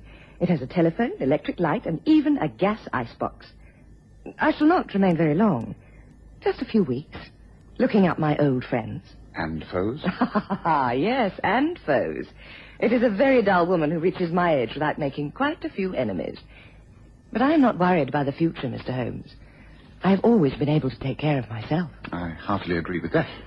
And you? Your work is still successful? I like to think so. Scotland Yard value me a little more highly than they did in your day. I am glad. That Inspector Lestrade was such a dullard. I most certainly hope I don't meet him while I'm here. I hope you don't either. Oh, you still think of me as a dangerous woman, don't you? That is good. I like to leave a lasting impression. But really, I must go. I have so much to do during this short stay. Oh, I almost forgot. I'm having a small soiree at my apartment tomorrow evening. After 8? I shall be tremendously flattered if you and the good doctor could attend. Is that possible? I think so. Watson? Oh, I shall be charmed. Good. Then we shall not say goodbye. Just au revoir. Until tomorrow, then, Mr. Holmes. Having created exactly the impression she desired, Irene Adler swept from the room. I showed her to her carriage. She bowed graciously while a small group of onlookers gawped by the railings. On returning to our sitting room, I found Holmes in a pensive mood. I wonder, Watson. I wonder. Oh, what, Holmes? I must say I've never seen anyone quite so captivating. Indeed? Oh, yes, her technique has not lessened with the years, but why, Watson? That's what I ask myself. Why? Why what? Why did you call upon me, and why is she in London? It's important that I know. Holmes, I really don't follow you. Why should it not be a quite innocent visit? If she now lives a totally different life... She doesn't. A leopard cannot change its spots, Watson. Irene Adler has been living in America. Her clothes may seem Parisian, but they are not. Her gloves bore the name tag of a New York department store. She's lived over there long enough to call a refrigerator an icebox. No. The lady's here for a purpose. It can only be a shameful one. I must anticipate her moves. Something to do with American crime. Oh, come, Holmes. Surely you're reading a great deal more into this than exists. I know better than to accept Irene Adler at her face value. Yes, I must warn Lestrade at the Yard and check on all rumors in high society. A careful watch must be kept upon this lady's movements. And the party she's holding tomorrow evening after 8? Shall we attend? Oh, by all means, Watson. Oh, yes. We most assuredly will attend.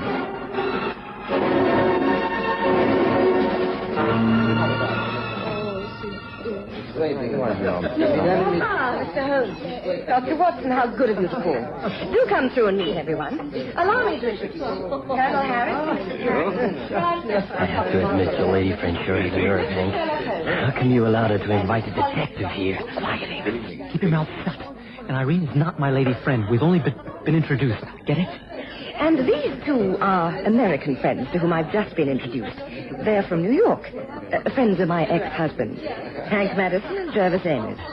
Mr. Sherlock Holmes and Dr. John Watson. Pleasure to meet you. How do you do, Miss Madison? Is this your first visit here from America? Yeah. As a matter of fact, it is. It feels kind of strange, but delightful. Everything is so old, you know what I mean? I fancy so, yes.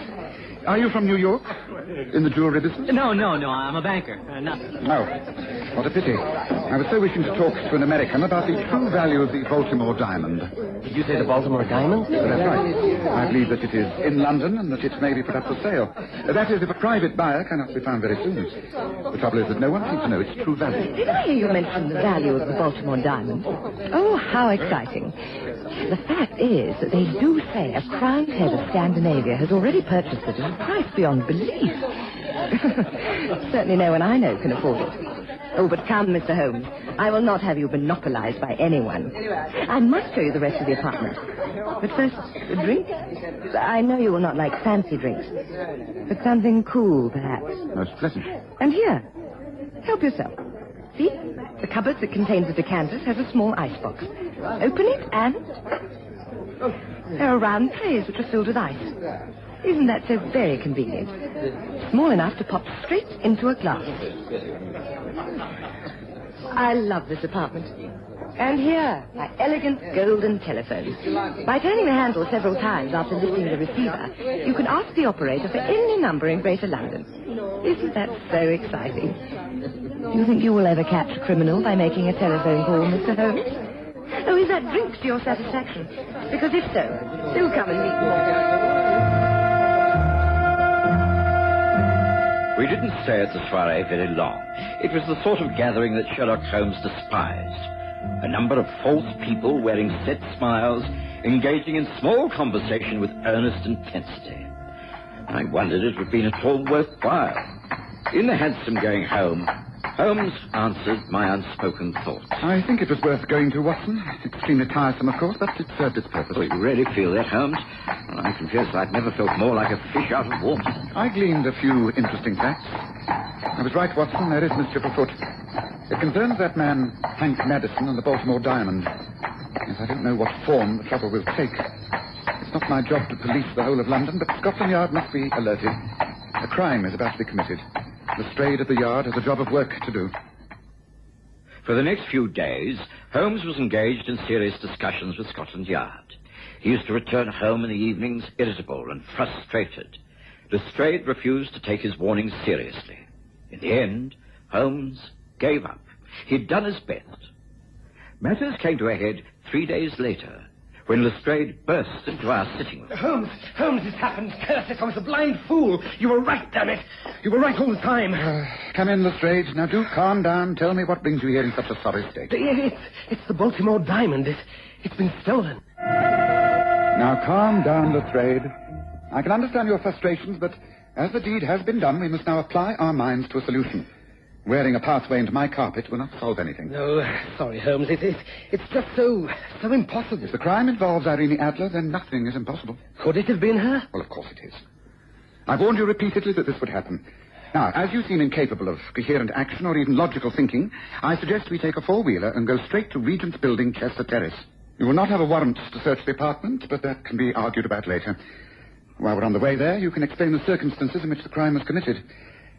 Watson, I take it that you do not wish to be left out of this? Well, certainly not. You get your coat, Holmes, and I'll get the four-wheeler.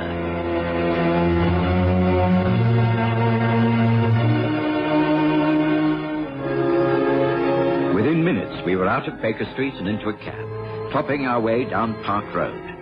Lestrade, who had been impressed by Holmes' clean-cut decision, pulled himself together somewhat and answered the questions that were thrown at him. Knowing Irene Adler, the robbery would not be an armed one. It would be a case of deception with a deal of audacity. Not so? Quite correct, Holmes. As you may know, the Baltimore diamond was sent to this country to gain a European sale. It's been held by Samuel Twiggs of Bond Street. Though Twiggs handles the select transactions himself. He has private rooms above the shop with a strong room. A few days ago, Madame Louise Dubois suggested and requested an interview and asked to see the Baltimore diamond. She gave full credentials, which were extremely impressive. Twiggs unlocked the safe and showed her the jewel. It is exquisite. Quite exquisite. I am determined to possess it. Oh, I'm sure Madame will wear it with great distinction. I think as a pendant, a single setting to lie low on the neck. Monsieur, I shall, of course, not carry out this transaction by myself. I have the patronage of the young Earl of Sandown. It is a delicate matter, you understand? Our relationship? Oh, yes, I think so. Complete secrecy must be observed. The Earl's family. May we consider a rendezvous? The Earl, myself, yourself, and the diamond. Oh, I have no doubt it could be arranged. It would have to be at a discreet venue. The Langham Hotel, perhaps. The small private business room? That is easily planned. Oh, at your convenience, Madame. I think Friday afternoon at 3 o'clock. Can you manage that? Oh, I shall make a point of it, of course. Very good. That is decided. Oh, there is one small matter. Mm-hmm. The Earl, he is very young, very well known, and naturally this purchase must be conducted discreetly. He will not use his own name when you meet. He always calls himself Dr. Westbury when he travels incognito. Oh, very wise, very wise. Yes, I often do that myself. Twiggs of Bond Street is also too well known. I am known as Mr. J. Marsh, a commercial traveller when undertaking delicate missions such as this. Oh, that is most satisfactory. May I then arrange for a meeting at the Langham Hotel on Friday at 3 between Dr. Westbury, Mr. J. Marsh, and myself. Not forgetting the small article that lies in the case before us. Thank you so much, Mr. Twiggs. I do hope the transaction is successful. Yes, Irene Adler, all right. Blonde wig, French accent. She could fool anyone. After all, she was a famous theatrical star. Well, go on, Miss Spade. What happened next? Clearly, there was no Earl of Sandown. No, but there was and is a Dr. Westbury. And according to him, a French lady, Madame Louise Marsh, visited him in his consulting rooms in Harley Street that same day. She was very distressed. It was regarding her husband. It really is so embarrassing, Doctor. You see, my husband, he is suffering from the brain fever. I do not know what I can do. He acts quite normally until these attacks, and then afterwards he... Please do not distress yourself, Madame Marsh. Tell me frankly all about your husband. Well, I am a Frenchwoman. My husband, he is English, and far older than I am. You will appreciate that there are difficulties in such a marriage. I am able to deal with most of them, but lately James has been suffering from delusions. He keeps wishing to give me gifts, expensive ones that he cannot afford. He imagines he is a wealthy jeweler. He really believes he is such a man. Oh, if you could only speak with him, see his state of mind for yourself. Why did you not bring him along here today? Oh, but that is impossible. He would never consent. But perhaps if we met privately, a friendly meeting to humor him. Let him talk of selling jewelry. He is harmless enough. But you could observe his behavior. Perhaps prescribe something to calm him when he talks wildly. I really love him very much, but I cannot continue like this. Please, won't you help me? Of course I will, Madame. Now, when can I see him? Well, we are at the Langham Hotel for a few days. If you could call there on Friday afternoon, say at 3 o'clock, I could introduce you as a friend. We might have tea served in one of the private rooms. You could talk together. I could leave you alone to speak privately.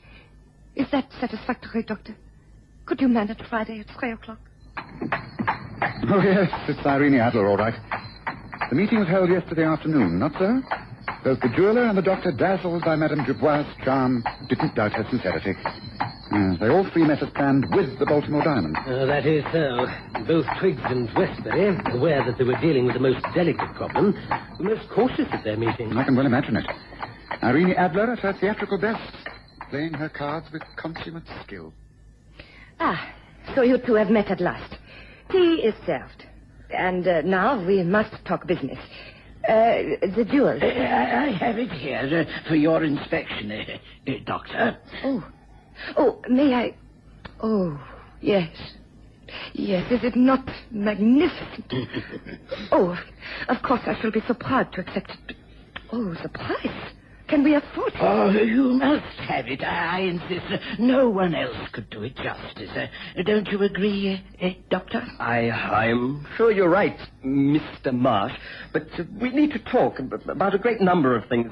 A consultation. Oh, I am discretion itself, I assure you. I've had so much experience in these things that I shall require the usual credentials, of course. Place yourself entirely in my hands. If you two gentlemen are about to talk intimate business, then with permission I shall wait in the adjoining room. May I take my tea? Thank you. Please do not hurry. I have plenty of time. Go into things most thoroughly, won't you? Call me when you have finished. And so she leaves them together, taking her tea and the Baltimore diamond with her. The jeweler and the doctor are left to discuss their business for completely cross purposes, neither daring to offend the other with straight talk for some time. And it must have been a good 10 minutes before they'd realized the truth, that they'd been tricked into thinking the other person was a different person. By that time, the French madame had vanished with the diamond. Is that it, Lestrade? That is it, exactly. And what steps have you taken? An immediate alert. All the usual procedures, descriptions, etc. Totally ineffective. It's even a waste of time questioning Irene Adler. You'll find that with the help of her 2 new American friends, she'll have a perfect alibi. Then what are we to do, Holmes?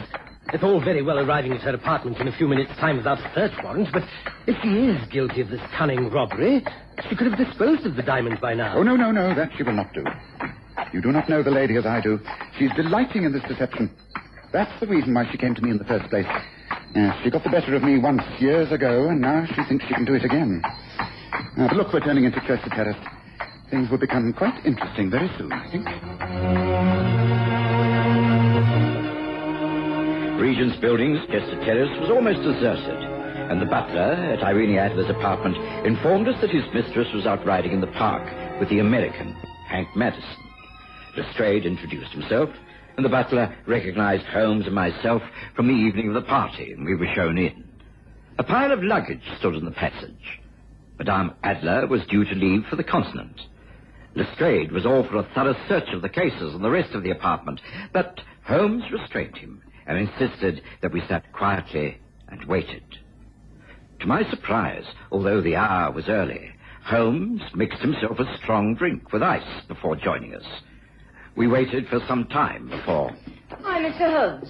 Dr. Watson, and can it be, after all these years, Inspector Lestrade of Scotland Yard? Well, what a surprise.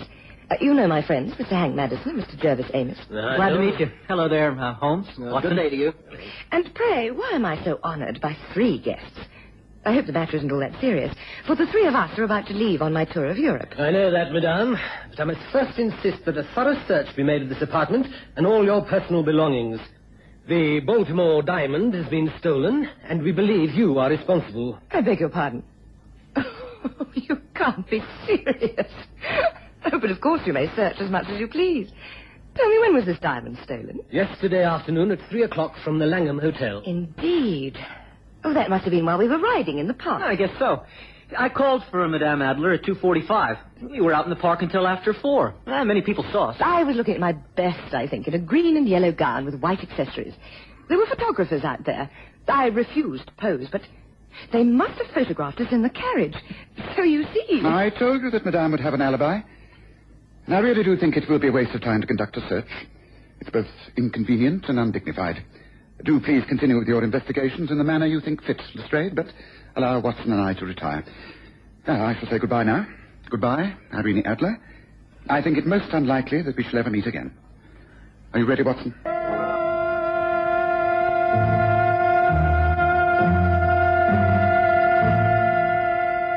I couldn't have been more amazed. In all my years with Sherlock Holmes, I'd never known him throw in the towel over a case. But he remained unperturbed. And instead of ordering a cab to take us home, he suggested a walk through Regent's Park. There, sitting by the lake watching the ducks, he said... Like to smoke a pipe, Watson? Oh, I feel in no mood for smoking, Holmes. Just what are you thinking about, allowing that woman to get the better of you like that? She hasn't got the better of me, Watson. Here, take my tobacco pouch. Well, I don't really wish to. Holmes. Oh, what's all this about? This pouch is soaking wet and the tobacco is drenched. Oh, what's this for? You can't smoke this soggy stuff. Look deeper into the pouch, Watson. Gracious me, it's the diamond. Holmes, I don't understand. It's simple. Irene Adler obtained the diamond by impersonating Madame Dubois. She had an alibi because her American friend Jervis Amos, who's a young man of slight build, dressed in her clothes and was taken for a ride in a carriage all yesterday afternoon by Hank Madison. When she got back to her apartment, she dropped the diamond into a tray of her fancy ice box, where it lay frozen and concealed. I found it there when I helped myself to a drink. Oh, Holmes, it's amazing. Yeah, she worked it out wonderfully well, didn't she? But then, so did I. For I was able to refill the ice tray with water and drop a valueless glass imitation in place of the diamond. Yes, I do hope this trade takes a long time. It will allow the ice to set. It's all important to me that Irene Adler doesn't discover how she's been tricked until she reaches Amsterdam. Most satisfactory teaching her a lesson after all these years. Don't you agree, Watson?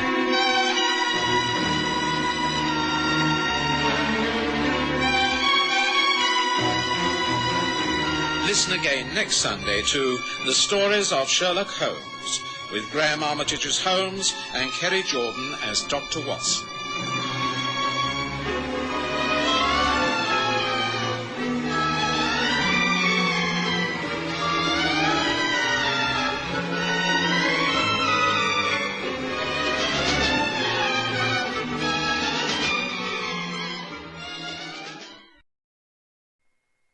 Well, that's about the size of it, Dr. Watson.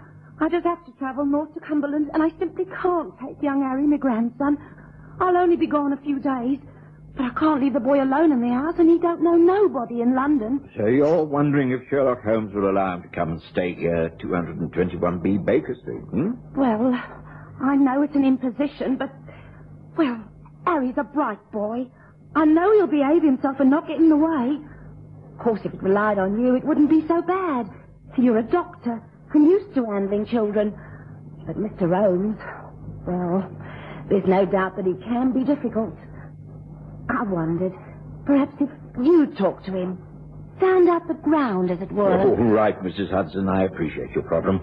I'll do my best to persuade Mr. Holmes. Oh, thank you, sir. There won't be no trouble, I promise you that. Harry will be as good as gold. You'll see.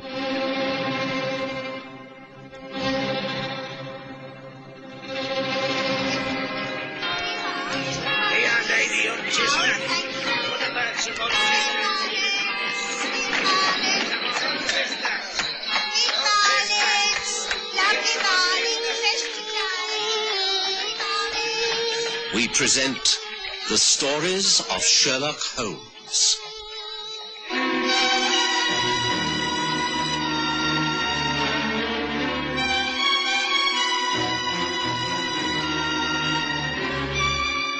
The Young Visitor.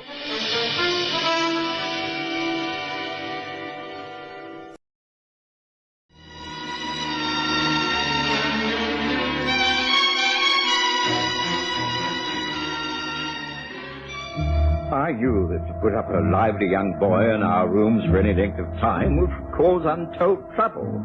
But I didn't see why we shouldn't try to help for a short while. There was a small box room at the top of the house that had a trestle bed in it.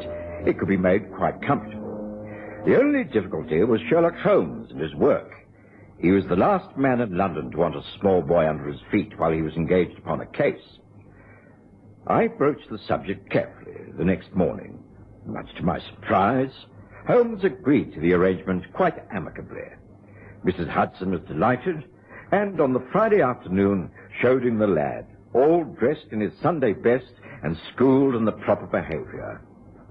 Come in now, Harry, and say hello to Mr. Holmes and Dr. Watson. How do you do, sir? Very pleased to meet you, Doctor. So, you're Harry, and you're to be our young visitor for a few days. Yes, sir. Thank you very much for letting me stay here. Harry's a bright lad. He won't make any trouble. I mean, he isn't rowdy or anything like that. As long as there's plenty of books for him to look at, he'll be as quiet as a mouse. Well, there are plenty of those, although perhaps you aren't quite grown up enough for most of them. Well, young man, sit yourself down. It's a bit early for tea. Gran showed me where everything is, sir. I can get it for you any time. Well, not yet. Well, come on, sit down and tell us something about yourself. Oh, there isn't much. I'd sooner hear about you, Mr. Holmes. Do you really catch criminals, murderers, and people like that? And do they fight to the death at the very end? Well, not very often. Detection isn't all blood and thunder. It's a question of observation and thinking in the right manner. But I'm not working on any case at the moment, so you needn't bother about disturbing me. Oh, that's a pity. I think I'd like to be a detective when I grow up. Well, there's plenty of time for that. Now, what would you like to do this weekend? Play games? Visit the zoo? Not really. You know what I'd really like? No?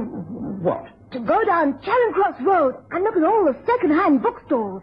Now, that will really be a treat. Well, if that's what you want, that's exactly what we shall do. We shall do so tomorrow morning. How's that? It's a promise. Wow! I think I'm really going to enjoy it here. I really do. Things had got off to a most pleasant start. It was clear that Holmes liked the boy, who was quick-witted and not over-familiar.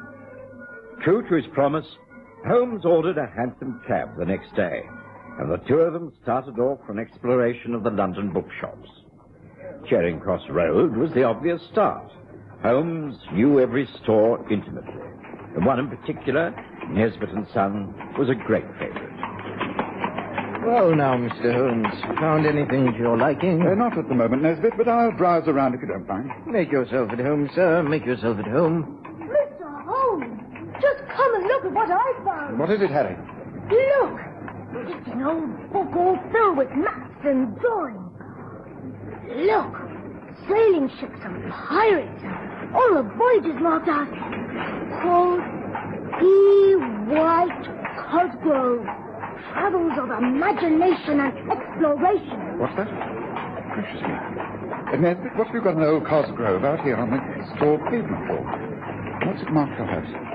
5 shillings. It should be worth far more than that. Well, I don't know. It came in with a job lot from a Mr. Robert Johnson of the Manor, Lake Radlett. It's in a poor state. Many pages missing, and the cover is stained and warped. It's a pity. It's rare enough, but I doubt if it could be restored. Please, may I buy it? I'd love to start a collection with this. I've got half the money. If you put the other half, I promise I'll pay you back. That's all right. Wrap it up, Nesbitt. The young man's found what he wants. Very good, Mr. Holmes. We must encourage a budding bibliophile, mustn't we?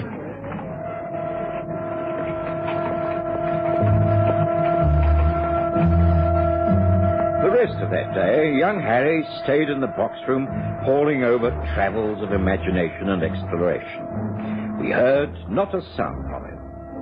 It was on the Sunday morning, after a brisk walk in the park, that we returned to find a visitor had called. Ah, come in, Watson.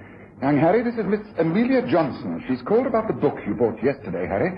I rather think she wants to buy it from you. What? I'm sorry. Perhaps you'll let me explain, young man. You see, my uncle is Mr. Robert Johnson, and this book came from his private collection. I think there must have been a slight mistake. The volume should never have been included in the parcel of books sent to Nesbitt's in London. Since then, a few pages have been discovered, which, when added to the book, would make it quite valuable. We found out Mr. Holmes' name and address from Nesbitt's, and he said he was sure you would agree to sell it back. I'll offer you far more than you paid for it. Now, what do you say? No. I'll give you a sovereign here and now for the book. Here? See, a bright new golden sovereign. Mr. Holmes, I don't have to sell a book, do I? I'll never get another one like it. And if that page is missing, well, maybe I'll be able to buy them for this lady later on. The book rightfully belongs to you, Harry. It's yours, and you've paid for it, quite honestly. Of course, Miss Johnson, the missing pages may deal with the island of Corsium and the legend of the dinosaur. There is a reference to that later on in the book, isn't that so? Exactly, Mr. Holmes.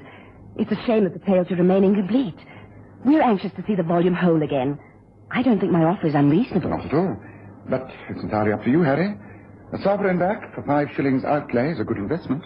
I don't want a good investment. I want my book, and she shan't have it, so there. I'm sorry, but the answer is no. Well, that's your answer, I'm afraid. The child is entitled to keep what is rightfully his. He's a junior. Surely he has parents I can appeal to, people who will listen to reason. I'm afraid not. None that you can approach at the moment.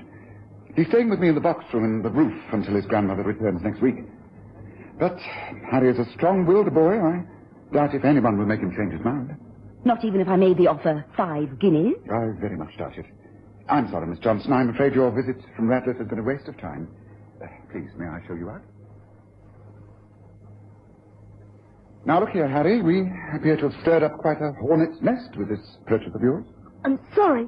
I don't want to sell it. No, and I don't think you should. Remember, I told you that detection was observation and clear logical thinking? Well, this is a case in point. I believe that book is far more valuable than anyone knows. Now, why did Miss Johnson go to such lengths to regain it? She knows nothing of its contents. I deliberately misled her by quoting the island of Corsium and the dinosaur. A total fabrication. Now, she's offering 5 guineas for a book Nesbit thinks only worth 5 shillings. Now, she's not going to stop there. If she can't buy it, she will be arranging to steal it. Oh, you think so? Oh, indeed I do. I've let her know that you occupy the box room at the top of the house with a small window jutting out onto the roof. I shall be very much surprised if you don't have a visitor call upon you this very night. A real-life burglar. What do we do? Bolt the window? Call the police? There's no need to call the police when I'm here. And no need to bolt the window either. In fact, you will leave it open. Now listen, Harry. Here is a real adventure for you. Now this is what we shall do. You will go to bed as usual tonight, but after it's dark.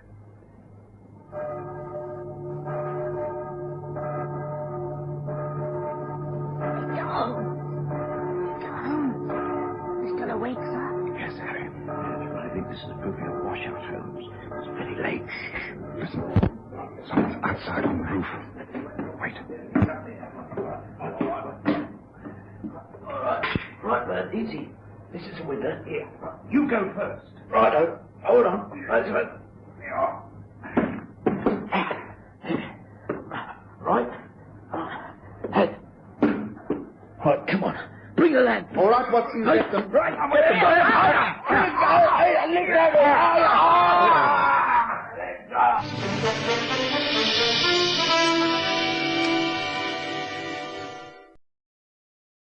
After the initial tussle, the two men who had entered the box room from the roof gave up. They were clearly amateurs at the game and even appeared shamefaced after the lamps were lit and the window closed. Holmes viewed them with contempt mixed with pity. As he listened to their awkward explanations... I'd never touched the job if I'd known. So help me, I wouldn't. Me neither. And we was just told to climb in here and get back a book that this kid had nicked from a bookstore. I didn't nick it. It cost 5 bob. Quiet, Harry. Well, you made a right mess of breaking and entering. Did whoever engaged you tell you who I was and who this young lad is? Oh, no. We thought we'd find the place empty. We was told what books to look for. Travels of Imagination, something like that. E. White Cosgrove's Travels of Imagination and Exploration. And I'll have you know that this is the house of Mr. Sherlock Holmes. Oh, blimey. You Sherlock Holmes? Oh, now we're for it. Before we send for the police, perhaps you can tell me the name and address of whoever put you up to this attempted burglary. A fella called Alan Mortimer. He lives at 28 Bermondside Mansions, Main Road, Radlett. Radlett. Ah, yes. Things are beginning to form a pattern. Now, look, you two, it's clear that you have been duped and made fools of. On the other hand, had you been successful, you would no doubt have handed over the book and collected payment. How much were you offered for this job? 10 quid apiece. Ah, that confirms our impressions of the value of the book, doesn't it, Harry? Look, this is what I shall do. I will turn you over to the police, but I shan't prefer charges until tomorrow. If I can clear up this matter swiftly, then we will see if we can't let you off with just a warning. But if things go wrong, I shall call upon you to give evidence against the true offender. Is that clear? Oh, yes. Thank you, sir. All right, Watson. Well, let's get these men down to the police station. Then I think we've had enough for one Sunday night. Tomorrow, we shall be paying a visit to Radlett, to the home of Mr. Robert Johnson, where I hope we can successfully conclude this very interesting matter. And as for you, Harry, you get to bed with no more questions asked. Understand? Could not resist the temptation of a trip to Radlett the following day. With the two would-be burglars still under lock and key, there was no chance of any information leaking back to the man who called himself Alan Mortimer. It was typical of Holmes that he made young Harry do up the controversial book in a neat brown paper parcel with string tied in reef knots. We then took a train to Stanmore and a carriage to Manor Lake, Radlett. Paying off the carriage, we walked up the long driveway. Obviously, the land and manor had at one time been a famous property. A vast lake stretched to the west of the house. An attempt had been made to control the foliage, but whoever had made it had fought a losing battle. We were crossing the final lawn when two figures appeared upon another driveway. A man and a woman. Now, who do I see approaching? You have but seen her once. What do you say, Harry? An awful woman who wants to buy my valuable book. Yes, it's Amelia Johnson, all right. Who's that with her? Yes. I'd make an even guess that his name is Alan Mortimer. Cruddy bloke who organised the burglars. Now, if I'm right, young Harry, you must keep your mouth firmly shut. You are not going to let on about anything that has happened. If you do, you will destroy everything. Understand? But... Now, they've seen us, and they've also recognized us. They cannot refuse to greet us. But whatever I say, you must agree. No matter how much you hate it, you must smile and nod and be a little gentleman. Understand? But All right, I agree. Good. Here we are. Now, good morning, Miss Johnson. I hope you'll pardon this intrusion. The fact is that my young friend here has had a change of heart and thinks he would like to talk to your uncle about the purchase of his book. What? I see. I don't know where Uncle is. I think he's inside the house. Good morning, Dr. Watson. Good morning. Good morning, Harry. Mom. Good morning, sir. Good morning. Oh, allow me to introduce you. This is my fiancé, Alan Mortimer.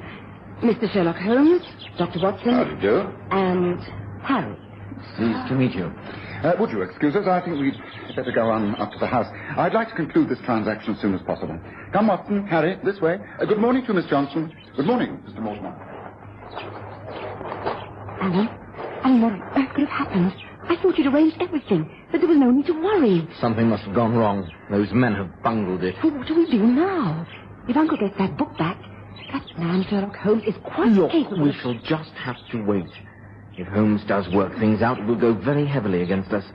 But we shall just have to wait and see, shan't we? Within a few minutes, we were up at the house. An elderly manservant showed us into a large, dilapidated room where, from behind an enormous desk, a thin, distinguished man rose to his feet and made us welcome. He explained his circumstances and how he came to part with the book. As you can tell by looking around you, Mr. Holmes, my family have fallen on rather hard times. We used, in the old days, to be very wealthy. My ancestors have lived here for hundreds of years. I am the last of the Johnsons. Yes, naturally, I wish to end my days here. The thought of giving up the place at my age is repugnant to me. So I have been forced to sell my possessions in order to live. Amongst the things I got rid of is the family silver and many rare books. I sent a whole lot to Nesbitt and Son. Amongst them was the Crossgrove. I fail to see why you wish to return it. I don't. But there's a riddle attached to this book, Mr. Johnson. And I think with your help, I can solve that riddle. And perhaps in doing so, I'll be able to help you overcome some of your more pressing problems. Riddle? What sort of riddle? I don't understand. Open up the book, Harry. Very well, sir. Now, to start with, I want to know who was the original owner of this book, his background, the sort of man he was. Well, that's easily answered. It was my great-grandfather, old Peter. He returned from many years sailing the world and did a lot of rebuilding to this manor. He created the lake, set out the gardens. He was an eccentric, an amiable adventurer. Ah, so he landscaped the grounds. Harry, turn to the centre spread pages of the book. Those are the 2 pages that show the south of England and the Isle of Wight. There are lovely monsters and even a whale blowing a water spout. Look, lots of pirates and galleons. It's a bit messy, though. Someone seems to have written in the margins. Can't read it very well. What's it mean, Mr. Holmes? An examination of the writing through a magnifying glass. Is TRESOR TROUVE. Oh, trésor trouvé. Treasure found, or as we say, treasure trove. Yes, and it's on the island marked with a cross, very near to that water spout. A treasure! On the Isle of Wight? I think not. Let's come to the window. You see, the French windows open out with a view across the lake. Now, do you see anything unusual about it? Oh, best that I can. Well, it looks a bit overgrown. That's if you forgive the observation, Mr. Johnson. Oh, I agree, but Personally, I've never liked that lake. It seems so oddly designed. No symmetry, just everything thrown together. Look more closely at the small island towards the far end. I think if we had a bird's eye view of its shape, we would be reminded of something. Now, does it mean anything? Well, I must confess I don't know what you're getting at. Well, what about you, Harry? Come along, you're a bright boy. What does it remind you of? Well, it's funny. I've got it. It's the same shape as a map. The Isle of Wight, like in the book. Ah, exactly. But I don't understand you. You mean that old Peter landscaped that lake and island to resemble this map? That's it. Now, wait a moment. There must have been a reason. But the treasure trove. You think that there's some sort of treasure hidden on that island out there? Well, one can but assume that old Peter worked all this out for that reason. It explains why this book is so valuable.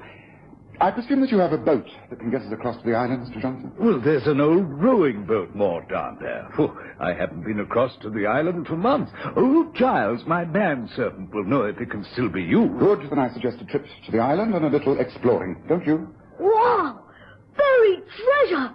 The boys at school are never going to believe this. Come on! Oh, I don't understand. There isn't any water spout, Mr. Holmes. So how can we know where to look? What's that half hidden in the reeds and bushes? Looks like a sort of fountain. Hey, a water spout! Pull up alongside it, Watson. Right, sir.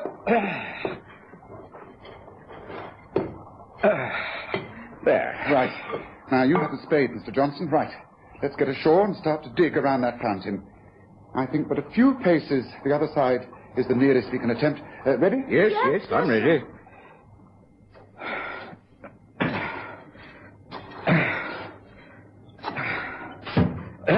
There's something here. It's metal. Joe, look. There's a small metal box. Now, come on, give me a hand. Smooth away the earth, Harry. Right. Right, open it. Yes, it doesn't appear to be locked. If it is, prise it open, Watson. Right. Wow. Oh, just look at that. What a sight met our eyes when the small metal box was opened. Even though the sovereigns it contained had been buried in the moist earth for all those years, they appeared almost newly minted. They were genuine enough. The look of sheer amazement on Robert Johnson's face was only matched by the wonder of young Harry. I really believe that at that moment all this young boy's dreams came true. It was simply a fairy tale for him. Back at the house, Robert Johnson couldn't contain his delight. But Holmes, unperturbed, had to curb his enthusiasm. I'm afraid we now have to come to the unpleasant part of the whole adventure, Mr. Johnson. I have to tell you that your niece is not the timid, loyal creature you thought her to be. She found some missing pages to the book by White Cosgrove. On those pages must have been the information that elsewhere in the book was the clue to all this money. Perhaps it said, look at the center pages, something like that. Anyway, she didn't tell you. She went to Alan Mortimer, the man she wishes to marry. She and he made a plan to get hold of the book, seek out where old Peter had buried his fortune, and claim it for themselves. They would have tricked you out of this money. I think when you confront them with this treachery, they will be unable to deny it. If they do, well, I have proof. Witnesses now under lock and key. Get rid of both of them and enjoy your old age, Mr. Johnson. I don't know how to thank you, Mr. Holmes. Surely there must be some way, some reward. Holmes refused the reward. But young Harry Hudson went back to London with 10 shiny sovereigns in his pocket. The happiest lad in the whole world.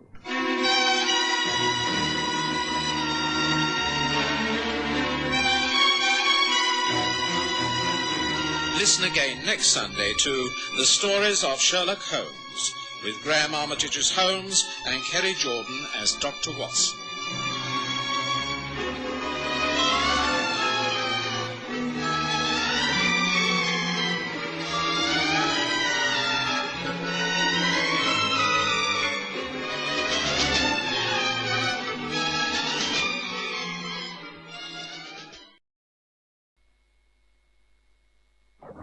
Oh, very nice casting, Holmes. I must say I'm enjoying this trip tremendously. It'd be rather more satisfying if we caught some fish, Watson. What are you always telling me? Patience is a virtue? Well, I've only been here a couple of days. And after all, what have we come to Norfolk for? Complete rest. Enjoy the Broads, fishing, walking, generally taking a lazy holiday. Well, I'm quite content. It's all very well for a couple of days, but then I find I need something to concentrate upon.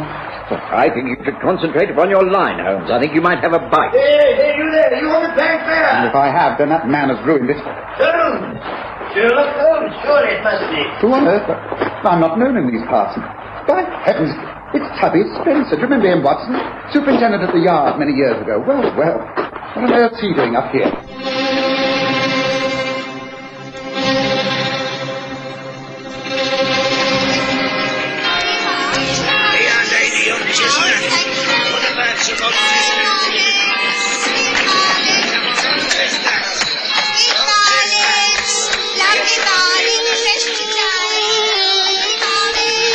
We present the stories of Sherlock Holmes.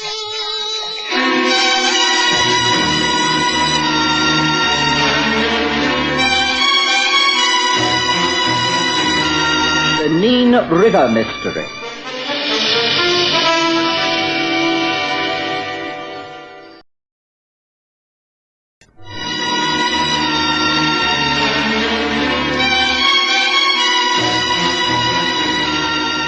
The summer of 1889 came very late, but it suited me quite well, for I'd been busy the whole of August, and it wasn't until September that I had time on my hands.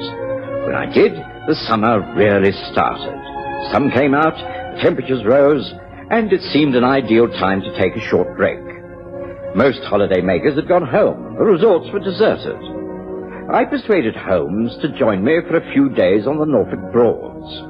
We'd found a small inn which was reasonably comfortable, and for 2 days we'd enjoyed the walking and the scenery. And then one morning we'd been disturbed by the well-remembered figure of Superintendent Spencer, or rather, ex-superintendent, for he'd retired from Scotland Yard many years ago. Holmes! Watson! Well, this is a wonderful meeting. I inquired at the inn, and they told me I'd find you on the river. Tubby Spencer, this is a surprise. Good to see you. Hey, Watson? Yes, certainly is. You're looking well, Superintendent. Oh, no titles, please. I gave that up years ago. Just plain Spencer. Or Tubby, if you like. What are you doing in these parts? The wife and I bought a pub when I retired. The Angler's Rest at South Wootton, near the mouth of this river. Nice spot. We're well content there. How did you find us? Oh, your fame spreads far and wide, Holmes. Once I'd heard the name Holmes, and the description of a tall, angular fellow who walked the fens in a deerstalker hat, accompanied by a burly fellow who was a doctor. I knew who it was. Well, it's splendid to see you again after all this time. Good to see you. Tell me, are you satisfied with your stay at the local inn? It's the Wheat Sheep, isn't it? Yes, that's correct. I think we can say that they're making us comfortable there. Don't you agree, Holmes? Oh, yes, I've no complaints. But perhaps you have a reason for asking that question, Tuppy. Although South Wootton is but a short way off, you've travelled here at some haste to find us, have you not? Now, how did you know that? You were always a very careful dresser. Your outfit is still smart. You've not become slovenly in any way. Yet your boots are badly tied, your socks don't match, and your tie is inside out. You dressed hurriedly. You've even taken to horse to reach us, hence the riding crop in your hand. Why the haste, Terry? Something wrong? I can see that you are just as observant as ever, Holmes. Yes, I heard that you were here for but a few days, and I was anxious to see you before you departed. Well, we've a couple of days more left of the holiday. You needn't have hurried. Well, that's good. Then perhaps I might make a suggestion. If you care to see a little more of the district, why not leave the Wheat Sheep and come across to my place? Well, there is free accommodation for you at the Fisherman's Rest. My wife will be glad to meet you. She's a rare cook, I can tell you. And you'll have plenty of time to explain to us just what it is that's worrying you. What is it, Tuppy? You say that you're no longer a member of the force, but you're still interested in crime, aren't you? And it is a crime that you wish to discuss, isn't it, Tubby? Tubby Spencer simply grinned and inclined his head. And that was enough for Holmes. He had exhausted all his interest in fishing. The mention of the word crime was a bait far more attractive to his mentality. Within minutes, we'd gathered together our fishing gear and were on our way back to the inn. By lunchtime, we'd been taken by donkey cart across the fenlands to South Wootton. The Fisherman's Rest was in every way superior to the inn we'd just left. Mrs. Spencer made us very welcome. After a fine meal, we retired to Tubby's parlour, where we lit our pipes and sat near the open windows that looked out towards the river's mouth. Well, come on, Tubby. This is the ideal time to explain what it's all about. Well, now, Holmes, you've got to understand that South Wootton is a very small place. Not much goes on here, and the population is sparse. So, as most villages, gossip is part of the day-to-day diet of most folk. But recently, something has happened that's caused a real stir. 2 people, the man and his wife, have simply disappeared. Disappeared? Margaret and Bill Easton. Well, they live in a large cottage right up near Goose Fen. They've been married some 8 years. She was born and raised here. He's a Londoner she met and brought up to Norfolk after their marriage. He got a job as a salesman in King's Lynn. He's been doing very well. There was talk of him opening his own business, and then something must have happened. The plan was abandoned. Bill used to go away on trips connected with his work. Left 3 days ago, they both did. No one's seen them since. But 3 days is no time at all. They could turn up at any moment. What makes you think that anything is wrong? Surely it's far too early to become anxious in any way. Oh, I hope so. That's why it's not been reported officially. But the Eastons have always been a bit of a mystery couple. Keep themselves to themselves. And this mystery has been borne out by Luke Merivale. Who's he? He's their lodger.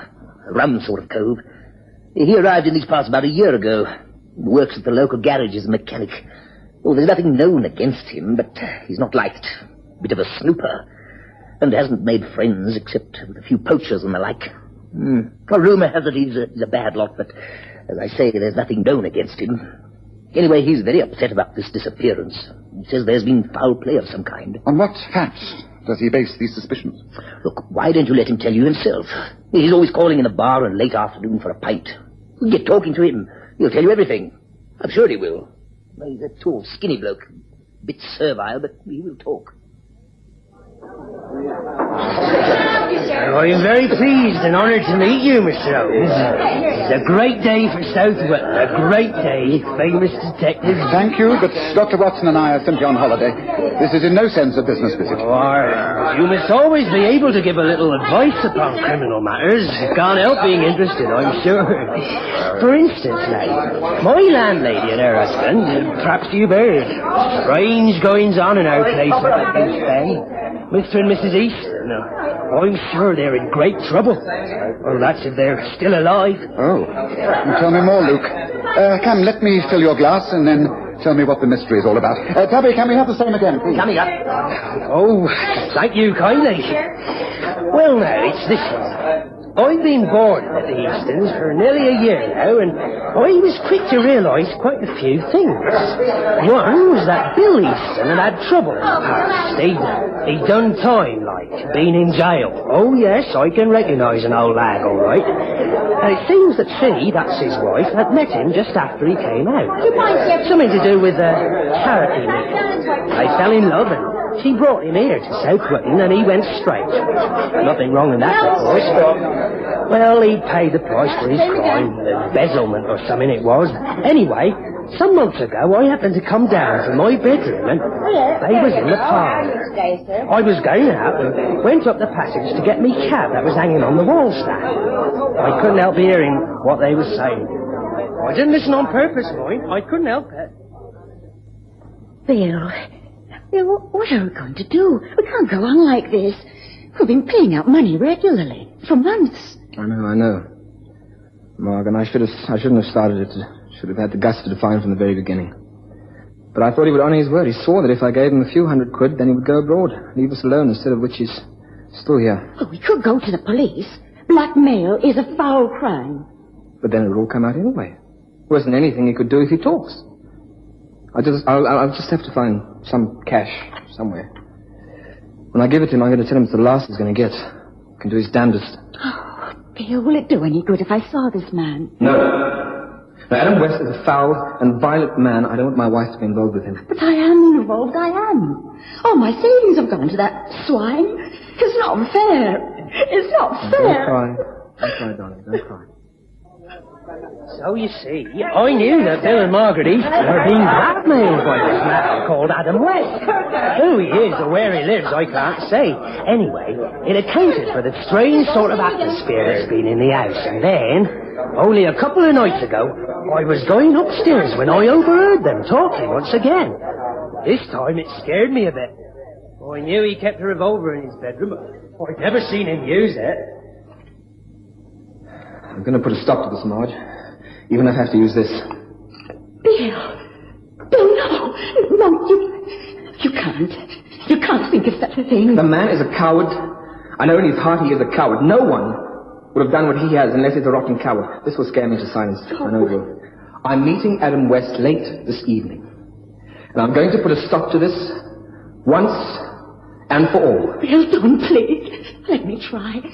Let me meet him, please. Please.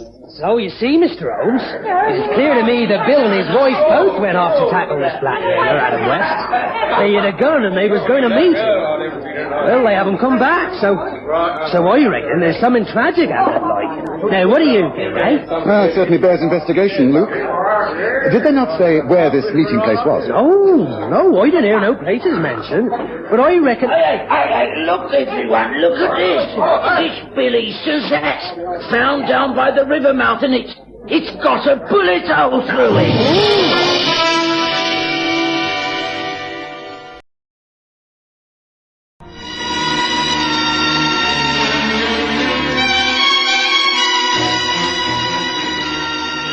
It's difficult to describe the sensation that broke out on the bar of the Fisherman's Rest.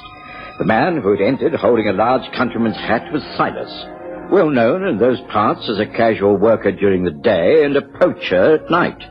But for once, his poaching activities were not under question.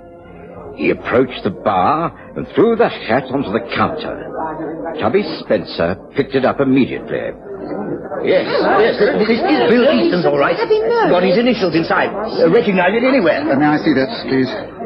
Yes, there is a bullet hole, all right. Holmes, you think this Someone seems... must go for the police. This must be handed over to the police at once. Police? What, Sergeant Peppercorn? What good is it? It has to be officially reported. Now, come on, Silas. You must take us down to the police station and make a statement. Come on now, the rest of you clear the way. Come on, Silas. Silas was led out, and after a few minutes, Holmes motioned to me that we should also leave. It was typical of Holmes that he didn't wait for the police to arrive. Mention had been made of the river, and that was enough for him. We were down on its banks within 20 minutes. It was still broad daylight. Holmes noted the footprints on the sandy path, and eventually he stopped by some tall reeds bordering the marshlands. Yes, I think this must be it, Watson. You see, the reeds are bent all over the place, towards us, mostly. Which means Silas the poacher must have come from the river this way. Come. Yes. The trail leads toward the water. It's getting awfully damp underfoot, Holmes. Isn't this where the Wootton Marsh becomes dangerous? There's a quicksand at the mouth of the Nene River, I'm told. Yes, I shouldn't be at all surprised. The foliage gives way as it slopes towards the water. Yes, now careful now, Watson. This is very important. We found the spot before others had got here and trampled all the evidence into the earth. Yes, footprints. But this way, tread on the grass to one side. Holmes, what's that? White, fluttering on those reeds. Yes, a length of cloth. Let me reach for it. Yes, a flimsy piece of material. As it could be from a woman's dress, and... look, Watson. Blood. Oh, yes, this is where it happened. I should think the hat was found about here also. Yes, take this, Watson. It's vital evidence that a crime has been committed. Take it while I study these footprints. Yes. Here's where the struggle took place. Very clearly defined in the muddy sand. This is most interesting. It tells me a great deal. We are indeed fortunate, Watson. Watson? There you are. Got here before us, have you? Holmes, this is Sergeant Peppercorn from the Wootton Police. I've explained who you are and how we're going to find ourselves out here.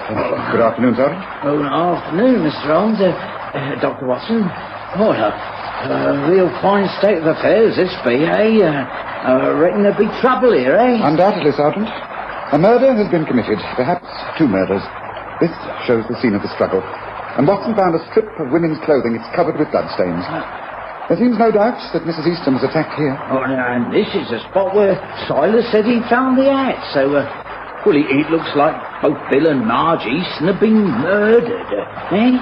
Well, there ain't no sign of bodies about, is there? There are tracks. There are tracks leading this way, not towards the river, but through the reeds and marshland. Look, very clear, wide, and it's all flattened down. Oh, best follow it. I doubt if that'll be of any use.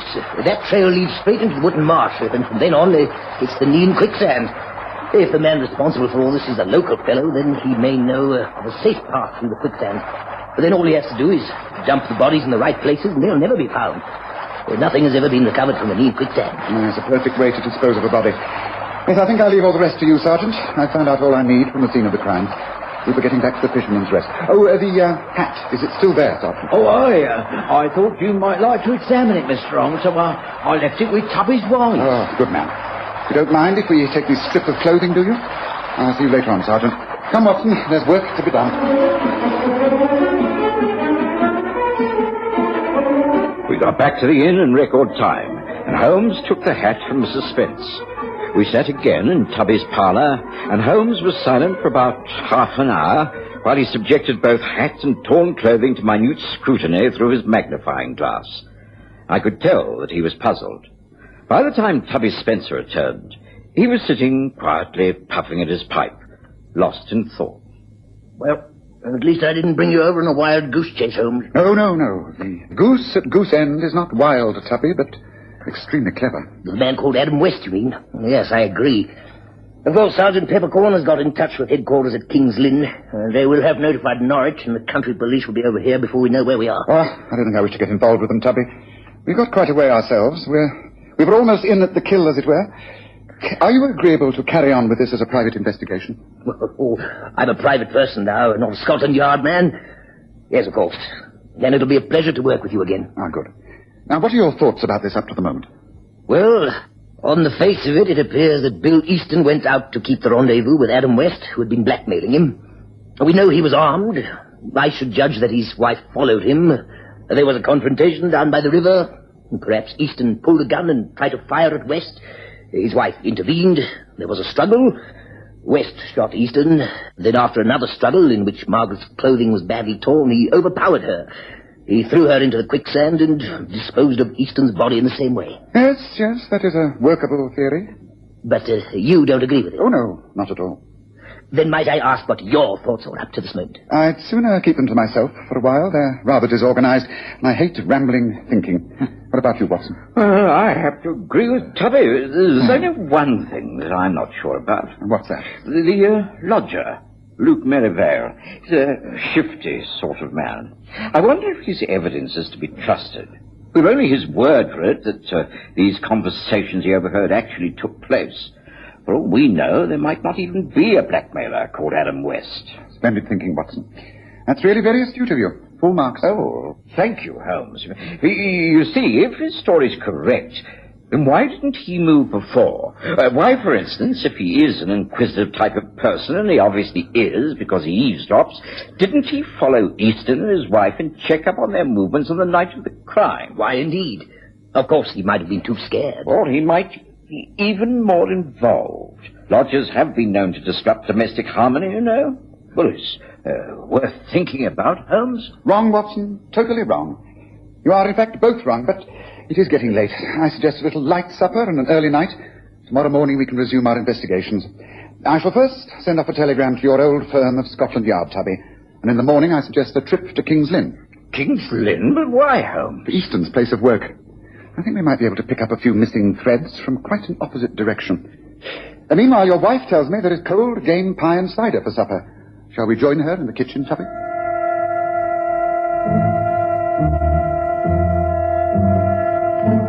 I knew from Holmes' attitude that we should get no more out of him that night. And next morning, after an excellent breakfast, the three of us, for Tubby refused to be left out, journeyed by pony trap to King's Lynn, where we easily traced the firm of Churchman and Sons where Bill Easton used to work as a salesman. The chief clerk showed us into the small office that Easton used. Yes, this is where poor Bill used to work. We haven't touched anything, of course, because Well, because we're still hoping that all these rumors are ill-founded and that he will return. That's his desk. Thank you. I'm afraid the chances of you seeing Bill Easton again are very remote. But I'm glad you've left everything undisturbed. Thank you. I shall be in my office if you wish to discuss anything further. Excuse me now, please. Rest if I can see what's so important about searching his place of work, Holmes. I should have thought a search of the house would have been more profitable. Not if there was something he wished to conceal from his wife. There's this, for instance. A wallet. And in the wallet's letters. Yes, one letter in particular. Listen to this. My dearest Adam, just a short note to say that I shall be waiting at the same place for you. I love you and will wait for you for always. I know that we shall come together in the end and live comfortably for the rest of our lives. Yours, Pearl. Letter to the blackmailer? Yet Bill Easton came by it. Holmes, do you think this is significant? Could Easton have been planning to turn the table, blackmail the blackmailer? Lady Pearl has unfortunately, by sheer force of habit, perhaps, written her address at the top of the paper. 12 Sheepcote Lane. Well, our next port of call is clearly indicated.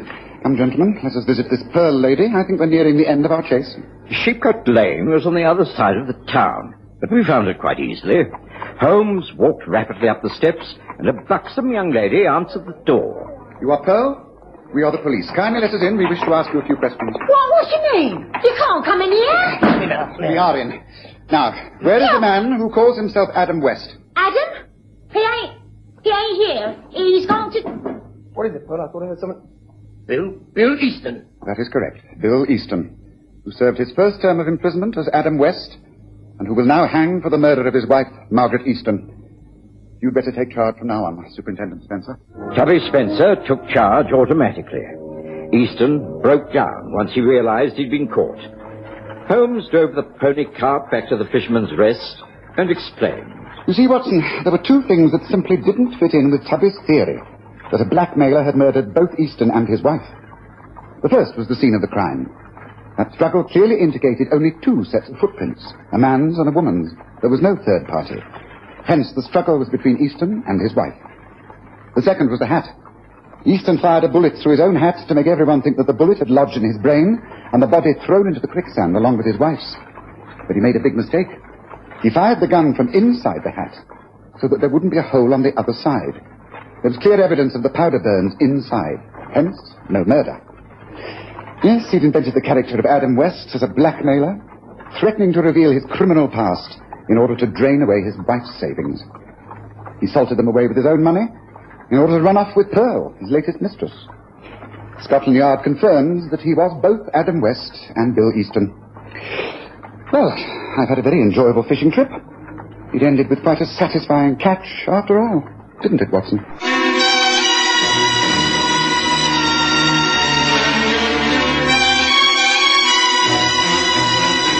Listen again next Sunday to The Stories of Sherlock Holmes, with Graham Armitage as Holmes and Kerry Jordan as Dr. Watson.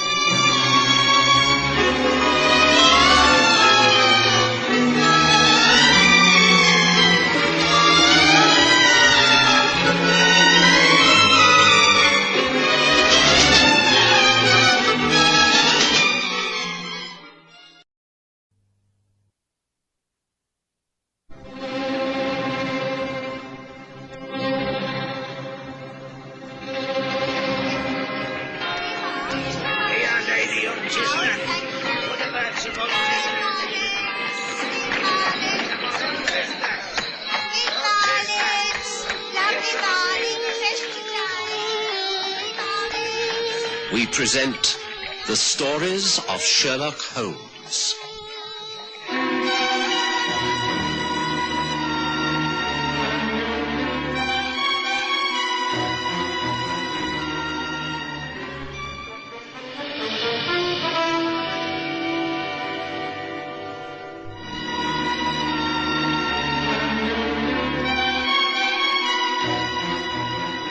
Getting about in this fog, it's almost impossible. Yes. I've been fortunate in not having to move from this most comfortable fire. Give me a day or two in which to get my records straight. The indexes were sadly out of date. Anything of interest in the papers? I imagine this fog has stopped a great deal of the crime in the city. On the contrary, it's made a lot more possible. Perhaps we don't hear about the crimes because they're easily hidden away, but there's increased activity going on, you can be sure of that. Some crimes will get full publicity. I imagine the murder of P.C. O'Keefe on Wanstead Flats will not be easily ignored. Oh, if the murder of a policeman, well, that's unusual. Yes, depends on the circumstance, of course. If he was trying to make an arrest, it's understandable enough. But his body was found on the common. Oh, no details have been given. Interesting. I wonder if that's what our friend Lestrade is calling upon us for, to discuss the murder. I say, this stew's good.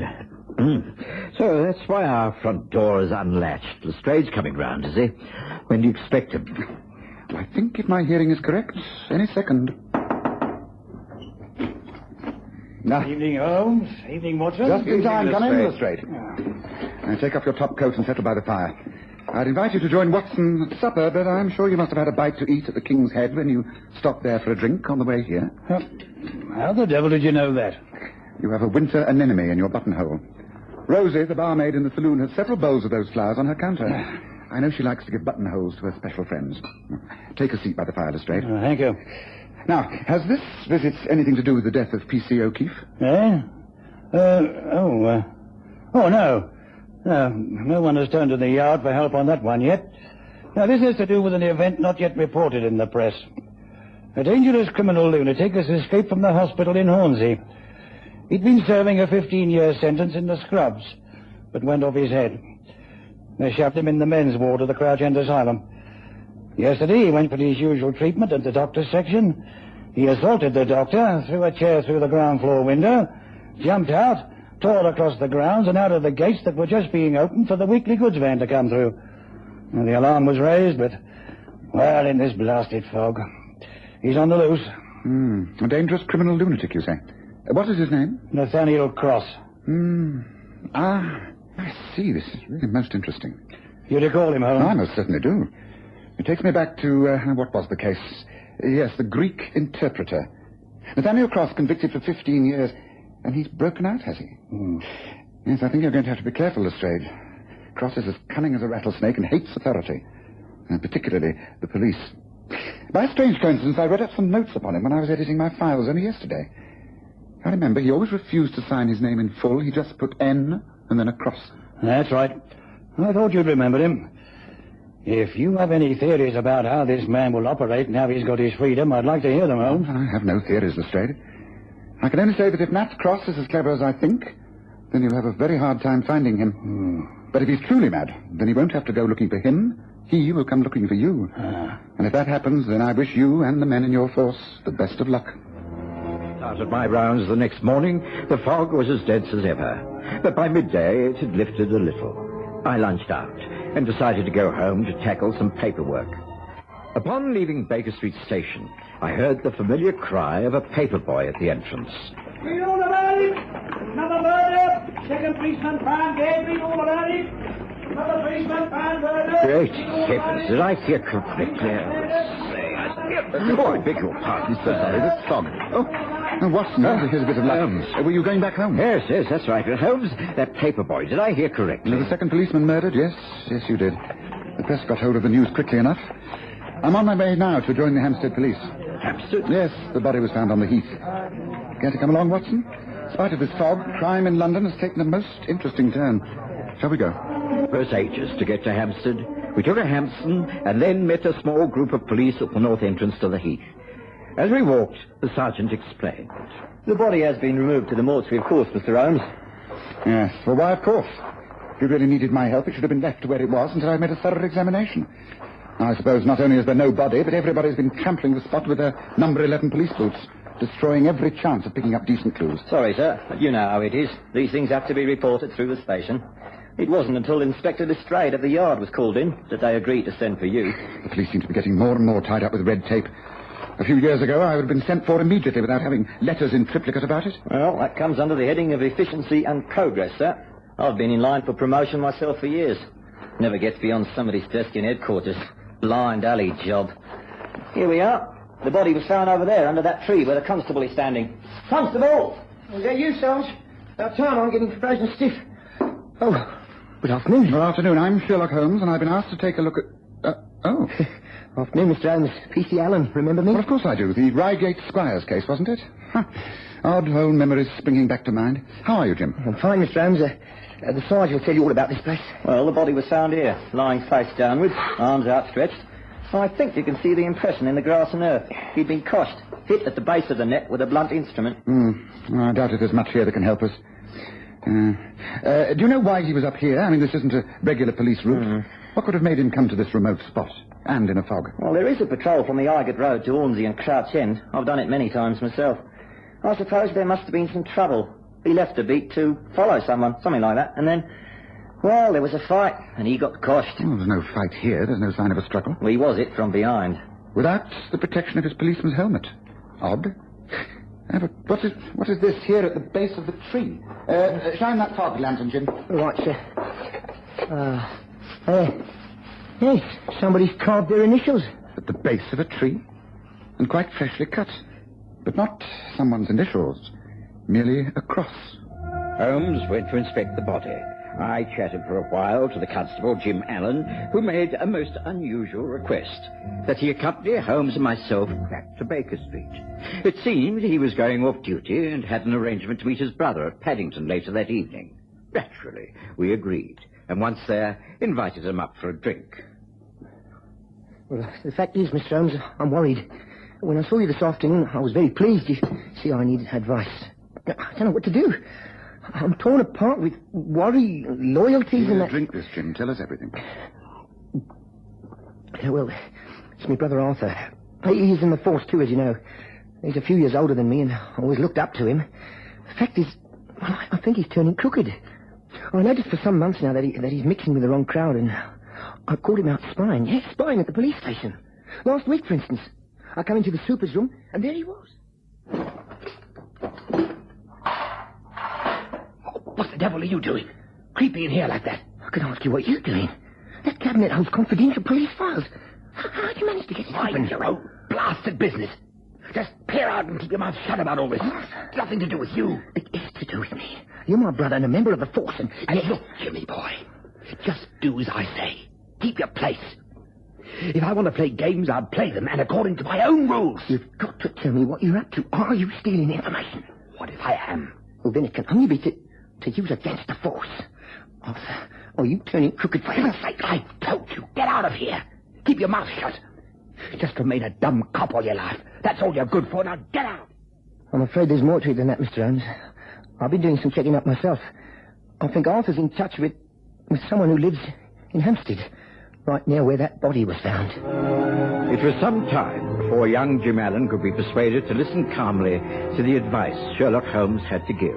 And that was to go about his business quietly, to avoid quarrelling with his brother Arthur, but to keep a sharp eye upon his movements and report anything suspicious not to his superiors, but to Holmes himself. After Jim had left us, Holmes fell into a silence. Eventually, he said... There's got to be a connection, Watson. Nathaniel Cross, who hates all policemen, breaks out of the mental hospital. 2 policemen have been killed, both in much the same way.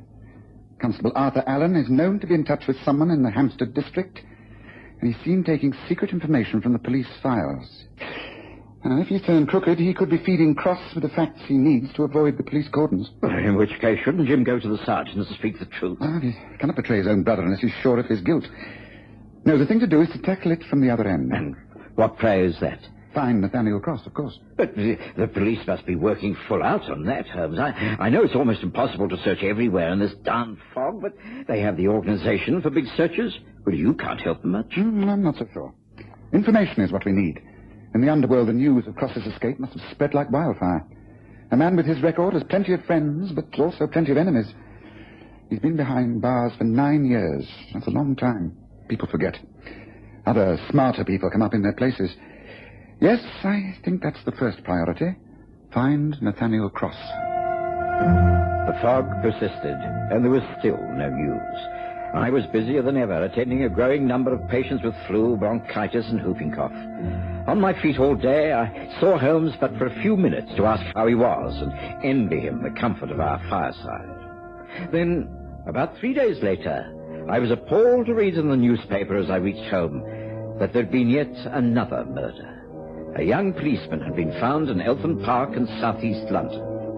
I immediately went in search of Holmes and found him in the saloon bar of the King's Head, sporting one of Rosie the barmaid's buttonholes and talking to a very dubious-looking character. That's all I can tell you, Mr. Holmes. No one don't know nothing about these murders. And mind you, I must be honest, even if they did, they wouldn't say. But I don't really think the Copper murders are the work of any one gang. And Nathaniel Cross? Ah, well, of course, he's another matter. Conflicting rumours, as you might say. Them who've never met him, they say he couldn't be getting out of stir and then starting murdering. But he's always been a bit crazy. But them who do remember him say he's just waiting. Waiting? Waiting for what? For a ship, of course.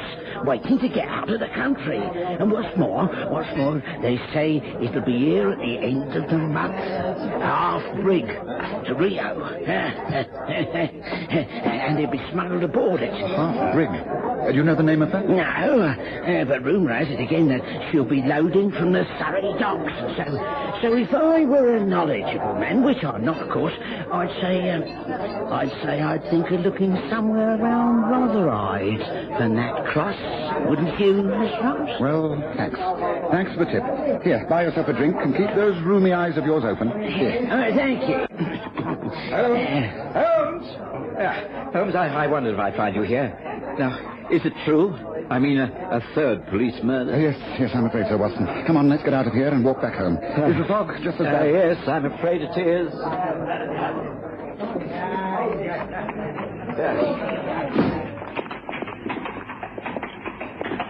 Now, stay close to the wall, Watson. Right. Luckily, we both know this road like the back of our hands. The street lamps can act as a guide, right? Yes. I can find my way back, all right. Don't worry about me. Holmes, tell me about this latest tragedy. What happened? Well, much the same story as the other two, Watson. A policeman on the beat, on duty, killed by an injury to his spine and a broken neck. Clutched in his hand was a sheet of notepaper. Nothing on it but a large cross. Oh, gracious, this really is the work of a madman. Yes, I think it is. The crimes are without motive. The only factor that links them together is that they were all policemen. And this man, Cross, hates the police.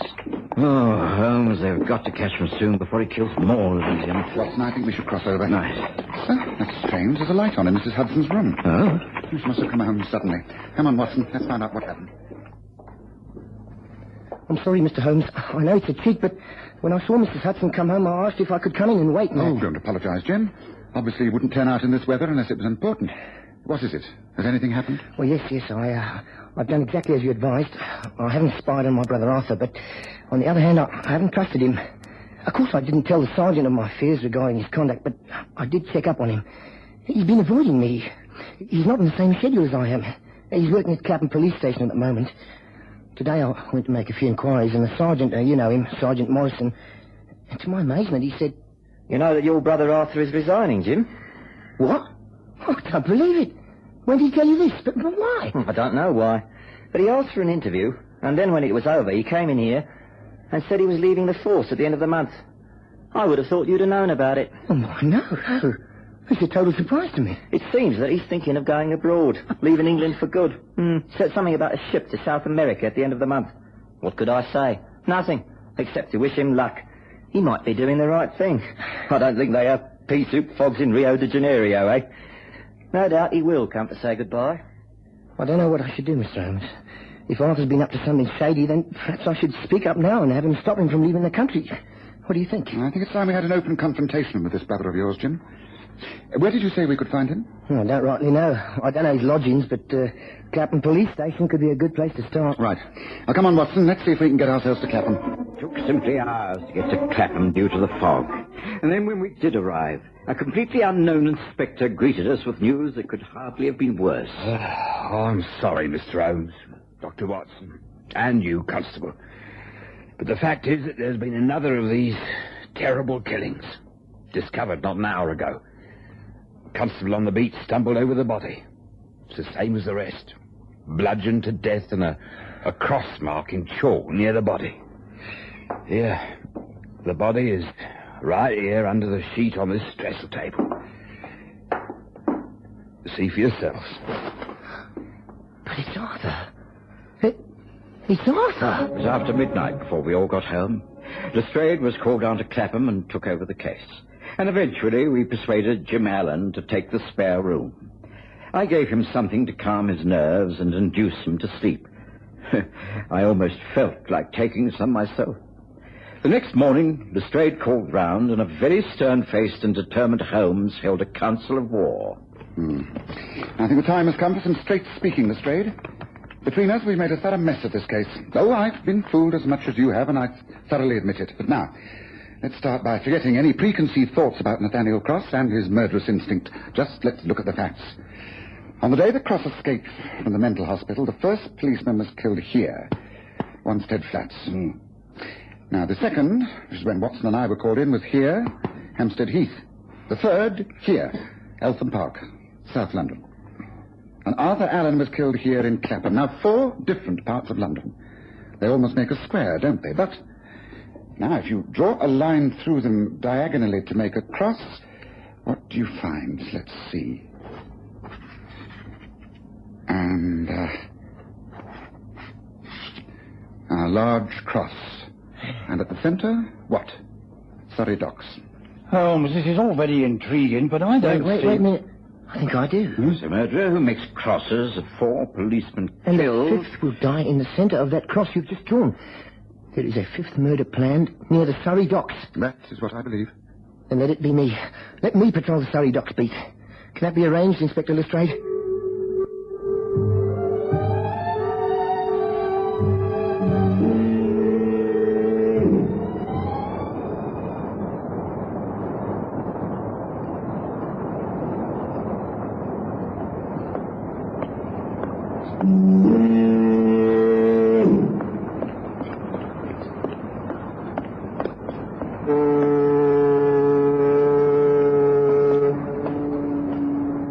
What the... Evening, Jim. Oh, Sergeant.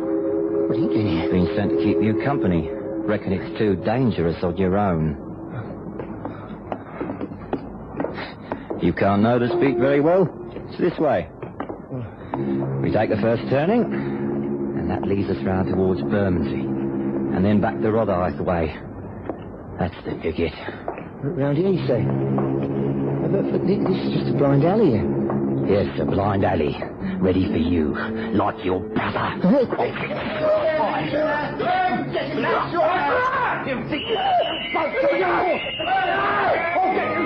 Yes, I was fooled, and I admit it. I didn't realize until the lie Sergeant Morrison told you, Jim, about your brother leaving the country, that he was the person responsible.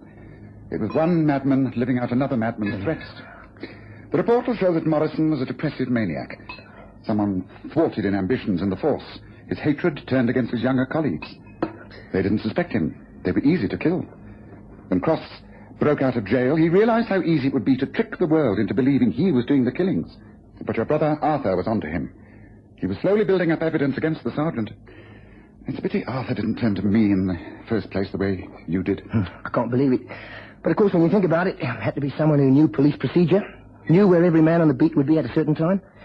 And of course, the sergeant could stroll along any of those beats at any time without rousing suspicion. But he must have been stark raving mad. How can anyone who appeared so calm and reasonable turn out to be a madman? The line between sanity and insanity is very thin. Frustrations, anger. No one can answer certain questions. Oh, what about Nathaniel Cross? He's the other madman in this case. East at large. What's going to happen to him, Mr. Holmes? Lestrade is laying his plans just as I laid mine. Let's hope he will be successful. Lestrade was successful. Nathaniel Cross was caught just 1 week after Sergeant Morrison was held for trial. He gave no trouble and is back inside finishing his term of sentence. But I doubt very much if either of them will be released to plague society again. As Holmes said. Let's hope we never get such another fog over London, Watson.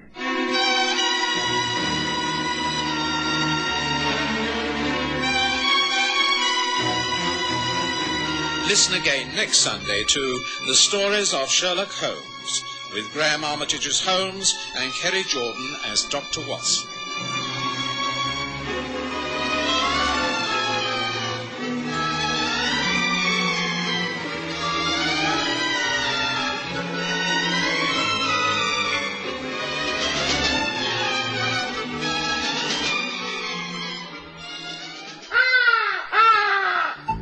Enjoy the best of both worlds. Only 2 hours drive from Johannesburg and Pretoria and half an hour by air. The magnificent Sundown Ranch Hotel and Lion Park, just 10 kilometers from the Pilanesberg Game Reserve and Sun City Resort. It offers an exciting escape from the hustle and bustle of everyday life. Reasonable rates, excellent food, friendly service and comfortable air-conditioned rooms. It will ensure a memorable stay. Activities include tennis, squash, horse riding, the Lion Park and much, much more. Call now to make your reservation on 014-573-1000. That's 014-573-1000 or visit their website at www.restinations.co.za/Sundown Ranch. The Sundown Ranch Hotel and Lion Park. 2 worlds in one.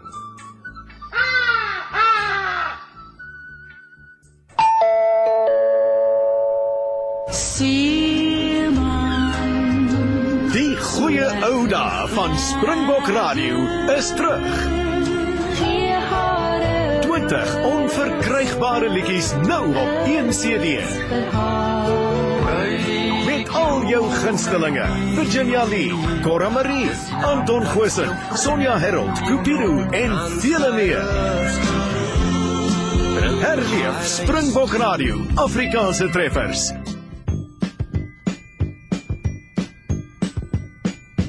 Though it hurts to go away, it's impossible to stay. But there's one thing I must say before I go. I love you. I love you. You know, I'll be thinking of you in most everything I do. Now the time is moving on, and I really should be gone. But you keep me hanging on for one more smile. I love you. I love you. All the while. With your cute little way, will you promise that you'll say your kisses for me? Save all your kisses for me. Bye bye, baby, bye bye. Don't cry, honey, don't cry. Gonna walk out the door, but I'll soon be back for more. Kisses for me, save all your kisses for me. So long, honey, so long. Hang on, baby, hang on. Don't you dare me to stay, 'cause you know I'll have to say that I've got to work each day, and that's why I go away. But I count the seconds till I'm home with you. I love you. I love you. It's true. You're so cute, honey G. Won't you save them up for me? Your kisses for me. Save all your kisses for me. Bye bye, baby, bye bye. Don't cry, honey, don't cry. Gonna walk out the door, but I'll soon be back for more. Kisses for me, save all your kisses for me. So long, honey, so long. Hang on, baby, hang on. Don't you dare me to stay, 'cause you know you've got to save your kisses for me. Save all your kisses for me. Bye bye, baby, bye bye. Don't cry, honey, don't cry.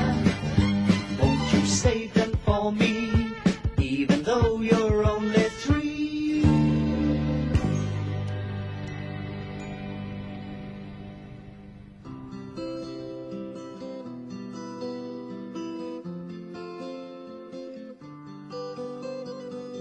Ek wonder wat van jou geword het.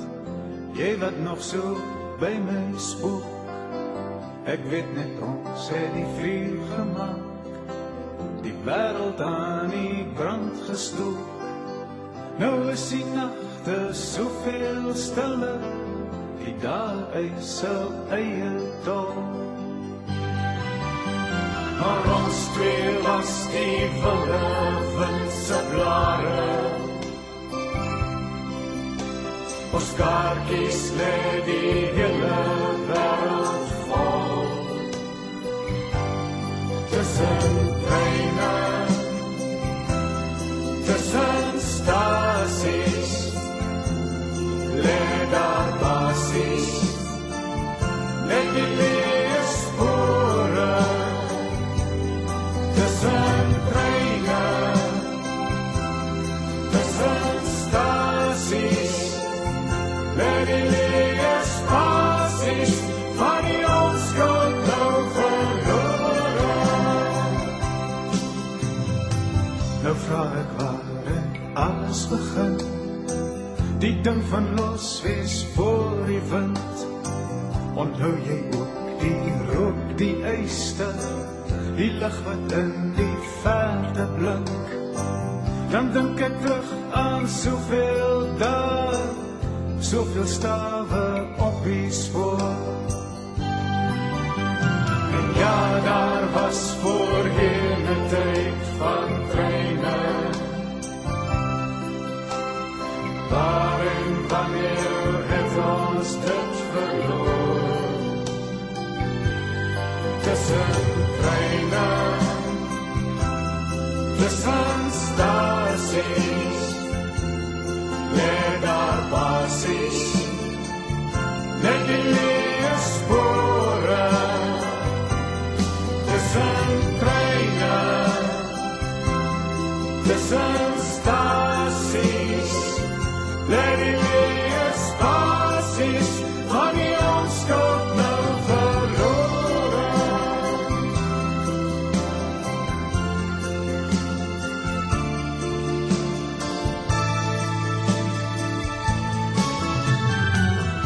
Elke keer was dit 'n afskeid, elke keer weer 'n begin. 100 haltes langs die spoor, elke stasie het sy eie skyn. Miskien het ek verleer om te kyk, jy bepaal jou eie baan. Soms sien ek die skadu van jou spieelbeeld, 'n speels verbrokkel voor die maan. Tussen treine, tussen stasies, lê daar basies, lê die leespore. Tussen treine, tussen stasies, lê die leespasies, van die onskuld dan verlore.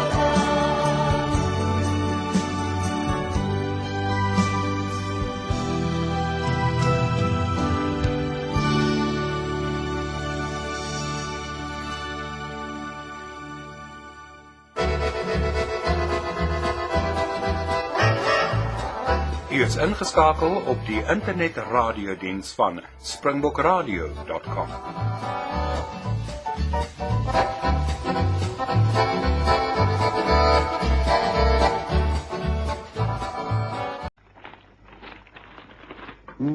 Well, the heat wave continues, Watson. According to the latest weather report, there's no sign of it abating. Well, I suppose after such a cruel winter, one should be grateful. It can't last indefinitely. Look here, Holmes. I have a young fellow working with me. He can take over my practice for a few days. Why don't we get out of London? Get out? Yes. The heat in the centre of the city is insupportable. Let's hire ourselves a pony and trap, pack a few things in a rucksack, and take to the open road. Stay at inns wherever we like, walk, swim, fish. Well, just relax and enjoy the sunshine. We both need to get away, and this is an ideal time. Now, what do you say?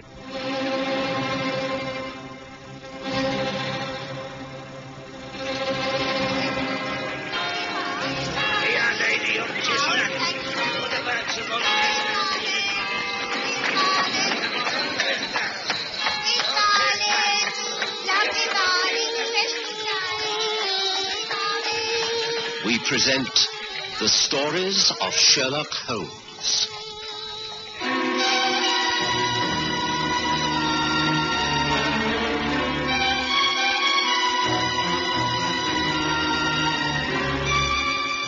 Tonight, David Rensburg's will.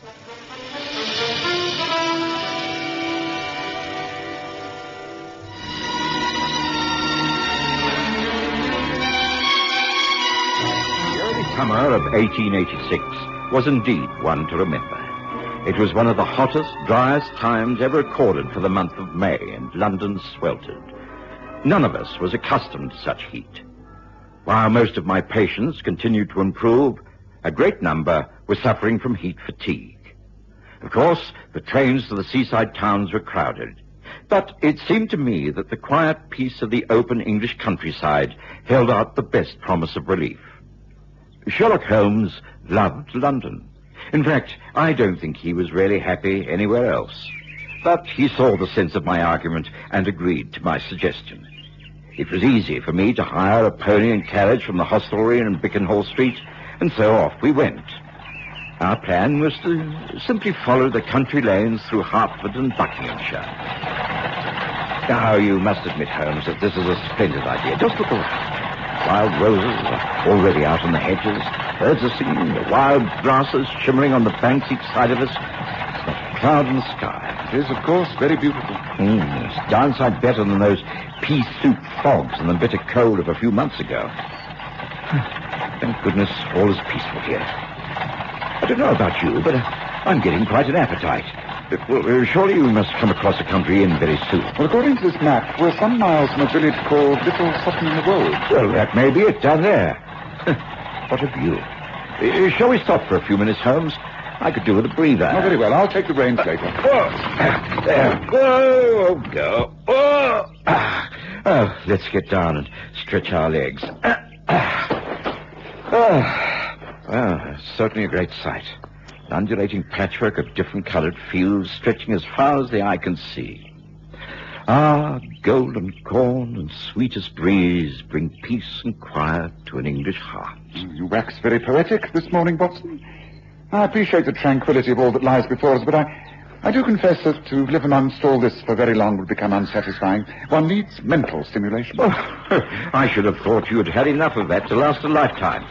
And thank goodness we've escaped from crime and violence, at least for a short while. Personally, I've seen so much pain and suffering that I could cheerfully... Some travellers are in a hurry. The road is quite narrow. Good job we pulled off to the side. What was that? Holmes, the driver's lost control. Get me to that horse.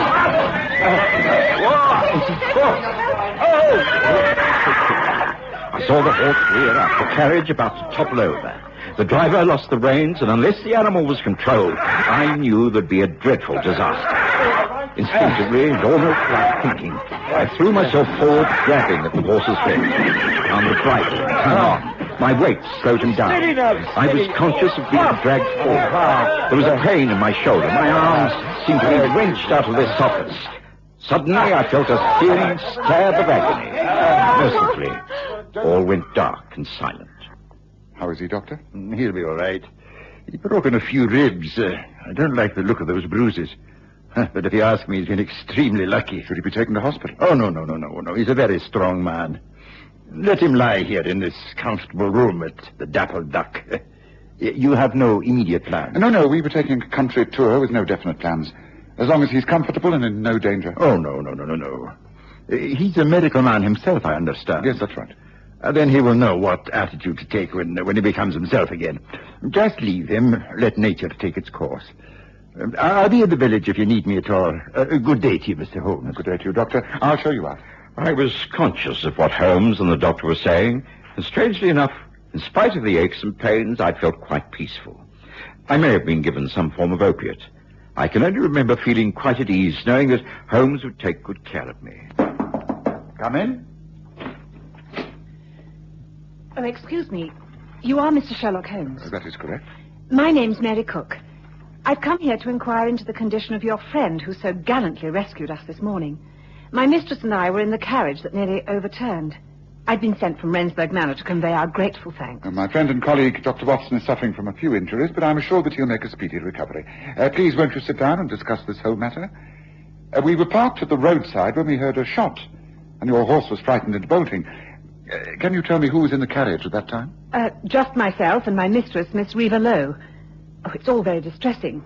You see, Miss Lowe and I have only just arrived in this country from South Africa. We were on our way to Rensburg Manor. My mistress is an heiress and has been left the manor and all the estates in her uncle's will. Oh, what a dreadful welcome. Are you sure that Dr. Watson's all right? Oh, yes, he's a very tough fellow. He'll pull through soon enough. Has anyone inquired into the shooting incident? Why, no. I assumed it was someone shooting in the woods. Oh, what an unfortunate incident. Yes. Particularly as the bullet from the gun ricocheted off the rocks on the bank where we were standing. I don't wish to add to your anxieties, Miss Cook, but I have the distinct impression that the shot was deliberately fired at either your carriage or ours. Oh, but surely that cannot be. Well, as you are strangers to this country, it would be unlikely that you should be the target of such an attack, and so... You mean someone aimed at you? It is quite possible. I am a man with few friends, but many enemies. Please do not distress yourself on my account. If this was not an accident, you may be sure I shall find out the true cause of it all. Well, thank you for calling, Miss Cook. Convey my respects to your mistress, and assure her that all is well. Good day to you. Within a couple of days, I was feeling more myself again. I'd managed to bandage up my chest to give support to my injured rib cage, but the comfort it gave me was offset by the heat it generated. However, I made progress. There was a goodwill note and a bowl of fruit from the ladies up at the manor, and an invitation to call upon them whenever I was able. For most of the time, I sat in the small back garden of the Dapple Duck Inn under the shade of the large oak tree. Sherlock Holmes disappeared for hours at a time. I was surprised, as he seemed cheerful and enjoying himself no end.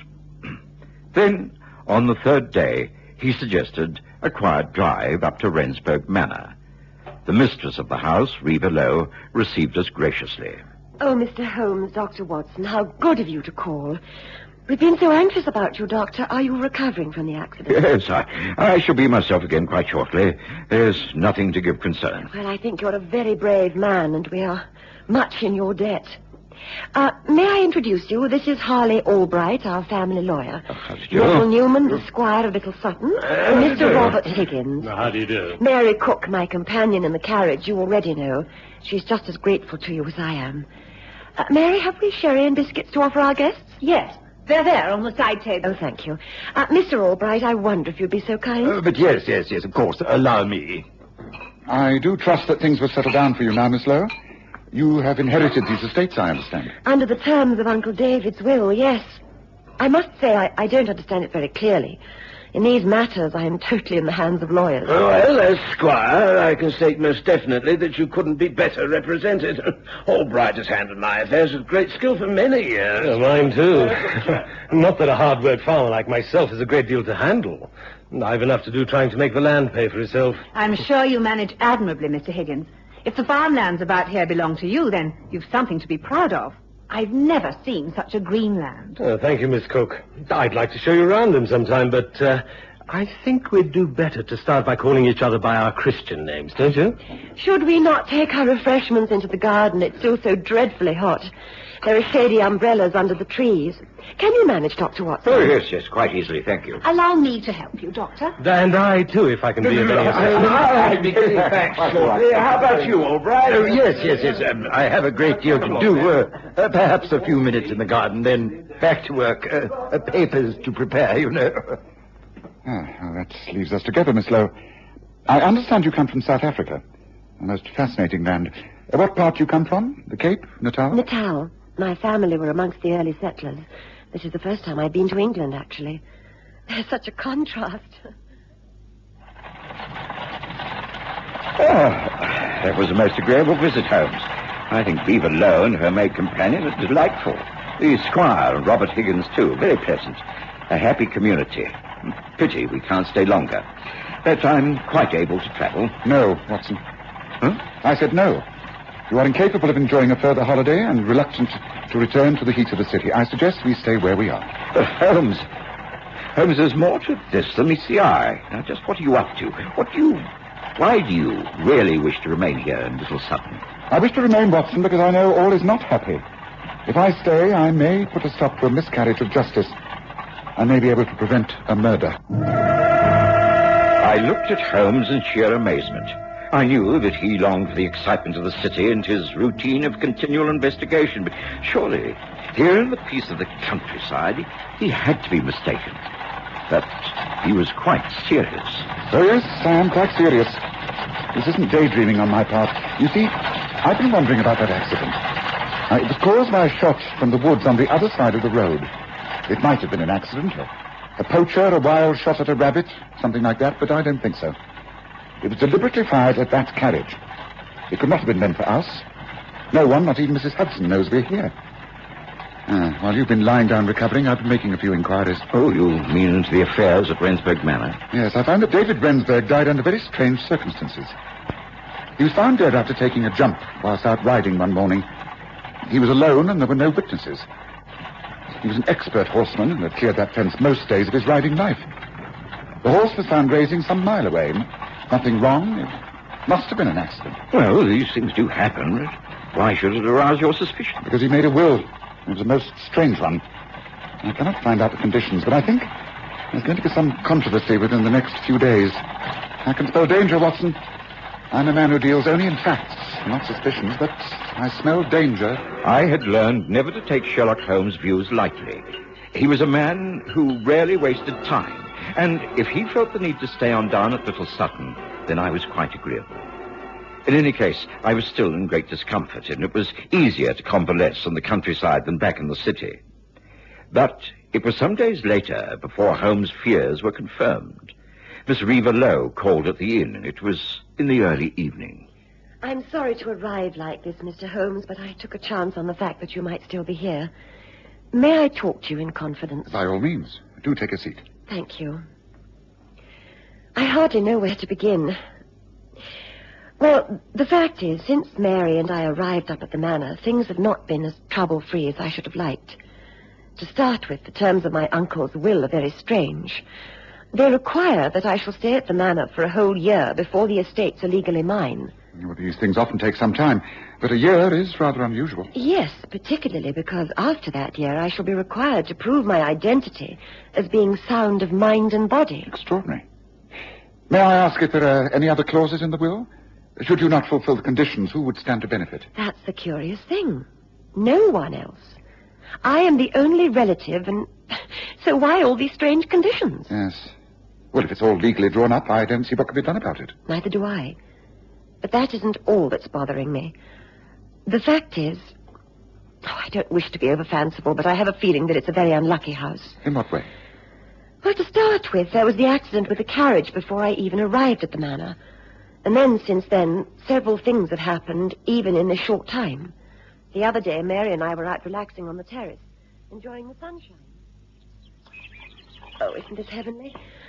So beautifully cool under the trees. Yes, lovely. Oh, it's too hot for tea, don't you think? What about iced lemonade? There's some waiting. Oh, look, it's Sandy, your uncle's old tomcat. Sandy? I wonder if he misses his master. Doesn't appear to. I don't think Uncle David liked cats very much. He must have been much more of a dog man. Let's give Sandy a saucer of milk.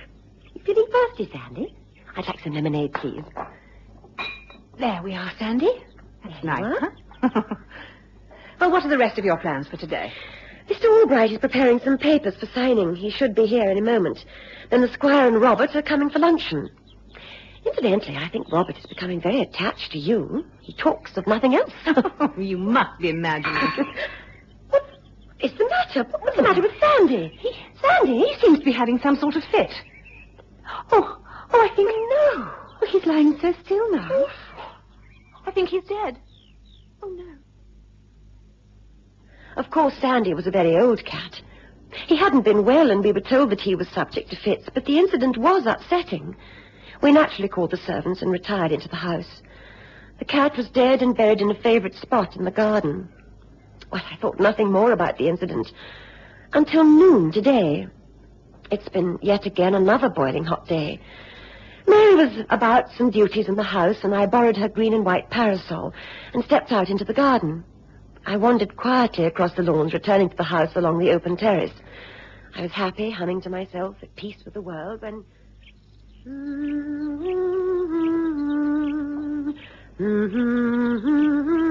Mary? Mary? Is that you up there?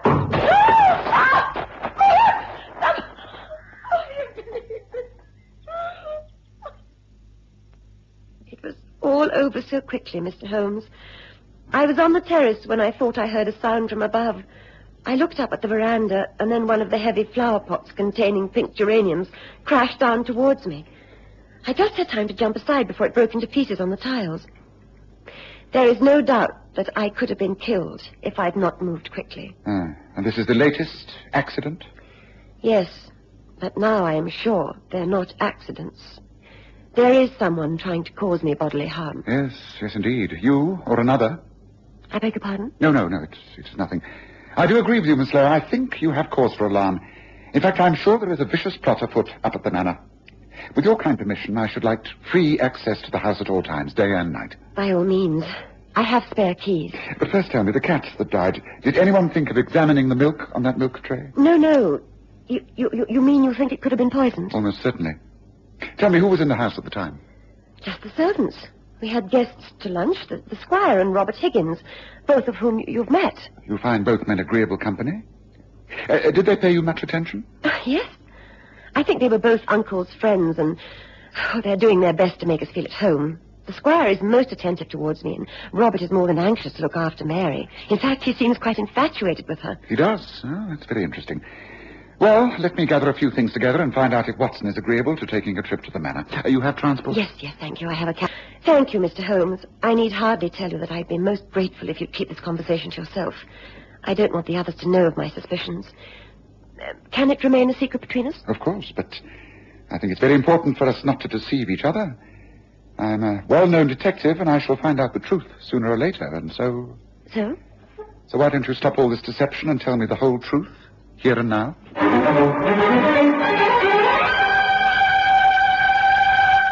Of course, I agreed to accompany Holmes up to the manor. He didn't bother to explain the circumstances to me. Both he and Reva Lowe were silent for the whole journey. Then, to my surprise, we didn't drive the whole way. Holmes stopped the carriage just outside the grounds. Now, this will do nicely, thank you. We get off here, Watson? All right, if you say so. Here, Mr. Holmes. I think you'll need these keys. They are to the whole house.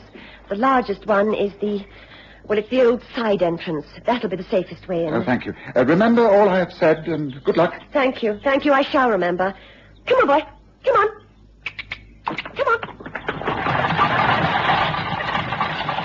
Now, look here, Holmes. I'm accustomed to being kept in the dark about quite a lot, but I really must insist that you give me some information. How am I supposed to help if I don't know what's going on? All will be revealed to you shortly, Watson. The fact is that I was right. There is a murder planned. So far, a few attempts have been made under the cover of an accident, but those have all failed, and I have reason to think that there'll be a more serious attempt made this very night. Come, we have a long wait ahead of us. The lights were ablaze at the manor, flooding through the open windows and spreading across the lawns. It wasn't easy to approach the house without being seen. We dodged from shadowed tree to thick bush, and eventually stopped near the side of the house. We waited, hearing voices from within. I could tell that the Squire, Robert Higgins, and Harley Albright were all present. It seemed to be hours before the guests departed. I'll call on you tomorrow, Mary. That's if I may. Well, yes, of course. Good night, Squire Newman. Good night. Good night. Come on, dear, let's lock up and good night. Let's go to bed now. I'm really very exhausted. It's the heat, I think. Oh, it'll be difficult to sleep tonight, even with the windows wide open. Oh, listen, thunder. Well, a good storm may break the heat. Come on, let's lock up. Oh, it was a most pleasant evening, don't you think? Come, Watson. The time has come to take up our positions. We enter by the side door and climb the servants' stairs to the bedrooms. Then I'm afraid it'll be yet another long wait. Come. I followed Holmes, and we gained entrance to the house without being seen. To my surprise, Holmes chose to wait in the very small dressing room next to Mary Cook's bedroom.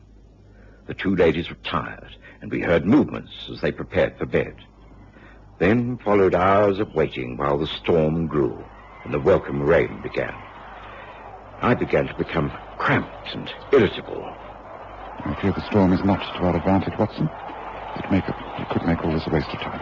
Have we not been cooped up here for nothing? Oh, Holmes, I'm in agony. Listen. Someone is out in the corridor. I'm going to push this door open.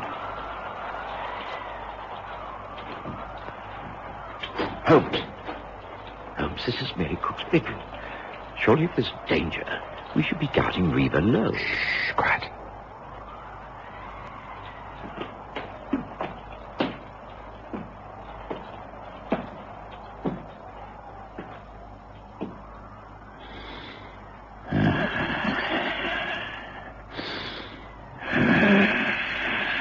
Now, Watson, get him. Right, get him quickly, man. Instantly, my cracked ribs and aches and pains were forgotten. I threw myself into the room. Mary Cook jumped from her bed, and Holmes and I grabbed at the man who loomed over her. He struggled manfully, but he was no match for the pair of us. Overpowered, with wrists tied behind his back, Harley Albright, the lawyer, glowered at us as Reva Lowe entered the room. Just what do you think this means, Mr. Holmes? It means that you will be facing a charge of attempted murder, Albright. Mary, are you all right? Yes, thank you, dear. And the game's up, Albright. I knew there was something wrong from the moment these ladies arrived in this place. Incidentally, I think I better explain, Watson. The two of them changed places. This is really Reva Lowe. And this lady who posed as the heiress is a hired protector. You are a brave woman. Thank you. It was a job. Reva approached me because she'd received a letter in South Africa from her uncle saying that he thought someone was trying to kill him. He was killed by Albright's loosening the girth of his saddle before he went jumping. Then when you arrived, he set about trying to kill again. Only he knew the switch had been made, and the person he wished to kill was known as Mary, not Reva. The parasol you borrowed made him think it was Mary underneath the veranda. And that's why we guarded this room tonight. Watson and I caught him red-handed. It had to be him. It couldn't be anyone else. You killed to cover up for all the money you've been swindling out of the estate, isn't that right, Albright? Oh, yes, there's no need to reply. You'll have plenty of opportunities for that at your trial.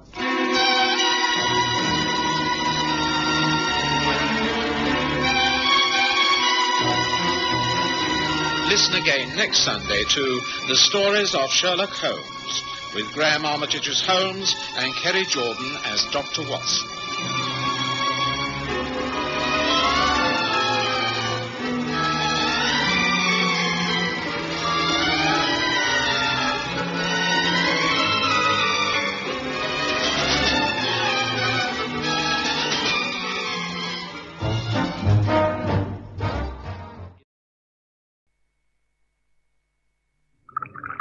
More coffee, Holmes.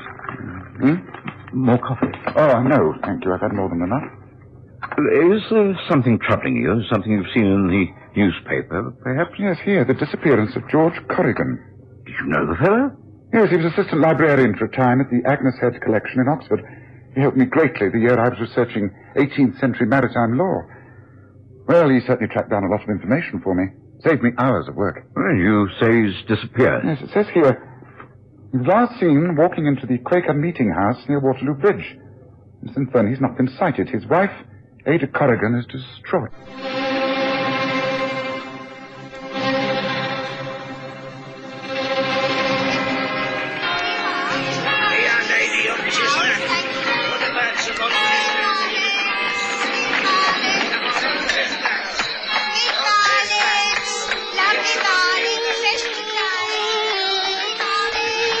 We present The Stories of Sherlock Holmes.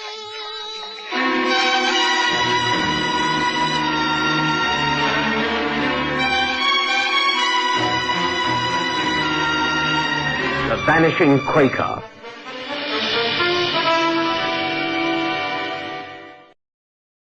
As far as I could recall, he was devoted to his wife Ada, who had not enjoyed good health. I will remember the pride he took in his role at the library. Delighted if he'd been able to locate a reference for me. His small, wiry figure, always busy going to and fro with armfuls of books. I had to admit to myself that I found the news of his disappearance quite disconcerting. I was on the point of suggesting to Watson that we pay a visit to Ada when the lady appeared in my rooms. Mr. Sherlock Holmes, we've never met before. I'm Ada Corrigan. Good morning, Mrs. Corrigan. Good morning. I was planning to visit you. I read about this unfortunate business only this morning. Could you let me have the details, please? Well, he's gone. He's vanished. Mrs. Corrigan, had your husband been receiving any medical attention before this happened? No, but he will when I find him. And I will. I'll leave no stone unturned. Mrs. Corrigan, please sit down and quietly and sensibly tell me all the facts. I'm sure we will arrive at an explanation. George would never go off and leave you. Well, he has. He's more than left. He's vanished. Yes, so you said. And under the most peculiar circumstances. It's hardly to be credited. I'm the laughing stock of the neighborhood. Oh, come now, surely not. Well, I am. And as a professional man, you must agree with me that I deserve to know the truth. Mrs. Corrigan, as a professional man, I am unable to pass any sort of judgment at all, unless you tell me the facts. Well, this is what has happened. As you may know, Mr. Holmes, we live in our own house in Faraday Road, near Waterloo Bridge. The house is in my name, left to me by an uncle. Well, it's a very comfortable home. Quite. Well, I suffer severely from ill health, and I rarely leave the house, just to do a little shopping and to attend church activities. George has to do the rest when he gets back from the office. I've always said that if the woman is ill... Mrs. Corrigan, please, try to get to the point. Which office? Where was George working? Well, they know nothing. They were the first people I went to speak to. It's an insurance office in Fenchurch Street. He's been a clerk there for a long time now. The last they saw of him was when he left, last Saturday. When did you last see him, Mrs. Corrigan? At the meeting house, of course. Really, Mrs. Corrigan, I must ask you to tell me the whole story. I cannot follow your reasoning. And I cannot help but feel that there must be a logical explanation to all Well, there this. isn't. There isn't a logical explanation. Well, in the simplest possible language, I'll tell you what happened. George and I have been going to the Quaker meeting house for many years. And last Sunday, we left the house as usual. A carriage calls for us by regular appointment, and we arrive there always on the dot of 10:45. On rainy days, we give our maid Gwyneth a lift. I've always insisted that whoever works for us must share our face. Quite. Well, Sunday was wet, so Gwyneth came with us. We attended the meeting together. No, Gwyneth was sitting at the back, of course. We met with Mr. Symes. He's one of the elders there. Afterwards, and we were standing at the front having a talk. Very good to see you looking so well, Mrs. Corrigan. Oh, thank you, Mr. Symes. One does one's best. But I do find the weather gets me down. Yes. Well, we must hope that it improves soon. It's been quite dreadful, I do agree. But you said in this morning's meeting that one weathers the storm in order to spread sunshine. We appreciated that, didn't we, George? Oh, yes, indeed, my dear. I thought it was wonderful, Mr. Symes. Thank you, Gwyneth. Gwyneth, Thank you. go outside and see if the rain stopped. Yes, Mum. I'm afraid you'll find it's still raining, my dear lady. Pardon me for interrupting. I'm afraid I've left Ada's monthly meeting agenda. Excuse me, I'll just run off and fetch it. Excuse me, my dear. Oh, really, George, you're becoming so forgetful. I won't be a minute, dear. Oh, he'll forget his head one of these days. He's getting old, that's what it is. He's getting old. And that was the last time I ever saw George. You're saying he went back inside the Quaker meeting house to get a prayer book, and that's the last time you saw your husband? That is correct. Gwyneth and I stood waiting while the rain poured down, and George did not come back. In the end, Mr. Symes searched the whole place, but there wasn't a trace of him. We searched and searched. No one saw him leave the building, and he certainly wasn't inside. Did you check the other exits to the building? The only other door, the door out of the back of the meeting house, was locked. I see. Well, eventually Gwyneth and I gave up and went home. I've been waiting in vain for his reappearance and explanation, but there's not been sight or sound of him. Very extraordinary. You say that you have been to his place of business? Oh, yes. I spent the day making inquiries there. No one has seen George Corrigan since the moment he disappeared inside the Quaker meeting house. He's vanished. Have you been to the police? Have you contacted the local hospitals? Of course not. Can I say to the police? I shall become an even greater figure of fun than I am now. Why should I contact the hospitals? He was in excellent health. There might have been an accident, madam. A fall, amnesia. Oh, in the Quaker meeting house. No, this is a plot. A devious plot of some kind. And I am the victim, Mr. Holmes. I am the innocent victim. But I couldn't take the whole incident very seriously. I had little sympathy for Ada Corrigan, who seemed to be facing her loss in a strident and rather selfish way. She seemed less concerned with her husband's disappearance than with her own personal inconvenience. I was concerned, however, about the fate of my old acquaintance, George Corrigan. When Watson read out to me a pertinent piece from the newspaper, we were having a drink at the Wig and Pen Club. Extraordinary.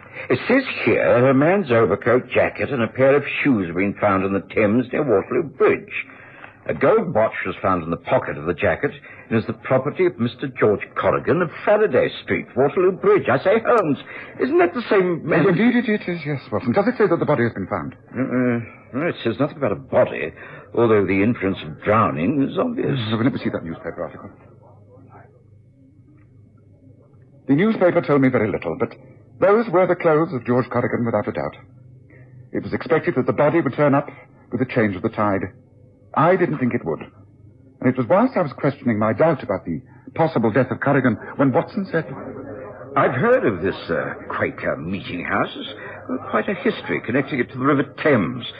Well, no doubt the police will now carry out their investigations and solve the mystery, don't you think so, Holmes? No, I don't think anything of the kind. I think they'll make a great fuss for a few weeks and then put it down as another unsolved mystery connected with the River Thames. The man must be somewhere. The chances are they'll drag parts of the river and find his body. I doubt that, Watson. I doubt that very much. Why? He doesn't sound like the sort of man to disappear without a trace. Well, it must be foul play somewhere. He must have been abducted, attacked, the body thrown into the water. Again, I doubt it. What is the motive? Who knows? Robbery? Oh, come, Watson, come. A few articles of clothing are found in the water, and in order that identification is verified, a gold watch is left in the pocket of the jacket. Does that fit with robbery? A watch is usually worn on a chain attached to a waistcoat. It's all too pathetically obvious for words. My suggestion is that you come along with me and we start to find out something about Corrigan's private life. Did you not discover anything from his wife? That is a waste of time. She's a mass of contradictions. No, Watson, in any case, I don't mean his home life, I mean his private life. What, you mean the people he worked with? Yes, exactly. The people he spent his lunch hours with. I can't see him walking home and back each lunch hour, and Mrs. Corrigan doesn't give me the impression of being the loving wife who would take the trouble to make him sandwiches. Yes, I think we should try a local pub. The Red Cap is the most likely, on the corner of Paradise Row. Certainly, if you say so. Well, when would you like to go? Oh, there's no time like the present, my dear Watson. Let's finish our drinks and then take a cab to the Red Cap. I feel sure the local people will be eager to stand on the mystery.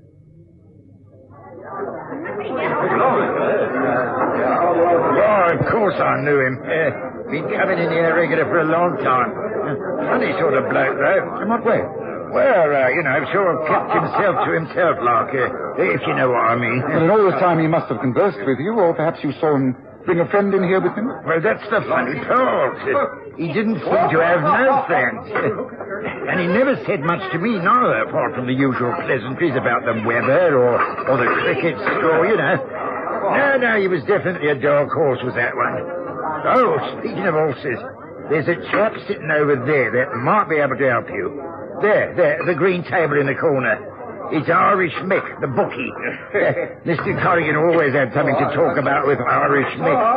I can't think what they had to talk about. George Corrigan hardly looked like a betting man. No, well, thank you very much. Come, Watson, let's move from the bar. Well, hello, Mick. I'm surprised to find you in this place. I thought you usually operate south of the river. Oh, hello there, Mr. Holmes. Nice to see you, tis indeed. That's all right about that one. Southwark used to be my pitch. That is up to about 18 months ago when I ran into a spot of trouble, you might say. Oh, nothing serious, I suppose? Oh, not at all, Mr. Holmes, not at all. It's all been well looked after. Now, I'm doing all right up here. Nice bunch of punters. I can't grumble. Talking of punters, Mick, I have 3 questions that I need direct answers to. All right. I promise you that none of this will go any further than myself. They concern George Corrigan. Fair enough, Mr. Holmes. I owe you. Now, what is it you want to know? Just how clever a punter was George Corrigan? How many years had he been backing the horses? And how much do you think he's won recently?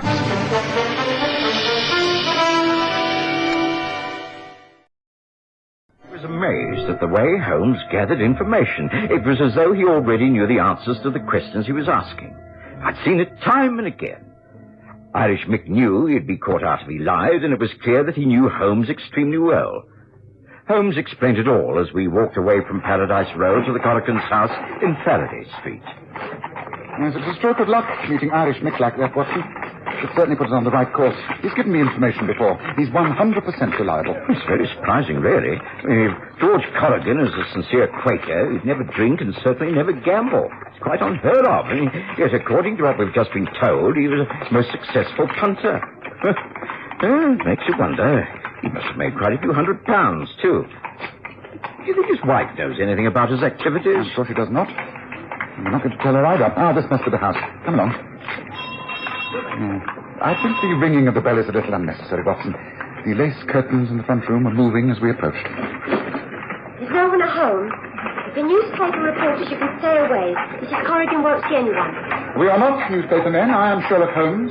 Mrs. Corrigan came to see me, looking for some assistance. Let's come in, then. Thank you. You must be the maid, Gwyneth. This is Dr. Watson. Is Mrs. Corrigan at home? Yes, but I don't think you'll be very welcome. She's in a terrible paddy at the moment. The place has been besieged by newspaper men, and we're right fed up with it. I'm leaving her to it, that I can tell you, here and now. You are leaving Mrs. Corrigan's employment? How surprising. There's nothing surprising about it. I only stayed on here because of him. He's a nice, quiet, gentle person, he is. And now he's gone. Well, I can't put up with old prune face a moment longer. My man won't let me anyhow. Says I've got to leave. He's made all the arrangements to take me to Australia, he has. And I shall be that glad, I can tell you. Leaving for Australia? That's right. There's my cases, right there by the all stand, all ready. What's going on in here? Gwyneth, I gave you strict instructions not to open the door to anyone. How dare you disobey? Oh, shut up, you silly old bat. What? I don't have to listen to any more of your insults. You with your airs and graces trying to be a lady, pretending to be an invalid. I've had enough, and it's goodbye to bad rubbish. I'll call the police. I'll call the police. You can call whoever you like. If they've got any sense, they wouldn't listen. Why of all the ungrateful hussy. How dare she speak to me like that? A woman in my condition. We appear to have called at an inappropriate time, Holmes. On the contrary, my dear Watson, we've called at just the right time. I suggest you prescribe a slight sedative and leave Mrs. Corrigan to recover. I'm sorry that we can do no more, Mrs. Corrigan, but you are in no condition to be questioned. When you are sure the lady is in a satisfactory condition, Watson, I suggest we pay a visit to the Quaker meeting house. It's bound to be more constructive than this, would you not agree? I'm sorry I can't be more helpful, Mr. Holmes. I'm indeed sorry for Mrs. Corrigan. The whole affair is most mysterious, unaccountable, really. Well, it all happened exactly as she described it to you. George Corrigan disappeared inside the building, and as far as we know, was not seen again. We searched for hours, as you can imagine. Oh, it is really most regrettable. We've been besieged by spectators and by the newspapers, and all of them ghoulishly searching for a dead body. Well, surely that's unlikely, considering the news given out about his clothing being found at the river. Well, I'm at my wit's end. I really am. Are there any more questions you would like to ask, Mr. Holmes? Mr. Holmes. Yes.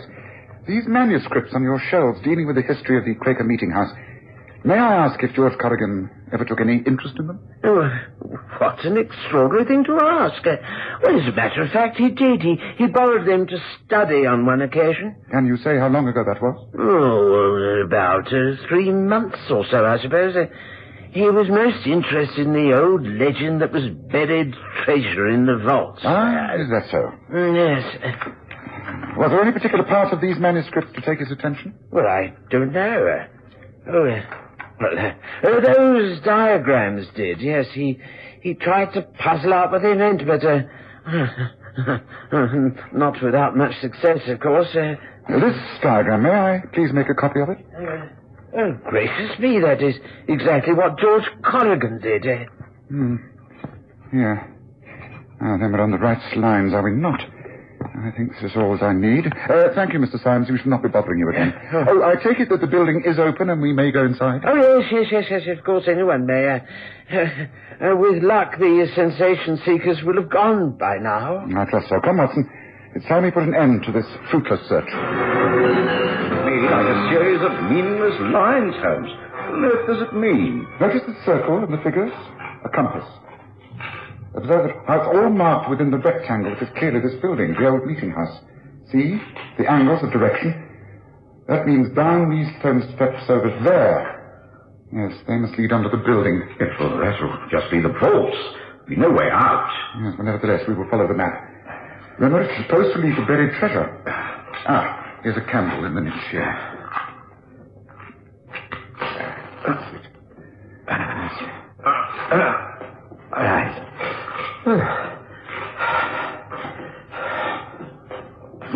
Right, now. Again, we consult the map. Here you see north is clearly marked. You see? And north facing indicates that wall over there. There's an arrow with 4 and another marking 5E. So, note the large paving stones. 4 from the north wall and 5 to the east brings us to... here. Oh, that's all very fine, but, well, there's nothing here. No, but there is a compass reading on the map. It has the figures 8 and 4. Yes. Try paces, Watson. 8 that way and then 4 along the wall. Very well. Right, well, this takes me to the wall, then along to this corridor. There's nothing here. Wait. Here, there seems to be another niche similar to the one that held the candle. Feel inside and press. Press against the stone as heavily as you can. Right. I think something's moving. Wait. That's it. More. Holmes, look, there's an opening. Big enough to close. Yeah, just as I thought. Come, follow me. This may be rather uncomfortable, but necessary. We may have to go on all fours, but I think I can state confidently that this is the way George Corrigan disappeared last Sunday, and it will lead to the river. Of that I have no doubt. Come, Watson, after me. I followed Holmes in what was one of the most uncomfortable endeavors I've ever experienced. Holmes, being thinner and fitter than I, was able to proceed quite nimbly on his hands and knees. I was less fortunate with my bulk, groping my way along the floor. Eventually, the passageway began to widen. We heard the dripping of water. A wide tunnel opened before us, and a glimmer of daylight at the end of it. Well, at least we can stand upright now. You all right, Watson? No, I've cramps and I'm covered with filth. Otherwise, I'm in splendid shape. Well, so much for the buried treasure. Oh, that must have been discovered centuries ago. But you must admit that passageway out is still most effective. Well, George Corrigan must have had a very good reason for choosing such an uncomfortable way to disappear. By the way, where does this lead? To the river, near the spot where his clothes were found, I presume. What do we do next, Holmes? Well, take a hansom to the docks at Tilbury. There we consult the dockmaster and ask to look at his shipping list. When I consulted last night's newspaper, there was a ship named the Star of Sydney. A word with her captain might solve all this. Daylight at last. Come, Watson. There's no time to lose. There's only one passenger cabin booked on the ship, sir. It's booked in the name of Bradshaw, returning to Sydney. This is it, sir.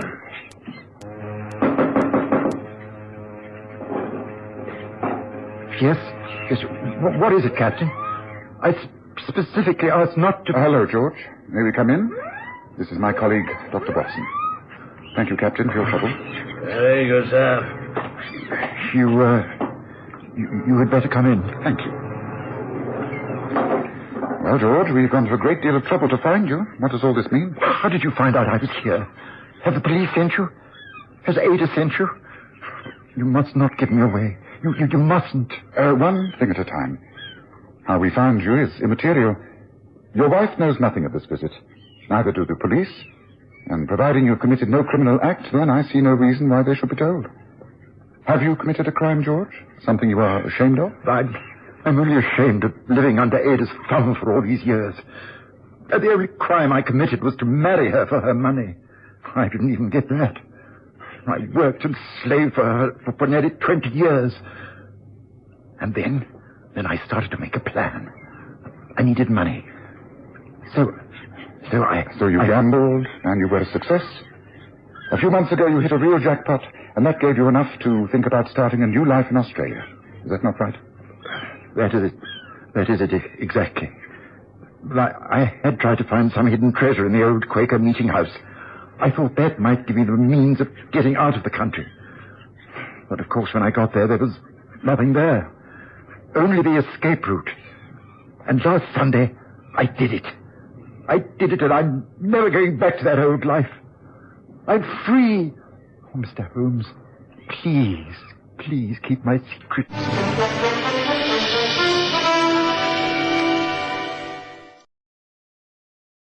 We agreed to keep Corrigan's secret.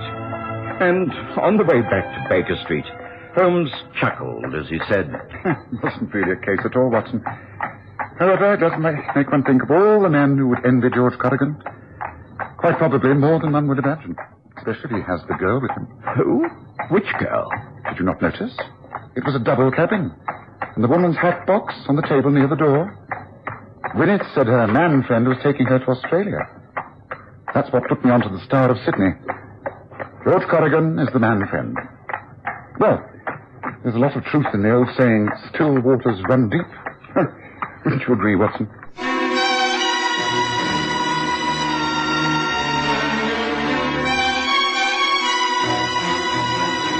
Listen again next Sunday to The Stories of Sherlock Holmes, with Graham Armitage as Holmes and Kerry Jordan as Dr. Watson.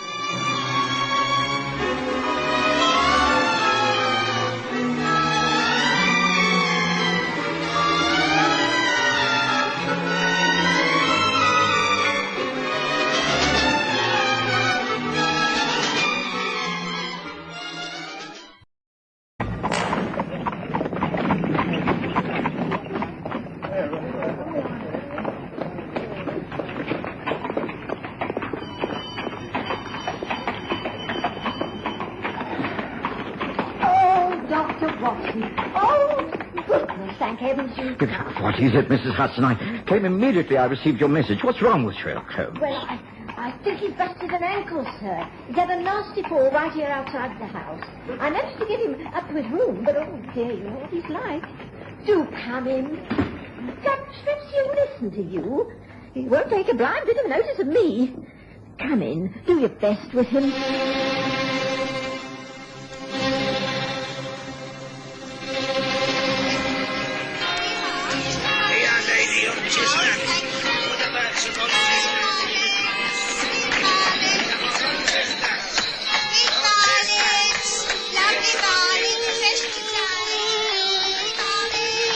We present The Stories of Sherlock Holmes.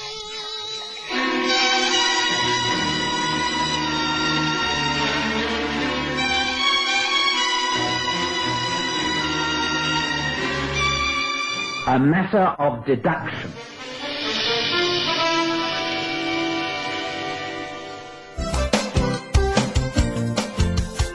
Looking for space to hang and dry your washing? Washline distributors have the solution. Their rotating and fold-down wash lines take up the smallest spaces. Ideal for townhouses, simplexes and balconies at affordable prices. Galvanized or powder-coated and available in 5 different colors. For 24-hour delivery, installation, reliable and friendly service, phone Washline Distributors on 011 792 2486. That's 011 792 2486. Wash lines for every space and need. Die volgende klassieke advertensie van Springbok Radio se verlede kom met die vergunning van die Springbok Radio Bewaringsvereniging van Suid-Afrika. Net meer as 'n dekade gelede het 'n paar versiende Suid-Afrikaners bymekaar gekom en die enorme uitdagings van die internasionale oliehandel aangedurf. Vandag, met 'n topgehalte brandstof, 'n volledige reeks olies en reeds meer as 300 volstasies tot in die verste uithoeke van ons land, bied Trek jou die een bymiddel wat regtig saak maak. Trots, want Trek is ons eie. Trek in by die kwagga en maak vol met trots.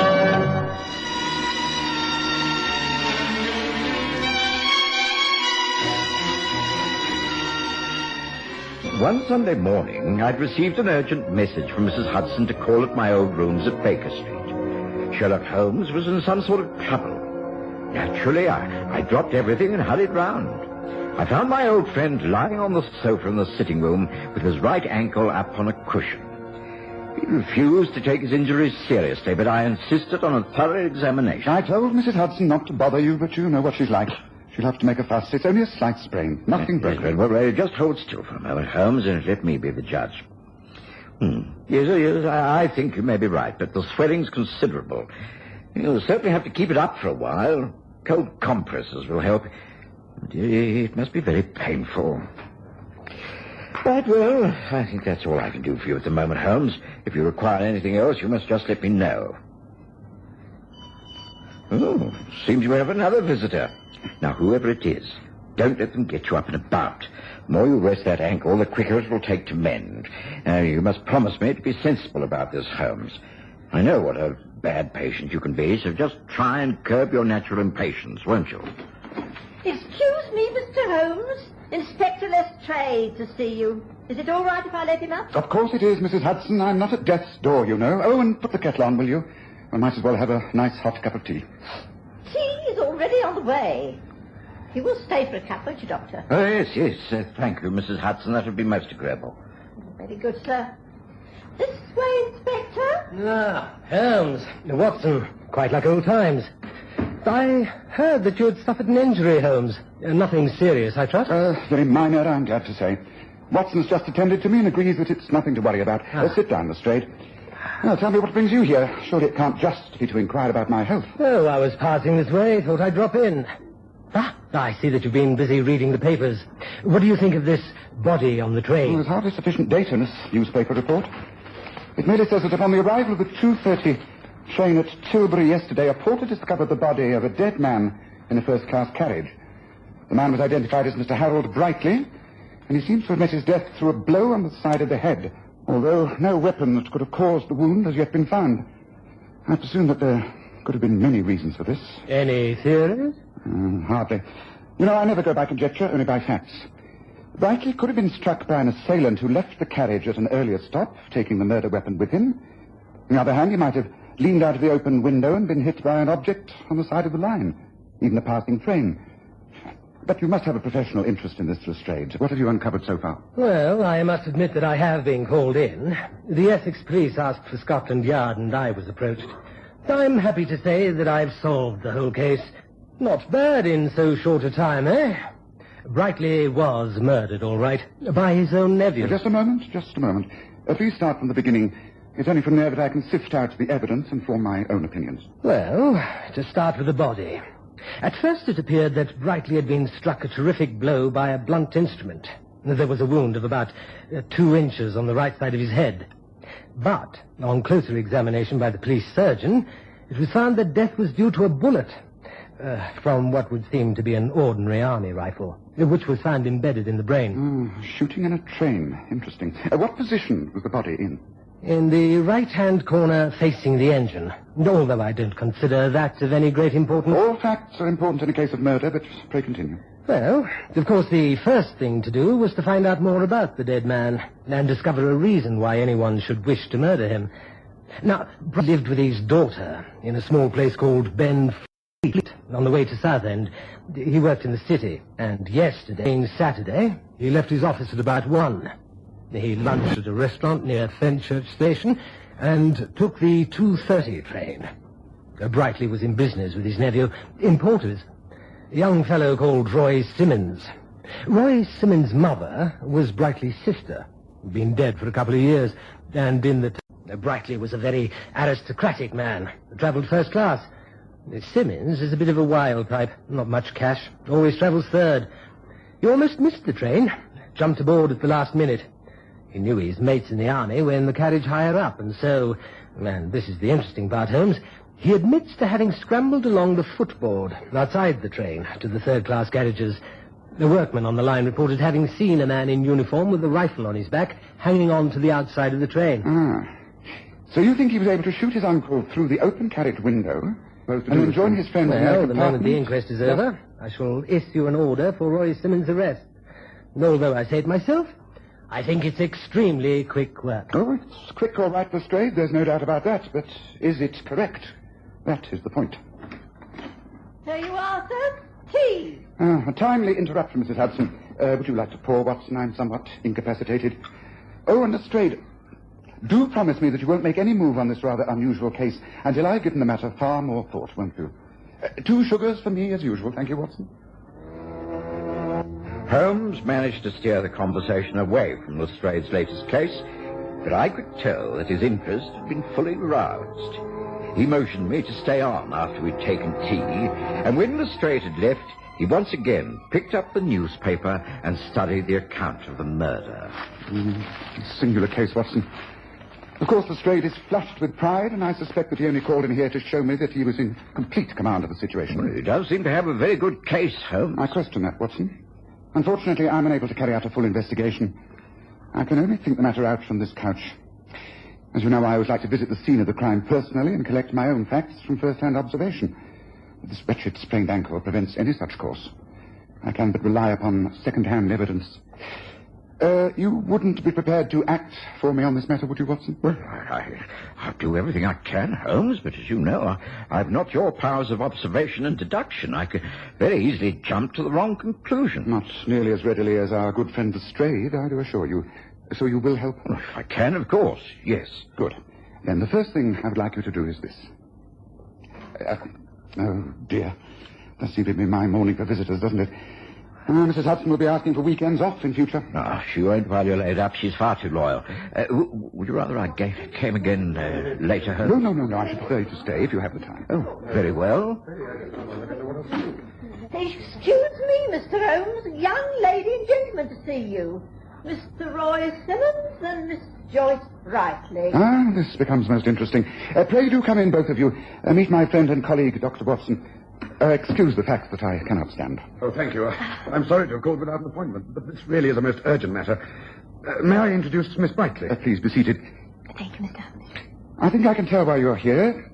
You've been interviewed by Scotland Yard, have you not, Mr. Simmons? And you fear an immediate arrest for the murder of your uncle. That's true, Mr. Holmes. But I didn't do it. I swear I didn't do it. He didn't, Mr. Holmes. I know he didn't. Oh, please, can't you help us? I will certainly try my best. If it's any consolation, I must say straight away that I believe you are entirely innocent, Mr. Simmons. I'm quite sure of that. But how can we prove it? That is the tricky question, isn't it? Only by finding the true murderer.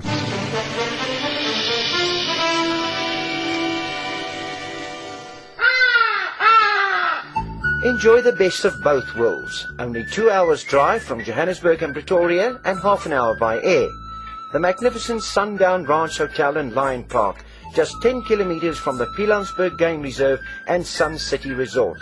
It offers an exciting escape from the hustle and bustle of everyday life. Reasonable rates, excellent food, friendly service and comfortable air-conditioned rooms. It will ensure a memorable stay. Activities include tennis, squash, horse riding, the Lion Park and much, much more. Call now to make your reservation on 014-573-1000. That's 014-573-1000 or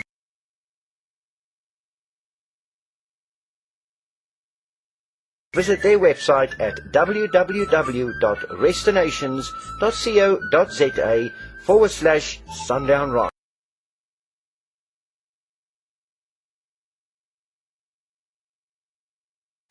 The Sundown Ranch Hotel and Lion Park, 2 worlds in one.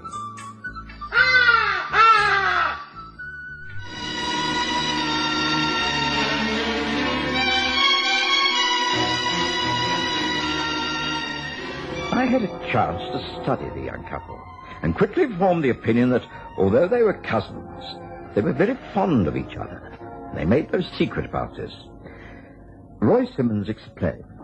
I think I must explain, Mr. Holmes, that one of the reasons that I didn't get along very well with my uncle was the fact that Joyce and I have been in love for some while. There was a resentment upon his part. We tried to explain. He wouldn't listen. He was always a very stubborn man.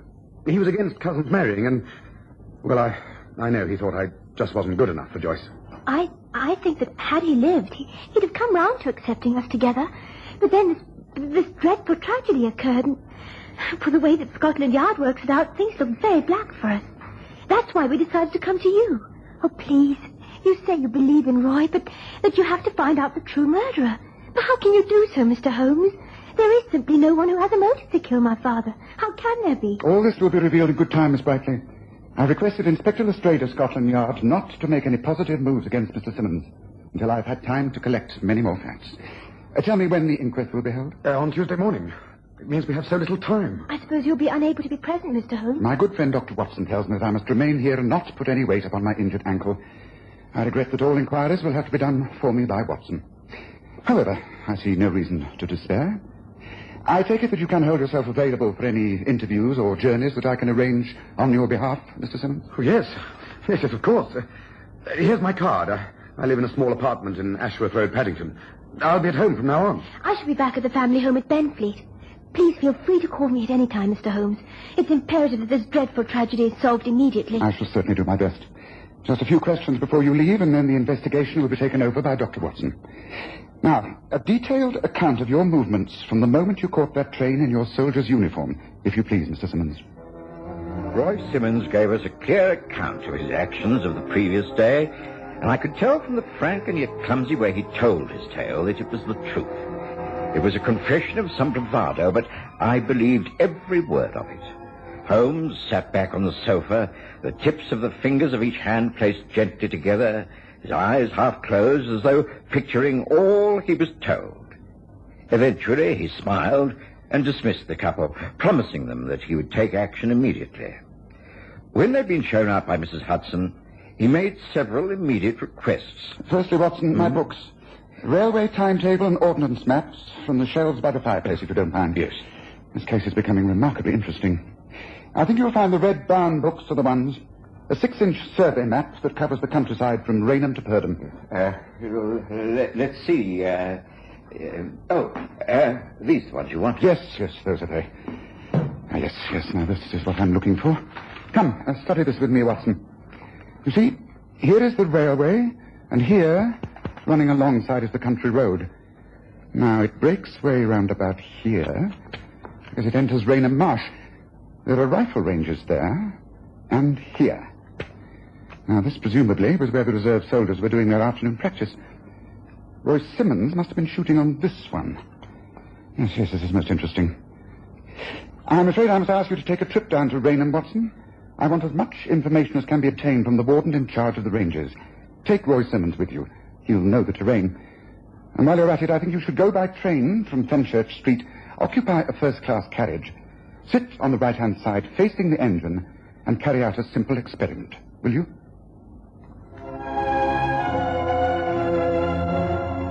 Of course I agreed, and some 2 hours later found myself on the South End train from London. I had the maps open upon my knee, and Roy Simmons explained the countryside in great detail. I was very conscious of my own inadequacies, realizing that Holmes would make far more out of everything than I could. But I tried to follow his instructions as carefully as possible. Now, what I wish you to do, Simmons, is to stand up over there by the opposite window and hold that walking stick as though you would a rifle. Now, point it at me. Now, hold your aim as steadily as you can. Very well. I think it won't be easy. I might add that I'm not the best of shots. That's why I was part of the team that had to put in extra practice. However, here goes. Yes. Now, you mean like this? That's it, as though the stick's coming through the window. Tricky. Oh. How's that? Yes, I think I see what Holmes is after. You're having a hard time pointing that stick accurately. And if you were outside on the running board holding on with one hand, it would be virtually impossible to aim accurately through the window.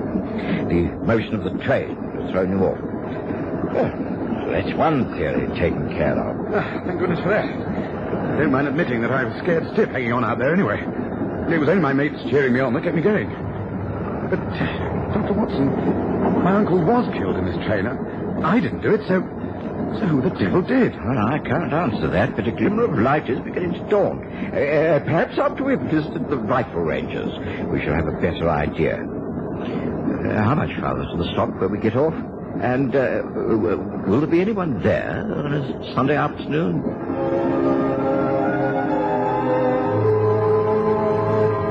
The journey didn't take more than another 15 minutes, and there was a warden in charge of the Raynham Marsh Range. He explained that there was no activity at that particular time. Oh, nothing going on at the moment. Always quiet on a Sunday. It's weekdays and Saturdays that we're busy. Yesterday, the Army Reserves were in action, I understand. Do you mind showing me exactly where the practice took place? It was over there on number 8 range, wasn't it, Warden? I was part of the team. Oh, that's so. A bunch of right rotten shots you were, too. Yes, that's where you were firing. You notice that the butts are placed right against the fence.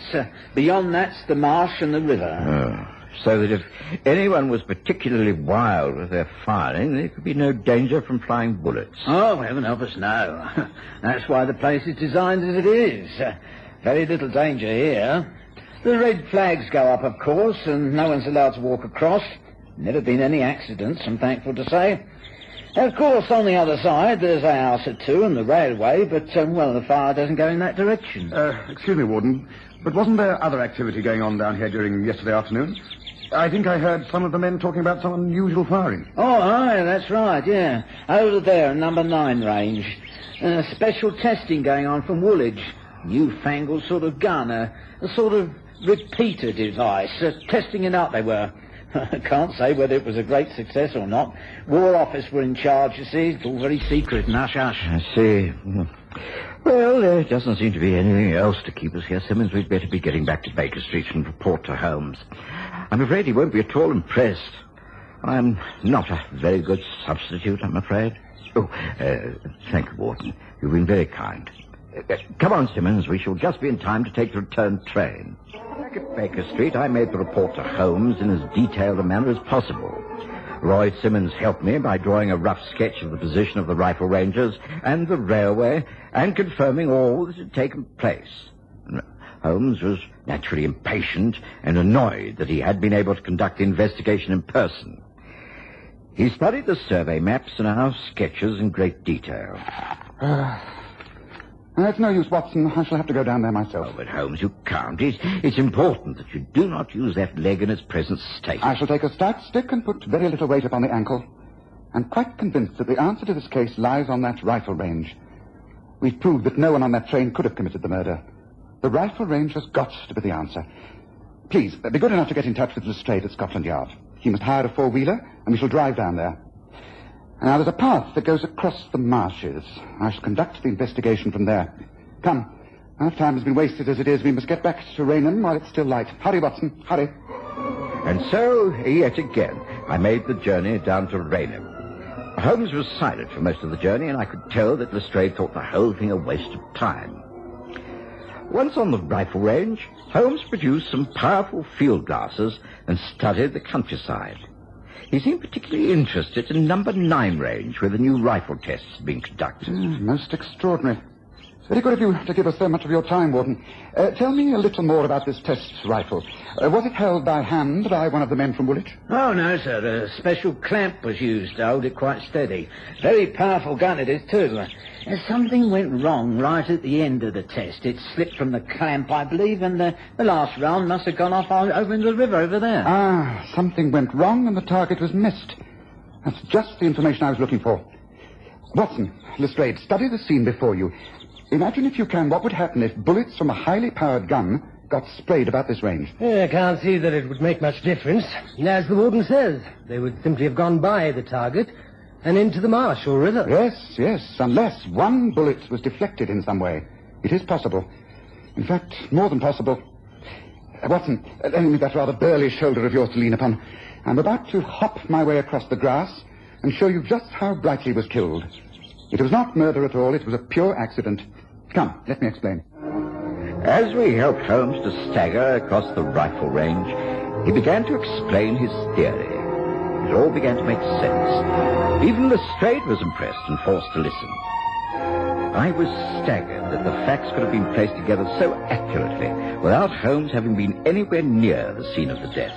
It was clear from the beginning that Simmons could never have killed his uncle. In the first place, if he was on the train, then he would have had to fire at very close range. A rifle bullet would have simply gone through the man's head and not lodged in the brain. It was obvious that the bullet that killed Brightly was very near the end of its flight, and so must have been fired from a long way off. Now, although the rifle used on this range was pointing in the wrong direction, supposing it hit that metal flagstaff in front of us, it would then have ricocheted off, been deflected, and entered the open window of the passing train. A bullet deflected in this way usually turned over and over in its flight, and that would account for the unusual size of the wound. There, look up there on the flagstaff. That is a recent scar where the paint has been chipped away. I submit to you that that is how Brightly was killed. Check the times of the train against the last round fired by that new rifle from Woolwich, and I think you have the case solved. Don't you, Lestrade? And an innocent man will be able to go free. Saved purely by a method of deduction. Elementary. Not so, my dear Watson?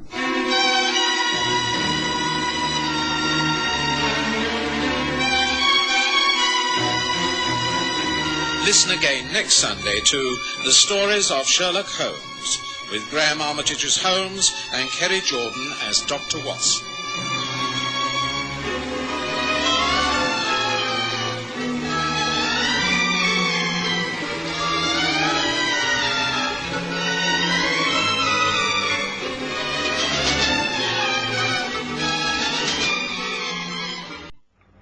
Here we are, Andreas. Drink this.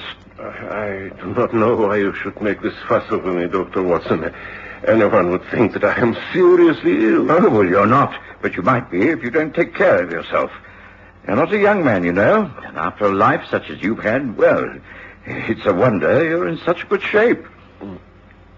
Yeah, it tastes bad. But you are right that at least I, Andreas Paulus Juno, have lived.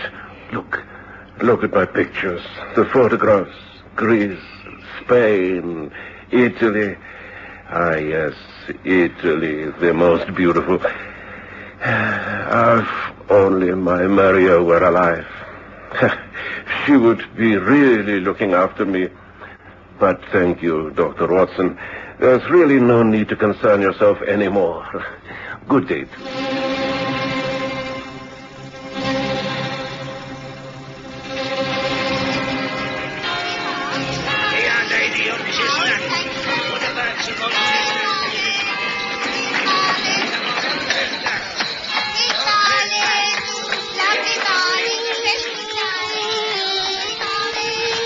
We present The Stories of Sherlock Holmes.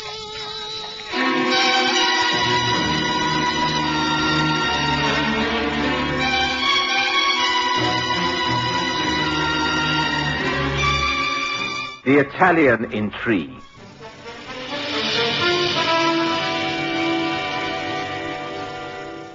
Sherlock Holmes was never a man to believe in luck or in coincidence.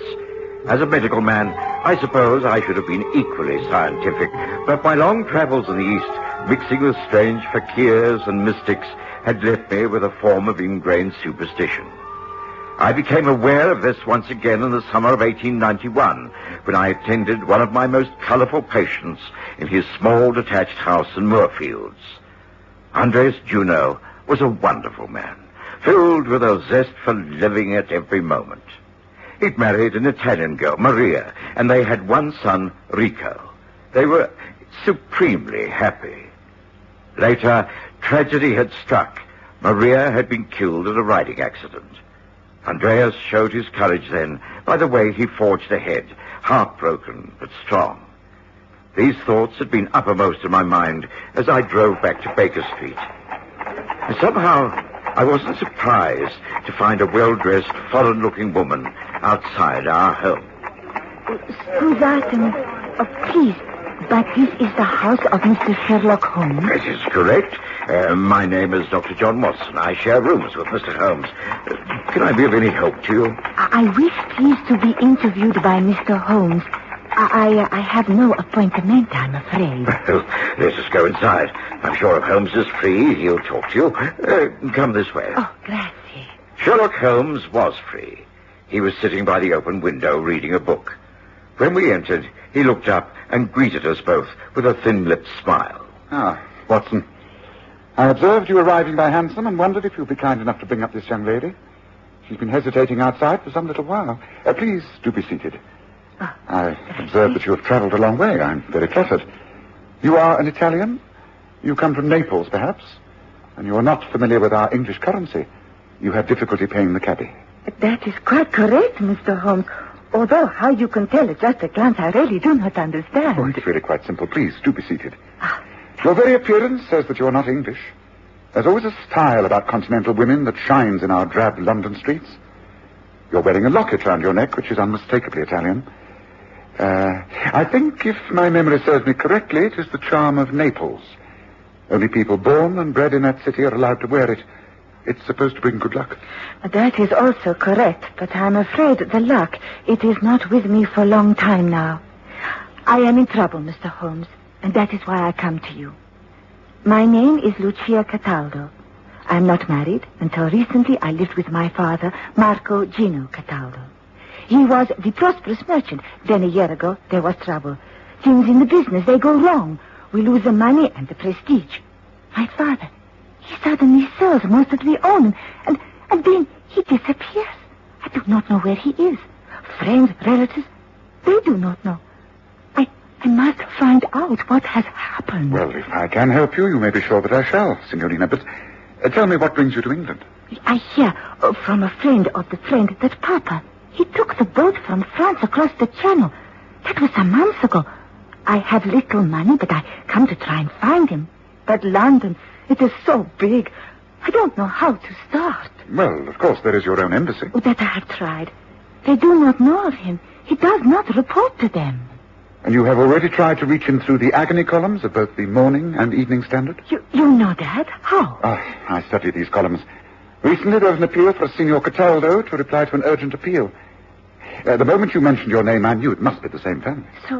So what can I do? I must find Papa. Well, of course, I shall make all the inquiries I can. Tell me, you have no names or addresses of any of your father's friends in London? No, not as far as I know. He has no friends here. All the time we lived in Naples, there was never an English visitor in our home. The only time Papa spoke English was to a Greek friend. English to a Greek friend? But how odd. Do you recall the friend's name? Oh, it was many years ago. The man, he married a girl from my village, and he became friendly. I cannot recall the name. It was, I don't know. My friend's name was Maria Goldini. Maria Goldini? She married this man who was much older than herself. Well, it could have been Juno.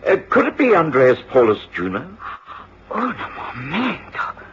You know, Dr. Watson, I think that was it. I cannot be certain. It was so many years ago, but it might have been. Well, come now, Watson.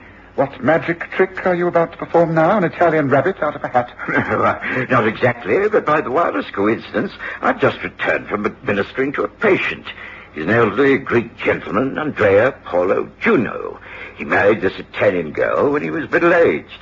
I have a strong feeling that it must be the same man. Oh, well, now, that is something to go on. Dr. Watson, even if this does not lead us to Papa, if this is the same man, then please, can you not take me to him? I should greatly like to meet him again. Well, of course I will. Andreas is not desperately ill, but I can always find an excuse to call in upon him. I shall be busy with other patients for the rest of the day, but tomorrow morning, perhaps. Oh, grazie. That I can agree to. Good. Now, where are you staying at the moment? In the Garibaldi Hotel in Albion Street. Marble Arch. It's quite convenient. Shall I pick you up there at, say, at 9 o'clock tomorrow morning? Oh, that will be most convenient. Oh, thank you very much. I will take up no more time, Mr. Holmes, but I do hope that we shall meet again soon. I do most sincerely hope that we find your father. Good day to you, Signorina Cataldo. Okay. I saw Lucia Cataldo downstairs and into a hansom cab. When I returned, Holmes was seated at his desk, one of his innumerable research folios open in front of him. I do not seem to find what I'm looking for, Watson. Might I ask what it is? The name Cataldo. It has a definite ring about it. I thought when I saw the agony columns the other day that it was to do with a criminal element associated with Palermo in Sicily, the treacherous organization known as the Mafia. You're not suggesting that Lucia Cataldo's family are criminals, are you, Holmes? I didn't say that, but ask yourself one thing, Watson. Why has this man uprooted from Naples and come to England? And without explaining the reason to his only daughter? It's the act of a desperate man, a man afraid for his life. You mean he's been hounded out of his own country and is hiding over here? He doesn't want to acknowledge the fact, not even to his own daughter. Yes, exactly. He might even think the advertisements appealing to him in the newspapers are a trick to get him to reveal his whereabouts. I see, and I don't fancy our chances of tracing him. Oh, I wouldn't be as pessimistic as that. Follow up on the visit to your Greek friend in the morning, but keep your eyes and ears open, Watson. There could be a great deal more behind this than first appears.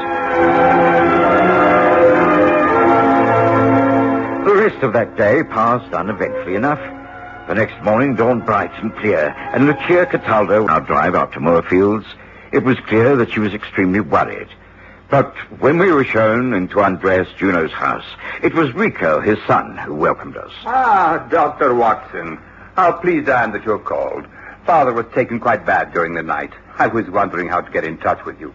Do come in. Oh, allow me to introduce you. This is Lucia Cataldo. She believes that her father and your own were friends many years ago in Italy. I'm very pleased to meet you, Signora. And are you? It was lucky that I called here yesterday afternoon. As you know, my job takes me all over the country, Doctor. I'm rarely home more than a few nights every month. Will you please follow me? Well, what appears to be wrong with your father, Rico? Oh, he has the pains in the chest and can't breathe very well. I gave him some of the medicine you left yesterday, but he didn't sleep at all. If I didn't know him better, I would think he was imagining it all. He seems to be worried about something, quite unlike him. In here. Dr. Watson to see you, Father, and also a friend from Italy. Italy? A friend from Italy? I am Lucia Cataldo.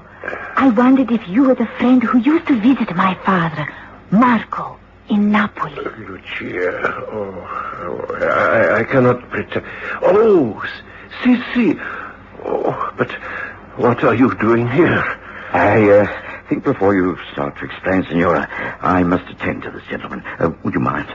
Rico, please, now that the Signora knows your old friends, won't you take care of her until I've examined your father? No need. I'm all right. You are not all right. You're clearly in great distress. I must take your temperature and listen to that chest of yours. Do as the doctor says, Father. Come, Lucia. I may call you that, mayn't I? Come this way.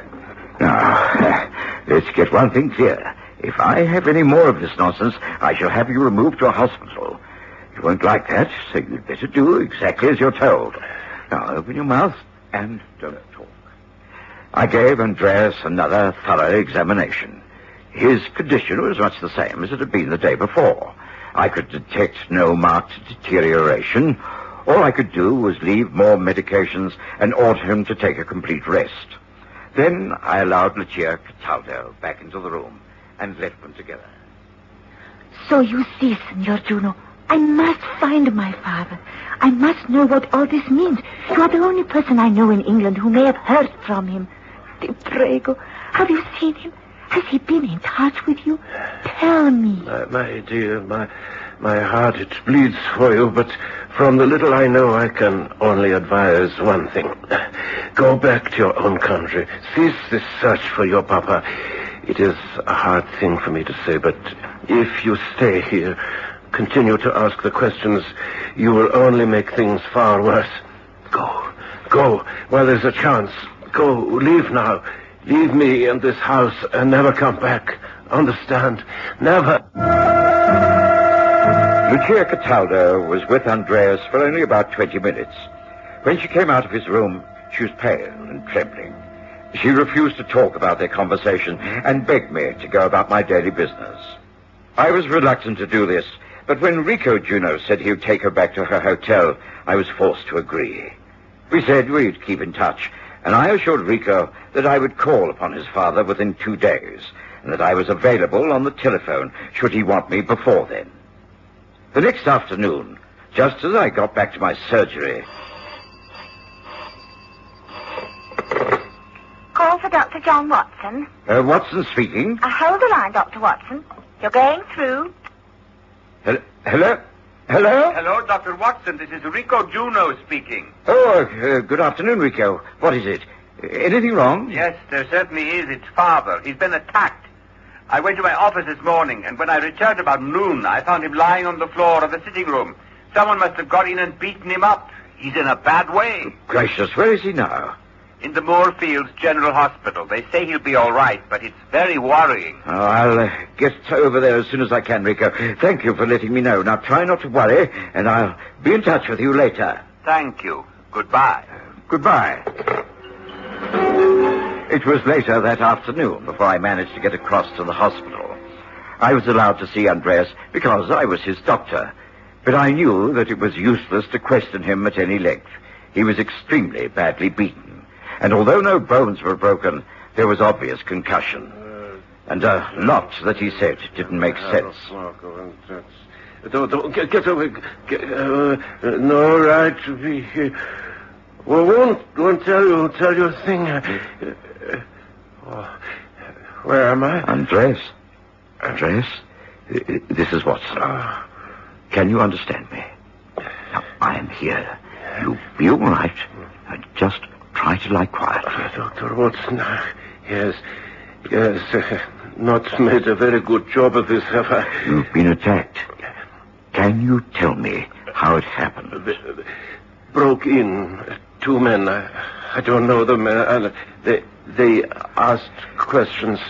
I didn't understand. I told them to get away. Get away. No right in here. Won't tell you. Never heard of the man. No one here called Marco. It was clearly a waste of time to stay further. I had a talk to the doctors and nursing staff and left knowing that Andreas was in good hands. I tried to concentrate upon my work for the rest of that day, but I couldn't get my mind away from what had happened. Holmes was out when I got home. He came in later for supper, and I explained as best I could what had happened. It seems very clear that things are moving to a climax, Holmes. I'm sure that it's all connected with the disappearance of Marco Cataldo. It's got to be. Otherwise, why did Andreas keep muttering his name in protest? Yes, that's obvious. Well, I'm afraid the time has come for us to take an active hand in all this, Watson. Although it's getting quite late, I feel we must delay no longer. Well, if you're willing, I think we should call a cab after supper and get over to Moorfields immediately. I presume that this young man, Rico, will be at home? Oh, yes, I think so. They won't allow him into the hospital at this hour. I doubt if his father will have visitors for some days. Uncle Holmes, I agree. I should be grateful for your advice. Frankly, the thing's growing upon my mind. It's, in a strange sort of way, I feel responsible. Well, in that case, let us finish up the remains of the game pie, wash it down with a draught of fine ale, and be on our way. What do you say? Within half an hour, we were in a hansom and pattering our way across London. By the time we got to Moorfields, it was quite dark and the streets were deserted. The lights were on in the downstairs windows. That at least showed us Rico Juno was at home. He received us with delighted surprise. Oh, come in. How nice to see you, Mr. Holmes. I take it that Dr. Watson has told you of our latest trouble. Yes, I'm very sorry. Perhaps if I'd taken a more active hand earlier, I might have been able to prevent this. However, we must deal with things one at a time. You say that you rarely spend much time in this house? No, I feel a little guilty about it, but I travel a great deal in my job, all up and down the country. Father is left alone for days and nights at a time. You have someone who comes in and cleans and cooks? Oh, yes, Mrs. Lawson. She comes in 3 times a week, has her own keys. Been with the family for years, quite trustworthy. When you do stay here overnight, do you ever notice anything strange? Noises, movements that you can't account for? Oh, well, I am usually so exhausted from my day's work that I go to bed quite early and sleep very soundly. But, well, sometimes I do get the feeling that all isn't well. It's an old house, of course. Stairs creak a bit. I'm not the nervous type. Do you notice any food disappearing? Things misplaced in cupboards? Well, no. I have nothing to do with the running of the place. Why? Well, why do you ask? I ask because I am sure that you are not living here alone, and neither is your father. What do you mean? You have a lodger, an unpaying guest. He's here in this house at this very moment. Mr. Holmes, what are you talking about? Do you mean... Oh, no, you don't think that Lucia's father is staying here under this roof? It would seem to me to be the most likely solution. But that's impossible. There are only 2 rooms upstairs, father's and mine. There is an old box room. An attic, I presume? Yes, but no one could live up there. You can't be sure. There's only a couple of foot of space between the ceiling and the tires. It is impossible. Nonetheless, I think we must investigate, and I think we must handle this very gently. Now, come, take me to the top of the house and let us take a look at this attic. Lead the way, please, Rita. Ah, yes. You see, there is the hatch to the attic. A small plank of wood about 3 feet square. And here, see the top of the stairs? If one stood on the rail at the top landing, one could easily reach the hatch, remove it, and pull oneself up. Yes, and look, you see marks on the rail here. Yes, that is exactly what has happened. Now, give me a hand, Watson. I'm going up. But this is ridiculous. There is nothing up there. No one could exist up there. Careful, Holmes. Here, take my shoulder. Right. Quiet now. Now. The light, please. The lamp. Hand it up. Here. Good. Come out, please. Please come out. No one is going to hurt you. Please, Senor Marco Cataldo. You are among friends. Please, now take my hand. Let me help you down, please. I cannot. I cannot. Yes, you can. You can come along now. You can do it. Come along now. That's it. Gently now, gently. Careful now, legs. What happened next was one of the most bizarre sights I can ever remember seeing. From the small aperture came the emaciated legs of a tiny, filthy, frail creature who hardly resembled a human being. His staring eyes were wild with fear. He was shaking with ague. A man hardly in his right mind. Holmes handled him like a child. Soon we were back downstairs. Drinks were poured, and Marco Cataldo was persuaded to sip a small brandy. Gradually, we managed to get some sensible words out of him. I had to hide there. It was the only place I could find. Andreas, he did not know. I came here. The cleaning woman, she let me in. I pretended to go, not to wait. I said goodbye, I closed the front door loudly and crept back up there till I found a place to hide. Yes, you did that because you thought there were no friends here. But there are. Andreas is your friend, and so is Rico, his son. His son? Yes, and your own daughter, Lucia. She is here in London. Lucia? Here? Oh, no. Lucia. Now listen to me. I am Sherlock Holmes, and this is Dr. Watson. I have great influence with the British police. I can guarantee your protection. All you have to do is to tell me who your enemies are, and I shall do the rest. Now come. Will you tell us the whole story? Marco Cataldo did exactly that. He described how back in Naples he'd been accused by the mafia of betraying them, when in actual fact it was his cousins of the same name who were guilty. He'd been blackmailed by them, forced to pay protection money, and eventually flee for his life. Now they had followed him to England, and he'd been forced into hiding. Holmes listened to the story with the greatest of interest. I was able to use my influence to get Cataldo admitted to the same hospital as his friend Andreas. I knew he'd be safe there. The following morning, Holmes announced over breakfast. If you go to read the agony column of the Morning Standard, Watson, you'll see that Marco Cataldo has come out into the open. He's appealed to his daughter to call upon him at a certain address in Elm Park. He even stated the time, 8:30 this evening. Gracious, Holmes, how extraordinary. Is it wise? Well, I hope so. The apartment of Inspector Gregson of the Yard. Yes, I think our mafia friends will be unable to resist this invitation. Young Rico Juno is going to help by impersonating Marco. Shall we also attend? It'd be rather gratifying to be in at the kill, as it were.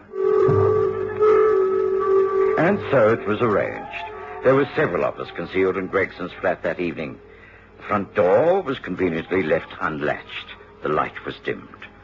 Rico Juno, conveniently slumped in a chair by the fire, could have been mistaken for anyone. There was not long to wait. Leave all this to me. This time we shall not fail. See, it must be over and finished. Hey, there by the fire. It is him. So, Marco, you think you're kind of scared, eh? No, not our vengeance. This time you die before you can tell the truth. You die swiftly with the knife in your throat. It was all over in a matter of minutes. The two would-be assassins were arrested and led away. Much later, Lucia was reconciled to her father, who made plans to immigrate to America, taking her with him. But this plan did not materialize, because... I shall not be leaving London after all, Father. Rico and I are in love. He has asked me to marry him, and I have accepted. Oh, sono così felice. I am so happy. And, as Holmes remarked... Well, at least the Italian intrigue had a happy ending. Not all our cases do they, Watson?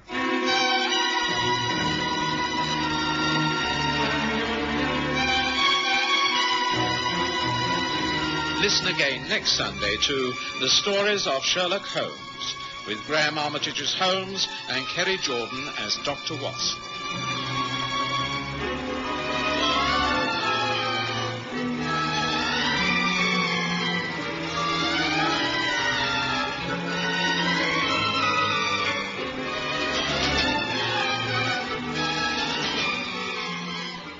Watson has a medical practice to attend to. It's rather worrying. His appointment book, have you seen it anywhere? Well, he usually keeps it in his doctor's bag, but I did find this on the all-stand sort of note. Let me see. 5 Westley, EC3, Tuesday, 10th, Royston.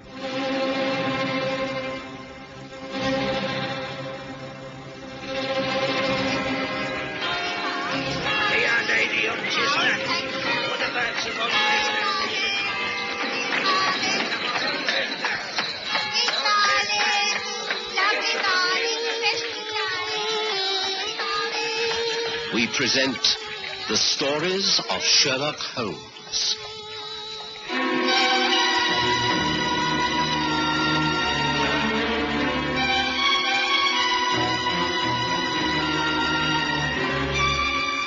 A friend in need.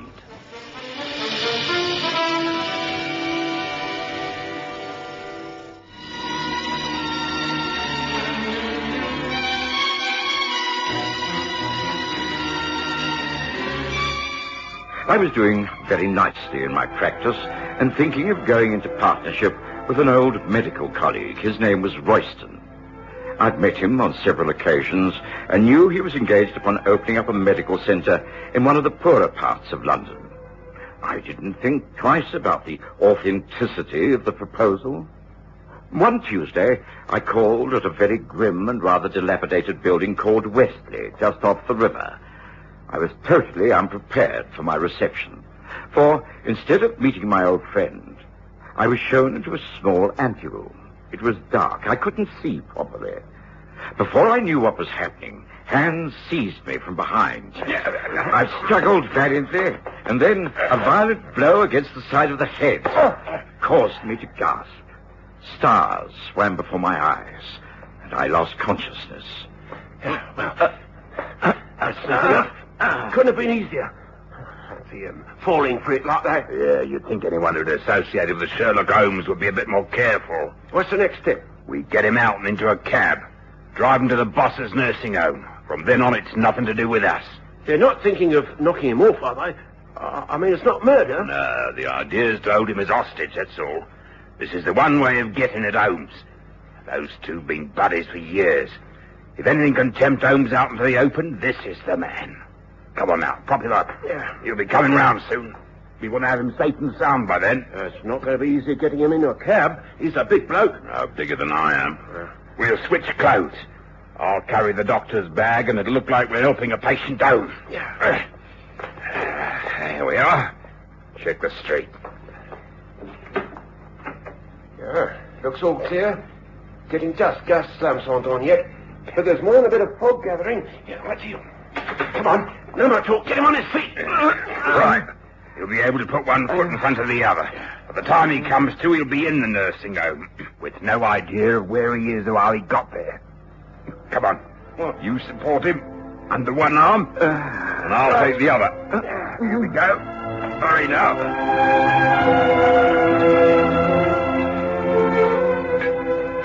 So that's the position, Lestrade. Watson is missing, and there's no trace.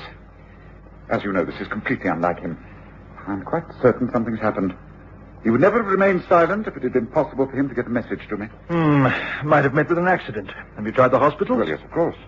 Watson's well known in most of the local hospitals. There's no report of anyone answering to his description being found. And what do you think it's all about?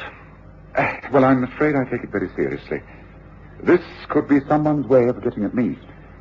At the moment, there seems very little we can do except wait. But I should appreciate your help. Of course. Of course. Anything I can do. I need to carry out an investigation into a place in EC3. Now, all I have to go on is two names. One is Wesley and the other is Royston. Now, these were scrawled on a note that Watson must have left by accident on the hall stand when he was putting on his coat. Can I have a couple of men and do a search of that river district? Of course. I'll do better than that. I'll even come along myself. What do you say to that?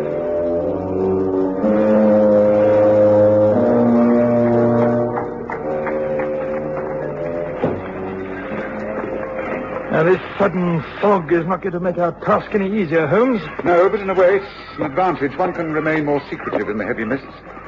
Look, I think we're on the right track. That large building over there. I have a shrewd idea that it's empty. And I think... Yes. Look here, see by the light of my dark lantern. The street is Wesley. Now, that building will be number 5, and if it is, well, we're in luck. I might remind you that we don't have a search warrant. Oh, I'm afraid you're in plain clothes. I've no intention of letting your men swarm all over the building. Come on. I think there's bound to be a window open. I'll do the breaking and entering, and you can come in through the front door. Yes. That's a nice one.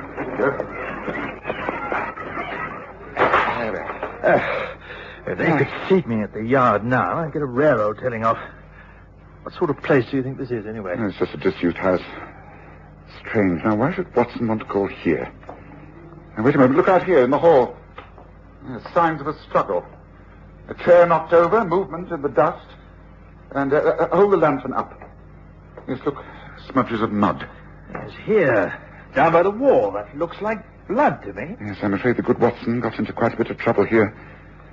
Do you see this?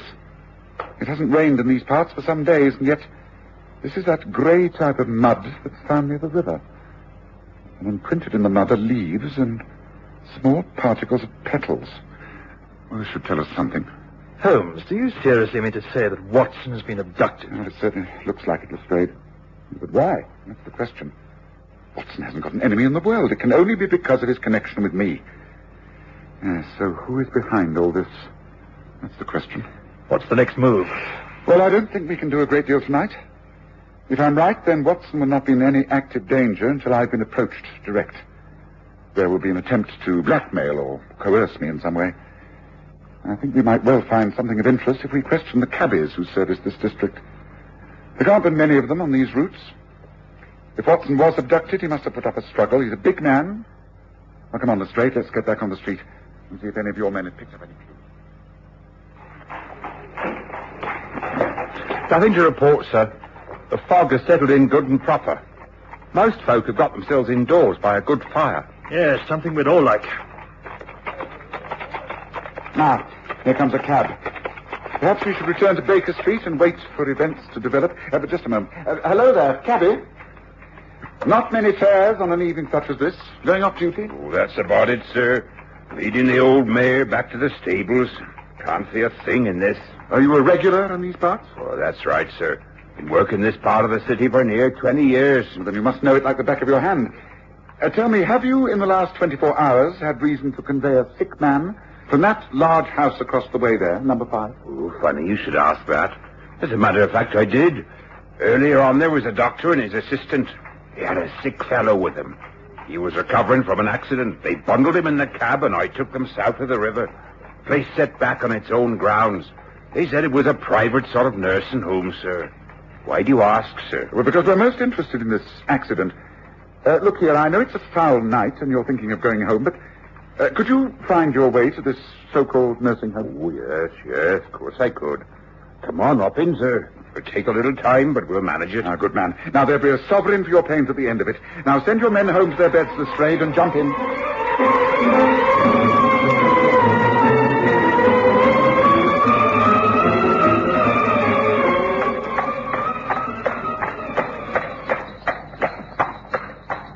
There you are, sirs. This is the place where I drop the doctor and the patient. That driveway. They say it leads up to the nursing home. Thank you, cabby.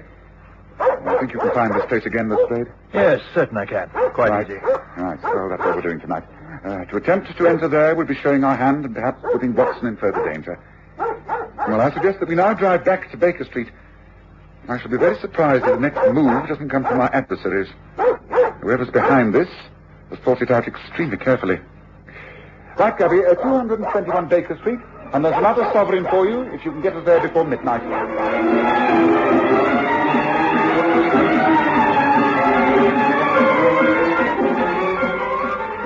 Oh, Miss Holmes. Oh, I'm so glad you're back, and you, Inspector. Oh, Mrs. Hudson, but why are you up and about at this hour? Well, I was worried about Dr. Watson and how you was getting on, and then I went into the kitchen to make myself a cup of tea. I spotted this on the front door mat. It's a message, and it's from him. It's gotta be. I recognise his handwriting anywhere. Oh, do open it, Miss Holmes, and set my mind at rest. He must be all right. Well, it's only a note, not a posted letter. It certainly looks like Watson's writing. Dear Sherlock, a reassuring note to say that I'm back in town and staying with an old friend, Dr. Hugh Royston, at his nursing home. I expect to be away for another couple of days on this most interesting development. John Watson. Oh, well, that's all right then, isn't it? No, it isn't. It's far from all right. Oh? Watson most certainly did not write this note. He's never called me by my first name in his life. This is practically an invitation to visit that nursing home that we traced Lestrade. And we must be careful. Watson's life is all important to me. But I'll never fall into a trap like this. Never.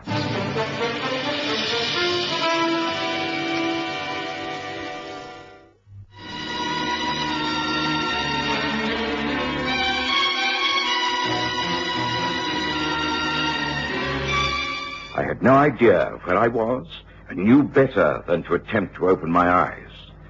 There were two uncouth voices and one cultured foreign one. There you are, boss. Delivered just like we promised. No trouble at all. Easy as pie. How long has he been like this? Several hours. Then we can take no chances. He is here in the nursing home, but he is not to stay here. He must be moved once again to his final resting place.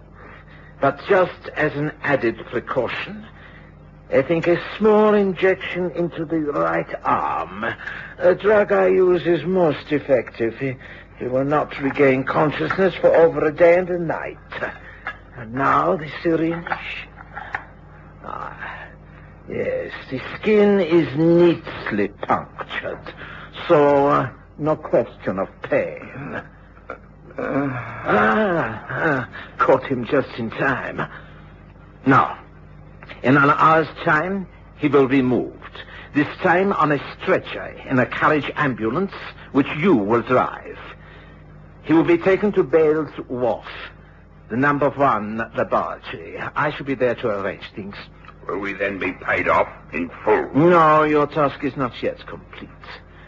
Then we have to await the arrival of Mr. Sherlock Holmes.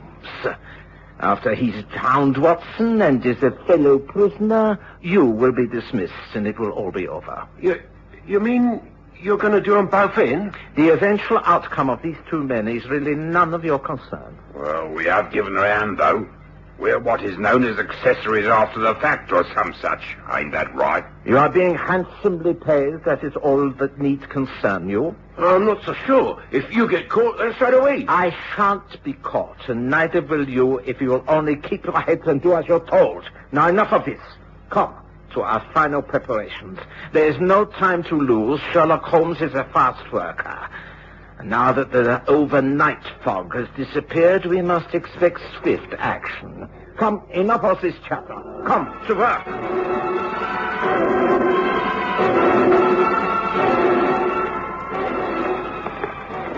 Yes, I'm sorry to behave so strangely this morning, Lestrade, but I believe this is more difficult than I thought.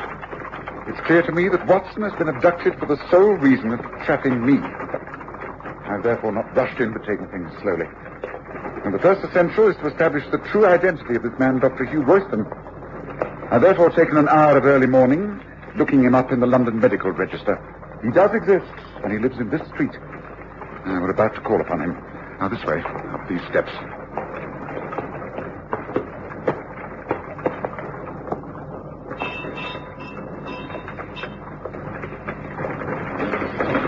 Yes, can I help you? My name is Sherlock Holmes, and this is Inspector Lestrade from Scotland Yard. Is it possible to see Dr. Royston for just a few minutes? Please do come in. I will inform Doctor that you have called. Thank you. Excuse me. Well, this looks respectable enough, Holmes. Doesn't look much wrong here. No, I didn't think there would be. Would you like to come through, please? The doctor will see you now. Thank you. Sherlock Holmes, great pleasure to meet you. You're a great friend of John Watson's, isn't that so? Please, won't you be seated and tell me what I can do for you? It's Watson himself. He has disappeared. The only clue we have is your name and address in Wesley Street, EC3. Gracious, are you sure of this? Disappeared, you say? Extraordinary. You can throw no light upon this? For instance, when did you last see Watson? Some weeks ago. We'd been corresponding. I was rather keen to take a small nursing home in the East End and run it for hard-up people, the poor and delinquent. Watson agreed to consider this. The suggested site was at 5 Wesley Street, that rather derelict and seedy, run by a man called Henry von Bork. Von Bork? So he's the man behind all this? You know the man? Only too well. One of the most treacherous spies in Europe. Yes, it's all becoming quite clear to me now. Von Bork is using Watson to lead me into a trap. Unfortunately, I cannot afford to ignore it. He will have no hesitation in killing Watson unless he thinks I am coming to the rescue. Thank you, Doctor. You've been a great help. Come to straight. Royston told me what I wanted to know. I know Von Bork's mind. I know it's tortuous and arrogant.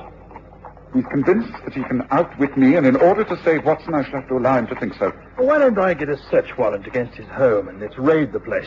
The element of surprise is always good. This Von Bork won't think you'd consider such a bold plan. You may do that by all means if you wish, Lestrade, but I don't think that is the answer to our problem. I'm prepared to believe that Watson was enticed into that nursing home, thinking he would meet the good doctor there.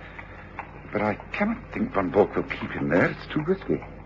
No, you'll have him removed. But where to? Von Bork used to have offices in the dock area. You may recall that we thought he was using them in the smuggling case of the Blue Peter. Now, wait a moment. When we called at 5 Wesley Street, we found evidence of a struggle. Undoubtedly, that is where Watson was overpowered. Then I also observed grey mud, do you recall? Imprinted in the mud were leaves and particles of petals. Now, the flowering petals were autumn willow blossoms. Those trees only flourish down by the river. Yes, I think I can trace the old offices that Von Bork used. If I'm right, then that's where they would have taken Watson. Seems to be taking a long shot to me, Holmes. Wouldn't it be better to stick to more orthodox methods? There's no time. Von Bork will be getting anxious. He's not going to hang around keeping Watson alive if he can't get at me. Now, I've got to move. The point is, Lestrade, are you still going to back me up? I've done so up till now. I'm not backing out when it comes to a crisis. Lead on, Holmes. I'm with you. This is it, Lestrade. These are the offices. And I fancy Bork has been using them for experimental purposes. They have the appearance of being scientific laboratories. Doesn't look as though they're at all occupied. I think this way, round the side entrance. I know you do not approve of my method of entering premises, but needs must when the devil drives. Watson has always said that the police were lucky that I didn't choose a career in crime. I should be grateful for the best of them. Observe, I have a full set of burglar's tools with me now. For instance, this door, although made of steel and padlocked, presents no problems. Something tells me I'm going to regret this. If we're caught, it's demotion for me, no doubt of that. Oh, nonsense. Now, here, watch. Now, come on, let's take a look. Blessed if I can see why you think Watson should be shut away in a place like this. It's quite dark. There's just packing cases. The workrooms must be through there. Yes. Yes, this looks more like it. Fully equipped as a laboratory. Yes, we're on the right lines, all right. Look, wooden steps going down and footprints. Muddy footprints. Now, you see how staggered they are? Now, those are the sort of prints 2 men would make if they were carrying a stretcher. Come on, Lestrade. Now, here. Now, once our eyes grow accustomed to the dark, and Lestrade, I'm right. There, in the corner. It is a stretcher. And it is Watson. By Jove, you're right, Holmes. What devil? The door. The top of the stairs. It's closed. Caught, Holmes. Caught like a rat in a trap. I knew you would find Watson sooner or later. It all worked out as I planned. It is useless to think you can escape. And within 20 minutes you will both die. You see, for months I have been working on an explosive device which is triggered off by that iron bar door closing. 20 minutes, Holmes. Goodbye. What the devil? Holmes, we've fallen right into his hands. Explosive device. It must be here. Down by the stretcher. Look straight. Gum cotton, sulfuric acid, nitric acid. Look, help me to move, Watson. Right to the far corner. If there's only one chance, we must make our own explosive first. Quickly, Lestrade. Right over here, by the fence. Now, come on, give me a hand. Prepared cotton. It has to be 3 parts sulfuric acid to 1 part of nitric acid. It will burn without explosion on ignition. But it's laid up by that iron door. With percussion, it goes up at about 5 times the power of gunpowder. Holmes, do you really know what you're doing? Oh, I'd better get right to the stage. Well, this really is a triumph for Herr Bork. Now listen, do exactly as I say, and as swiftly as possible. Take this. Carefully now. Right. Now, here. Now get right back. Back by the far wall. Cover Watson with anything you can to protect him. The percussion, when I trigger off, should blow the gate outwards. If it does, then we are safe. We grab the stretcher, get up those stairs as quickly as possible. You ready? Yes, I'm ready. Right, nearly there, Will. Here goes. Now, get down. We've done it. We've done it. Come on, come on.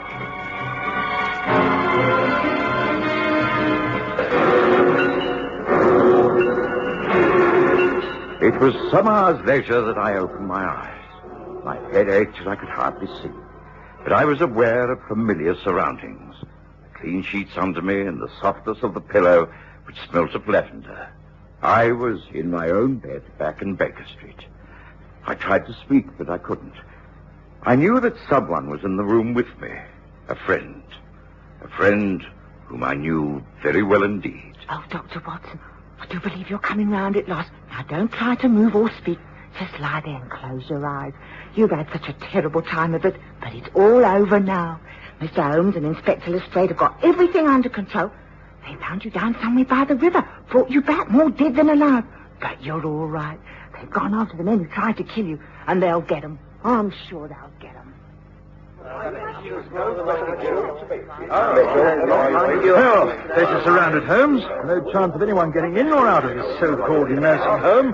This is what we should have done in the first place. Perhaps, but it would have meant sacrificing Watson, and that I was not prepared to do. All right, Lestrade, this is more your line of country than it is mine. Go ahead. Do it your way from now on. Right, men. Follow me. In we go.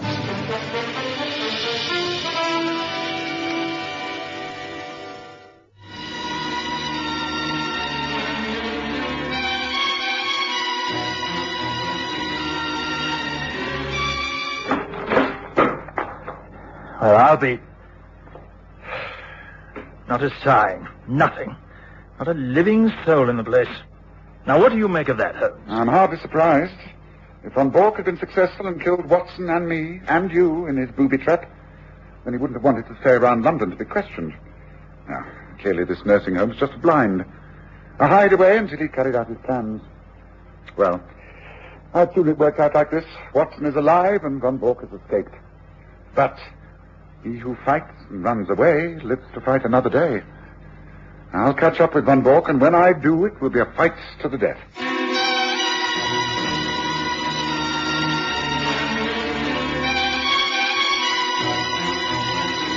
Listen again next Sunday to The Stories of Sherlock Holmes, with Graham Armitage as Holmes and Kerry Jordan as Dr. Watson.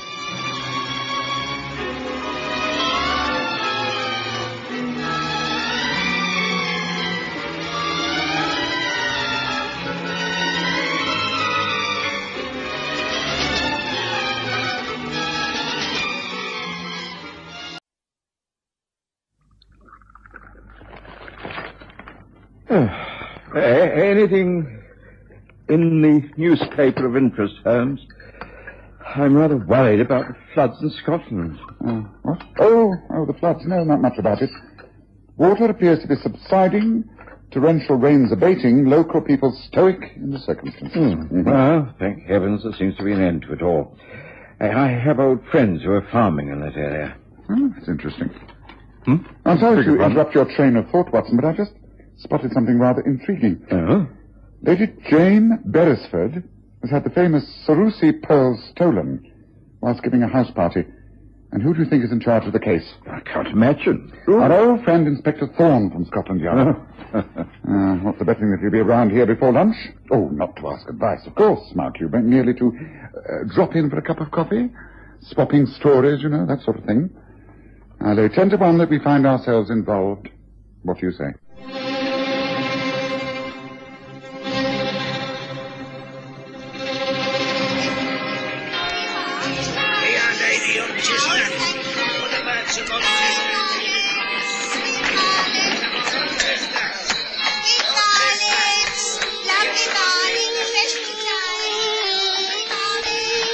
We present the stories of Sherlock Holmes.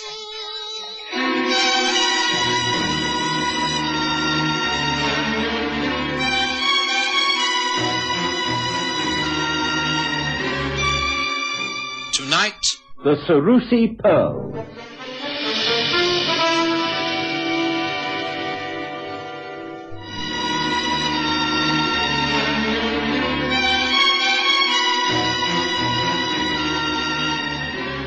Suddenly, it was spring, and one of the most beautiful springs we'd seen for many years. It was the more appreciated as it followed a severe winter with serious flooding in the north. The parks and gardens began to stir with life. Overnight, the air became warm and soft. Blossoms filled the trees and shrubs. In the city, children were bowling their